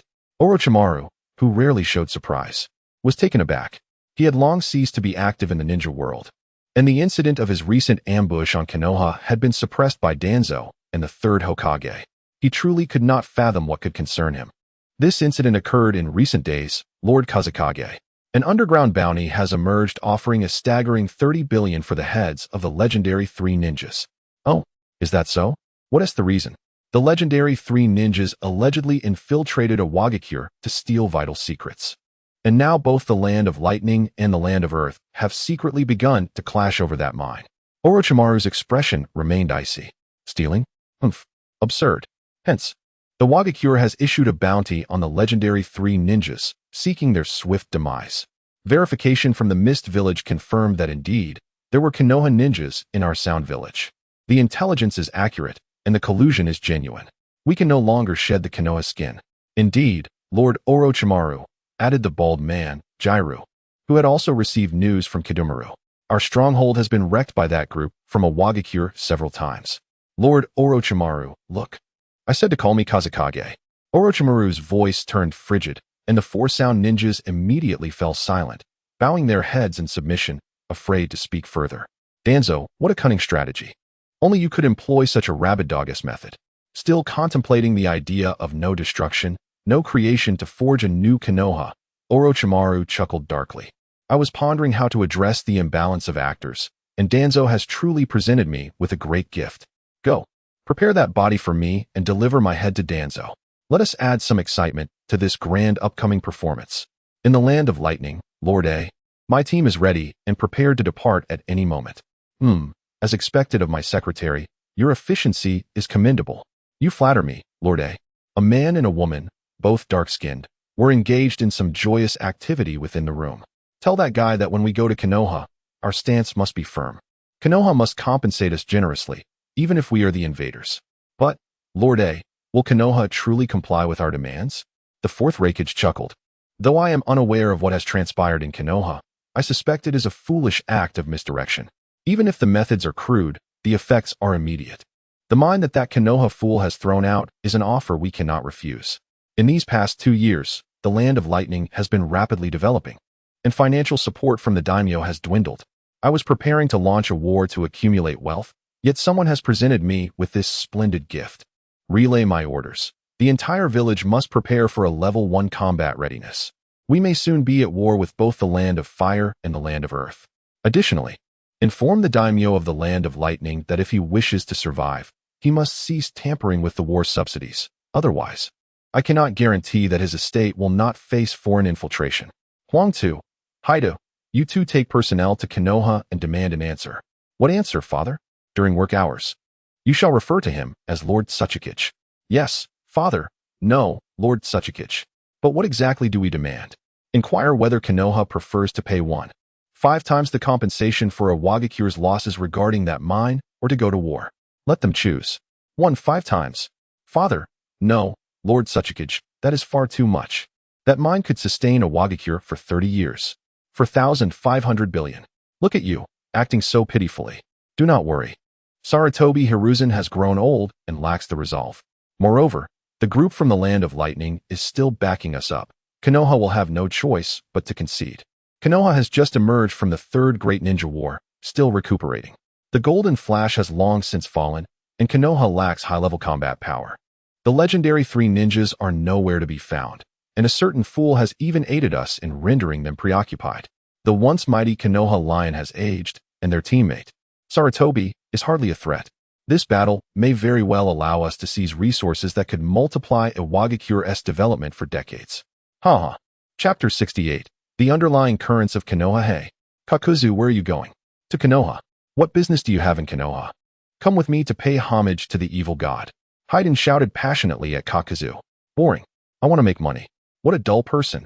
Insulting the evil god. Your journey will surely be fraught with hardship. Whatever. The dialogue between the two individuals is characterized by one exhibiting calmness, while the other remains perpetually agitated. All right.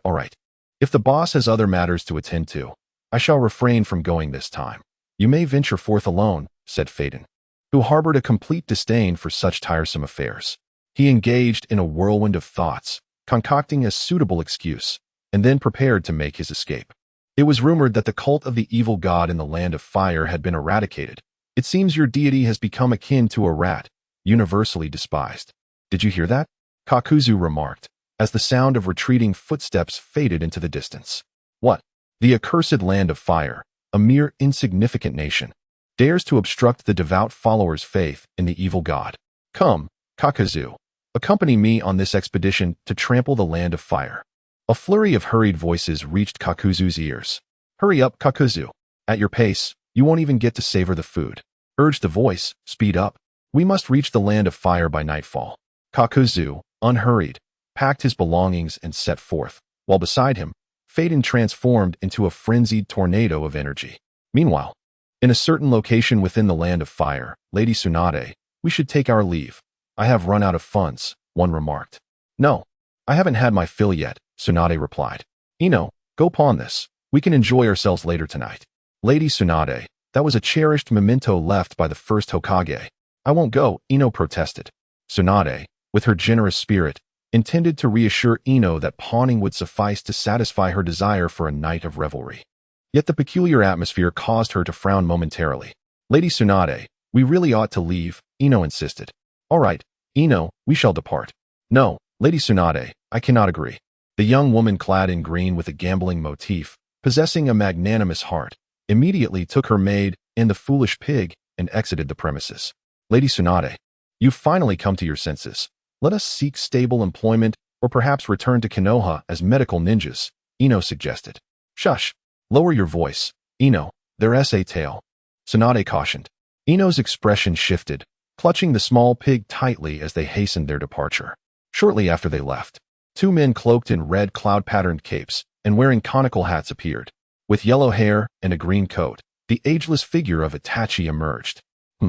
That must be the legendary Tsunade of Konoha, he mused, gazing into the distance as if he could perceive the world's truths. What a mundane woman, Itachi. Is she truly that formidable? Kisame inquired, sensing no threat from her. Can someone like her warrant a bounty of 1 billion ryo? Kisame cast an inquiring glance at Itachi. Rumor has it that the legendary Sannin has fallen from grace. Now she is merely a large-breasted, dim-witted woman, he remarked. So, Itachi, shall we? Kisame gestured, mimicking a throat-cutting motion. After all, that's a 1 billion ryo head. Do not stir trouble, Kisame, Itachi replied, directing his gaze toward another horizon. I believe we need to pay a visit to Konoha. Konoha? Isn't your brother there, Itachi? Is this visit to reunite with family? Kisame teased. That is not humorous. Kisame, Itachi shot him a dispassionate glance before striding forward. Let us proceed. As you wish, Itachi. Family. Sasuke. In the depths, amidst the chasm of life and death. Ha, Madara, you seem quite pleased, one exclaimed. How could I not be joyful with such a foolish fool emerging from Konoha? Oh, you speak of Danzo. His ploy has thrown all of Konoha into disarray. Indeed, I recall they are hosting the Chunin exams over there, correct? Yes, Madara. Do you have any thoughts? A massive pitcher plant inquired, gazing at the man adorned with a red spiral mask. It is indeed a grand occasion. How could I possibly miss it? Come, Black Zetsu, let us witness this unprecedented spectacle. Very well, Lord Madara. The two figures gradually vanished into the darkness, leaving no trace. On the day of the Chunin exams, welcome, everyone, to the third round of the Chunin exams, hosted jointly by Konoha and Sunagakure. On behalf of the participating ninjas, I extend profound gratitude to all the spectators. We thank our sponsor, Ichiraku Ramen. If you wish to savor a meal, indulge in Ichiraku Ramen. It truly is delectable. We also thank Akimichi's stone-grilled meat. If you seek the best barbecue, it is Akimichi that satisfies. Now, allow me to proudly introduce the leaders of today's exam and our 4 contestants. How much longer will this introduction take? Genin, are you not bored? A yawn echoed from the stands. Keihei, your training still lacks. Such introductions are essential, else how would anyone know what you've accomplished? But Renji, will you even remember them after hearing this? Probably not. Renji was about to retort when he suddenly paused. Then what is the point? I say it's a waste. Shoo, tread carefully. This contradicts the will of fire and undermines the village's unity. Just listen, no need for idle chatter. Sigh. The commotion in the stands did not hinder the speech of Qi Yuan below. Today's distinguished leaders include the third Hokage, Hiruzen Sarutobi. The third Hokage, who led Konoha through 3 ninja wars, is celebrated as the Doctor of Ninjas and is therefore regarded as the strongest Hokage. Hey, this guy finally finished speaking, Renji remarked. I'm about to fall asleep. Keihei stacked popcorn buckets beside him. Bear with it, at least you're listening. Look at that guy on the stage. He is about to collapse from exhaustion. Everyone has their struggles, all for survival, so endure a bit longer. Next to the third Hokage is the fourth Kazekage from Sunagakure. What? There's more. Renji, paying attention to Qi Yuan, felt as if he had eaten a bitter pill. I'm done watching. I'm going home. Refund. I didn't spend money to listen to him boast. The fourth Kazekage, young and accomplished, has led Sunagakure to prosperity. Let us give a warm welcome to our 2 esteemed leaders. The stands erupted in thunderous applause. Chapter 69, Sasuke vs. Kankuro next. We commence the highly anticipated first match of the day, featuring Konoha's Uchiha Sasuke against Sunagakure's Kankuro. On one side of the stands, the Sunagakure trio stood ready. Temari looked at Kankuro, her expression grave. Why not forfeit and conserve your strength? There's a tough battle ahead. Kankuro shook his head. No, I haven't received word from father yet. I must fight. I need to stall until his plan is set in motion. Kankuro looked at the 2. I'm off. Best of luck. It would be best to perish on the battlefield. Gaara's words remained as unpalatable as ever. Kankuro silently clenched his fists, yet ultimately relaxed them, resolutely dashing towards the arena. Sand Village's Kankuro reporting. Qi Yuan nodded in acknowledgement. He then cast his gaze towards the empty seat beside him, reflecting on how slow Sasuke was, wasting his precious time. If he were to show off later, he would certainly make him pay for it. Qi Yuan squinted his eyes, as if anticipating Sasuke's entrance. The arena buzzed with chatter. Hey, what's going on? Could it be that the Uchiha brat is too afraid to show up? How infuriating. I always said that the Uchiha clan is untrustworthy. That clan only brings shame to Konoha. Qi Yuan listened to the words spoken from the stage, keenly sensing the emotions of the crowd. 3. No, 4. The rhetoric of these individuals was exceedingly fervent, yet their emotions remained strikingly indifferent. Is this the handiwork of Danzo? Indeed, it appears to be nothing more than a ruse to deceive the populace. Yet this technique proves remarkably effective. Qi Yuan observed as a few naive individuals, upon hearing the remarks of these speakers, began to scowl and point accusatory fingers at Sasuke. Silence. With a commanding shout, Qi Yuan silenced all the cacophony of malevolent beings. Contestant Uchiha Sasuke, if he does not appear within the final 30 seconds, shall be deemed to have forfeited according to the rules of the competition. Qi Yuan's gaze swept across the crowd. Although the audience in the stands was fervent in spirit, they dared not openly confront him.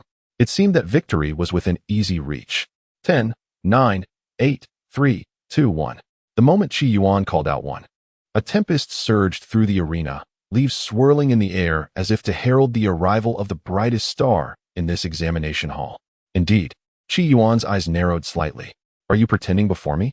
I have stood here waiting for you for a quarter of an hour, and you dare to feign indifference in my presence? Do you take me for your mere backdrop? As Qi Yuan's fingers subtly moved, a whirlwind of dust was instantaneously stirred up, merging seamlessly with the newly arrived tempest. The sound of violent coughing erupted from within the vortex, and as the hurricane subsided, onlookers turned their attention. There lay two figures, one with white hair and the other diminutive, both sprawled on the ground, coughing violently. The intensity of their convulsions left their faces streaked with mucus and tears, while even their expectorated saliva was tainted with yellowish sand. Kakashi, in a state of distress, glanced up at Qi Yuan, questioning, "Did you do this?" Their gazes locked, and Qi Yuan's lips curled into a knowing smile, silently affirming, "Indeed, it was I. What will you do about it?"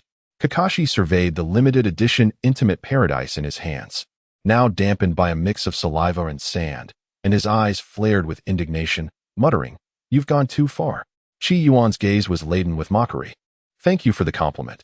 Do remember not to feign in the future." The exchange between Qi Yuan and Kakashi was but a fleeting moment. However, the joy and sorrow it evoked lingered on. Soon after, Qi Yuan swiftly reverted to a serious demeanor. "Uchiha Sasuke, can you still participate in the competition?" Sasuke uttered not a word, silently making his way to the contestant's position. Qi Yuan cast a glance at Kakashi. "Please, all unrelated personnel, exit the arena." As both competitors prepared, the match commenced. As the signal echoed, Sasuke had already sprinted forth, and in the blink of an eye, he stood before Kankuro. How astonishingly swift.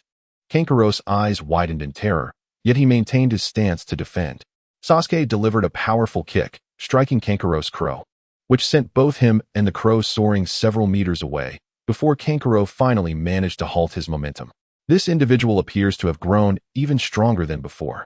Kankuro, wielding his crow with utmost vigilance, faced an unperturbed Sasuke, who seemed entirely indifferent to the presence of his opponent. In a moment of arrogance, one may feel invincible, yet the unpredictable nature of life and death looms ever closer. Qi Yuan cast a malevolent glance at Sasuke, urging him to eliminate his opponent swiftly, lest he face dire consequences. Sasuke's lip twitched, yet he opened his Sharingan, executing a series of Uchiha techniques against Kanjuro.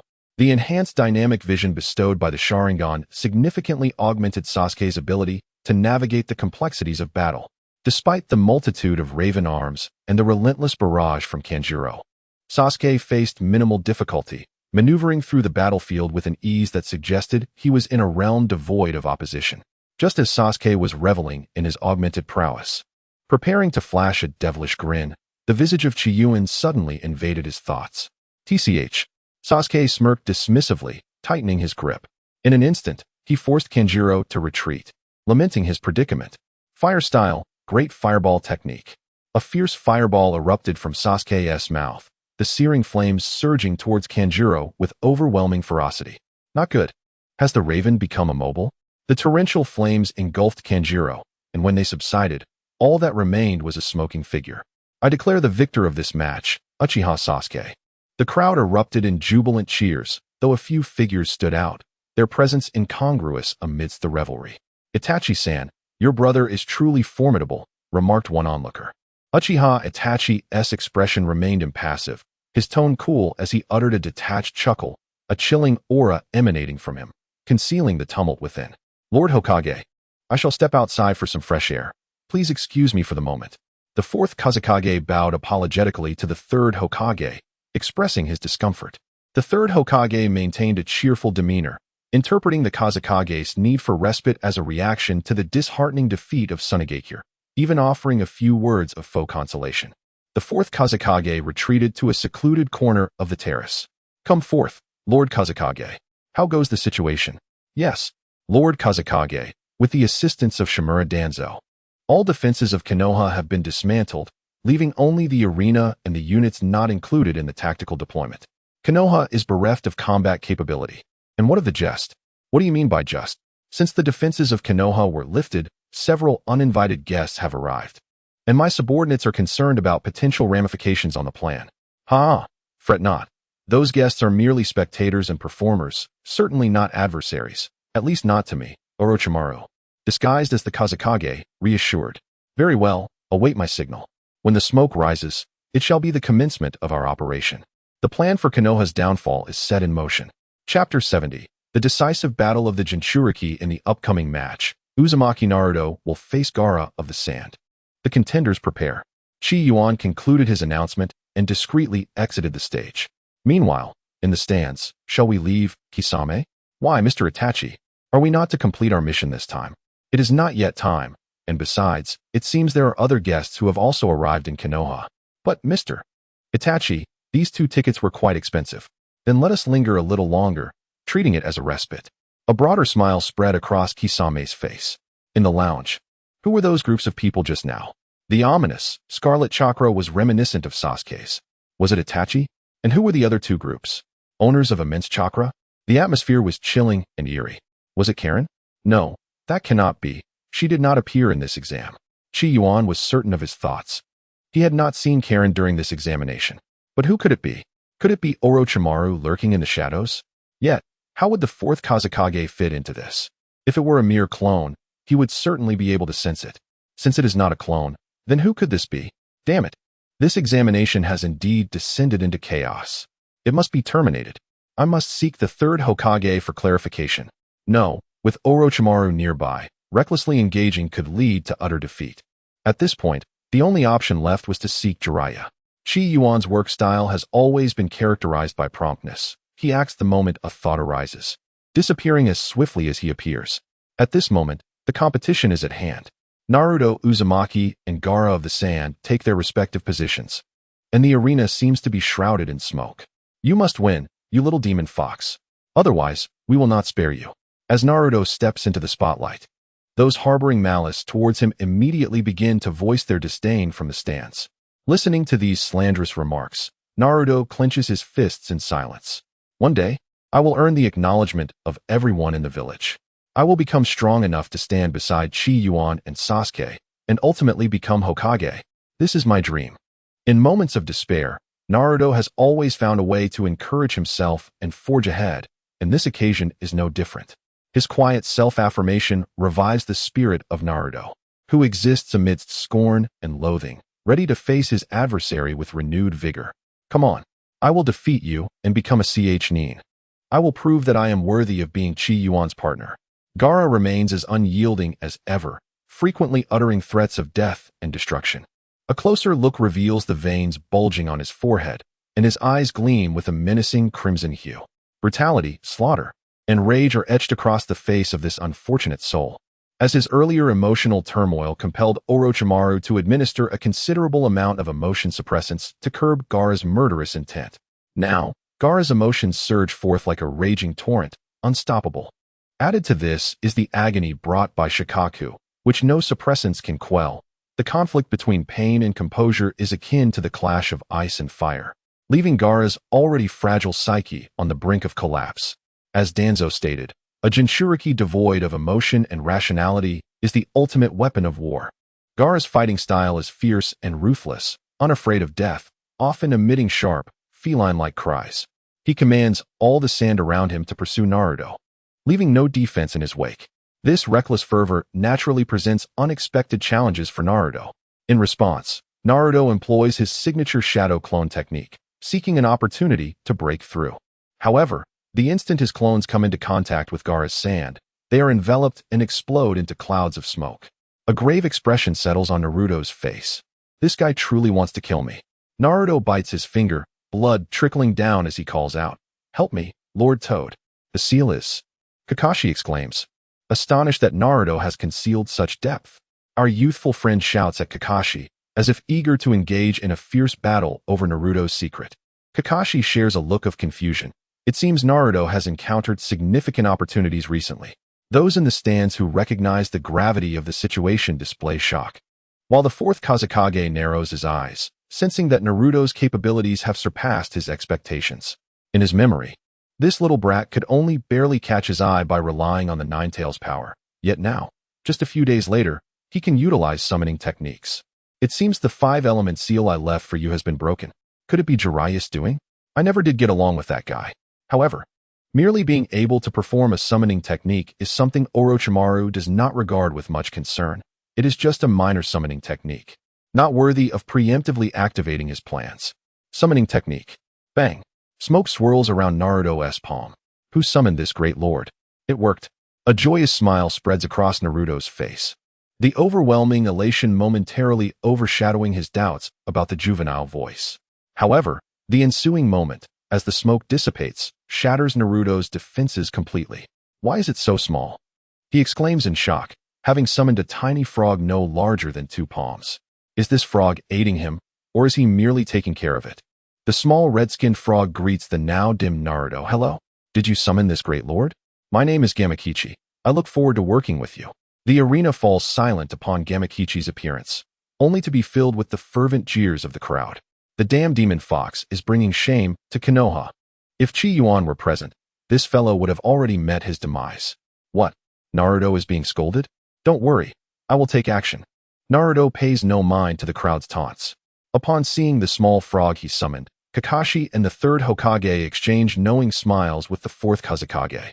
I told you this demon fox brat couldn't have learned the summoning technique so quickly. Turns out he is quite the novice. The world seldom grants one ample time for confusion. Gaara's attacks continue unabated. Forced back to reality, Naruto cradles the small red frog and resumes his escape in the arena. Why are you the one here? Where's Lord Toad? Huh, didn't you summon me? I sensed someone calling, so here I am. How could I summon you? Naruto narrowly dodges Gaara's Shikaku, shouting at Gamakichi. I clearly summoned Lord Toad. Just hurry and help me deal with that guy. Gamakichi pokes his head out from Naruto's grasp and eyes the fearsome Gaara. Hey, are you joking? Do you expect this great lord to intervene against such trash? I'm hungry. I'm heading home to eat. Today at noon, the reader count exceeded 4,000. To celebrate breaking yesterday's reading record, and as a token of gratitude for everyone's support, E has decided to add 2 extra chapters. A total of 4 updates today. Thank you all for your viewership. Chapter 71. The performance is about to begin. The incessant buzzing of flies is truly vexing. Gaara, frustrated at his inability to crush the lively Naruto before him, grows increasingly irate. Are you Qi Yuan? Everything about you and your companions is utterly detestable. With that, Gaara unleashes a tremendous feline scream, and upon reopening his eyes, half of his face has transformed, the pupils resembling ancient coins. This is... The third Hokage's expression sharpens as he realizes something is amiss. Kazekage. He must not be an ordinary student from your village. The fourth Kazekage drops his guise, revealing a sinister smile. Indeed, he is the Jinchuriki of Shikaku, Hokage-sama. You guessed correctly, but there are no rewards for you. Ho ho ho. A peculiar grin spreads across the fourth Kazekage's face as a miniature smoke bomb materializes between his fingers. Bang! A thick cloud of smoke envelopes the entire venue. A square purple barrier traps Orochimaru and the third Hokage Sarutobi Hiruzen within. Ninjutsu, 4 purple Yamato formation. Oh no. Protect Hokage-sama. As Kakashi and his companions prepare to act, they find themselves besieged by the Sand Ninja. Konoha's ninjas shall not interfere with Kazekage-sama's plans. Oh, what a mess. How did Konoha sink to such depths? Oh dear. A fashionable black-clad figure in the stands mutters strange phrases. Lord A, even he is not permitted to leave the village. This time, we reluctantly allowed you out to exert pressure on Konoha, so please do not cause any more trouble. Sam, who trailed behind by, spoke coldly, expressing disdain for the despicable guards and the scoundrel elder brother, declaring that all from the Cloud Village were wretches, save for the illustrious rapper himself. Karabi was deeply engrossed in his own rhythm, oblivious to the expressions of those around him. The trio from the Cloud Village could only follow behind Karabi with a sense of resignation. I can sense the chakra within those two brats. A shared source with me, Karabi reflected, momentarily lost in thought, a sensation he had grown accustomed to. Ah, you mean they too are Jinchuriki, albeit not as harmoniously attuned as you and I. He mused, particularly noting the boy named Gaara, who appeared to have endured considerable torment from the beast Shikaku. Fortunately, and I are in perfect sync, yea? Why are you still rapping at a time like this? We should be leaving, I urged. Why, with your assistance. I am the strongest, Karabi retorted, playfully twisting his tail in the mental realm, creating a moment of levity. Stop dancing. Why? It has been ages since we encountered that insufferably proud creature.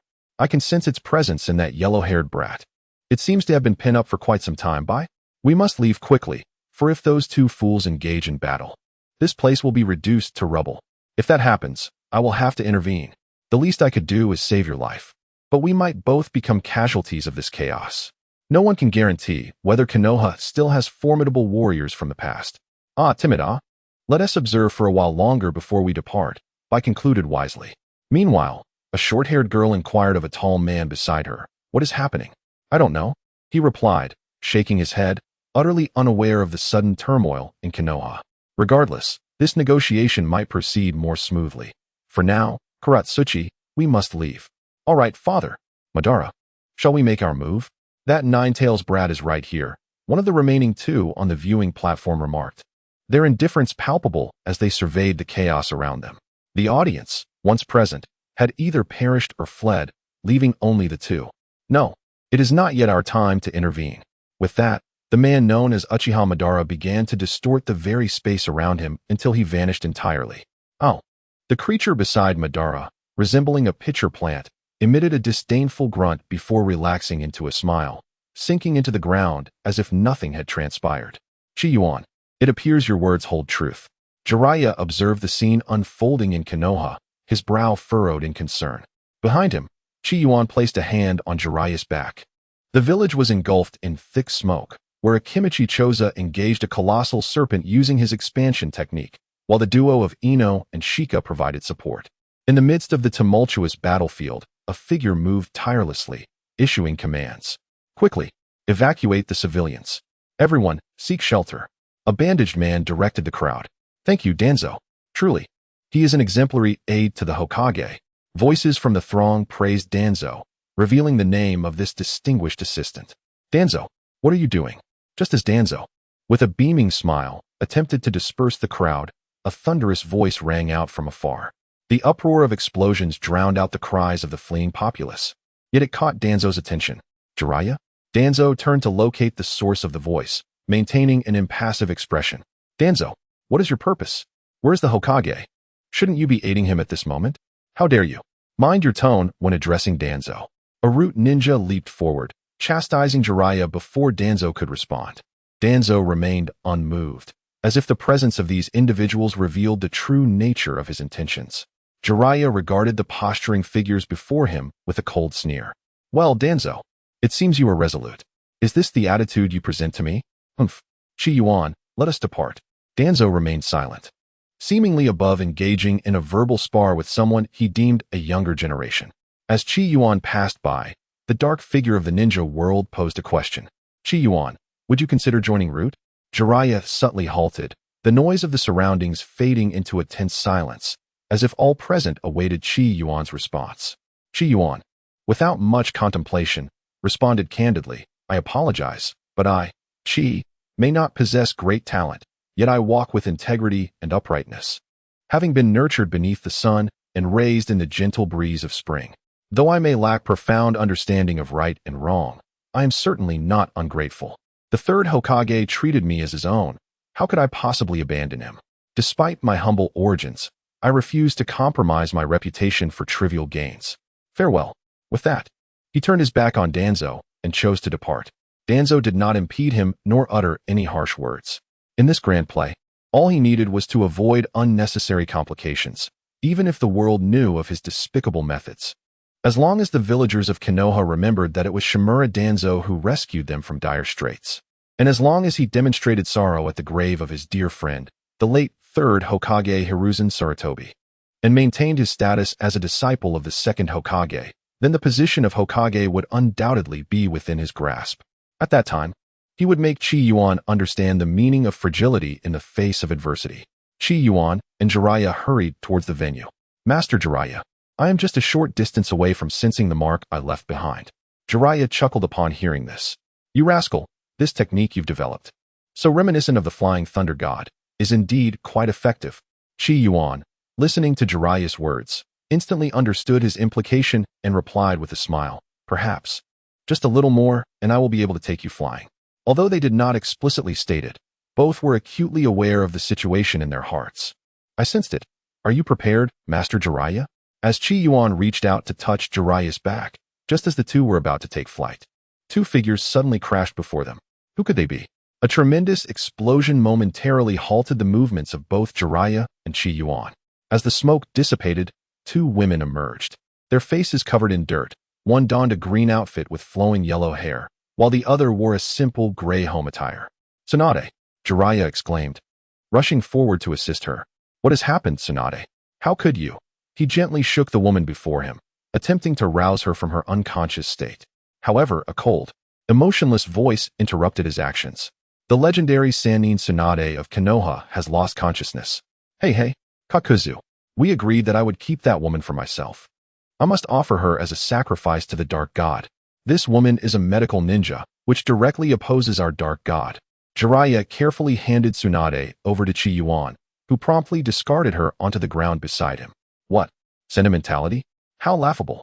We aren't even sure if we'll survive this peak competition. Furthermore, while Tsunade is indeed attractive, she is already 52. Qi Yuan truly has no intentions in that regard, save for her few exceptional ninjutsu techniques. Qi Yuan and Jiraiya gazed at the immortal duo before them, their expressions laden with gravity. Clad in red, with white hair and a broad-shouldered frame, the man with oiled hair and wooden clogs seemed to be none other than Jiraiya, the self-proclaimed sage of the toads from the legendary Three Ninjas of Konohagakure. Kakuzu's nonchalant remarks prompted a round of hearty laughter from Haiden. You bastard Kakuzu. It's only with such matters that you can keep your wits about you. And that woman, Tsunade, is mine. Remember, it is the duty of a bounty hunter to remember every prey. If you desire that woman, the price is 15 billion Ryo. Bastard. Why must it be an additional 5 billion? The money-obsessed bounty hunter Kakuzu cast a sidelong glance at Haiden. Reputation is also a valuable asset for bounty hunters. The immortal duo engaged in their own conversation, completely disregarding Qi Yuan and Jiraiya. With a composed expression, Qi Yuan addressed Master Jiraiya. The two individuals over there are referred to as the legendary immortals. The one on the left wielding a scythe is named Haiden, while the one on the right is known as Kakuzu. Immortals? Is it truly possible for someone to be immortal? Jiraiya's countenance displayed considerable unease. Indeed, the secret techniques they possess can grant them immortality. Kakuzu employs a forbidden method that allows him to replace his heart to sustain his life. It is said that he has lived since the era of the first Hokage. As for Haiden, there are rumors that he has joined a nefarious organization known as the Jashin cult, where he gains power and the curse of eternal life through the sacrifice of the living. Haha, it seems that little brat over there is quite well informed about our affairs. Kakuzu, however, young one, you are mistaken about one thing. What others perceive as a curse, I regard as a blessing. It is a blessing bestowed solely by the great Lord Jashin upon devoted followers. Jiraiya, somewhat perplexed, inquired, Qi Yuan, how do you know such things? Ninjas never engage in battles without intelligence, Qi Yuan replied. Then why does he seek trouble? Do you know? At that moment, Jiraiya felt as though Qi Yuan was an omniscient dictionary, providing answers to every question posed. As Qi Yuan was about to shake his head in an attempt to convey his ignorance, the unfolding situation had already veered far from the main narrative. The flutter of a butterfly's wings had ultimately impacted the growth of a flower. It was then that someone had issued a staggering bounty, offering 30 billion for our heads. A feeble voice emanated from behind. Tsunade, you are awake. Jiraiya turned back with concern, yet the two figures before them denied them the opportunity to reminisce. Hey kid, would you like to join the cult of the Dark God? The great Dark God shall bestow upon you the most exalted power in this world. Haydn exclaimed, raising his hands and shouting fervently, his eyes brimming with madness and devotion toward the Dark God. Those enveloped in ignorance could hardly comprehend what it meant to be invincible. In the smoke-filled battleground, Qi Yuan regarded Haydn, who was raving like a madman, with disdain. You foolish, arrogant child. You have no understanding of the greatness of the Dark Lord. Prepare to pay the price for your words and actions. Haydn's eyes burned crimson as he charged at Qi Yuan with his bloody scythe. He could not abide anyone insulting the deity he revered. If it is battle you seek, then let us engage. There is no need for further words. Qi Yuan unsheathed a kunai and stepped forward, causing the ground beneath him to shatter, leaving behind a deep imprint of his shoe. Meanwhile, he found himself entangled in a fierce struggle with Fade Wan. Jiraiya, observing the scene with concern, regarded Qi Yuan as a prodigious talent. However, the two opponents he faced appeared exceedingly perilous. Although Jiraiya yearned to assist Qi Yuan, he was compelled to confront Kakadu, who was charging towards him. Naturally, Jiraiya was not one to hesitate in such matters. He resolved to eliminate Kakadu first before swiftly returning to aid Qi Yuan. At that moment, this illustrious toad sage, known as the Great Hero, could only hope that Qi Yuan could endure a little longer until his return. Qi Yuan felt a twinge of anxiety. In his understanding, his current prowess resided within the realm just below that of an elite jonin. Despite his mastery of numerous ninjutsu techniques, his physical constitution hindered him from unleashing their true potential. During the previous battle in the Forest of Death, although his confrontation with Orochimaru reduced the entire forest to mere ashes, he had essentially accomplished only one act, igniting a fire.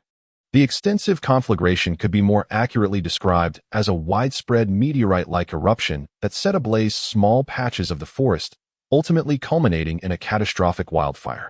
This feat was made possible by the chakra recovery effect between his self-manifestation and the descent of the Hell Realm. Even so, the meteoric eruption-like technique left him utterly drained after just one use. The imminent transformation of chakra quantity was palpable. The clash between the two adversaries was on the verge of eruption, while Tsunade sat beside them, paralyzed with fear.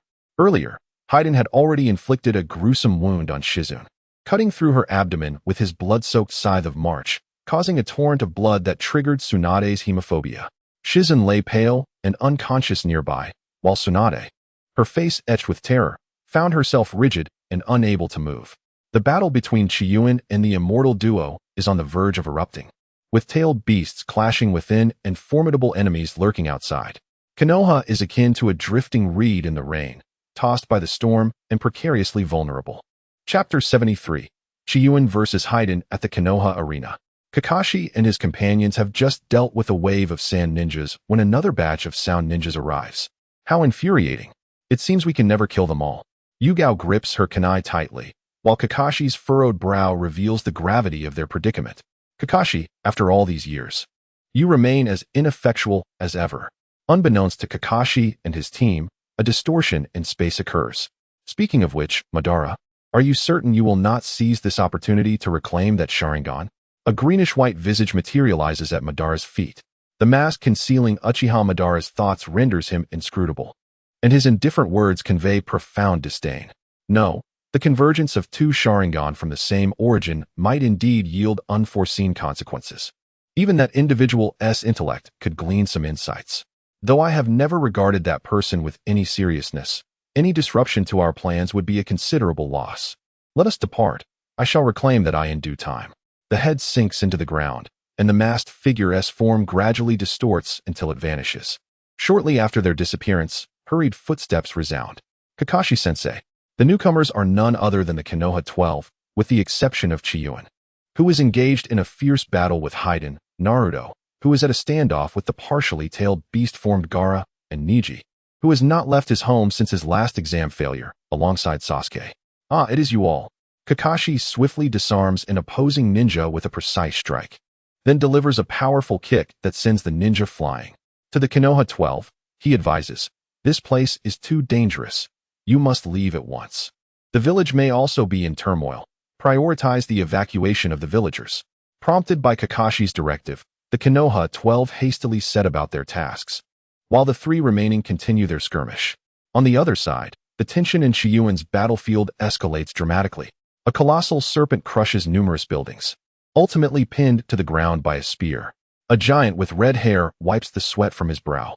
"Dingzwa, are you alright?" Two figures materialize beside a Kimichi Dingzwa. "Do not worry. Although I am aging, I can still fight." The two shake their heads, unperturbed by Ding's was teasing, as they have shared years of camaraderie. "Look, Shikaku." The blonde Yamashiro Ino points into the distance. "Is that Jiraiya-sama and Qi Yuan-kun?" "Indeed. Wait, it seems Tsunade-sama is also there. Are they engaged in battle?" Shikaku focuses intently, then turns to a Kimichi Dingzwa. "Dingzwa, I understand." A Kimichi Dingzwa extends his enormous palm, gesturing for the two to ascend. Without hesitation, they leap onto his hand, and once they are steady, Dingzwa strides purposefully toward Qi Yuan's direction. The clamor of clashing iron weapons reverberated incessantly around Qi Yuan, as Fei Duan wielded his gruesome bloody march scythe, relentlessly slashing from various cunning angles. Yet, he seemed oblivious to Qi Yuan's formidable identity, endowed with exceptional perception and mastery over life-preserving techniques such as the Flying Thunder God and the Melting Escape, self-transformation. Each time the lethal scythe threatened to cleave Qi Yuan in half, he deftly evaded death, utilizing the Flying Thunder God to snatch back his life. This spectacle left Jiraiya in awe, marveling at the boy's remarkable capabilities and the efficacy of his techniques. However, Qi Yuan's use of the Flying Thunder God bore its own shortcomings. His approach to timing differed greatly from that of Minato Namikaze, whose reactions could be likened to that of an ultimate frame master. Qi Yuan, however, was hindered by an innate fear of mortality. Even though he was acutely aware that he could afford to wait a mere fraction of a second longer before employing the Flying Thunder God, he never dared to risk that fleeting moment. He would rather evade in advance when possible, and resort to the Melting Escape, self-transformation to mitigate damage when avoidance was not an option. Fei Duan, too, found himself vexed by Qi Yuan's irksome tactics. Once the bloody march scythe returned to his grasp, he chose not to throw it as he usually did.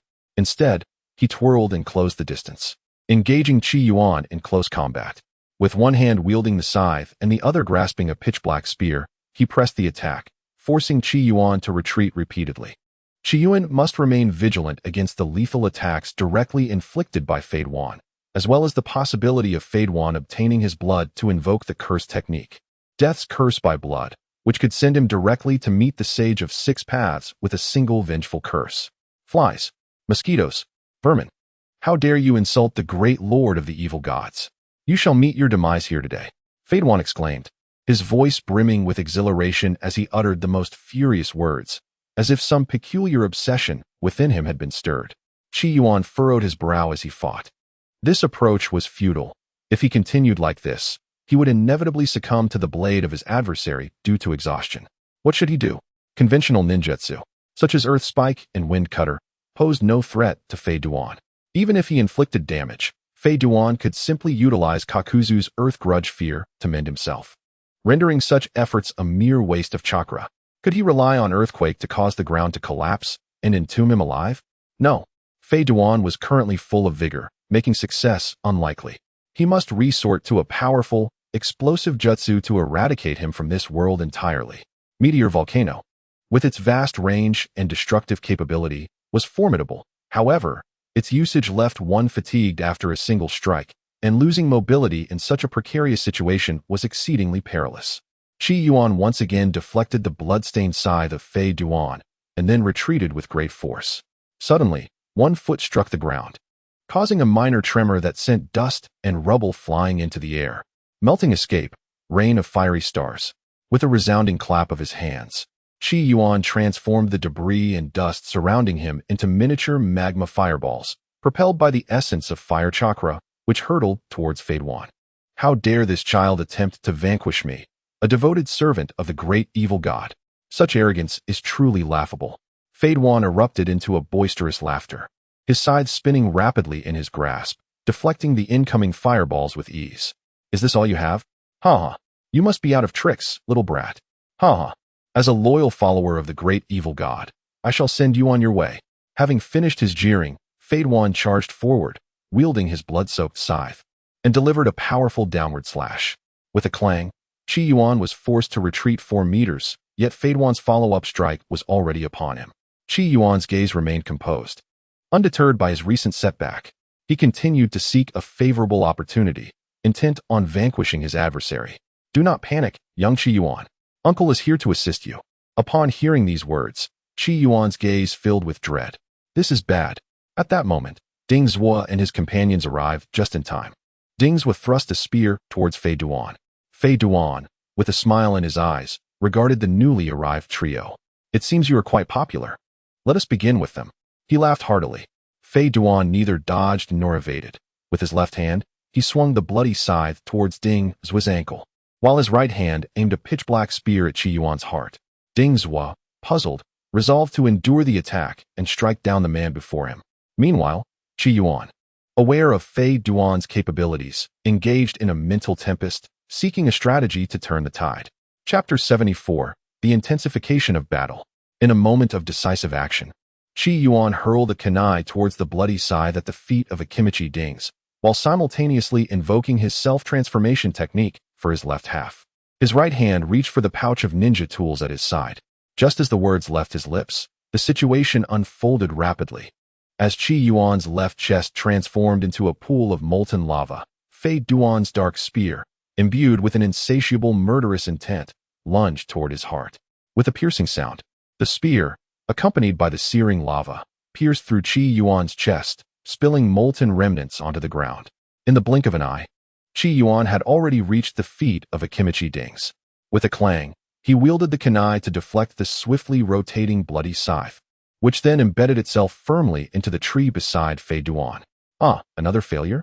Fei Duan grimaced, expressing his annoyance, much like a bothersome fly. The trio, consisting of Lao Zhu, Lu Dai, and the others, exhibited astonishment. As contemporaries of the 4th Hokage, known as the Yellow Flash, they were well aware that Qi Yuan was employing the signature technique of a long-lost friend, the Flying Thunder God technique. Hey, Qi Yuan, how did you come to know this technique? Are you aware that it is forbidden? Yamashiro Kai, concerned that Qi Yuan might become blinded by an overwhelming desire for power and stray from his path, could not help but admonish him. However, before the future father-in-law could elaborate, Qi Yuan interrupted him. This is not the time for such discussions. If you truly wish to know, I will explain everything in person once this is over. The immediate priority is to deal with this dangerous ninja known as Fei Duan. Yamashiro Kai understood the gravity of the situation, but, as an elder, felt compelled to impart wisdom to the younger generation. At that moment, Nara Shikaku placed a reassuring hand on Yamashiro Kai's shoulder, shaking his head to signal him to refrain from further commentary. Qi Yuan, we are here to assist you. Nara Shikaku, much like Shikamaru, preferred to dispense with lengthy discourse and directly conveyed their intention. However, Qi Yuan declined their offer. No need, Uncle Lugio. This guy can activate deadly curses through his blood. Please go and support Teacher Jiraiya instead. Qi Yuan instructed the 3 individuals while he remained intently focused on the grinning Fei Duan before him. Ha ha, you insufferable little brat. My curiosity only grows. How is it that you are so well acquainted with us? Has the esteemed name of your lord Fei Duan already echoed through every street and alley of the Land of Fire? Come on, old man, Qi Yuan bellowed, urging the 3 to depart hastily. With their presence, he found himself unable to unleash his full potential. An immortal body? If your entirety were to be incinerated, leaving not even a trace of ash, would you still remain alive? Qi Yuan stood tall, gazing ahead, a single hand caressing the sun, as magma began to drip from his body. What are you dreaming about now? Fei Duan remarked nonchalantly, scratching his ear. However, the forthcoming events caused the usually carefree and arrogant Fei Duan's expression to shift into one of deep contemplation.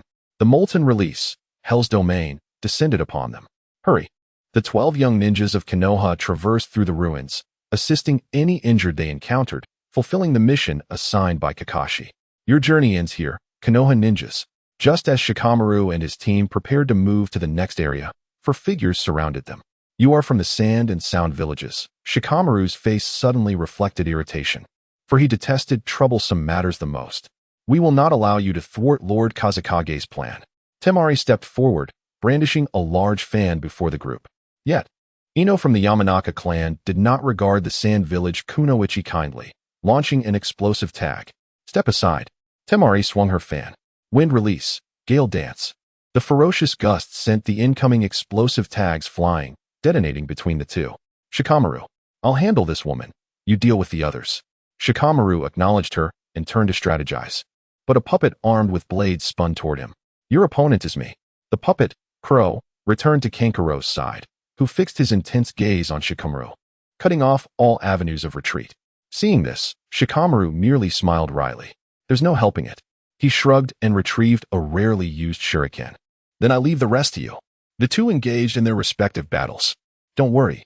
Sakura took on the task, preparing to lead her group away, only to find that Sasuke and Rock Lee had already departed. I have a feeling you are the strongest among them.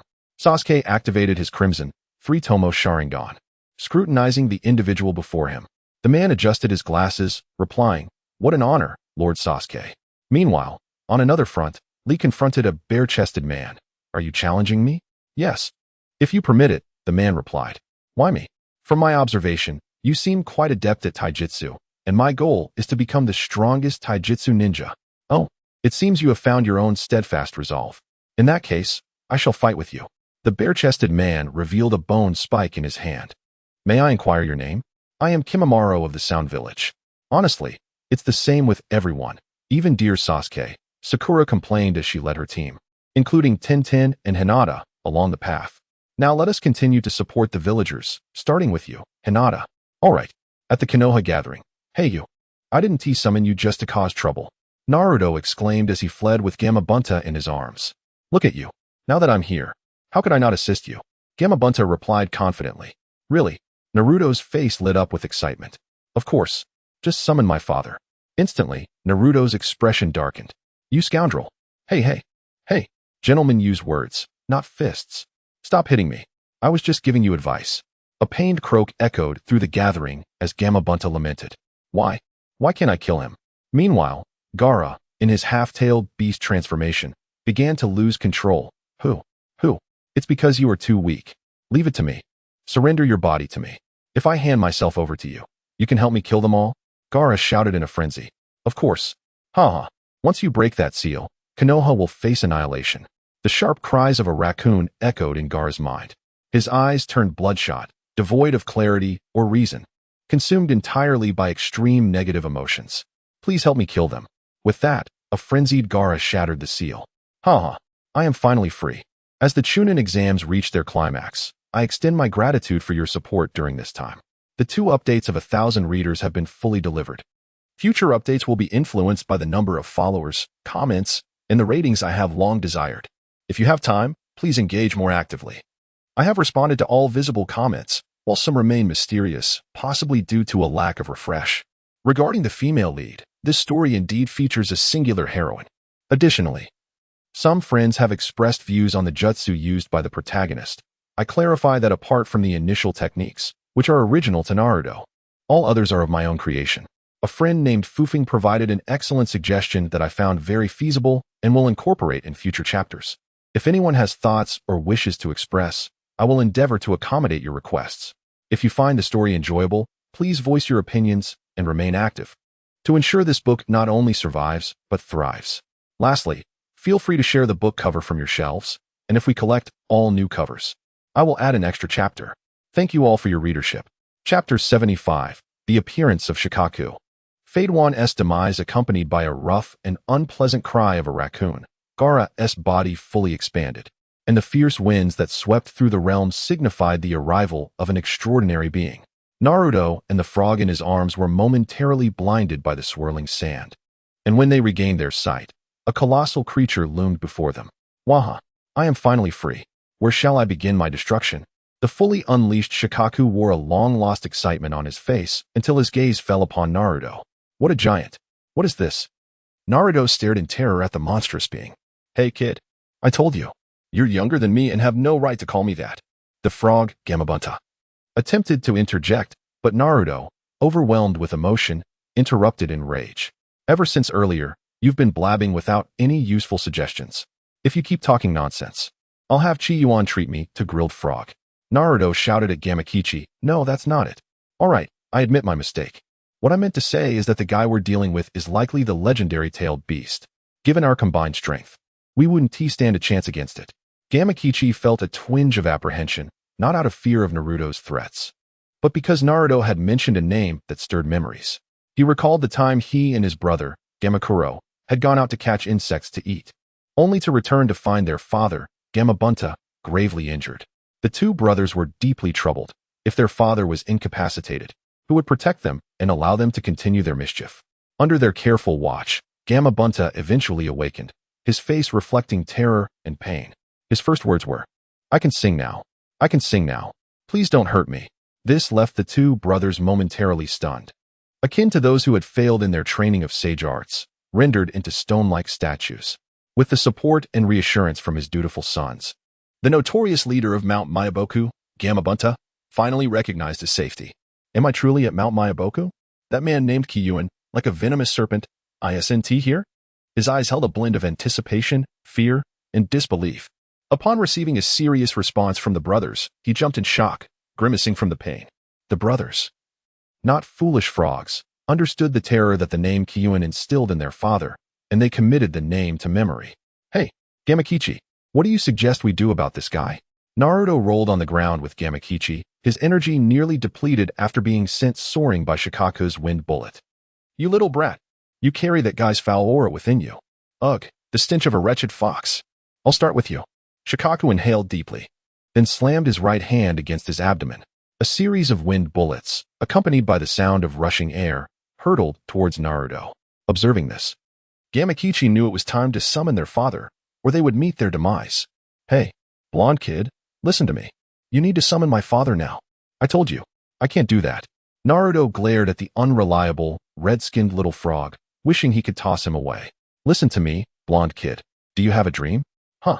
Naruto paused in his sprint, and then his face hardened with determination.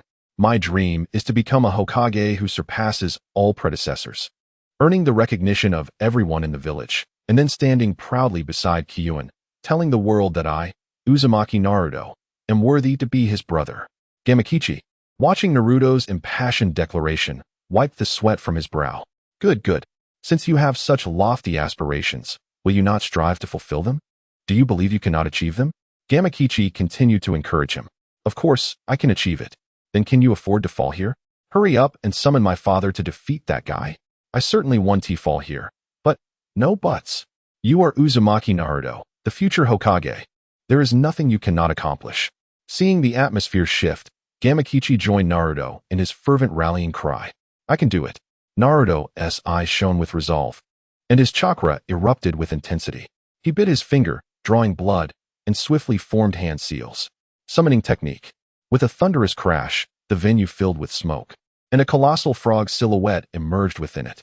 Yes, it worked. Naruto joyfully danced atop Gamabunta's head. Finally, success. I nearly exhausted Gamakichi. But it seems the tales from the young frogs of Mount Myaboku were true. Gamakichi lay exhausted atop Gamabunta's head. What did you say, Gamakichi? Naruto asked, his face reflecting confusion. Nothing. Nothing at all. Future Hokage of Konoha. Haiden stood face to face with the transformed Qi Yuan, the magma and earth dividing the battlefield between them. Your technique looks formidable, but it shouldn't be able to sustain a large area, right?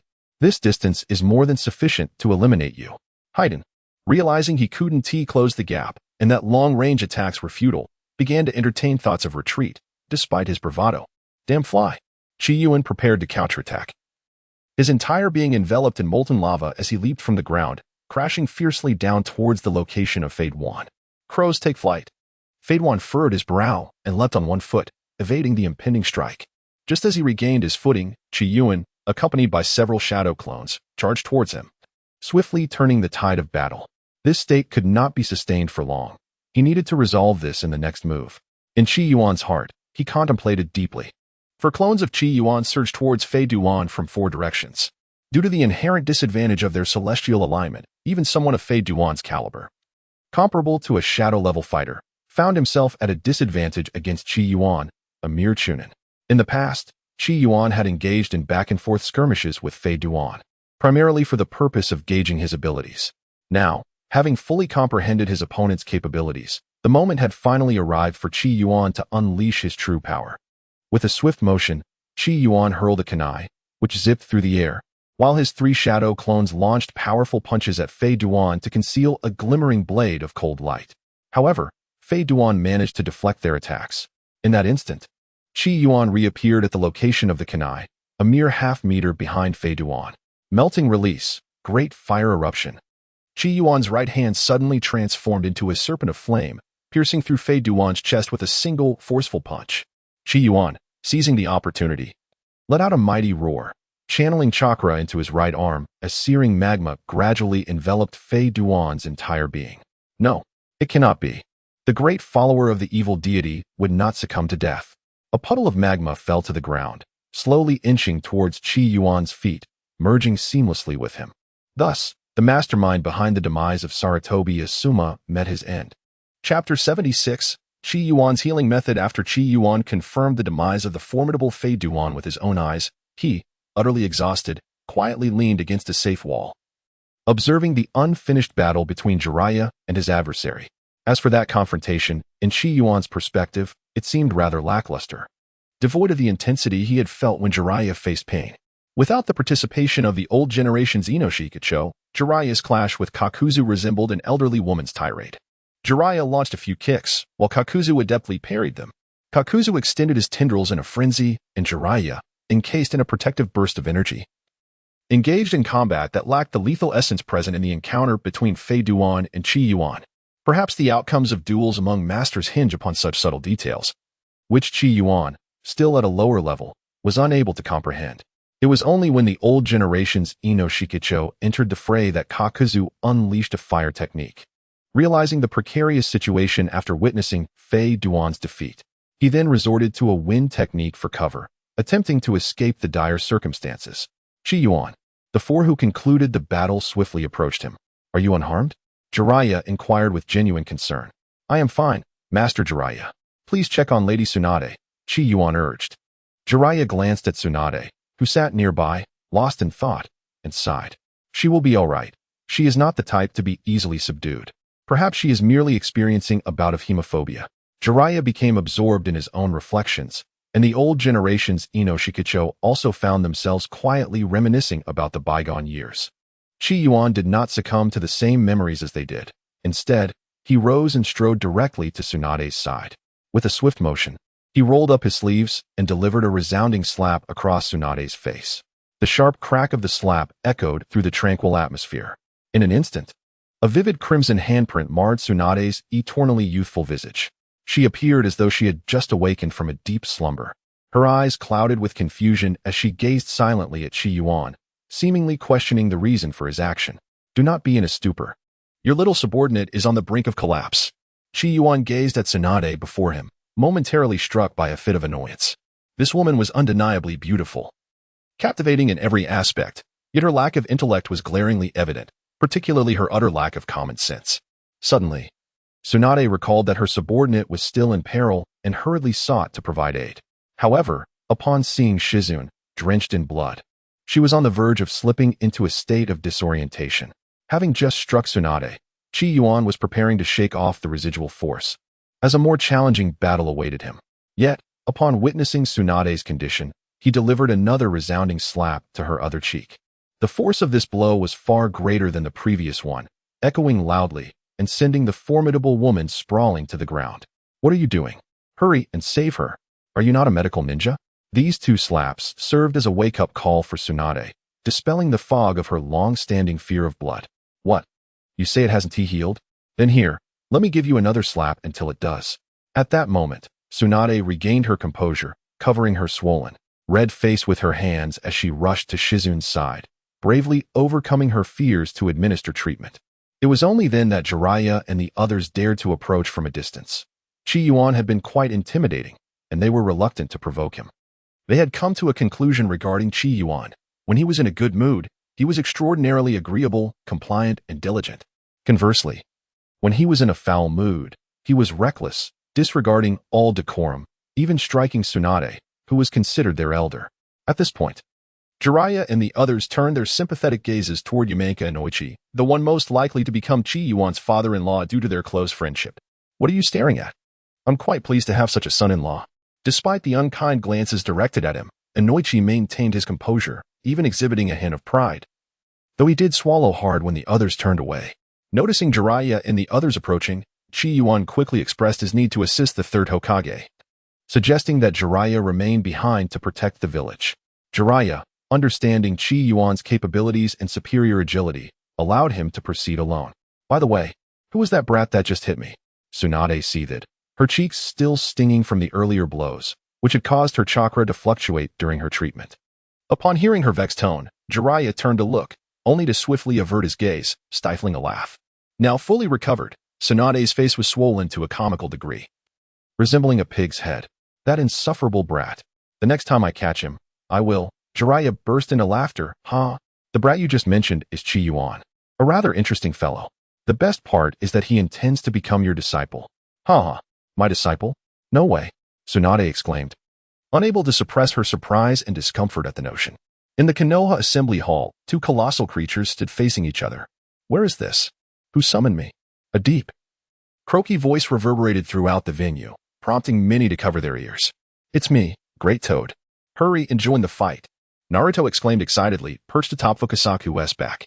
Why would I assist you? The Great Toad quivered, recalling a recent harrowing encounter with a formidable man who had left a lasting impression. Because you were summoned by me. Fukasaku, come help, Naruto urged. Get lost. Do you know what that thing across from us is? It's a tailed beast. How could I possibly fight something like that? Prepare yourself, Fukasaku, we're heading home. Fukasaku continued to shake, attempting to dislodge Naruto, who clung tightly to the toad's back. Meanwhile, Shikaku, the tailed beast across from them, grew bored of their banter and decided to unleash a tailed beast bomb. That accursed giant frog. One day, I will make Qi Yuan turn you into roasted toad. Upon hearing the familiar name, Fukasaku's body went rigid, eyes wide with fear, as memories flooded back. How did I let you conquer me? Chapter 77, Fukasaku vs. Shikaku. In that moment, Shikaku, holding a tailed beast bomb, Naruto, resigned to his fate, and Fukasaku, filled with joy at the prospect of returning home, were all enveloped in an awkward gray hue. Finally realizing something was amiss, Fukasaku exclaimed, You insufferable yellow-haired brat. What have you made me say? Don't place the blame on me, you foul toad. Naruto reflected on Qi Yuan's words about the unpredictability of life and how the tables can turn. Fukasaku snorted, his eyes darting around, softening his tone. All right, little brat, since you summoned me, I shall lend you my assistance. Naruto's face lit up with joy. Really? Great Toad. You're a good guy. Of course. Fukasaku beamed with pride. Humans and toads have coexisted peacefully since time immemorial. Helping each other is only natural. We cannot allow a scenario where toads are mistreated or humans abuse toads, can we? Naruto, with his innocent and carefree demeanor, nodded eagerly, affirming that any toad willing to help him was indeed a good toad. You're absolutely right, yellow-haired brat. I'm growing fonder of you by the moment. Remember, if you ever see anyone mistreating a toad, you must uphold our agreement and protect them. While they exchanged cheerful banter, Shikaku, who was unable to contain the tailed beast bomb in his mouth, finally lost his patience. Hey, you idiots! Are you going to fight or not? What is the point of this chatter? In a moment of camaraderie, Fukasaku, now in good spirits, perceived a unique connection between Naruto and the demon he had mentioned, leading him to bellow at Shikaku, How dare you, Val Raccoon! I am Fukasaku of Mayaboka Mountain, and today, I shall behead you here. Subsequently, the powerful legs of the toad, Winta, bulged with veins as he summoned his strength, leaping into the sky like a dragon emerging from the depths. His massive figure eclipsed the sun, and in a flash, his blade was drawn, wielding an overwhelming force that rendered evasion impossible. You foul raccoon, prepare to meet your end. Unexpectedly, Shoha let out a cold laugh. Had this been merely a half-baked technique of feigned slumber, he might have recoiled from Winta's assault. However, he was no longer a mere imitation but a fully realized entity, and his power was far beyond what Winta could withstand. Shoha effortlessly blocked Winta's formidable strike with his colossal palm, only to retaliate with a resounding slap that left Wenta dazed and seeing stars. Hey, Shoha. How have you become so much stronger? Sensing the urgency of the situation, Wenta swiftly maintained a safe distance from Shoha. Hey, yellow-haired brat. I am Uzumaki Naruto, the Great Toad. I shall become the Hokage. With his summoned Toad now fighting alongside him, Naruto sought to earn Wenta's recognition. It matters not whether you aspire to be a Hokage, man or woman. The pressing concern is that you heed my words, Naruto. I have encountered this creature many times before, yet it has never been this powerful. Wenta regarded the arrogantly laughing Shoha with grave concern. Listen well, Naruto. I suspect something has gone awry with this creature's Jinchuriki. Do you know what transpired with him previously? Naruto could sense the urgency in Wenta's voice and quickly engaged his less-than-brilliant mind. Now that you mention it, nothing seemed amiss since we first encountered him. He has always been rather peculiar. Perched atop Wenta's head, Naruto pondered while Wenta evaded Shoha's projectile attacks. Peculiar? In what way? How to describe it? He seems perpetually irritable, eager to kill anyone he encounters, quite the menace. Indeed, Wenta exclaimed, successfully dodging another of Shoha's attacks. Historically, the Jinchuriki of Shoha cannot sleep. Should the Jinchuriki fall into slumber, Shoha awakens. Whether anyone can break this limitation, I cannot say. However, this creature does not bear the traits of someone utilizing the technique of feigned slumber. I have never encountered such a formidable Shoha before. There are only two possibilities. One, that the detestable being has completely shattered the seal. The second is a notion once mentioned by the chief while we were drinking. The great toad sage posited that if a tailed beast and a human mutually recognize each other, a power capable of overturning the world may arise. Yet, I believe the latter is unlikely. Little Jiraiya was entrusted with a mission by the great toad sage to find a savior to take as a disciple. In my view, that savior is likely the individual who has gained the tailed beast's recognition. However, Naruto found himself lost in thought. A savior? The lecherous sage's disciple could bear such a heavy fate? Fear not, Qi Yuan. I shall continue to grow stronger, and one day, I will stand beside you to share this destiny. Wenta, what shall we do? Simple. First, I will restrain his movements. Then we shall seal him away. However, I lack fangs and claws. Thus, I require you to transform me into a creature with such attributes. Hey, are you ready? Here we go. I am prepared. Wenta swung his blade to deflect a projectile, leaping into the air to unleash several water-based attacks to restrict Shoha's mobility. With fangs and claws, Naruto gripped tightly, muttering fervently, as a vision of the battle against Haku flashed in his mind, accompanied by the visage of the crimson fox behind him. Transform. Bang. A cloud of smoke enveloped Wenta, and when it dissipated, he had transformed into the Nine Tails. Damn it. To awaken and face the two I yearned to destroy most. The Nine Tails, now in Wenta's form, lunged forward, gripping Shoha's neck tightly, while 9 massive tails ensnared Shoha's arms and legs. Now's the time. Naruto. Quickly. Wenta shouted. What should I do, Wenta? Naruto was momentarily at a loss. Had his part not concluded? Hurry. Use the sealing technique. Wenta gritted his teeth, clearly straining under the effort to contain Shoha. Hey, isn't that your responsibility? Chapter 78. The Sealed Naruto. Hey. Wenta exclaimed, truly embodying the saying that one fears not a godlike opponent, but a pig-like teammate. Are you not that creature's companion? How can you not know the sealing technique? Wenta's strength faltered, and he was swiftly countered by Shoha, landing beneath him, who said that Qi Yuan's friends must know sealing techniques. Moreover, shouldn't this be your duty, Wenta? Naruto felt as though he had been played for a fool, grumbling under his breath. Bastard, who told you I could form seals? Ha ha ha. You two can go to hell and chat there, where your discussions may be more enjoyable. With a mighty slap, Shoha summoned the surrounding sand, which surged towards them, gradually enveloping Wenta and Naruto within. Black patterns spread from Shoha's palm. Sealing technique, desert burial seal. A majestic pyramid rose, imprisoning Naruto within its confines. Ha ha ha. Now, where shall I go to wreak havoc? Perhaps I shall destroy everything. Meanwhile, the fierce tug-of-war involving the 4 young warriors from Konoha was also far from favorable. Ino and Temari were each struggling. Ino was left in tatters from Temari's slicing winds, while Temari appeared disheveled, her hair a chaotic mess and her body covered in grime. Ino's mind-body switch technique often delivered unexpected blows to her enemies, yet Temari's summoned beast, Kamatari, was no pushover, effectively restricting Ino's attack range and forcing her to maintain a safe distance. Driven by her desire to reach Qi Yuan, Ino had worked hard to match the village flower from the neighboring settlement.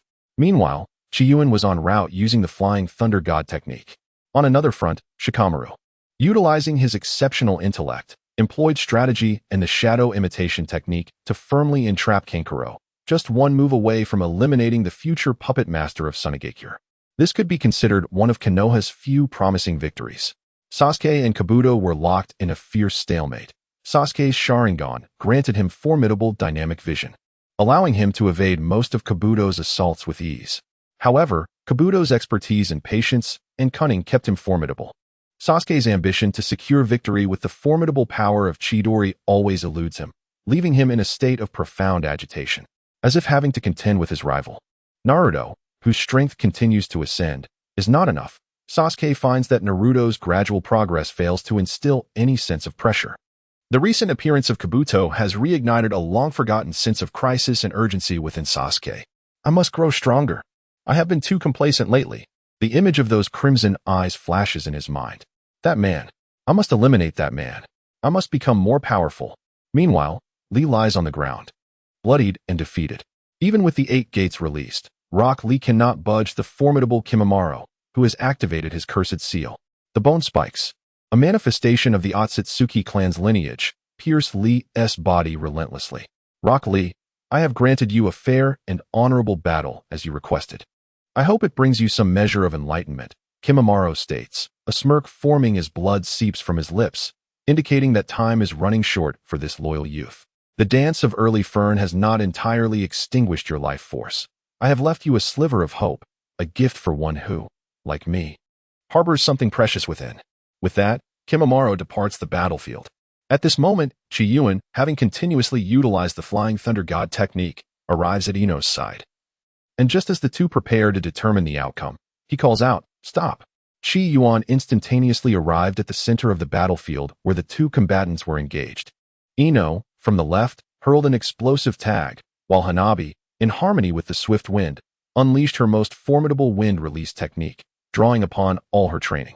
In that fleeting moment, Qi Yuan flicked his left hand, revealing a kunai adorned with leaf patterns, glimmering with a cold light, while his right hand spun rapidly, conjuring a swirling wind vortex. In an instant, the kunai seemed to lock onto the very essence of space, vanishing along with Ino's explosive tag. As the wind vortex surged forth, resembling a dragon rearing its head, devouring the whirlwind conjured by Hanabi, and roaring towards her with ferocity. All of this transpired in the blink of an eye. The two combatants scarcely had time to comprehend Qi Yuan's presence. Moments later, a thunderous explosion resonated behind Qi Yuan, and Hanabi was forcefully embedded into the wall. "Qi Yuan, I am relieved to see you unscathed," Ino exclaimed, her tense demeanor dissolving as she hurried to his side. "I'm fine, but you must retreat to the shelter immediately." "Huh, but what about Kakashi-sensei?" "Forget that insufferable Kakashi. He can handle a few ninjas on his own." As if it were a matter of life and death. "Are you really concerned for him? Now go." Immediately, Qi Yuan wore a stern expression, his tone imbued with an undeniable authority and a hint of fury. "Hanamaru, heed my words. Your father is no more. He was slain by Orochimaru. And this entire affair is a conspiracy. I had no inclination to involve myself in such trivial matters. However, the current situation has surpassed my expectations. Therefore, I implore you, the Sand-Hidden Village, do not complicate this further. Do you comprehend?" As soon as Qi Yuan's words fell, a sudden roar erupted as Temari burst forth from the stone wall, grasping Qi Yuan's hand, her eyes suffused with a crimson hue. Are you speaking the truth? I would not deceive you regarding such matters." Temari's gaze was bloodshot as she stumbled back a couple of steps, bewildered. "How could this be? What about Gaara?" Temari murmured, before suddenly dashing towards Kankuro. "Kankuro, stop playing around. Gaara is in danger." At her words, Kankuro was momentarily consumed by rage, struggling fiercely to break free from Shikamaru's grasp. Temari attempted to swat away Shikamaru, who was restraining Kankuro, but was abruptly halted by Qi Yuan's commanding voice. "Shikamaru, release him. Let them go. We have more pressing matters at hand." Upon hearing Qi Yuan's command, Shikamaru relinquished his hold on Kankuro, who, along with Temari, ceased their assault and hurried directly towards the venue. Qi Yuan instructed the two individuals to rendezvous with the others at the refuge while he chose to head towards the venue. Since earlier, a cacophony had been emanating from the gathering place, causing Qi Yuan to fret over the possibility of Naruto encountering trouble. It was exceedingly dark. Why was it so bleak? A colossal vertical pupil suddenly opened. Was there yet another problem with that brat? Where am I? Naruto awoke from his slumber, greeted by the sight of an enormous cage. What is this? Brothers, I seek your ratings. I implore you. Once we reach 10, 20, 40, or even 80 reviews, I shall offer additional chapters as a reward. Please, grant me your scores. Chapter 79. Naruto's Dream. Do you harbor hatred?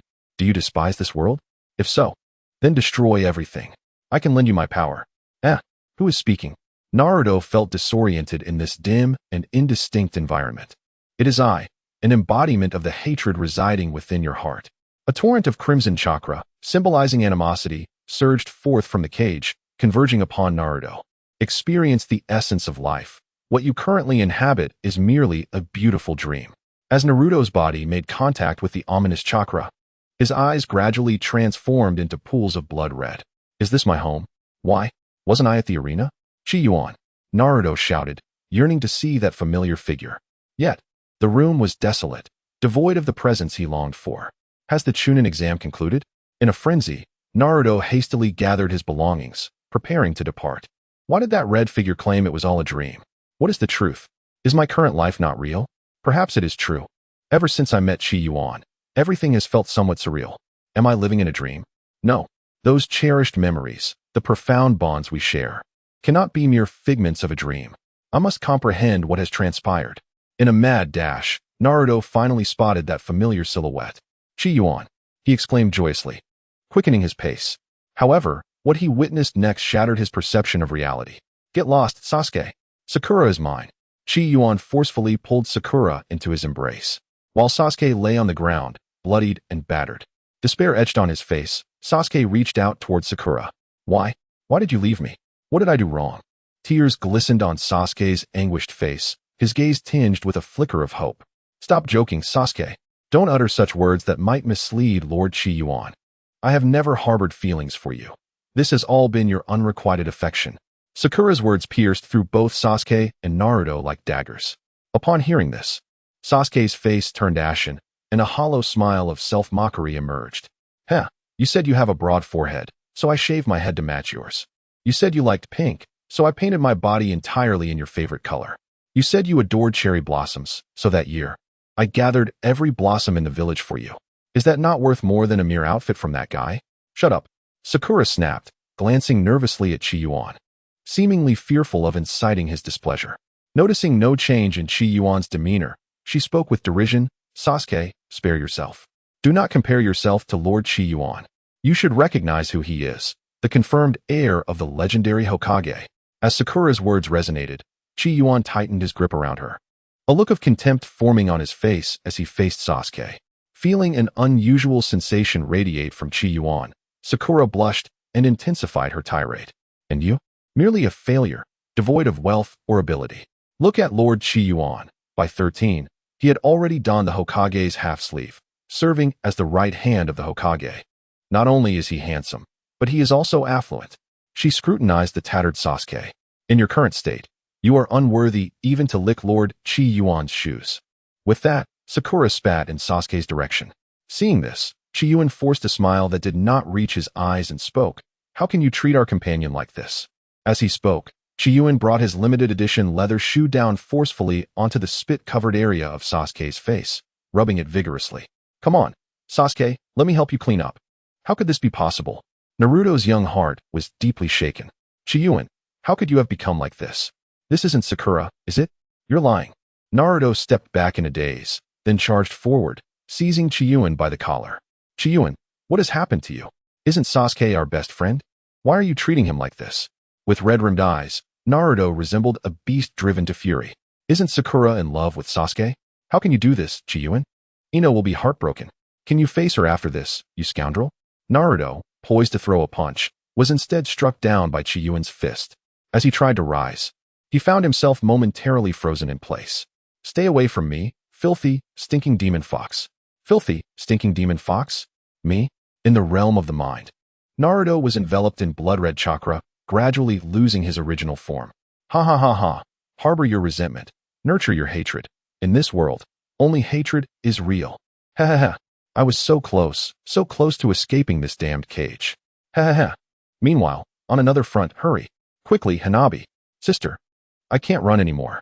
Hanabi panted, as a portion of the invading sand and sound ninja had reached the Hyuga clan. The clan leader, Hyuga Hisashi, and the reconciled Hyuga Niji led the defense. Young Hanabi participated in the skirmish, rendering her fatigued and slow. Hang in there, Hanabi. Father and the others are protecting Konoha. And we mustn't lag behind. We must ensure our own safety. Hinata crouched beside her exhausted sister, silently encouraging her weakened sibling. Hey, Hinata. Hanabi struggled to rise, unleashing a fierce and massive wind blast. Hinata's eyes widened in alarm as she instinctively lunged to shield her sister. Hanabi, be careful. Hinata clearly underestimated the power of the fully manifested Shikaku, but at only 13, what could she do aside from physically protect her sister? She couldn't even use the Byakugan. Don't worry, Hanabi. Your sister will protect you. Just as the air blast was about to obliterate the two girls, flying thunder god, a gentle voice carried immense power. The tempestuous wind blast erupted not far behind the two girls. I've settled the score, Hinata. A shadowy figure materialized before them, wearing a perpetual, faint smile. Add more chapters. Once we reach 10,204, 080 reviews, I'll add a chapter for everyone. Please, give us a rating. Chapter 80, Naruto's Dream, 2 Qi Yuan. Hinata exclaimed in delight upon seeing the newcomer. She quickly pulled her sister to join her in expressing gratitude. No need for pleasantries. Let's move quickly. This place isn't safe. I'll take you and your sister to Ino.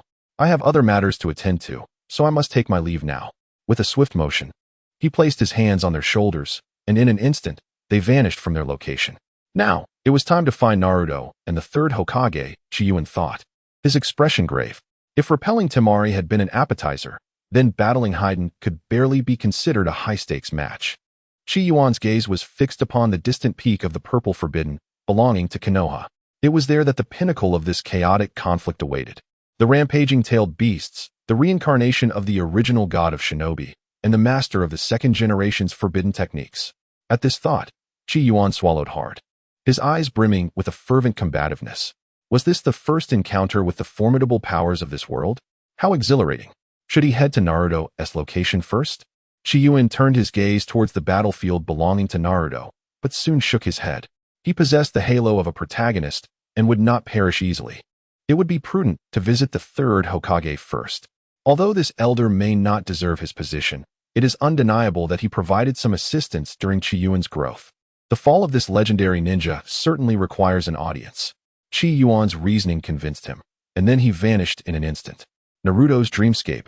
Is my filthy nine-tailed fox truly what Qi Yuan desires? He was never like this before. He was different. Different? The clarity in Naruto's eyes was suddenly overshadowed by a blood-red haze. Yes, he was always like this. Naruto murmured softly, and then his gaze returned to its usual state, seemingly unchanged, the only difference being the absence of light in his eyes.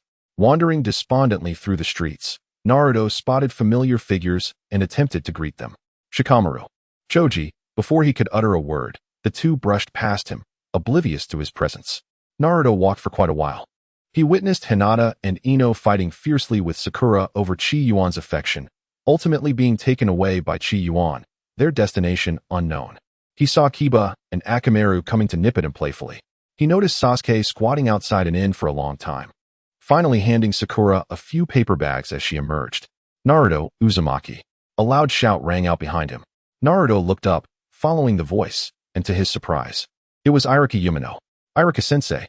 A shadow crossed Naruto's face, yet a flicker of light returned to his eyes. However, Irika's subsequent words plunged him deeper into despair. Don't call me sensei. I am not your teacher, you filthy fox. Every time you call me that, I feel a wave of humiliation. Do you understand? As Irika's emotions escalated, he shoved Naruto to the ground and chose to leave. Naruto sat on the ground for a long time without rising, eventually lying down. A stream of tears traced down his cheeks. Why does everyone treat me this way?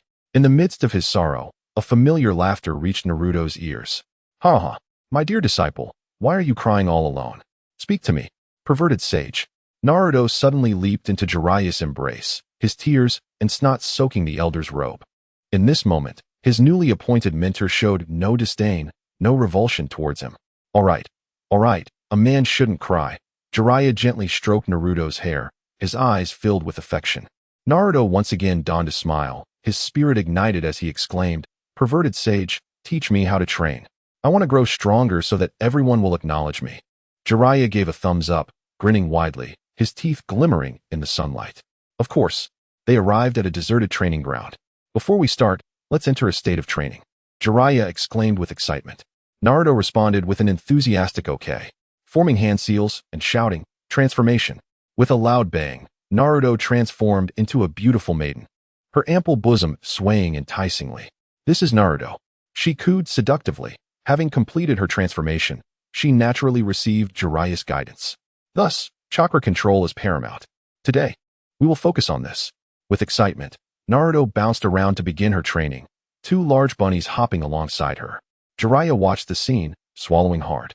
After a while, he called out, "Naruto, come here. I sense some issues with your training." "Huh? What issues?" Naruto, feeling confident, was puzzled, believing he had grasped the essence. Jiraiya placed a hand on Naruto's shoulder. "Let me help you feel the flow of chakra." Naruto closed his eyes, carefully sensing the chakra coursing through him. "Perverted sage, why do I feel so exhausted?" "Don't worry, that's because I'm expanding your meridians." "Oh, but why do I feel more and more fatigued?" Jiraiya chuckled mischievously. "Because we're about to begin our unshakable signature routine." He quickly shed his top and lunged at the transformed Naruto. "No, perverted sage, what are you doing?" "No." Naruto struggled desperately on the ground, trying to resist. Jiraiya, grinning wickedly, revealed his true lecherous self. "Resistance? Naruto, you are becoming more amusing by the moment.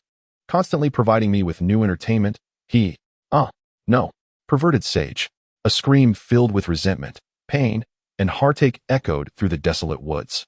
The sounds of struggle and cries reverberated endlessly. Late at night, Naruto stumbled home, ragged and lifeless. "Ichiraku ramen? Let's eat something first." His voice was cold and rigid, like that of an emotionless automaton. He lifted the curtain and entered, ordering one bowl of miso ramen. Inside, the chef did not respond, and soon a bowl of ramen was harshly placed before Naruto. "Eat. Finish quickly and scram." Naruto paid no heed, but frowned upon seeing only a small amount of broth and remnants in the bowl. "Why is this ramen so scarce and without any sides?" A knife flew from the kitchen, landing before Naruto and startling him from his gloomy reverie. "Damn fox, you're lucky to get any leftovers. You dare complain? Do you even know who would buy you food? It's already generous of me to give you this. You must eat it, whether you want to or not. And this meal costs 5,000 Rio." The chef spat as he yelled, and just as he was about to retreat inside, a crimson, ominous arm pierced through his chest. "You dare, nine-tailed brat."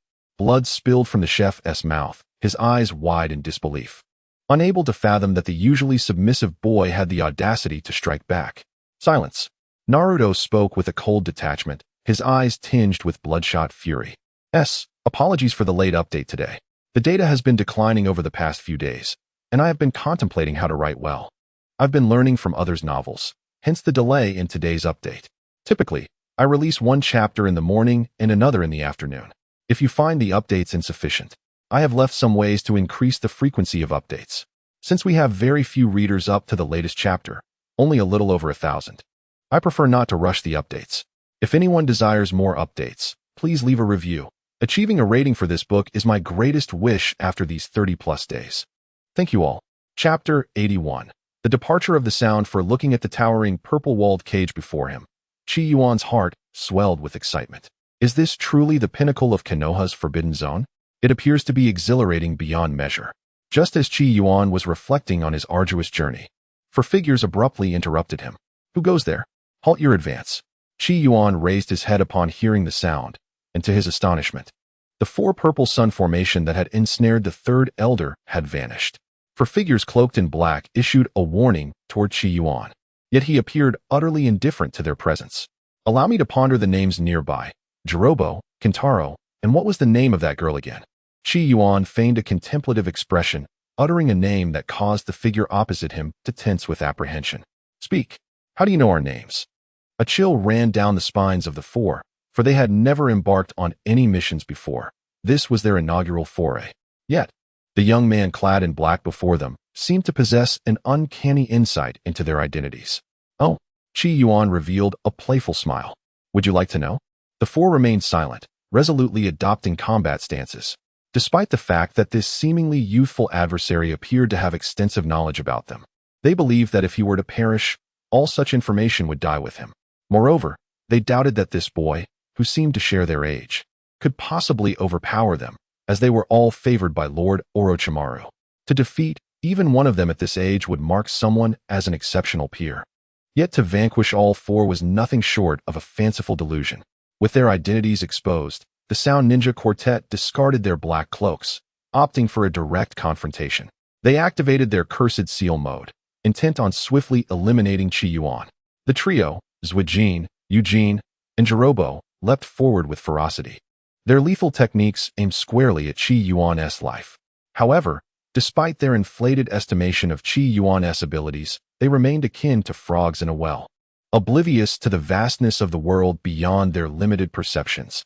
With a keen perception fully engaged, Qi Yuan observed the opponent's movements, which were as sluggish as a goose waddling. Seizing the opportunity, he effortlessly caught the fierce punch approaching from his left with a single hand, while his right arm met the formidable strike of Jirobo in a powerful collision. The scene resembled a moment frozen in time.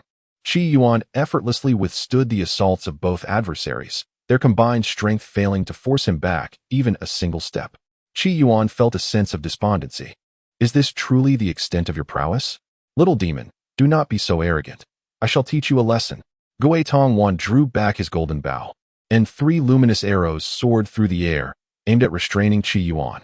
The 2 sound ninjas, witnessing this display, swiftly retreated, clearly recognizing the ferocity of this technique. However, Qi Yuan merely shook his head.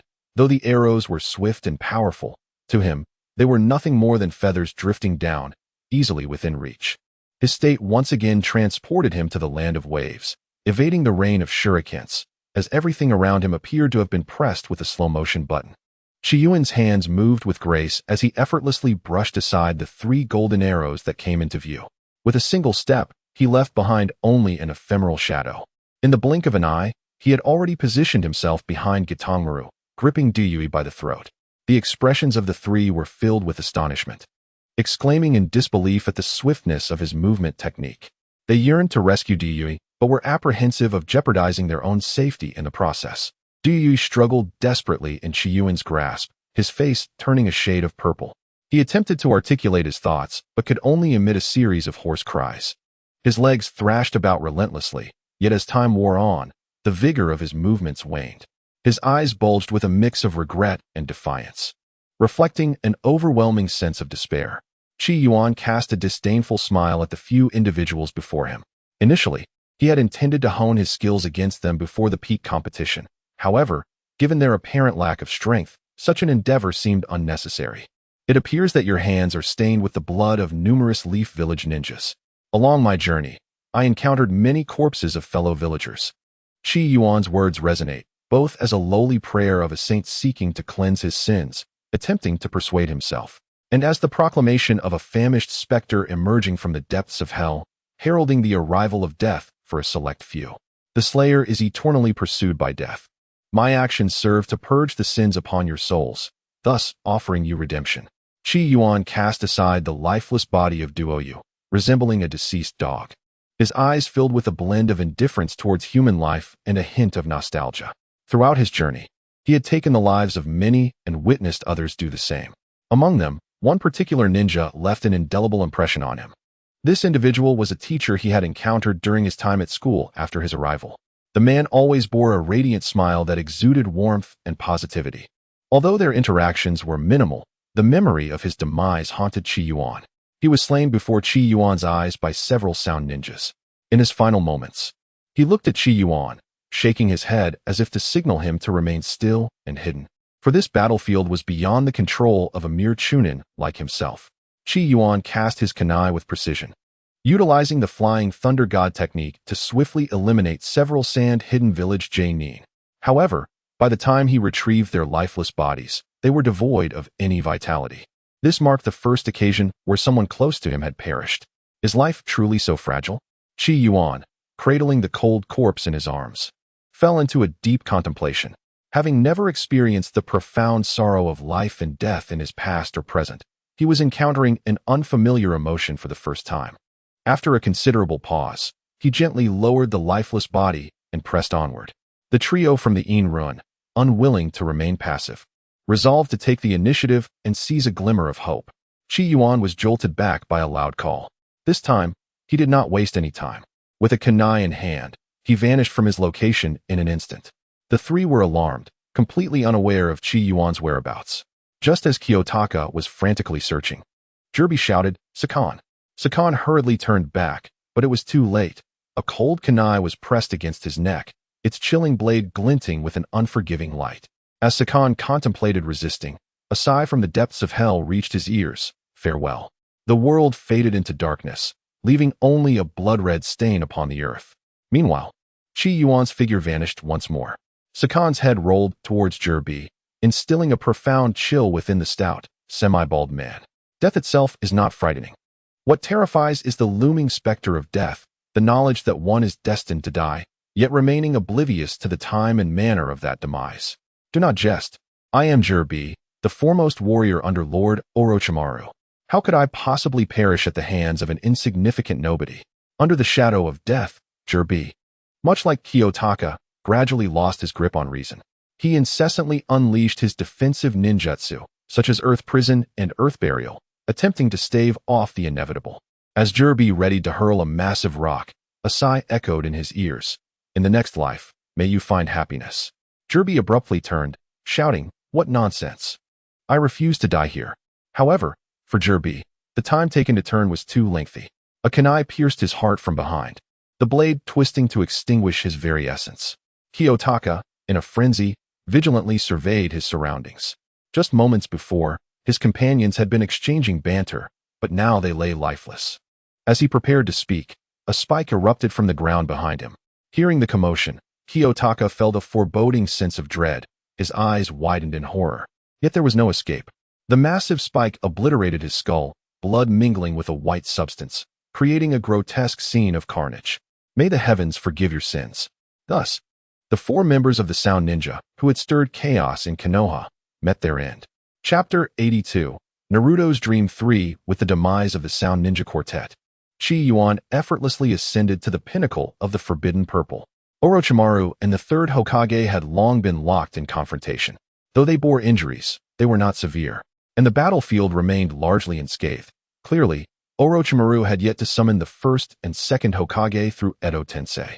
"Oh, it seems we have a new guest," Orochimaru remarked with a grin, appearing quite fatigued as he faced the third Hokage, Sarutobi Hiruzen, as if they were old acquaintances rather than adversaries. The third Hokage turned slightly, only to express disappointment upon recognizing the newcomer. "Little Qi Yuan, what brings you here?" Qi Yuan maintained a polite smile and responded with dignified elegance. "I noticed there was trouble at the venue and went to find Master Jiraiya. The situation in the village is dire. Master Jiraiya and Advisor Danzo are overseeing the matter, and I cannot help but worry about your safety." "Is that so?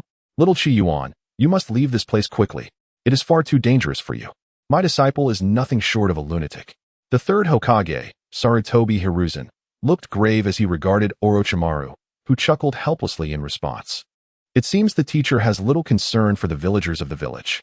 Qi Yuan-kun, it appears you have concealed your true self quite effectively.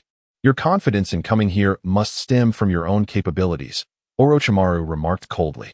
His words stirred a flicker of curiosity in the old Sarutobi Hiruzen. Could it be that his disciple possesses skills unknown to him? Could he potentially save himself?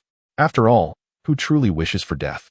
Yet, faced with the old third Hokage's expectations, Qi Yuan merely smiled, offering no direct reply, extinguishing the spark of hope that had ignited within Hiruzen. Qi Yuan-kun, do you truly wish to intervene in the grievances between my master and me?" Orochimaru stood as a barrier between Qi Yuan and the third Hokage, his demeanor remarkably relaxed. "I hold no interest in the animosity between you and the Hokage, yet as a member of this village, I cannot stand idly by while you attempt to slay the Hokage." Qi Yuan's acting was undeniably top-notch. His words were resolute, compelling even Orochimaru to regard him with newfound respect. The third Hokage, tears streaming down his face, began to suspect that this gathering at the pinnacle of the Purple Forbidden might indeed be his farewell ceremony. The village of Konoha no longer required his presence. Regardless of his actions or words, Qi Yuan exemplified the essence of a Hokage in his heart, being the first among the multitude in Konoha to rush to his aid. Sarutobi Hiruzen resolved firmly within himself. If fate does not conspire against him this time, he shall cultivate Qi Yuan as the next Hokage's successor, while he himself retires to enjoy his twilight years. Should he fail to survive, he would take his wayward disciple along with him, determined to protect his beloved apprentice. Though Jiraiya appeared carefree, he possessed a remarkable talent for teaching, and Hiruzen had faith that he could mold Qi Yuan into a pillar of Konoha. With that thought in mind, the third Hokage took a step forward, readying himself for a fateful confrontation. Come forth, Orochimaru. Let the grievances between us end here. The third Hokage bellowed with all his might, as if asserting the last vestiges of the once mighty lion. As you wish. Orochimaru, unwavering in his obstinacy, felt the pride of a tormented genius surge within him, and he retaliated against the third Hokage. Summoning the reanimation jutsu. The ground trembled as 3 wooden coffins emerged from the earth, each inscribed with the numbers 1, 2, and 4. In Naruto's dream, after enduring countless torments and succumbing to a furious transformation, he pierced his own chest with the claws of the demon fox. A layer of crimson chakra gradually enveloped his body, his whiskers elongated, and the blood-red hue in his eyes faded, revealing a beast-like gaze. "Ah, I shall kill you all." Naruto roared towards the heavens, announcing his return. The blood-red moon cast an eerie glow over the world, foreshadowing a momentous event for Konoha that night. "Hey, Kakashi, let us have a match. Loser treats the winner to Ichiraku ramen." A voice brimming with vitality and passion rang from outside. However, before he could push aside the curtain, he was pierced through the heart. "Guy?" Kakashi cried out, turning a gaze filled with resentment towards the murderer. "It was you, cursed demon fox." Though he had killed, Naruto sought to regain his clarity, but upon hearing certain words, his eyes turned crimson once more. Kill, kill, kill. The same technique once again claimed Kakashi's life, and after slaying 2 more, Naruto's tail suddenly grew another. This transformation heightened the brutality in Naruto's gaze, and the rampaging beast broke free from his confinement. In a frenzied state, Naruto lost track of time. The number of tails had swelled to 4, and he had become unrecognizable, resembling a smaller-tailed beast, growling lowly. Meanwhile, the streets behind him were strewn with corpses, blood flowing freely, including that of Jiraiya. Upon closer inspection, was this not near the quaint inn where Sakura and the others had just visited? Sure enough, Qi Yuan emerged from the inn, carrying 3 girls, their faces flushed from apparent exertion. "Oh dear, Qi Yuan-kun, you really have hurt me." Sakura nestled in Qi Yuan's embrace, playfully complaining. The remaining Ino and Hinata were not to be outdone, using their charms in an attempt to regain Qi Yuan's undivided attention. "Nonsense. Qi Yuan-kun gave me the most." In unison, Ino and Hinata declared. Qi Yuan, with an expression of moral indignation, implored everyone not to behave in such a manner. Yet his hands remained steadfastly in their designated place, just as he reveled in his moment of enjoyment, moving up and down, left and right. He suddenly caught sight of Naruto's face. In an instant, Qi Yuan's countenance darkened ominously. "Curse that nine-tails brat. What are you staring at? Never seen anyone like me? Get lost." Naruto instinctively wished to step forward and clarify the situation, refraining from launching an attack as he normally would. However, Qi Yuan offered him no opportunity for explanation, hurling a magma fireball directly at Naruto's face. Instead of retreating, Naruto braced himself to take the fireball head-on. With a howl of pain, Naruto rolled on the ground. Feeling intense agony, and unbeknownst to him, a new tail sprouted behind him, a clear sign of the fury Qi Yuan's actions had incited. Struggling to rise, Naruto, now in his 5-tails form, saw Qi Yuan preparing another fireball, intent on delivering a fatal blow. Yet, the power of the 5-tails Naruto far surpassed Qi Yuan's expectations. And in a moment of disbelief, Qi Yuan met his demise at Naruto's hands. Chapter 83, Naruto's Dream. The End. Qi Yuan. Ino cried out in terror, rushing to assess his condition. Sakura and Hinata stood frozen in shock for a moment before they regained their senses, moving to check on the man who had so recently been in command of the arena. Upon witnessing Qi Yuan's lifeless body, blood trickling from his mouth, Ino erupted in fury, vowing to exact vengeance on Naruto, the murderer. In his berserk state, Naruto paid no heed to Ino's threats, sending her to join Qi Yuan as an eternal couple. Sakura, witnessing her friend's death, was overwhelmed with fear and contemplated fleeing, while Hinata, who had shared a bond with Qi Yuan, followed suit. Naruto, please spare me. I was wrong, I truly was. Sakura pleaded, desperately seeking forgiveness to grasp at the sliver of hope for survival. However, with Qi Yuan's death, the only person capable of stirring Naruto's emotions had vanished, leaving not Uzumaki Naruto but the war machine known as the Nine-Tails Jinchuriki. Emotionless, Naruto struck Sakura down, unleashing chaos upon Konoha. Wails, blood, and cries of anguish became synonymous with the village under the blood moon. Konoha lay in ruins, engulfed in flames, littered with shattered limbs and lifeless heads. Suddenly, thunder rumbled, and torrential rain fell, merging with the rivers of blood on the ground, creating a cacophony that blurred the line between rain and blood, between the realm of the living and that of the damned. A boy, disfigured and possessing 7 tails, continuously shoved something into his mouth, and with each bite, liquid spilled from the corners, indiscernible in color. As time passed, his consumption quickened, and the hue of his body darkened, until he turned to face you, revealing a smile. In the realm of the mind, yes, continue to devour it, consume the chakra that belongs to me. Naruto sat in place, half of his body replaced by crimson chakra. The red chakra flowed like a river from the iron gate to Naruto's feet, ceaselessly drawn into him. In the physical world, at the Konoha assembly, rumbling sounds echoed from the desert burial ceiling area covered by shikaku. The noise resonated like thunder, and after a moment, a terrifying shockwave erupted from the seal, shattering Shikaku's binding technique. A crimson figure emerged, obscured by blood-red hues, its form partially armored, resembling a fallen creature. Shikaku, expelling air bullets from the Konoha assembly, sensed something amiss and became exceedingly agitated. It's you, Stinky Fox. Why are you still alive? Shikaku turned with displeasure, glaring at the now 6-tails Naruto, anger surging within him. He unleashed a barrage of air bullets toward Naruto. Yet, the 6-tails Naruto was not to be trifled with. He had faced formidable foes and would not falter against mere air bullets. With the swiftness of a startled rabbit, the 6-tails Naruto dodged, leaving behind only an afterimage, distorting the very fabric of time and space.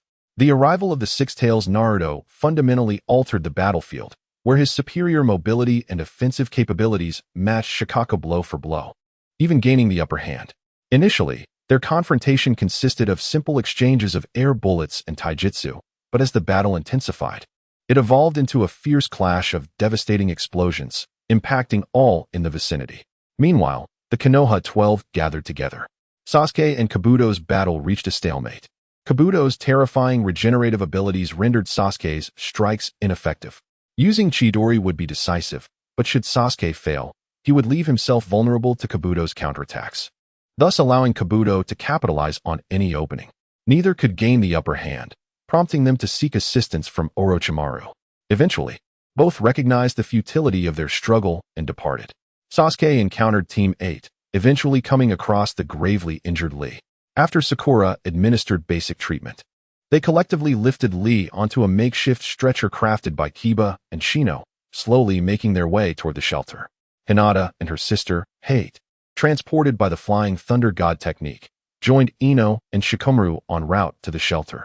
Along the way, Hate, somewhat bashful, spoke up, "Sister, who is that big brother in black clothes?" Hinata, momentarily taken aback by her sister's question, noticed Ino had already been triggered by the inquiry. Black clothes?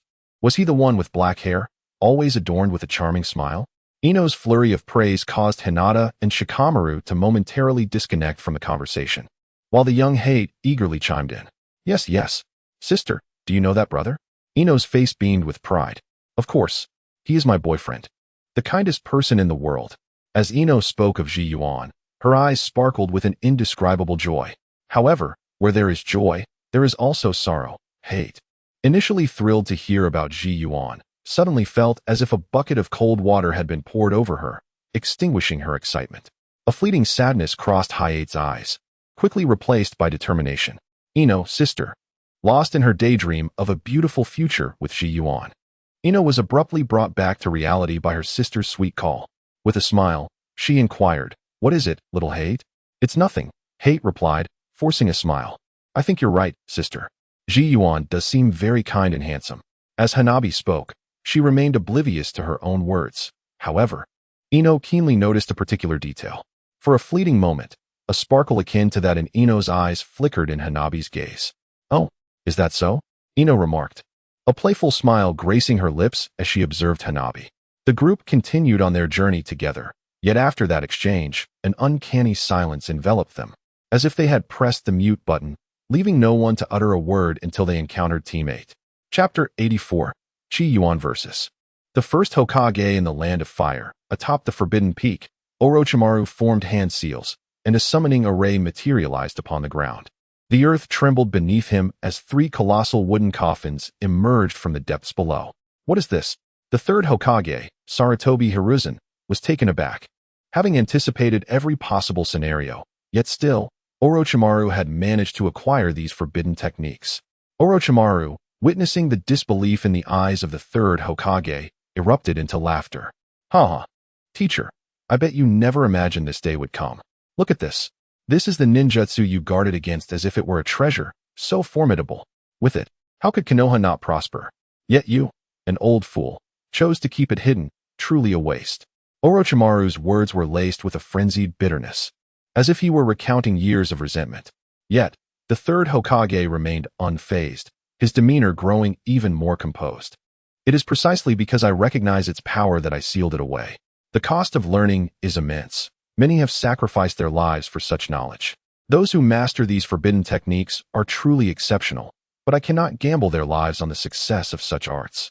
The third Hokage continued, his voice steady. Furthermore, I fear that individuals like you, with ulterior motives, might learn them. Should you defect from Konoha, it would bring forth even greater calamities. I refuse to take that risk. One Orochimaru is quite enough for Konoha. His words were imbued with a sense of frustration, as he believed only Qi Yuan could comprehend his sentiments. Turning to Qi Yuan, he was met with a reassuring smile. Indeed, I was right. Young Qi Yuan shares my views. However, the third Hokage's speech did not resonate with Orochimaru as he had hoped. Suppressing his boundless fury, Orochimaru sneered.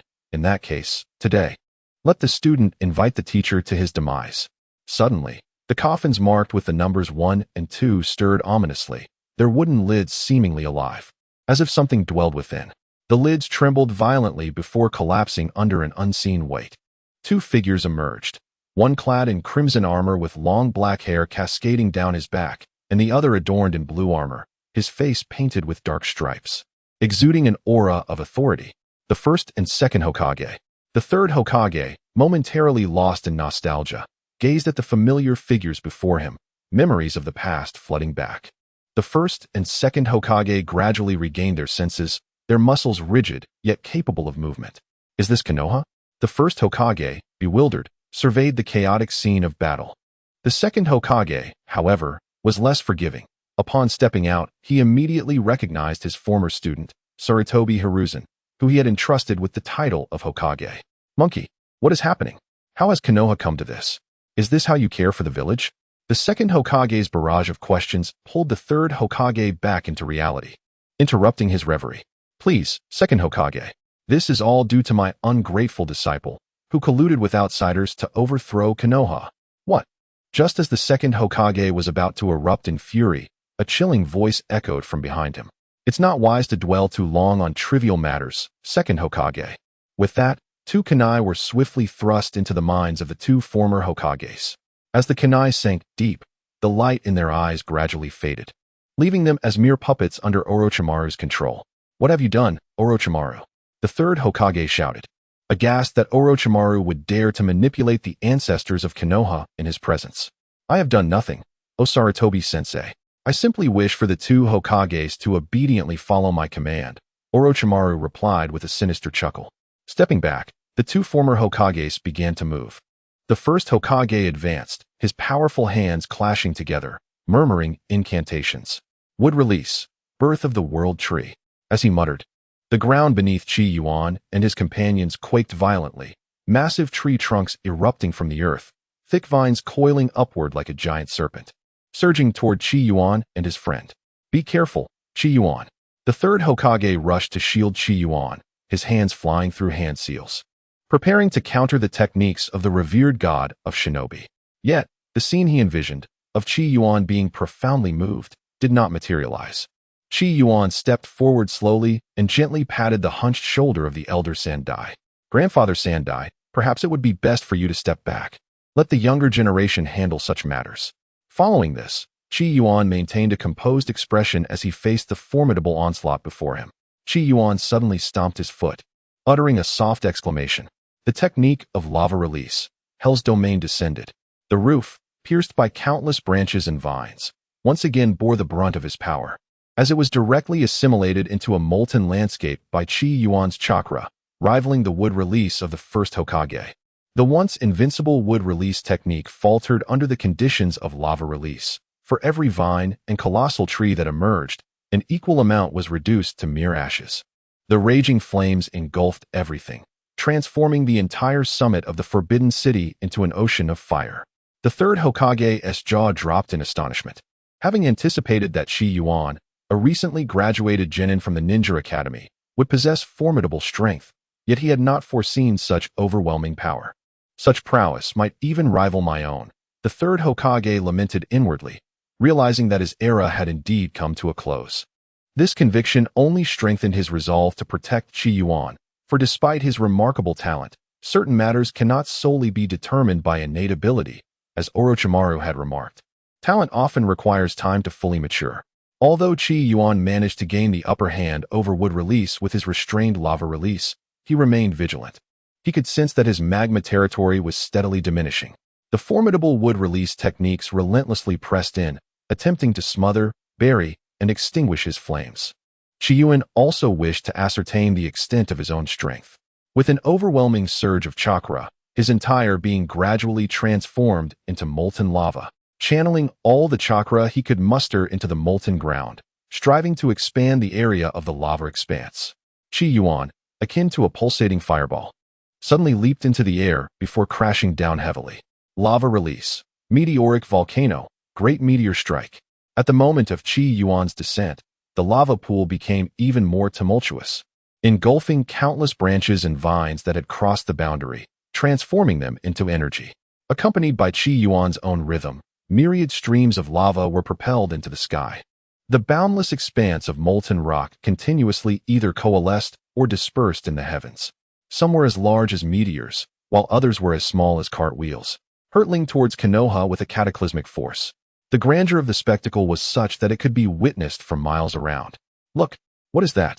The villagers, sheltered in their refuge, were left utterly dumbfounded, their expressions a blend of awe and terror. "If this child cannot be utilized for my purposes, he must not be allowed to remain." Danzo narrowed his eyes, observing the fiery meteors ravaging Konoha, muttering to himself before turning to enter the route. Such a scene, no matter how many times one beheld it, ignited a fervor within. "This is youth," exclaimed Guy after defeating yet another Suna ninja, addressing Kakashi. "Ah, indeed. You two should cease your musings and find shelter. This jutsu reminds me of a rather unpleasant individual." Roared. "What? You mean that troublesome little brat is responsible? Why would he choose to be my disciple if he is so formidable?" Chapter 85. Ocean Release Ninjutsu. Flaming meteors streaked across the sky, descending upon Konoha and leaving it in ruins. "Stop, young Qi Yuan. You are not battling an enemy. You are demolishing your own home." The third Hokage, Hiruzen Sarutobi, gazed sorrowfully at the remnants of Konoha's former glory, gradually reduced to ashes, his lifetime of effort seemingly obliterated. The mere thought of this caused the old third to feel a pang in his heart, nearly causing him to collapse. In response to Qi Yuan's overwhelming assault, the man clad in blue armor standing beside the first Hokage, Hashirama Senju, finally sprang into action. With a few simple hand seals, he summoned a torrent of water that swirled around him, intensifying rapidly. In the blink of an eye, it became a formidable force. Water release, great waterfall technique. The water, appearing from nowhere, surged upward like a waterfall in reverse, clashing with Qi Yuan's relentless meteor barrage. Although the second Hokage's water ninjutsu extinguished the flames of the meteors, it merely transformed the lava into meteoric remnants, effectively ravaging Konoha to a significant extent. "Oh dear, my Konoha. Witnessing the devastation, the third Hokage knelt on the ground, clutching his heart as tears streamed down his weathered cheeks. Apart from him, in a hidden corner, another sorrowful figure murmured to himself, "How much will this cost me?" As the lava flowed toward Qi Yuan, now in his transformed state, he gradually absorbed it back into his body, converting the lava-release chakra into his original chakra to replenish his strength. Though the energy recovery efficiency was not 100%, it reached around 40 to 50%. Thankfully, the first Hokage's would release was present. Had he relied solely on his own strength to perform such extensive ninjutsu, he would have long since succumbed to unconsciousness. Qi Yuan silently reflected on his actions, his desire for Tsunade's seal intensifying. Additionally, he grappled with the issue of his life energy.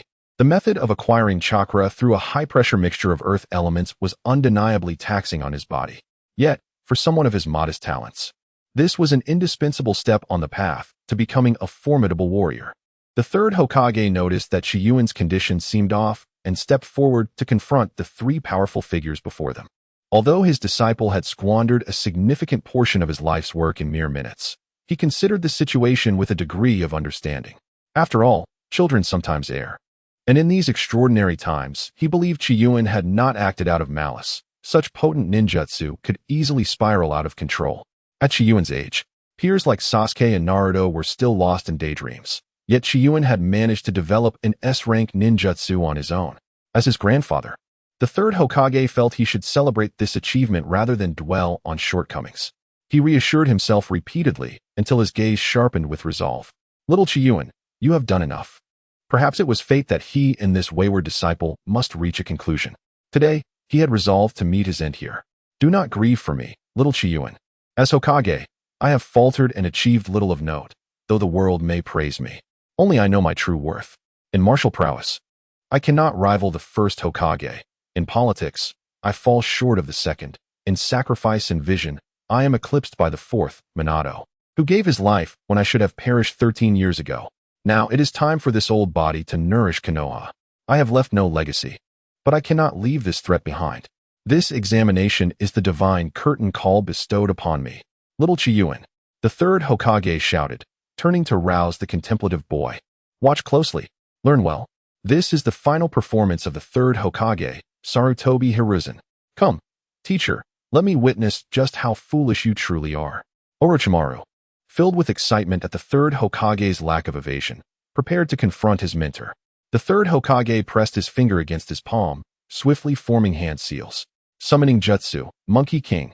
A thunderous roar shattered the white smoke, revealing the Monkey King. The Monkey King, with its golden staff, immediately grasped the intent of its partner. It transformed into a long, robust staff and flew into the hands of Sarutobi. The third Hokage stepped forward, leaving only an afterimage and a deep footprint behind. Orochimaru reacted swiftly, seeing the first Hokage, Hashirama Senju, clasp his hands together as countless vines erupted from the ground, ensnaring Sarutobi. Unfazed, the third Hokage leapt into the air, running along the wooden vines.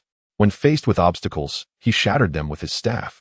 If unsuccessful, he unleashed a fierce fire dragon flame bullet, turning trees to ash. The controlled Hashirama's power was significantly diminished, leading him to resort to wood clones for defense.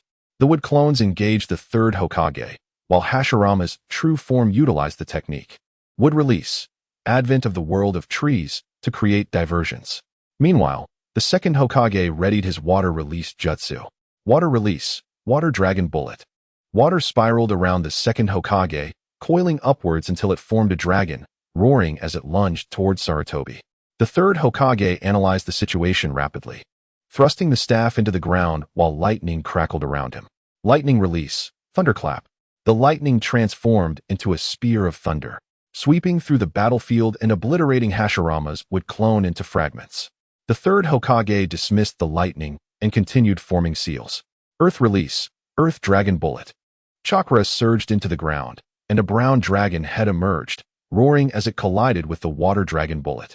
The clash created chaos, turning the terrain into a mire.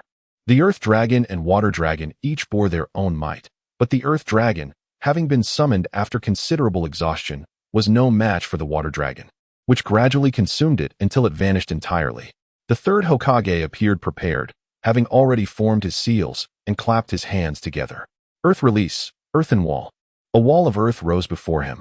Yet, age had taken its toll, and such a wall would hardly withstand the onslaught from the water-release jutsu. Beads of cold sweat formed on the Hokage's brow. Escape seemed unlikely. He could only hope that the water dragon, weakened by the earth dragon bullet, would be less formidable. He constantly infused chakra into the wall to reinforce it, but despite his efforts, the bolstered earthen barrier crumbled into debris within 2 seconds of the water dragon's impact. As the fierce, menacing water dragon approached, a flicker of regret crossed the third Hokage's eyes. Am I to perish? In a sudden flash, the figure of the flying thunder god technique appeared beside the third Hokage's shoulder, swiftly whisking him away. Indeed, the third Hokage's face was a mask of shock. His attempt to speak interrupted by Qi Yuan. Lord Hokage, it is as you suspected. Receiving Qi Yuan's affirmative response, the elderly man, nearing 70, lowered his head. He had not anticipated that his final chosen disciple would, like Orochimaru, secretly learn forbidden techniques. Words of reprimand or reproach lodged in his throat, transforming into a long sigh. Alas, perhaps I was mistaken. Gazing skyward, the third Hokage felt as if even the heavens disapproved of his actions.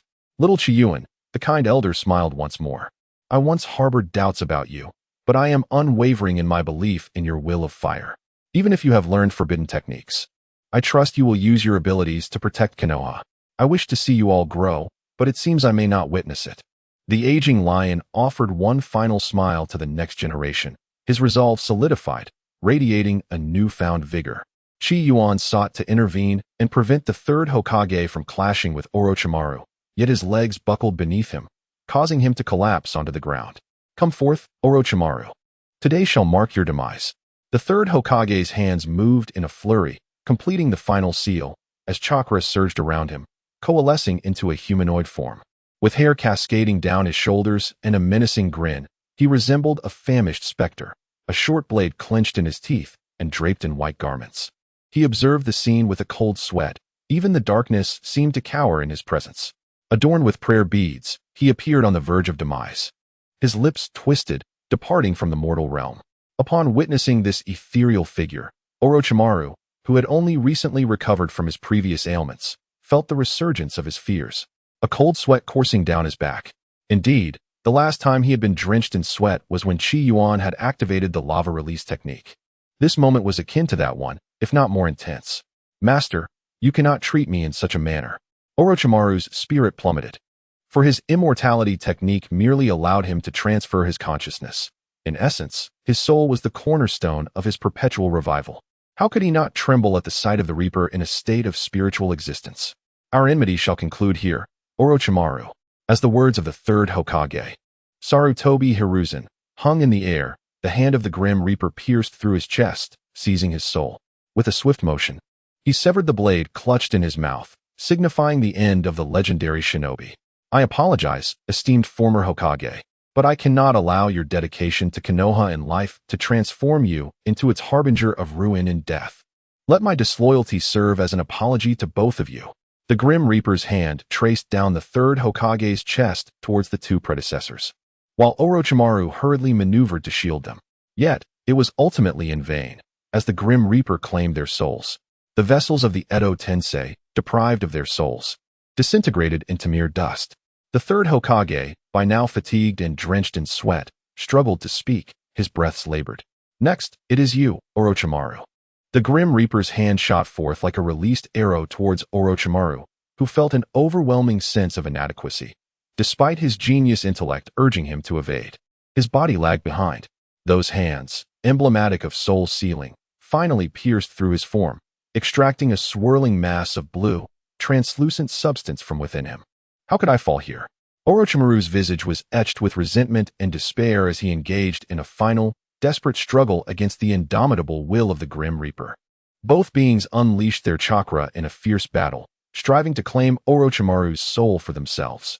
Curse it! What has become of my body? Qi Yuan lay on the ground, engulfed in excruciating pain that coursed through his entire being, as if his very bones were on the verge of being crushed. This torment persisted for approximately 2 minutes before gradually subsiding. Was this the consequence of overexertion?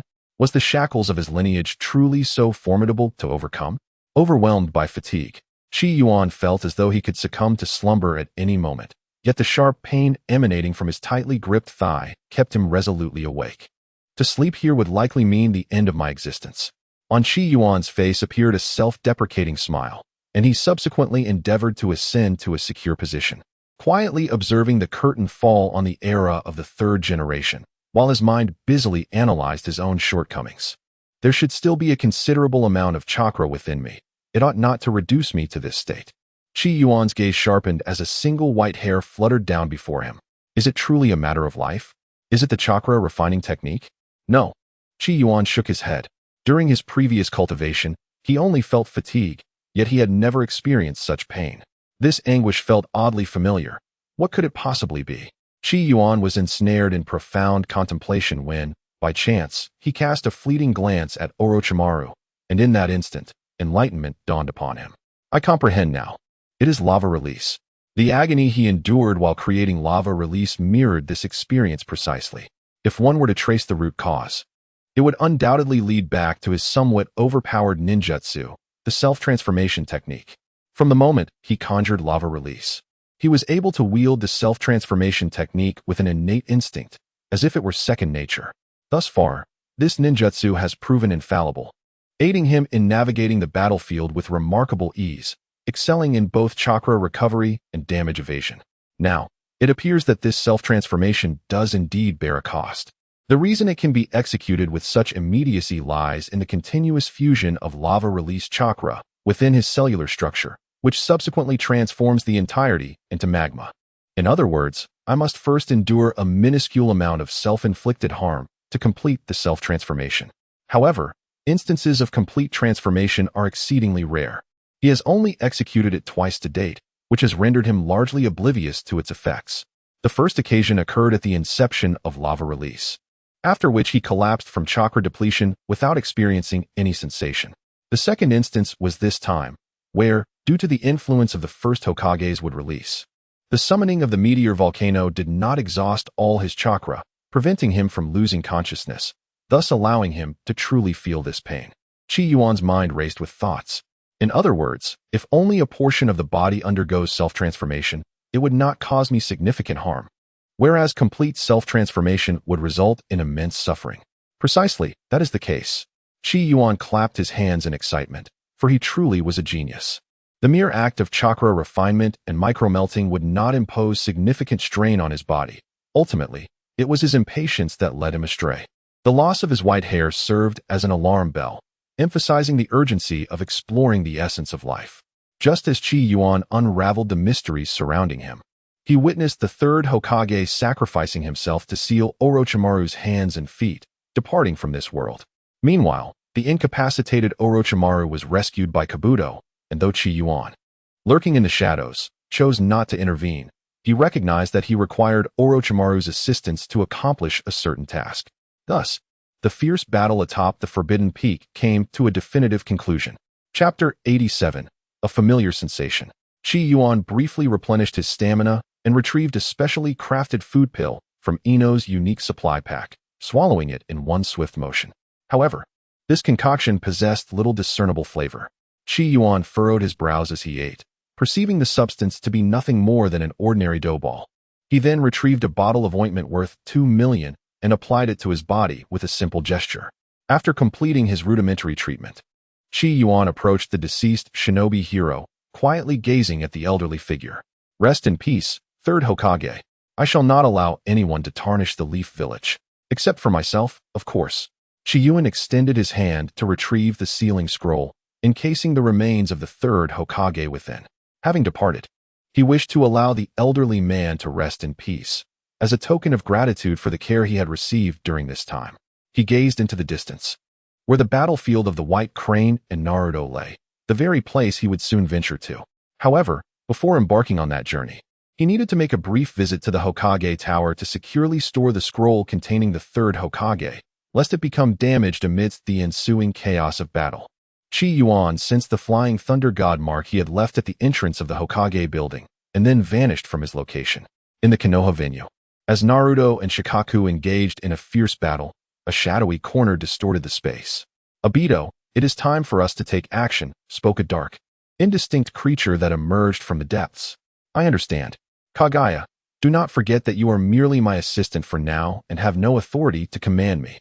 A masked figure materialized in the warped space, coldly addressing the shadowy being. Damn it! If it weren't for Mother, how dare you, a mere child?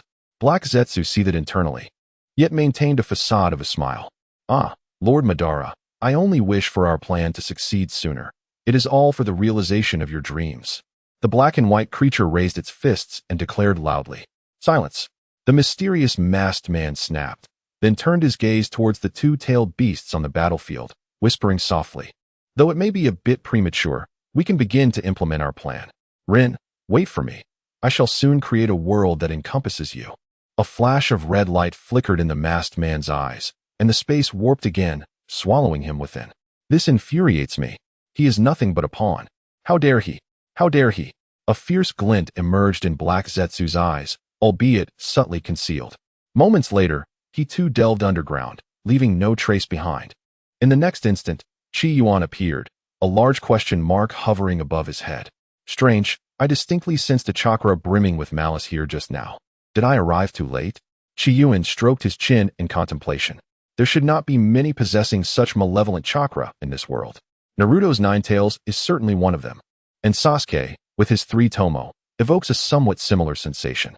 However, it might not be the case. If even that were to appear, the Chunin exams in Konoha would undoubtedly become quite the spectacle.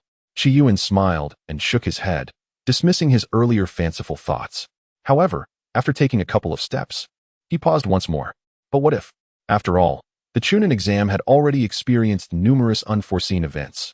Who could truly predict such matters? Perhaps it is best to consider them as variables, for one must be prepared regardless. Qi Yuan gazed at the overcast sky, his mind already formulating certain plans. It is better to establish an intricate web of traps, leaving no room for even a single escapee. By approaching the end with the same caution as the beginning, one ensures that no failures will arise. Qi Yuan did not hasten towards Naruto's battlefield. Instead, he chose to trace the malevolent chakra's origin, seeking to uncover the number of factions involved in this battle. The destructive power of the Nine Tails is truly formidable, surpassing even that of the 8 Tails. Killer Bee from the Cloud Village strolled along the distant streets outside the Konoha venue, continuing to chant his rap. Damn it! How could I possibly lose to that pesky fox? We usually coexist harmoniously and do not disturb one another. A loud outburst echoed in Killer B's mind, clearly expressing his dissatisfaction with the previous statement, though the latter part of his thought lacked persuasive strength. Tailed beasts, coexisting peacefully and lovingly? Is this some new form of comedy? Killer Bee perceived the absurdity but chose not to voice it, as he had found a new source of amusement. Hey, you in the red cloak ahead, may I request a meeting? Remove your hood and reveal your true self. Just as Killer Bee finished speaking, the Cloud Village team immediately assumed a combative stance. At this hour, the people of Konoha had long sought refuge. Only those not affiliated with Konoha roamed the streets. The leader among those in red cloak spoke. Ahem, you should understand that we are of a different ilk. The road is wide, and we shall part ways without any conflict. What do you say? The leader remained calm and composed, yet a somewhat petite figure beside him exhibited less composure. The recent spectacle of the tailed beasts clashing had significantly shaken her worldview. Oh, Killer B's face displayed a hint of confusion. It appears you lack the conviction you profess, IWA Shinobi. Uncharacteristically, Killer Bee refrained from continuing his rap. I have heard that my brother is prepared to engage the entire server. As his younger brother, with such seniority and admiration, I must assist him in this endeavor. Capturing IWA, seizing Suna, threatening Konoha, and annihilating Kiri. Oh, my brother shall surely commend me. Killer B's words flowed fervently, and his expression grew increasingly animated, lending a rather mischievous air to his countenance. He was indeed a man of action, as several octopus-like appendages erupted from behind him, ensnaring several individuals. Ban, I feel it. It is the 8 Tails. The presence of the 1 Tails, 8 Tails, and 9 Tails is palpable. The stakes are sufficiently high. Let us strike. In a certain street, a figure emerged from the swirling space-time. This occasion merits my involvement. I believe you are not in a position to intervene, masked man. A teasing voice resonated behind Ban, causing the masked figure to furrow his brow slightly. Who are you? Me? Qi Yuan turned to reveal the Hokage cloak draped over his shoulders. The fourth Hokage, Minato Namikaze. Are you aware of this? The masked man's gaze sharpened suddenly, a cold laugh escaping his lips. The golden flash? Huh, he is already deceased. Are you attempting to perish here by impersonating him? Of course not. I merely find this attire appealing and wear it for that reason. I have no intention of following in his footsteps. Qi Yuan twirled a kunai in his hand, which landed deftly within his grasp. However, I indeed promised someone that I would protect Konoha, and that is all. The mysterious masked man, upon recognizing the familiar stance, recalled something that heightened his agitation, losing the inclination to continue conversing with Qi Yuan. With a flick of his wrist, two thick, dark iron chains clattered to the ground as he fixed a fierce gaze upon Qi Yuan and said in a flat tone, "Then you shall die. It is you who is destined to perish." Chapter 88. This is the second stage of the Flying Thunder God technique. The two locked eyes for a long moment, seemingly awaiting the other to make the first move. A single dry leaf fell to the ground, prompting both to spring into action, their figures flickering as they collided, the chains and kunai emitting a strained creaking sound. Their movements were swift, embodying the essence of life and death combat, devoid of any superfluous techniques. Each strike aimed at the opponent's vital points. Within mere seconds, they had exchanged blows over 100 times. In contrast to the masked man's ease, Qi Yuan's condition appeared notably strained. It was understandable. Since the beginning of the exam, Qi Yuan had first eliminated Fei Duan and then barely managed to reach a stalemate against the first Hokage, which had pushed him to his limits. Currently, my state is ill-suited for a war of attrition. I cannot afford to deplete my stamina excessively. Naruto is still guarding Shikaku, and it seems there have been unforeseen complications. Damn it, all these troublesome matters have converged at once. With a furrowed brow, Qi Yuan let out a furious exclamation, for the situation had spiraled far beyond his control, gradually veering towards chaos, an eventuality he detested most. The turmoil within him and his physical discomfort revealed a hint of vulnerability, which the masked man seized upon, launching an unexpected assault. Dare you to lose focus while battling me? Victory is mine. However, while such negligence might prove fatal for others, it held little significance for someone like Qi Yuan, who had mastered the art of evasion. Even if he could not completely materialize, his partial manifestation would suffice to evade the masked man's strike. Just as Qi Yuan contemplated shielding himself from harm, a bold idea sparked in his mind. Qi Yuan feigned resistance against the approaching masked man, who swiftly transformed and, with a deft motion, hurled the iron chains behind him. All of this transpired in the blink of an eye. In an instant, Qi Yuan's strike missed its target, as the masked man phased through Qi Yuan's form, while the chains from behind coiled around Qi Yuan's waist, threatening to sever him in two. As Qi Yuan revealed another flaw, his waist suddenly transformed into a pool of molten lava, rendering Obito's attack futile. The masked man halted his steps, observing the motionless Qi Yuan whose body was reverting to its lava form, a slight frown creasing his brow. Is this a technique akin to the water shadow? Is the weakness the inability to move the moment he becomes lava? The masked man's remaining eye narrowed, seemingly recognizing Qi Yuan's confidence in countering him. However, to exercise caution, he resolved to test once more. As Qi Yuan watched the masked man subtly clench his fist, he realized the bait had been taken. The next step was to slowly reel him in. One must never rush in such matters, for this endeavor requires both audacity and meticulousness. The fear lies not in the fish refusing to bite, but in its erratic movements. As the last vestige of crimson faded from his waist, Qi Yuan vanished from his original position in a fleeting moment, turning to unleash a piercing strike towards the masked man's nape. The masked man, seemingly forewarned, evaded Qi Yuan's lethal assault with an ethereal grace, effortlessly retaliating by swinging a metallic chain that sent Qi Yuan hurtling through the air, the chain's arc striking his hands. Molten magma oozed from Qi Yuan's grasp, as if intent on severing the masked man's weapon. Melting escape, great fire eruption. A roaring fire dragon erupted from Qi Yuan's right fist. The enigmatic masked figure, however, did not flinch or evade. Instead, he met the onslaught head-on. A swirling vortex formed in his eyes, consuming the entirety of Qi Yuan's fiery breath while his hand remained unwavering, poised to strike at Qi Yuan's vital point. Alas, you are too slow, the masked man sighed, reflecting that had it been Minato, That very instant would have sufficed for him to seize the moment of physical attack and deliver a devastating Rasengan, pinning him to the ground in a frenzy of dirt. Unfortunately, the individual before him was not the Minato of yore, and he himself was no longer the man he once was. Gazing at the memories of the past, one could only wonder if the man behind the mask harbored any nostalgia for what once was. After evading the torrent of magma, Qi Yuan's arm began to gradually mend at that critical moment. This was the instant he had awaited. He had discerned the masked man's weakness. A sound akin to a grunt emanated from the masked man's lips, yet his eyes remained as tranquil as a still pond. The chain in his hand radiated an aura of death. It was clear that, for him, the tide of battle had already turned. With swift agility, the masked man closed the distance to Qi Yuan, his hand now poised upon Qi Yuan's throat. Qi Yuan felt a sharp pain, as if his neck were being crushed. Yet, this sensation brought a smile to his face. Oh, is that so? His previously panicked expression suddenly transformed into one of amusement, with the corners of his mouth curling in a mocking grin. This left Obito momentarily bewildered. How could this young man still appear exhilarated despite the grip tight upon him? In the next instant, Qi Yuan vanished from his position, the crimson cloak of the Hokage leaving behind but a fleeting shadow in the air. What? The masked man's face contorted in shock as he sensed something amiss. The actions before him and the expression of that individual instantly transported him back to that fateful night. Indeed, the sounds that followed were equally distasteful to him. Qi Yuan swiftly positioned himself above the masked man's chains, his fists clenched as they transformed into a potent, simmering magma, displaying none of the hesitance he previously exhibited. This was the second stage of the Flying Thunder God.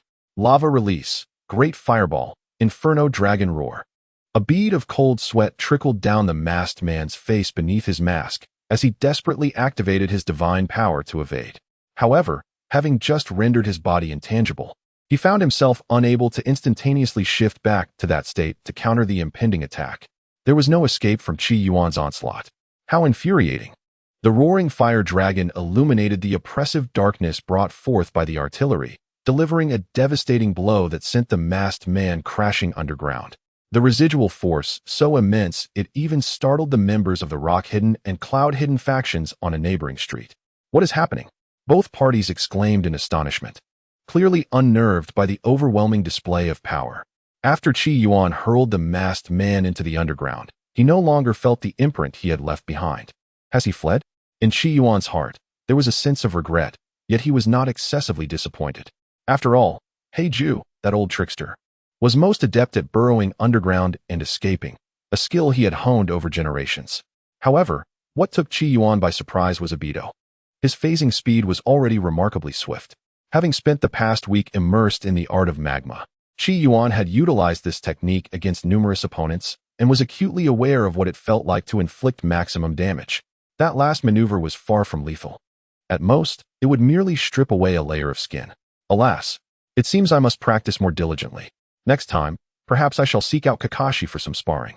At that moment, somewhere unknown, the white-haired figure engaged in clearing the battlefield sneezed. What is wrong, Kakashi? Surely you're not catching a cold. He chuckled. Indeed. It seemed Kakashi still required youthful practice. A green-skinned creature resembling a kappa flashed a wide grin beside him. Underground, in an undisclosed location. Ban, what is the matter with you? Heiju, donned in a pitcher plant disguise, rushed to the side of the masked man. It's nothing. I merely encountered an irritating individual. The masked man grimaced, as Qi Yuan had surmised. His entire back was a grotesque mixture of red and yellow, emanating a foul stench. Your condition appears quite serious, Baiju remarked with a frown. It seems we must strip away your entire skin. Upon finishing his statement, Baiju donned a cheerful facade. But fret not, Obito. I shall use Ju's body to restore you. Obito, nearly losing consciousness from the pain, found his mind spurred by persistent visions. Hearing Ju's words, he gasped in alarm. What? Skinning? Wait. Just then, Heiju took control of Ju's body, not allowing Obito to protest, and seized a patch of skin, tearing it away. Chapter 89. The Revelation. I am Minato. With matters concerning Obito resolved, Qi Yuan continued his journey toward Naruto. But after just a few steps, he stumbled upon a fierce clash between the hidden cloud and hidden stone. Observing the scene before him, Qi Yuan could not help but mentally berate the situation. Is this truly the treatment afforded to protagonists? Fighting at every turn, is it? Oh, how utterly vexing. Heaven, open your eyes and see. I have been battling from morning till afternoon. Could you not show a modicum of mercy and grant me a moment's respite? Realizing that no divine intervention akin to other novels would manifest, a sage descending to proclaim, "Young one, cease your efforts and take me as your master. I shall shield you from all harm." Only a few dead birds flew overhead. As to why they were dead, it was because those wretched birds were squawking in the high skies, nearly landing on Qi Yuan. Dead birds, can't you maintain some semblance of hygiene? Qi Yuan leaped to evade the droppings descending from above, pointing angrily at the avian nuisances and shouting in exasperation. Yet, immediately after, he regretted his outburst, anxiously hoping the combatants nearby would not take notice of him. After all, it was one thing to provoke them, but quite another to avoid confrontation entirely. Just as Qi Yuan prepared to quietly slip away, a tentacle from an octopus lashed out toward him. With a sense of helplessness, Qi Yuan's arm, infused with flowing lava, firmly grasped the hand responsible for the misdeed. Strike! Strike! Strike! I implore you to unleash your fury. Qi Yuan's face bore the expression of a disenchanted elder, filled with unbridled rage. The searing lava scorched the tentacle of the octopus, gradually releasing an enticing aroma. One might wonder, is this octopus leg edible? After a long stretch without sustenance, Qi Yuan found himself tempted by the delectable scent wafting from the charred octopus in his grasp. Speaking of which, is the flesh of this tailed beast consumable? I recall that Jin Jiao and Yin Jiao faced no repercussions after partaking of the tailed beast's meat. Yet it seems others encountered some complications. As Qi Yuan pondered the dilemma of whether to eat or not, the lecherous man in sunglasses on the other side was already writhing in pain. My dairy my dairy, it hurts, it hurts.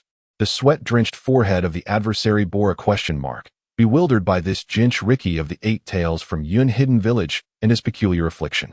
You lot from Rock Hidden Village lack martial virtue, secretly unleashing the Four Tails. Are you intent on publicly violating the Ninja World Treaty? Kairabi, enduring the pain, flicked his tail, sending Qi Yuan hurtling into the ranks of the Rock Hidden Village. Ouch, ouch, ouch.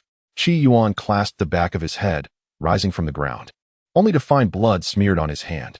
However, he quickly sensed something was amiss. Glancing at the crowd before him, he awkwardly smiled and greeted them. Yet, it must be said, these individuals were quite unappealing. A cursory glance revealed few who could be deemed attractive. Here, a handkerchief. A feminine voice chimed in Qi Yuan's ear. He looked up to see a girl pointing to her temple. Wipe the blood. Who is this little girl? Qi Yuan's gaze gradually settled upon the face of a girl before him, who was of similar age but stood half a head taller. He reflected on the navet of children at this age, who remain blissfully unaware of the world's harsh realities, nurturing an innate kindness. Naruto, Sakura, Shikamaru, and the others were similarly inclined, rushing to assist even in the face of adversaries, a truly foolish endeavor. Hey, what is your name? Qi Yuan inquired with a playful tilt of his head and a smile. Me? I'm called Kuratsuchi, she replied, a hint of surprise evident as she glanced around to confirm that Qi Yuan was indeed addressing her. Kuratsuchi. At that moment, a voice barked from behind, belonging to Noki. When out in the world, do not casually reveal your name. Come back quickly. TCH. Why so fierce? Qi Yuan murmured, somewhat displeased. He had not inquired about that gruff old man, yet this did affirm his suspicion that she was indeed the future Tsuchikage, albeit looking rather foolish at present. Qi Yuan chuckled softly, shaking his head as he brushed off his garments. Instantly, the surrounding rock ninjas converged around him. Do not move. What are you planning to do? Qi Yuan, indifferent to the nameless minions, lifted his right foot, causing the earth to tremble and sending them all sprawling aside. What?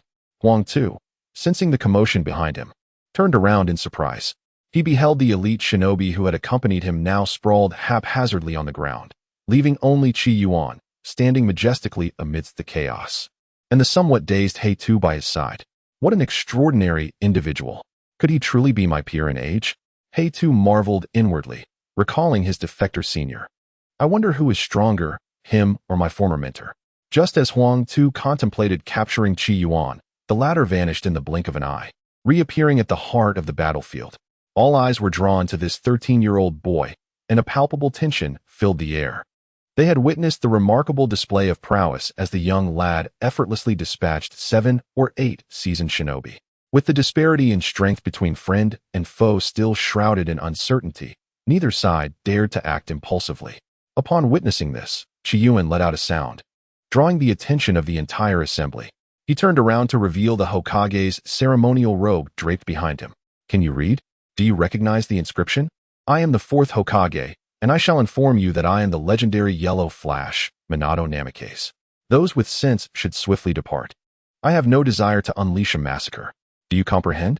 On Qi Yuan's countenance was a blend of 4 parts arrogance and 6 parts disdain. As he regarded the crowd with a contemptuous gaze, the corners of his mouth curling into a cold smirk.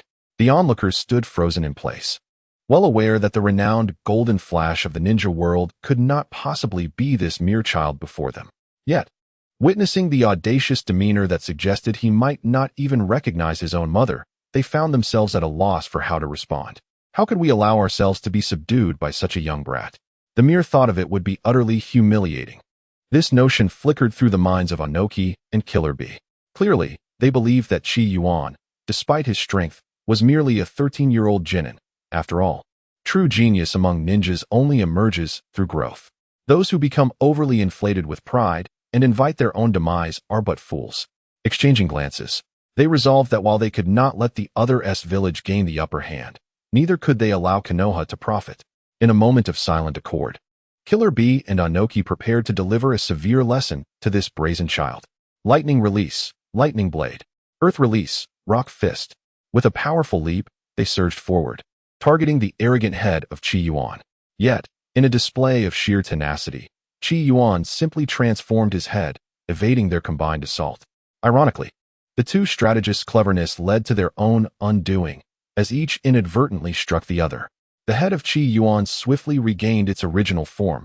For a master, a single misstep is sufficient to cost one's life. Qi Yuan was no exception. He swiftly formed a hand seal with a single hand and struck the ground. The technique of earth release. 4 corners earthen wall materialized, encasing the 2 individuals within 2 formidable earthen walls that rose from either side. Qi Yuan's hands moved ceaselessly.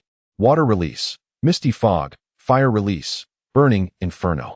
Lava release, hellish domain descends. Lava release, flame dragon ascends. With the simultaneous activation of the 4 arts of Qi Yuan, his shoulders moved, feet pressed down, and hands formed seals. An unexpected transformation surged from the mound of earth. Chapter 90. The Plea of Hey Tuesday. A resounding rumble emanated from the mound just as Qi Yuan was about to complete the final seal to launch his attack. No, please, do not harm my father. A voice, filled with urgency, suddenly pierced the air, followed by the hurried approach of Hey Tu, panting heavily. I beg you, I implore you, do not harm my father. Qi Yuan found himself in a perplexing situation. No, please do not act this way. Your actions cast me in the role of the villain, when in truth, I am the victim here. My father has erred, and I beseech you to accept my apology on his behalf. I implore you, do not take my father's life. The young future 4th Tsuchikage's voice trembled, hinting at the onset of tears. Why should I acquiesce to your plea? He retorted. However, in light of your gesture of offering me a handkerchief, I can assure you that among this group, at least one shall emerge unscathed. As Qi Yuan's voice fell, a palpable sense of crisis enveloped the gathered crowd. There remained but one living soul. Who could that possibly be? A single remark from Qi Yuan ignited a flurry of thoughts among those who were initially supportive of one another. The figure before them, whom they regarded as a mere child, was in fact insurmountable. Their minds were as clear as crystal. Had they not witnessed their leader being seized in mere moments? The Cloud Village warriors were unconcerned about Killer Bee, the 8-Tails Jinchuriki. If he were to falter, then surely their own chances would be utterly extinguished. Meanwhile, the Rock Village fighters remained untroubled by the situation concerning Lus. What? There has been an incident? It must be the Leaf's doing. War is imperative. At that moment, a mound of earth erupted, and Killer Bee emerged from the chaos, his tailed beast cloak in tatters. Before departing, he cast a profound glance at Qi Yuan and then addressed the Cloud Village contingent. We must go. This time, Killer Bee refrained from his usual clumsy rap. Yet, a few among them wished to voice their concerns. However, Killer Bee had already taken the lead, prompting a sense of trepidation among them, compelling them to hastily follow in his wake. Qi Yuan did not turn his head. It was hardly surprising that Karabi could break through him, and he made no attempt to stop Yin Yin's departure. Leaving those individuals behind was not his objective, nor was it within his capabilities. However, it was somewhat challenging for Huang Tu to breach Qi Yuan's earthen barrier. Observing the glimmer of hope in He Tu's gaze as he looked towards Karabi breaking through the wall brought a smile to Qi Yuan's face. Do not look at him. His strength pales in comparison to your father's. The environment within was already exceedingly inhospitable for human existence. Magma fumes, a sweltering and pressurized atmosphere, and diminishing oxygen levels rendered it a place where even a ninja would succumb in less than 5 seconds, their power reduced to a mere fraction. Strong ninjas would find their abilities significantly diminished, while weaker ones would perish instantly. This was still under the condition that I had not unleashed my final strike. Had I done so, even that lecherous man in sunglasses would have emerged stripped and humiliated. Qi Yuan's words penetrated the soul of the young girl from Haitu, causing her eyes to suddenly lose their luster. So, what conditions do you propose that would persuade me to release your father? Qi Yuan inquired with a smile, as if engaging in a casual conversation about familial matters. Qi Yuan appeared somewhat fatigued. With a snap of his fingers, a massive stone emerged from the ground, providing a seat for his leisure. Speak your mind. I shall certainly do whatever is within my capability, he replied, his voice faltering as he tugged at the hem of his garment, his lips pressed together in contemplation. The scene before him bore an uncanny resemblance to a wealthy old man deceiving a young girl into selling herself for her father's burial. The more Qi Yuan observed, the more he sensed something amiss, and with a heavy heart, he sighed inwardly. Alas, I have ultimately become the very person I despised the most. Qi Yuan stretched lazily, tilting his head to observe the others in Yin Ying village who were supporting one another. Although he had not been in this world for long, he had encountered numerous conflicts. He recognized that gaze, whether it belonged to the brothers of the Yoshimura clan, the wandering warriors from the land of waves, or the shinobi from Sunagakure and Otogakure whom he had vanquished along his journey. That gaze was a relentless manifestation of selfishness, greed, fear, and the instinct for survival. Seeing Qi Yuan contort his neck and massage his shoulders, He Tu mistakenly assumed that Qi Yuan was unwell and was about to approach him. Qi Yuan's gaze shifted, radiating an aura of menace. What are you doing? Step back. A flash of cold light flickered from his sleeve. Please, don't misunderstand. He Tu was on the verge of tears, her eyes brimming with moisture. She was merely 13, a freshly graduated genin from the Ninja Academy, who had yet to take a life. How could she possibly endure such terror? In her daily life, her father, grandfather, and senior brother had always greeted her with warmth. But now I sense your shoulder may be a bit sore. Allow me to massage it and see if it can alleviate some of the unfavorable impression my father holds of you.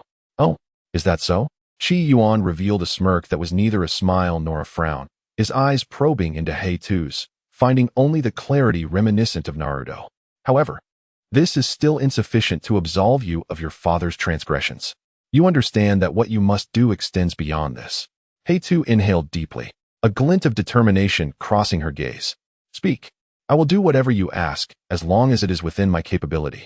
Qi Yuan gazed at He Tu with a smile, scrutinizing her from head to toe. He Tu clutched the hem of her clothing tighter and tighter. What should I do if he demands something of me? Alas, what choice do I have, being a dutiful daughter? A myriad of emotions surged within her, causing tears to finally escape the corners of her eyes. I implore you for the dust release of the hidden rock, Qi Yuan asked earnestly. I am willing. Excuse me? What did you just say? He Tu, having steeled herself for self-sacrifice, recited the will of the stone in her heart. Yet, Qi Yuan's words sent her into a complete reversal. Dust release? I'm afraid I cannot assist you with that. My chakra affinity is insufficient to master such forbidden techniques. Moreover, even if I could, I would never divulge it to you. For the first time, He Tu spoke defiantly against Qi Yuan. To her, he could demand her to kill, to toil, to serve as a slave, or even to submit herself to him. But he must never expect her to betray her village. The dust release belongs to a Wagakure, you scoundrel. Even if you threaten me with my father, I will never forsake my village. If my father were to learn of this, he would rather die than yield. Do not underestimate the shinobi of a Wagakure, you scoundrel. He Tu concluded her impassioned outburst with tears, the immense pressure she bore finally overwhelming her. Qi Yuan gazed expressionlessly at the weeping girl before him, and with a solitary gesture, he formed a seal. A massive mound of earth erupted, revealing the numerous wounds beneath, as the unconscious figure of Huangta lay sprawled on the ground, covered in blisters formed by the searing heat and pressure, presenting a pitiful visage of grave injury. With a flick of Qi Yuan's fingers, the earth trembled and swallowed the individuals behind him into the depths below, their anguished cries echoing into silence. The dark soil was filled with dread. Familial bonds compelled her to check on her father's condition, yet fear restrained her from acting, lest she provoke the merciless fiend before her. Thank you, dear readers, for your support. Ajin mentioned a pause in the narrative. However, with the strong camaraderie among Yi and his brothers, such a halt is implausible. Therefore, I present to you a new chapter dedicated to those who support Yi. I encourage everyone to engage in discussion. If you have thoughts or questions, feel free to directly mention Yi, who will surely respond. For those who appreciate this work, kindly leave a review. Thank you all. Chapter 91. The final battlefield. Go take a look. There's no need for concern. Your father is safe for now. It all depends on your speed.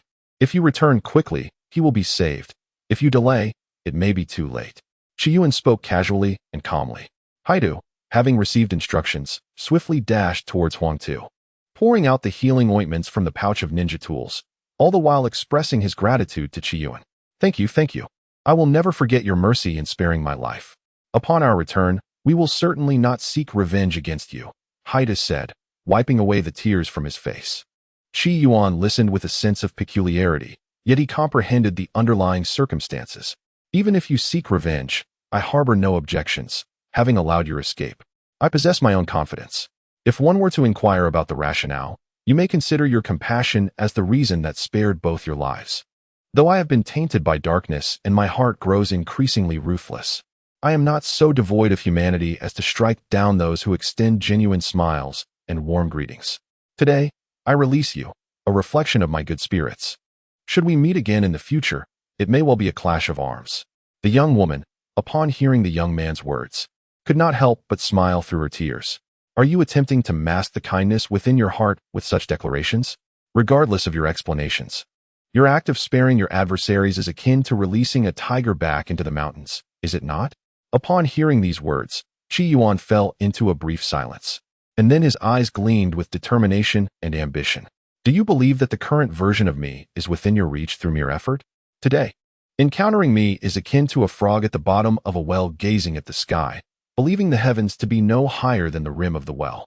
When the day comes that you leap from this deep well, and you encounter me again, it shall be like the mayfly of the dust-laden sea witnessing the vast blue sky. In this lifetime, this is the moment when the chasm between us is at its narrowest. As Qi Yuan's voice fell, the sky suddenly erupted with a fierce gale, dark clouds looming ominously over the city as if intent on its destruction. Thunderclaps resonated from the void, a terrifying spectacle that seemed to bear witness to the tumultuous events unfolding between heaven and earth.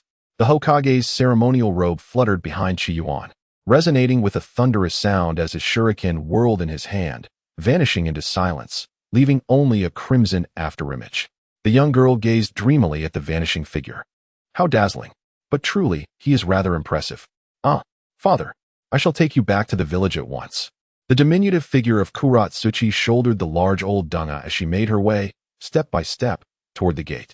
At the Konoha venue, with a swift motion, Qi Yuan materialized, his Hokage's robe billowing in the wind. Is this the final battlefield? Qi Yuan murmured softly, gazing at the desolate ruins before him, which rivaled the devastation outside. Yet, it seemed he had glimpsed something of significance, causing his expression to shift to one of grave concern. The creature before him was a half-tailed beast version of Naruto. Indeed, it appeared that turmoil had also befallen this place. The uncontrollable six-tails Naruto and Shikaku were engaged in a chaotic clash, each blow resonating like thunder. Wherever they tread, not a blade of grass could survive. All structures were reduced to mere fragments and rubble. In moments of fervent combat, they would even unleash a few energy blasts to heighten the tumult, creating a raucous atmosphere that rendered Qi Yuan hesitant to enter the fray. Damn that wretched fox. I refuse to believe I cannot defeat you, Shikaku retorted, his words imbued with malice. The chakra of yin and yang gradually coalesced in a ratio of 2:8, meticulously blending and compressing at the edge of his mouth to form an ultra-dense sphere. Once this chakra sphere, brimming with ferocious energy, was fully formed, Shikaku engulfed it. And as he opened his mouth, the wild energy erupted forth. A cataclysmic beam of light soared into the heavens, engulfing the mindless, tailed beast version of Naruto within its grasp. A pained roar escaped Naruto's lips, a testament to his agony. The unstoppable beam obliterated the surrounding landscape of Konoha, shaking even the refuge to its very core. Panic ensued among the onlookers, their fear palpable as they dared not venture outside. Qi Yuan's eyes flickered with concern, while Hinata silently prayed for the safety of a certain blonde youth. Within the gathering, Qi Yuan hesitated, retracting the foot he had just lifted.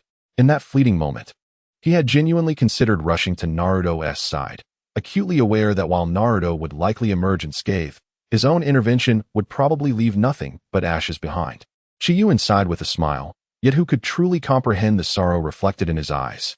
Alas, I have indeed been influenced by this world. It appears I have genuinely come to accept it. Very well, it is now my turn, Namikaze Minato, to step in and save the day.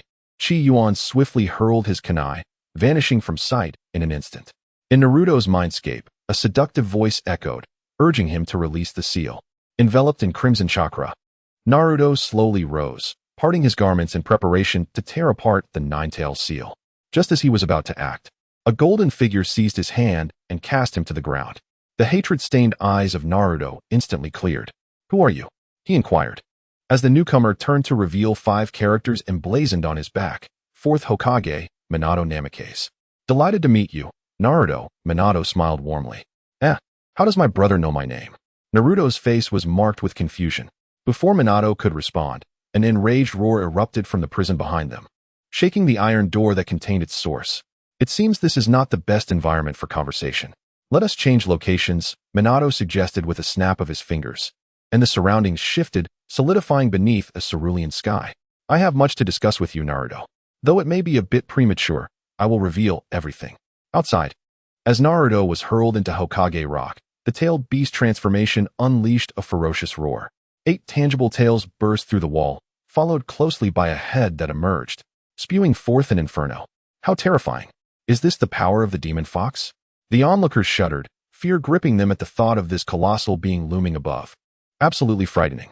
The 12 young ninjas of Konoha gasped, witnessing Naruto's inner beast for the first time.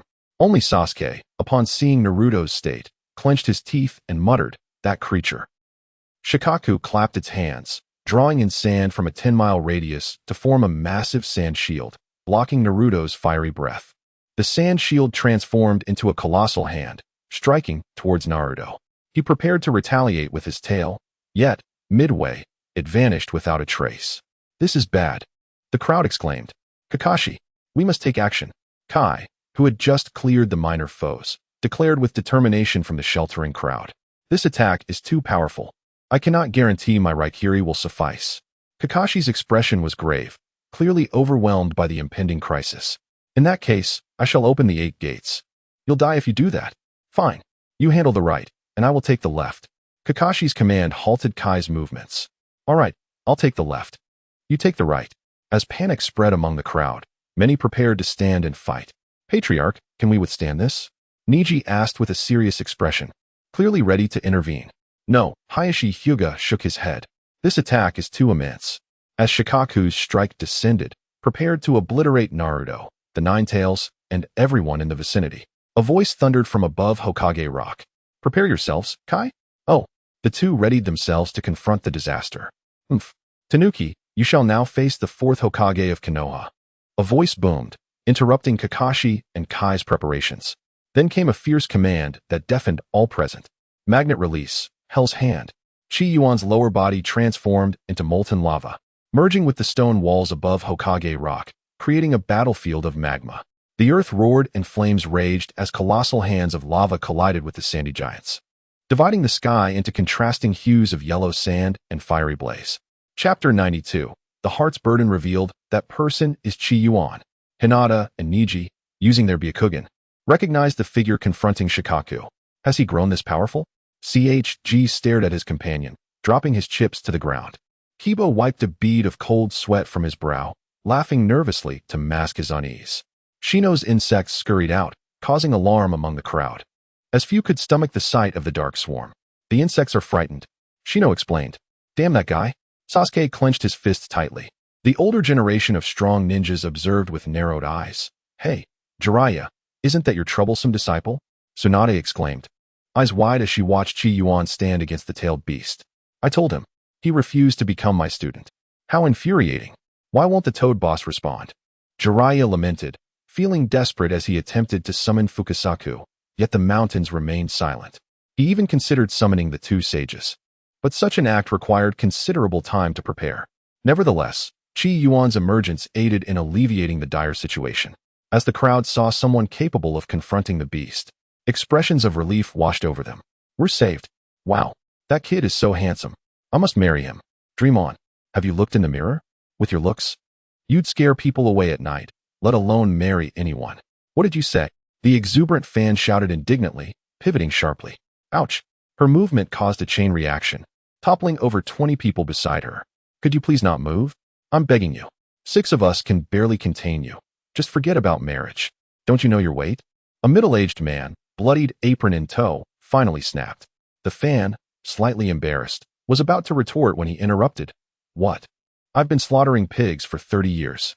With your physique, I can calculate how much fat you have with just one touch. I stood right behind you when you came in." As the boss was mentioned, the man's eyes filled with tears, his emotions boiling over as he started pointing fingers. 8 people had to push you through that wide door. We passed through in pairs, sometimes 3s, while you blocked the entrance for ages. My poor behind was nearly crushed. You owe me money. You must compensate me." The boss, stunned, looked around to find only a disheveled crowd remaining, with no sign of the fan. In Naruto's mindscape, the brother led Naruto to a safe haven. "This is where I usually stay. Now, we can speak freely." Yongdaimai revealed a smile that was all too familiar to Naruto.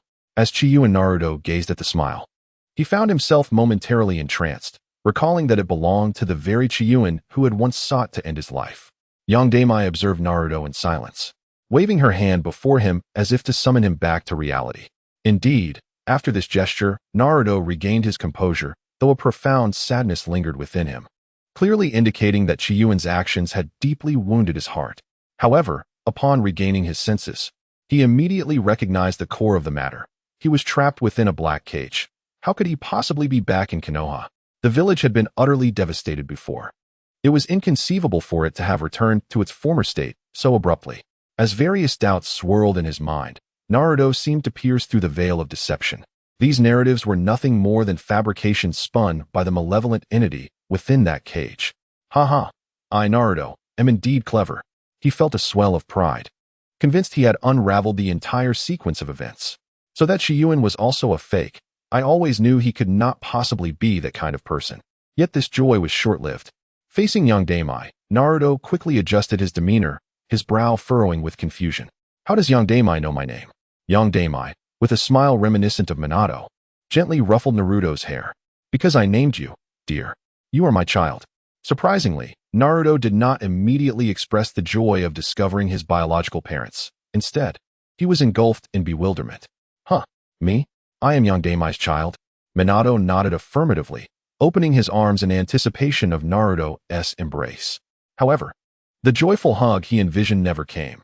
Instead, it was met with a fist full of hatred, delivering a blow that felt like a crushing defeat. "Why? Where have you been all these years? Why did you leave me alone? I had a terrible life in the village. Everyone bullied me. Nobody paid me any attention. They ostracized me. Why does everyone else have parents while I do not? Why did you abandon me?" Naruto leaned against Minato, weeping uncontrollably, his tears streaming down like a river, soaking Yongdaimai's garments. "You have no idea how hard my life has been. Poor food, inadequate clothing, never a moment of peace. Only after meeting Chiyuan did my life improve. He taught me how to manage my money wisely, how to balance my meals, and revealed the treachery of human nature. He taught me about love and hate. We attended school and trained together." Minato silently listened as Naruto recounted the trials of his upbringing, refraining from interruption. These were lessons that he and Kushina should have imparted to Naruto, yet it seemed that they could no longer fulfill that duty. They owed Naruto this much. Listening to the hardships conveyed in Naruto's words, even the legendary golden flash of the battlefield could not hold back his tears. Nonetheless, he restrained himself. He was, after all, a father. Minato forced a smile. "It seems you have made a friend. From your words, Chiyuan appears to be quite a remarkable person." When Chiyuan was mentioned, Naruto beamed with pride, as if he were speaking of himself. Of course, he is my best friend. Is that so? Minato replied, sharing in Naruto's joy. Then, sensing a shift in the atmosphere, he straightened his expression and addressed Naruto with utmost seriousness.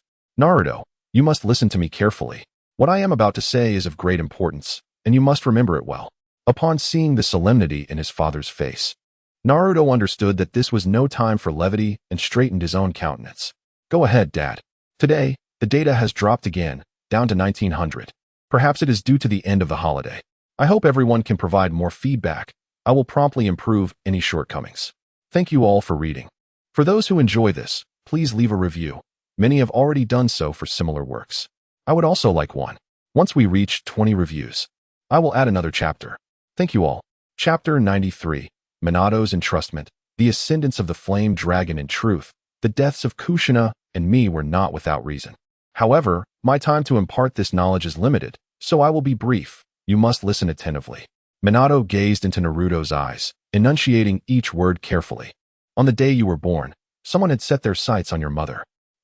Having spent so long with Qi Yuan, Naruto had absorbed some progressive ideas. Momentarily bewildered by the words of this seemingly absent father figure, he wondered if the golden flash hidden in darkness was not, in fact, a source of betrayal. Do not interrupt. Focus, please. Minato lightly tapped Naruto's forehead.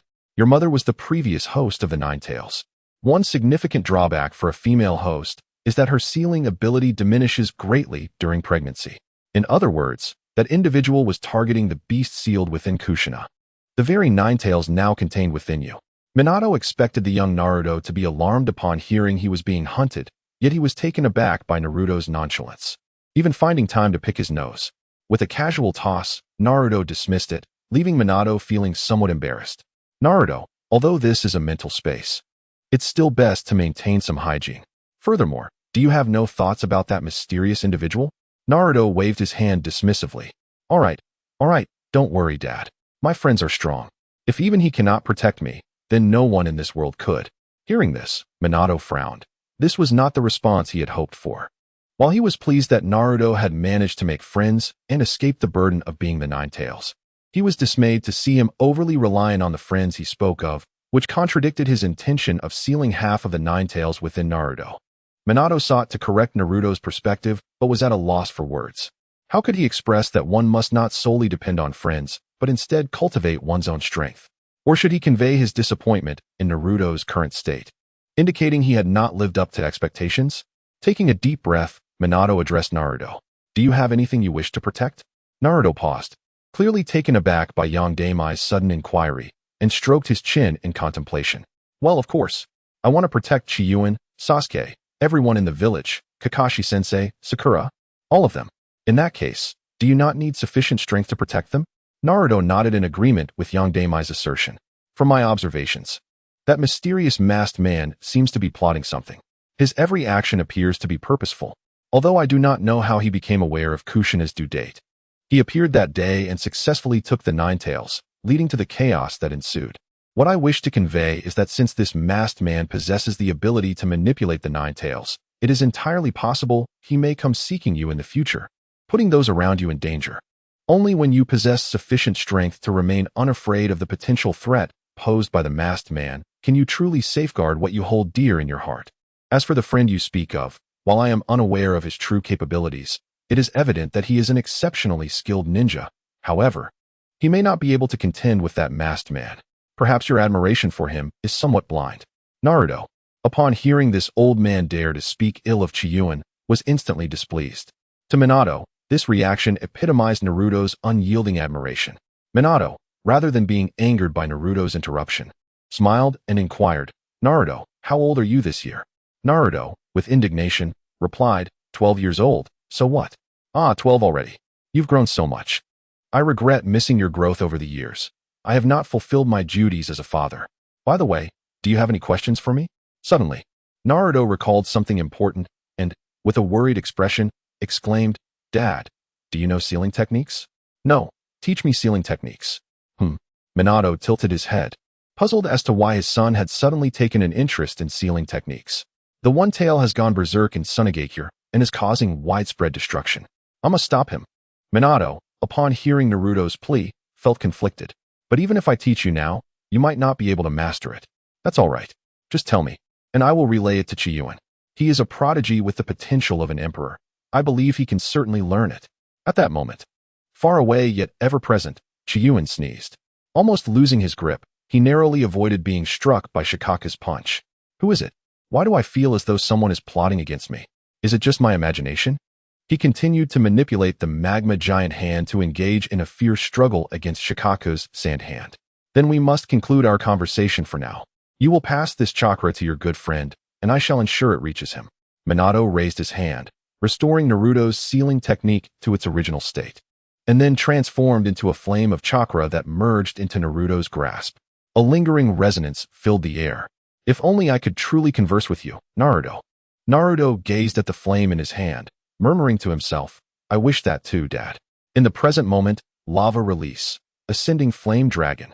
As Qi Yuan formed the four seals, the searing magma beneath him surged and spiraled into the sky, transforming into a colossal crimson dragon that soared through the heavens.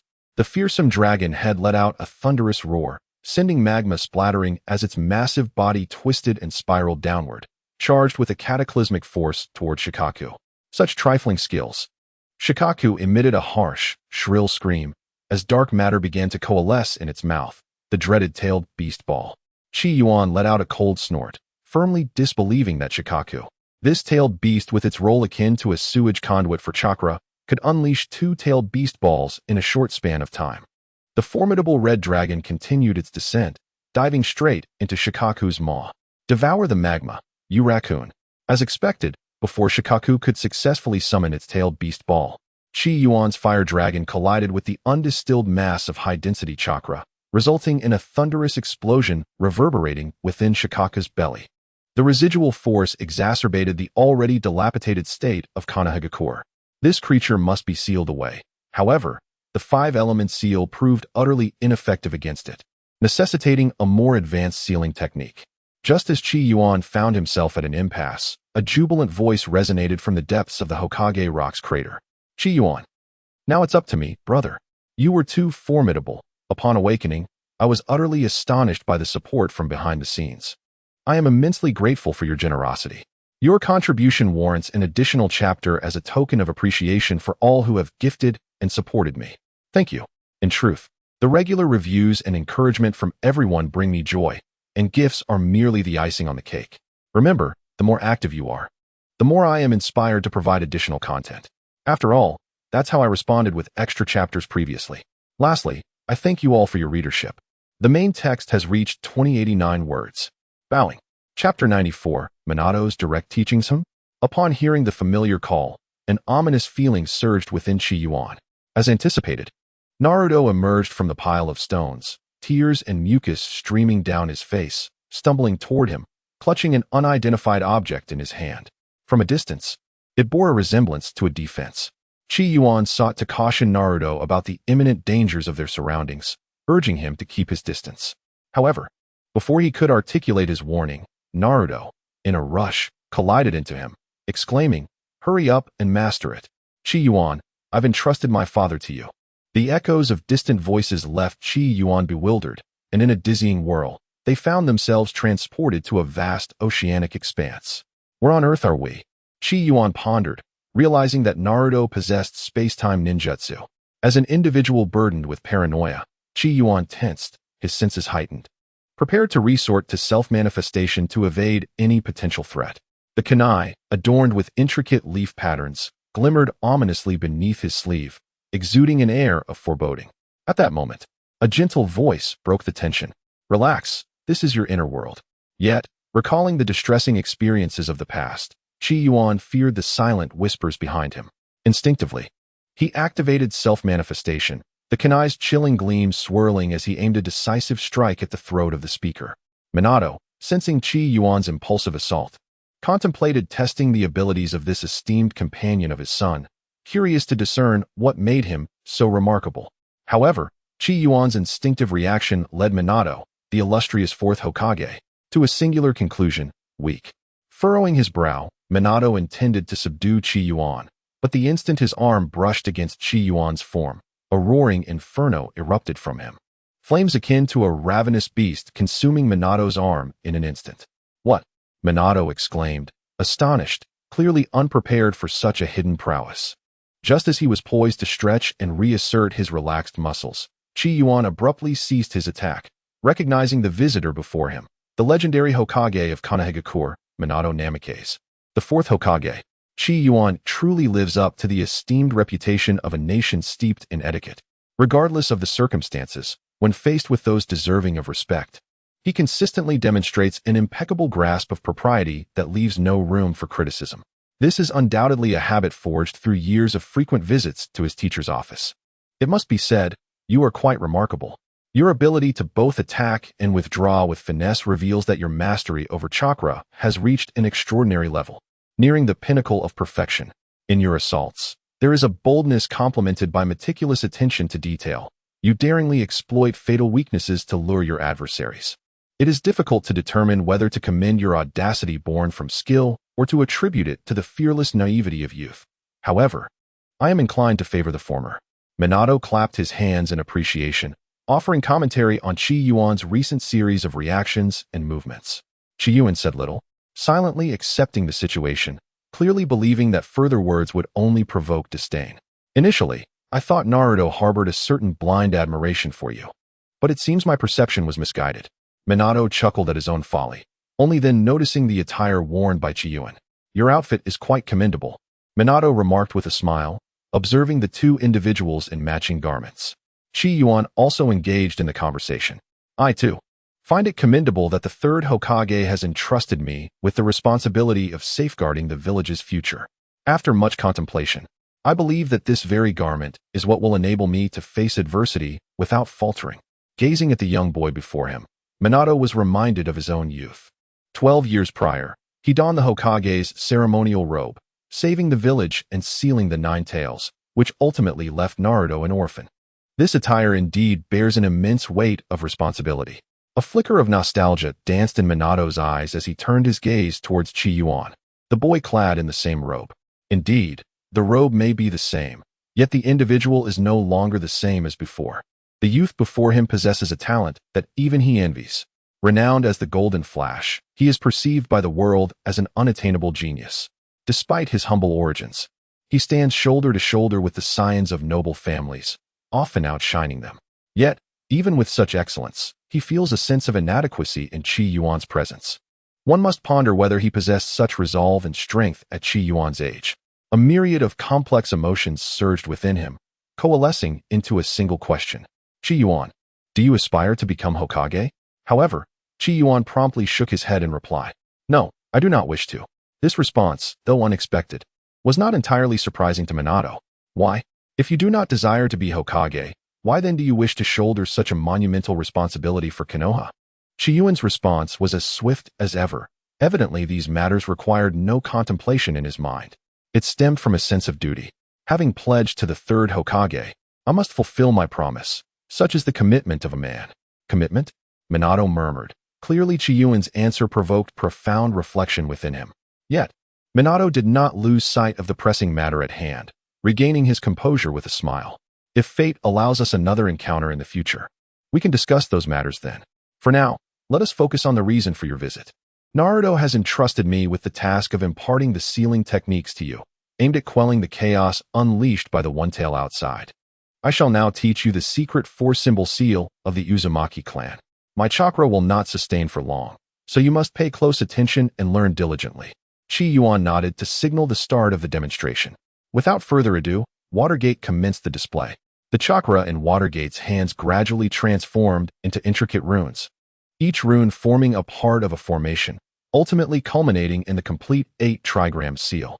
Once the seal was established, Watergate casually dispelled it and gestured for Qi Yuan to practice the operation. As Qi Yuan diligently immersed himself in learning, the external situation was fraught with chaos. Upon discovering the disappearance of Qi Yuan's lava release, Jiraiya and the others immediately regrouped. However, slaying a tailed beast proved to be an arduous task. They found themselves unable to eliminate the creature entirely, as conventional sealing techniques were ineffective against such entities. Moreover, they were contending with Shikaku, a particularly ferocious tailed beast. making close combat perilous and requiring considerable sacrifice to breach Shikaku's sand barrier. Thus, the group, much like Qi Yuan had previously, remained on the periphery, engaging in a tug-of-war without recklessly advancing. Kakashi-sensei, perverted sage, hold your ground. Qi Yuan is learning the sealing technique. We merely need to buy him time until he masters it. Upon hearing Naruto's utterly unreliable remark, Jiraiya was instantly exasperated. Baka, how long must we endure until he learns? At this rate, we can last at most 10 more minutes. Meanwhile, Ino, having heard Naruto's shout, turned to Asuma, who had just rejoined the group. Asuma-sensei, you must hold out until Qi Yuan learns. He will surely find a way to deal with it. Asuma's lips twitched at Ino's declaration, yet he nonetheless joined the fray, while Yamato covered his face, bending down in resignation, lamenting that he had no such daughter. The chapter concludes with a note of gratitude for surpassing 20 gift values, thanking the brother with the orange flash for contributing to the data milestone, and playfully requesting that future contributions be less extravagant. Additionally, a call for reviews was made, promising further updates if reviews exceeded 20. Chapter 95. The four-symbol seal. As the group busily endeavored to contain Shikaku, the situation remained dire. Qi Yuan diligently immersed himself in the study of the four-symbol seals within the realm of spiritual consciousness. His astonishing speed left even Minato astounded, secretly exclaiming in admiration. This young man possesses remarkable talent and is bound to seek the support of Naruto, especially since Minato has sensed that significant events are destined to unfold in the ninja world since the turmoil of the Nine Tails. Having a powerful ally by Naruto's side would indeed be beneficial. With this thought in mind, Minato gazed at Qi Yuan with a softer expression. He understood the essence of this childish character. With him by Naruto's side, Minato, as a father, could rest assured. Qi Yuan focused intently on the intricate chakra patterns in his hands, continuously reshaping and redefining them, yet they always dissipated just as he was on the verge of completion. However, for Qi Yuan, mistakes were often inconsequential. He had feared errors while developing the high-pressure extraction of earth element chakra and had similarly worried during his work on melting techniques. Each endeavor was approached with a fervent commitment to risk. An ordinary individual seeking extraordinary power must inevitably pay a price beyond the reach of the common man. Such harmless blunders, devoid of dire consequences, were his preferred challenges, utterly devoid of danger. As the seconds ticked away, 5 minutes passed in the outside world, yet for Qi Yuan, it felt as though several days had elapsed. It is not to be questioned. When one is deeply engrossed in thought, distractions fade, and the pace of internal contemplation far surpasses that of external reality. At last, through sheer perseverance and a forehead beaded with sweat, Qi Yuan completed his first four-symbol sealing technique. He gazed at the kunai, now adorned not with chakra dots resembling leaves, but rather with a fluid, brushstroke-like leaf design, evoking the essence of artistic expression. Qi Yuan's heart was also brimming with excitement, indicating his confidence in overcoming the tailed beasts. As for the notion of using the four-symbol seal to confine a tailed beast within himself, Qi Yuan had not entertained such an idea. The primary reason being that harnessing the power of a tailed beast necessitates becoming a perfect Jinchuriki, and Qi Yuan did not believe he could earn the beast's approval. Rather than engaging in tedious verbal negotiations, Qi Yuan preferred a straightforward and unrefined approach. Qi Yuan gazed at the smiling visage of Minato, bowing deeply to express his gratitude for the invaluable teachings he had received. "Thank you, Teacher Minato." "Not at all," Minato replied, "as the Hokage of the Hidden Leaf. It is inherently my duty to guide the villagers." "Qi Yuan," Minato continued, "as a father, there is a matter I wish to entrust to you." Taking a deep breath to quell his own embarrassment, he added, "During my absence, I hope you can look after Naruto for me. Is that agreeable?" "Of course." Qi Yuan responded with a warm smile, meeting the gaze of the man before him. Aren't you going to ask why?" Minato's straightforward reply left the young sunbeam puzzled. He scratched his head, curiosity piqued. "I believe no one would place such a formidable weapon as the Nine Tails in the hands of a child, unless that individual inherently trusts the child, and such a sentiment is possessed by only one type of person. Furthermore, as I understand it, only one person sacrificed themselves to seal the Nine Tails during the chaos, and that is the Hokage of the Hidden Leaf, Namikaze Minato. With your striking hair color, it is not difficult to infer that you are indeed Naruto's biological father." Qi Yuan pretended to be profound, and spun a tail. Yet it elicited continuous admiration from Shui Min for his keen observations and meticulous reasoning. Of course, even without your mention, I shall take good care of Naruto. He is my brother and now stands as a testament to the promise shared between you and me. Qi Yuan turned away, leaving Minato with a silhouette cloaked in the mantle of the fourth Hokage. Like a brother, like a father. Minato gazed at the retreating figure, words indistinct upon his lips. As the entire presence gradually dissipated, returning the space to tranquility. Thank you, Qi Yuan. Reality. Qi Yuan suddenly opened his eyes, his piercing gaze seemingly capable of penetrating all that exists. Below the stage, the crowd worked in concert, with Kakashi and the youthful shinobi responsible for defending against the ferocious onslaught of Shikaku. Tsunade tended to the wounded, while Jiraiya and Asuma took on the role of primary attackers. As for why Asuma was leading the charge, it was because he had been knocked unconscious at the outset, leaving him in the best condition among them all. The formidable forces held their ground, while Naruto, Temari, Kankuro, and the 12 young ninjas of Konoha engaged in chaos on the sidelines. At that moment, the individuals in the refuge grew discontent. Hey, why are those youngsters causing a ruckus? Where are our Konoha ninjas? A harried medical ninja, upon overhearing this, became visibly irate. Everyone else is putting in the effort, and you're merely flapping your gums? She pointed impatiently. Look over there. They're all busy. The individual followed her finger and saw the infirmary filled with patients, most of whom were Ch-Nin, along with some J-Nin. Within, the silhouettes of Hinata Hizashi and Akimichi Choza could be discerned, along with an elderly man burdened with a black pot on his back, his body riddled with several bites from a giant serpent. The gaping wounds, resulting from explosive techniques, were alarming, raising concerns about whether the old man would survive the next moment. Despite swallowing hard, the critic remained obstinate. What about the Umbu? Where have our Konoha Umbu gone? A wave of agitation swept through the crowd, clamoring for the Umbu's appearance. Yet, in an obscure corner of Konoha, Danzo addressed the Umbu, who were once part of the late 3rd Hokage Hiruzen Sarutobi's command, now entirely under his control. Those who consented bore the cursed seal of silence, while those who resisted knelt, mimicking a throat-slitting gesture. Very well, what is the current situation within Konoha? Danzo inquired. Shikaku is still causing mayhem, but Jiraiya and the others have moved in to suppress it. There has yet to be a resolution. What of Hiruzen's body? It has not been recovered at the scene, but some claim that Qi Yuan took the 3rd Hokage's remains. Qi Yuan again? Danzo furrowed his brow. Of late, he had heard Qi Yuan's name more than he cared to. Yes, Lord Danzo, a root ninja replied respectfully. Shall we have the root ninjas make another move? However, Danzo did not rush to respond. Sipping his tea, he finally remarked, no need. Konoha's strength is currently insufficient. Rash actions could incite chaos. Let us employ the previous methods and handle this discreetly. What does my lord mean? The root ninja raised his head, seeking final confirmation. Follow the methods of White Fang. I have heard that the Land of Fire has been unstable of late. The Fire Temple, as a significant site in the Land of Fire, naturally requires vigilant oversight. Let him go there. Danzo's words provided clear directives to the root ninja. Understood, I shall attend to it immediately. The root ninja bowed and departed. Indeed, the Nara clan is more suited for strategizing, Danzo mused, shaking his head at the need for clarity with his subordinates. However, the position of Hokage shall soon be mine, along with the Nara clan and the Yamenka clan. Ha ha ha. Laughter resonated through the quiet chamber, startling all the creatures nearby, leaving only a chaotic scene in its wake. Chapter 96, Sealing Shikaku Konoha Assembly. After Qi Yuan emerged from his meditative state, he prepared to support the assault on Shikaku.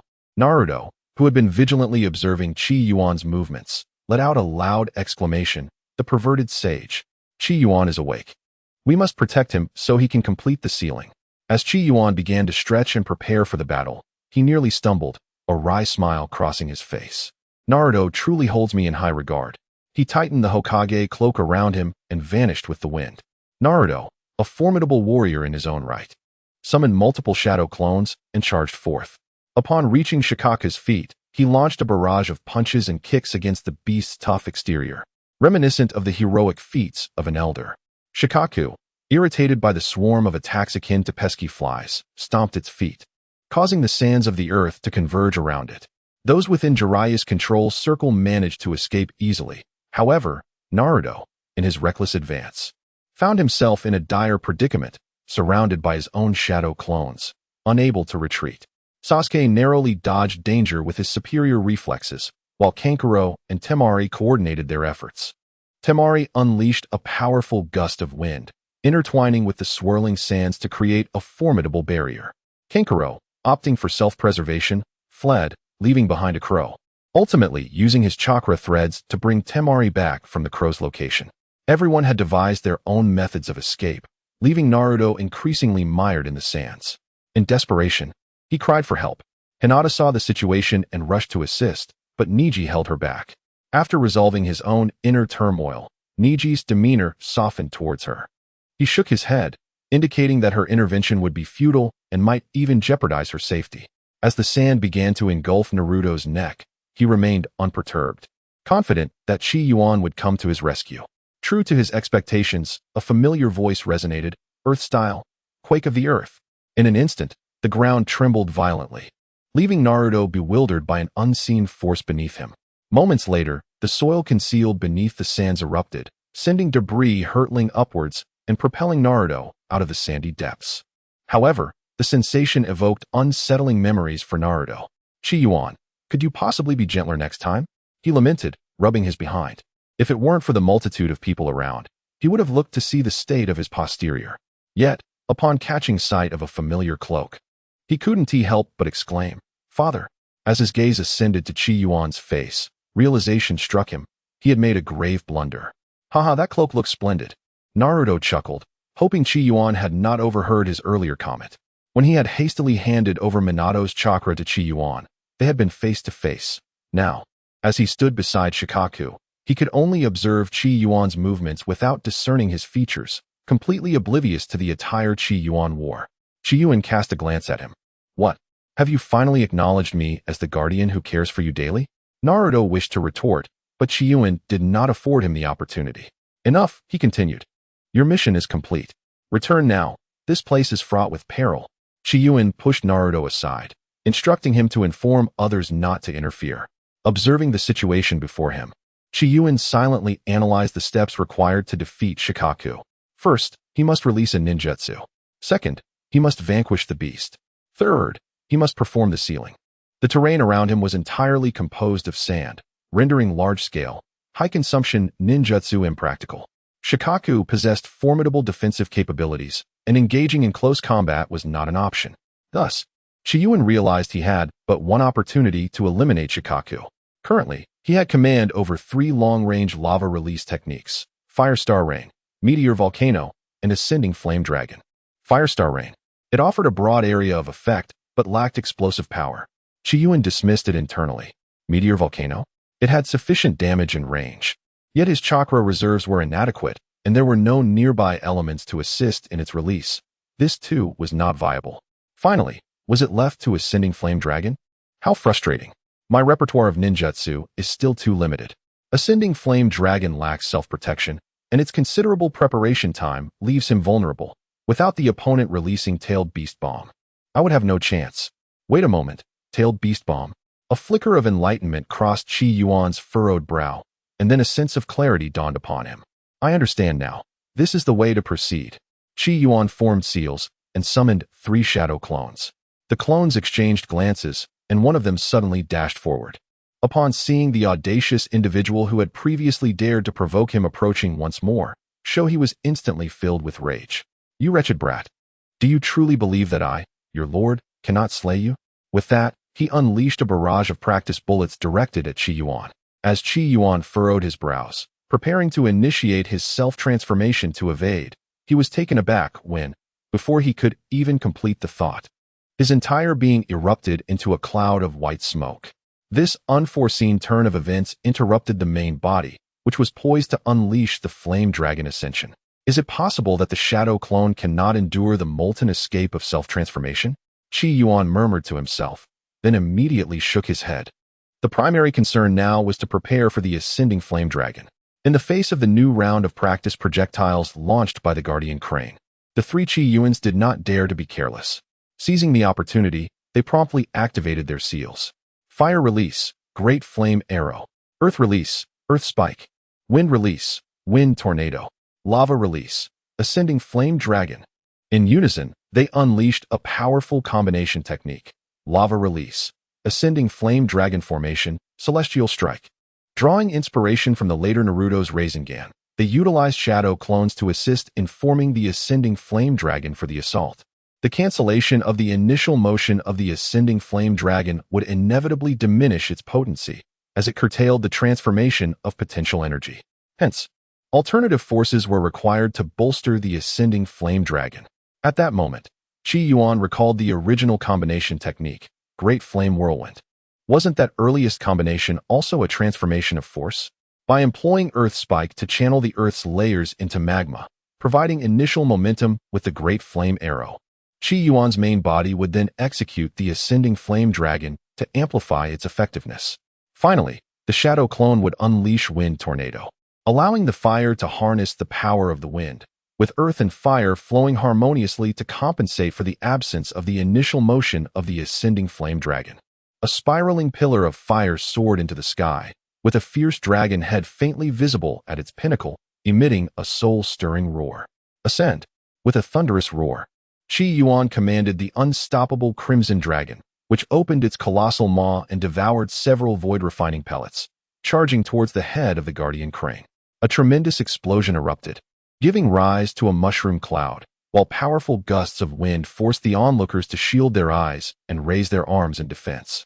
The debris from the volcanic eruption rained down, inflicting considerable distress upon them, as they fervently wished for this catastrophe to pass swiftly.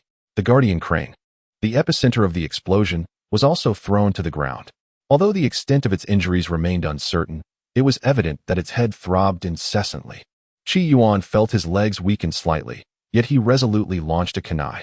In a fleeting moment of glimmering cold light, he utilized the Flying Thunder God technique to appear atop Shohei's head. Swiftly forming hand seals, he then struck down forcefully. Shohei seemed to sense something amiss, attempting to struggle, but it was already too late. Sealing technique, for symbol seal. In that instant, Shohei let out a wretched roar. Tonight at 9 o'clock, there will be an additional chapter, marking a milestone of 20 extra updates. If you enjoy it, feel free to take a look. The Chunin exam arc has nearly reached its conclusion. We are about to embark on an entirely new chapter, which entails a change of scenery. E has left some clues in the previous text. I wonder if the brothers have noticed them. Those with thoughts can share in the comments, and if guessed correctly, E will provide additional updates. Furthermore, I aim for a new target of 40 reviews. For those who enjoy the story but have yet to leave a review, I kindly ask you to do so. E truly wishes for this book to be rated. As always, 40 reviews will earn everyone another update. Thank you all for reading, and don't forget to encourage more updates after finishing. Bowing respectfully. Chapter 97. The matter here is resolved. The four-symbol seal under Qi Yuan's command spread across Shohei like a parasitic worm, instantly manifesting dark characters upon its form, intertwining to create an intricate image.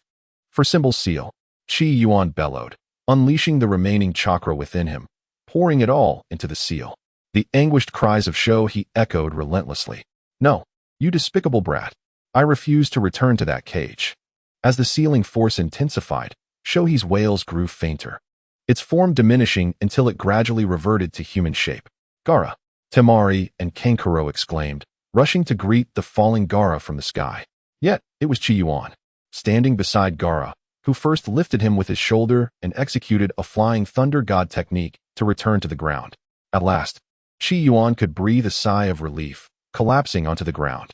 However, the moment he sat down, a wave of dizziness washed over him, and an overwhelming fatigue enveloped him, causing him to fall flat on the ground. In that fleeting moment, he faintly heard someone calling his name.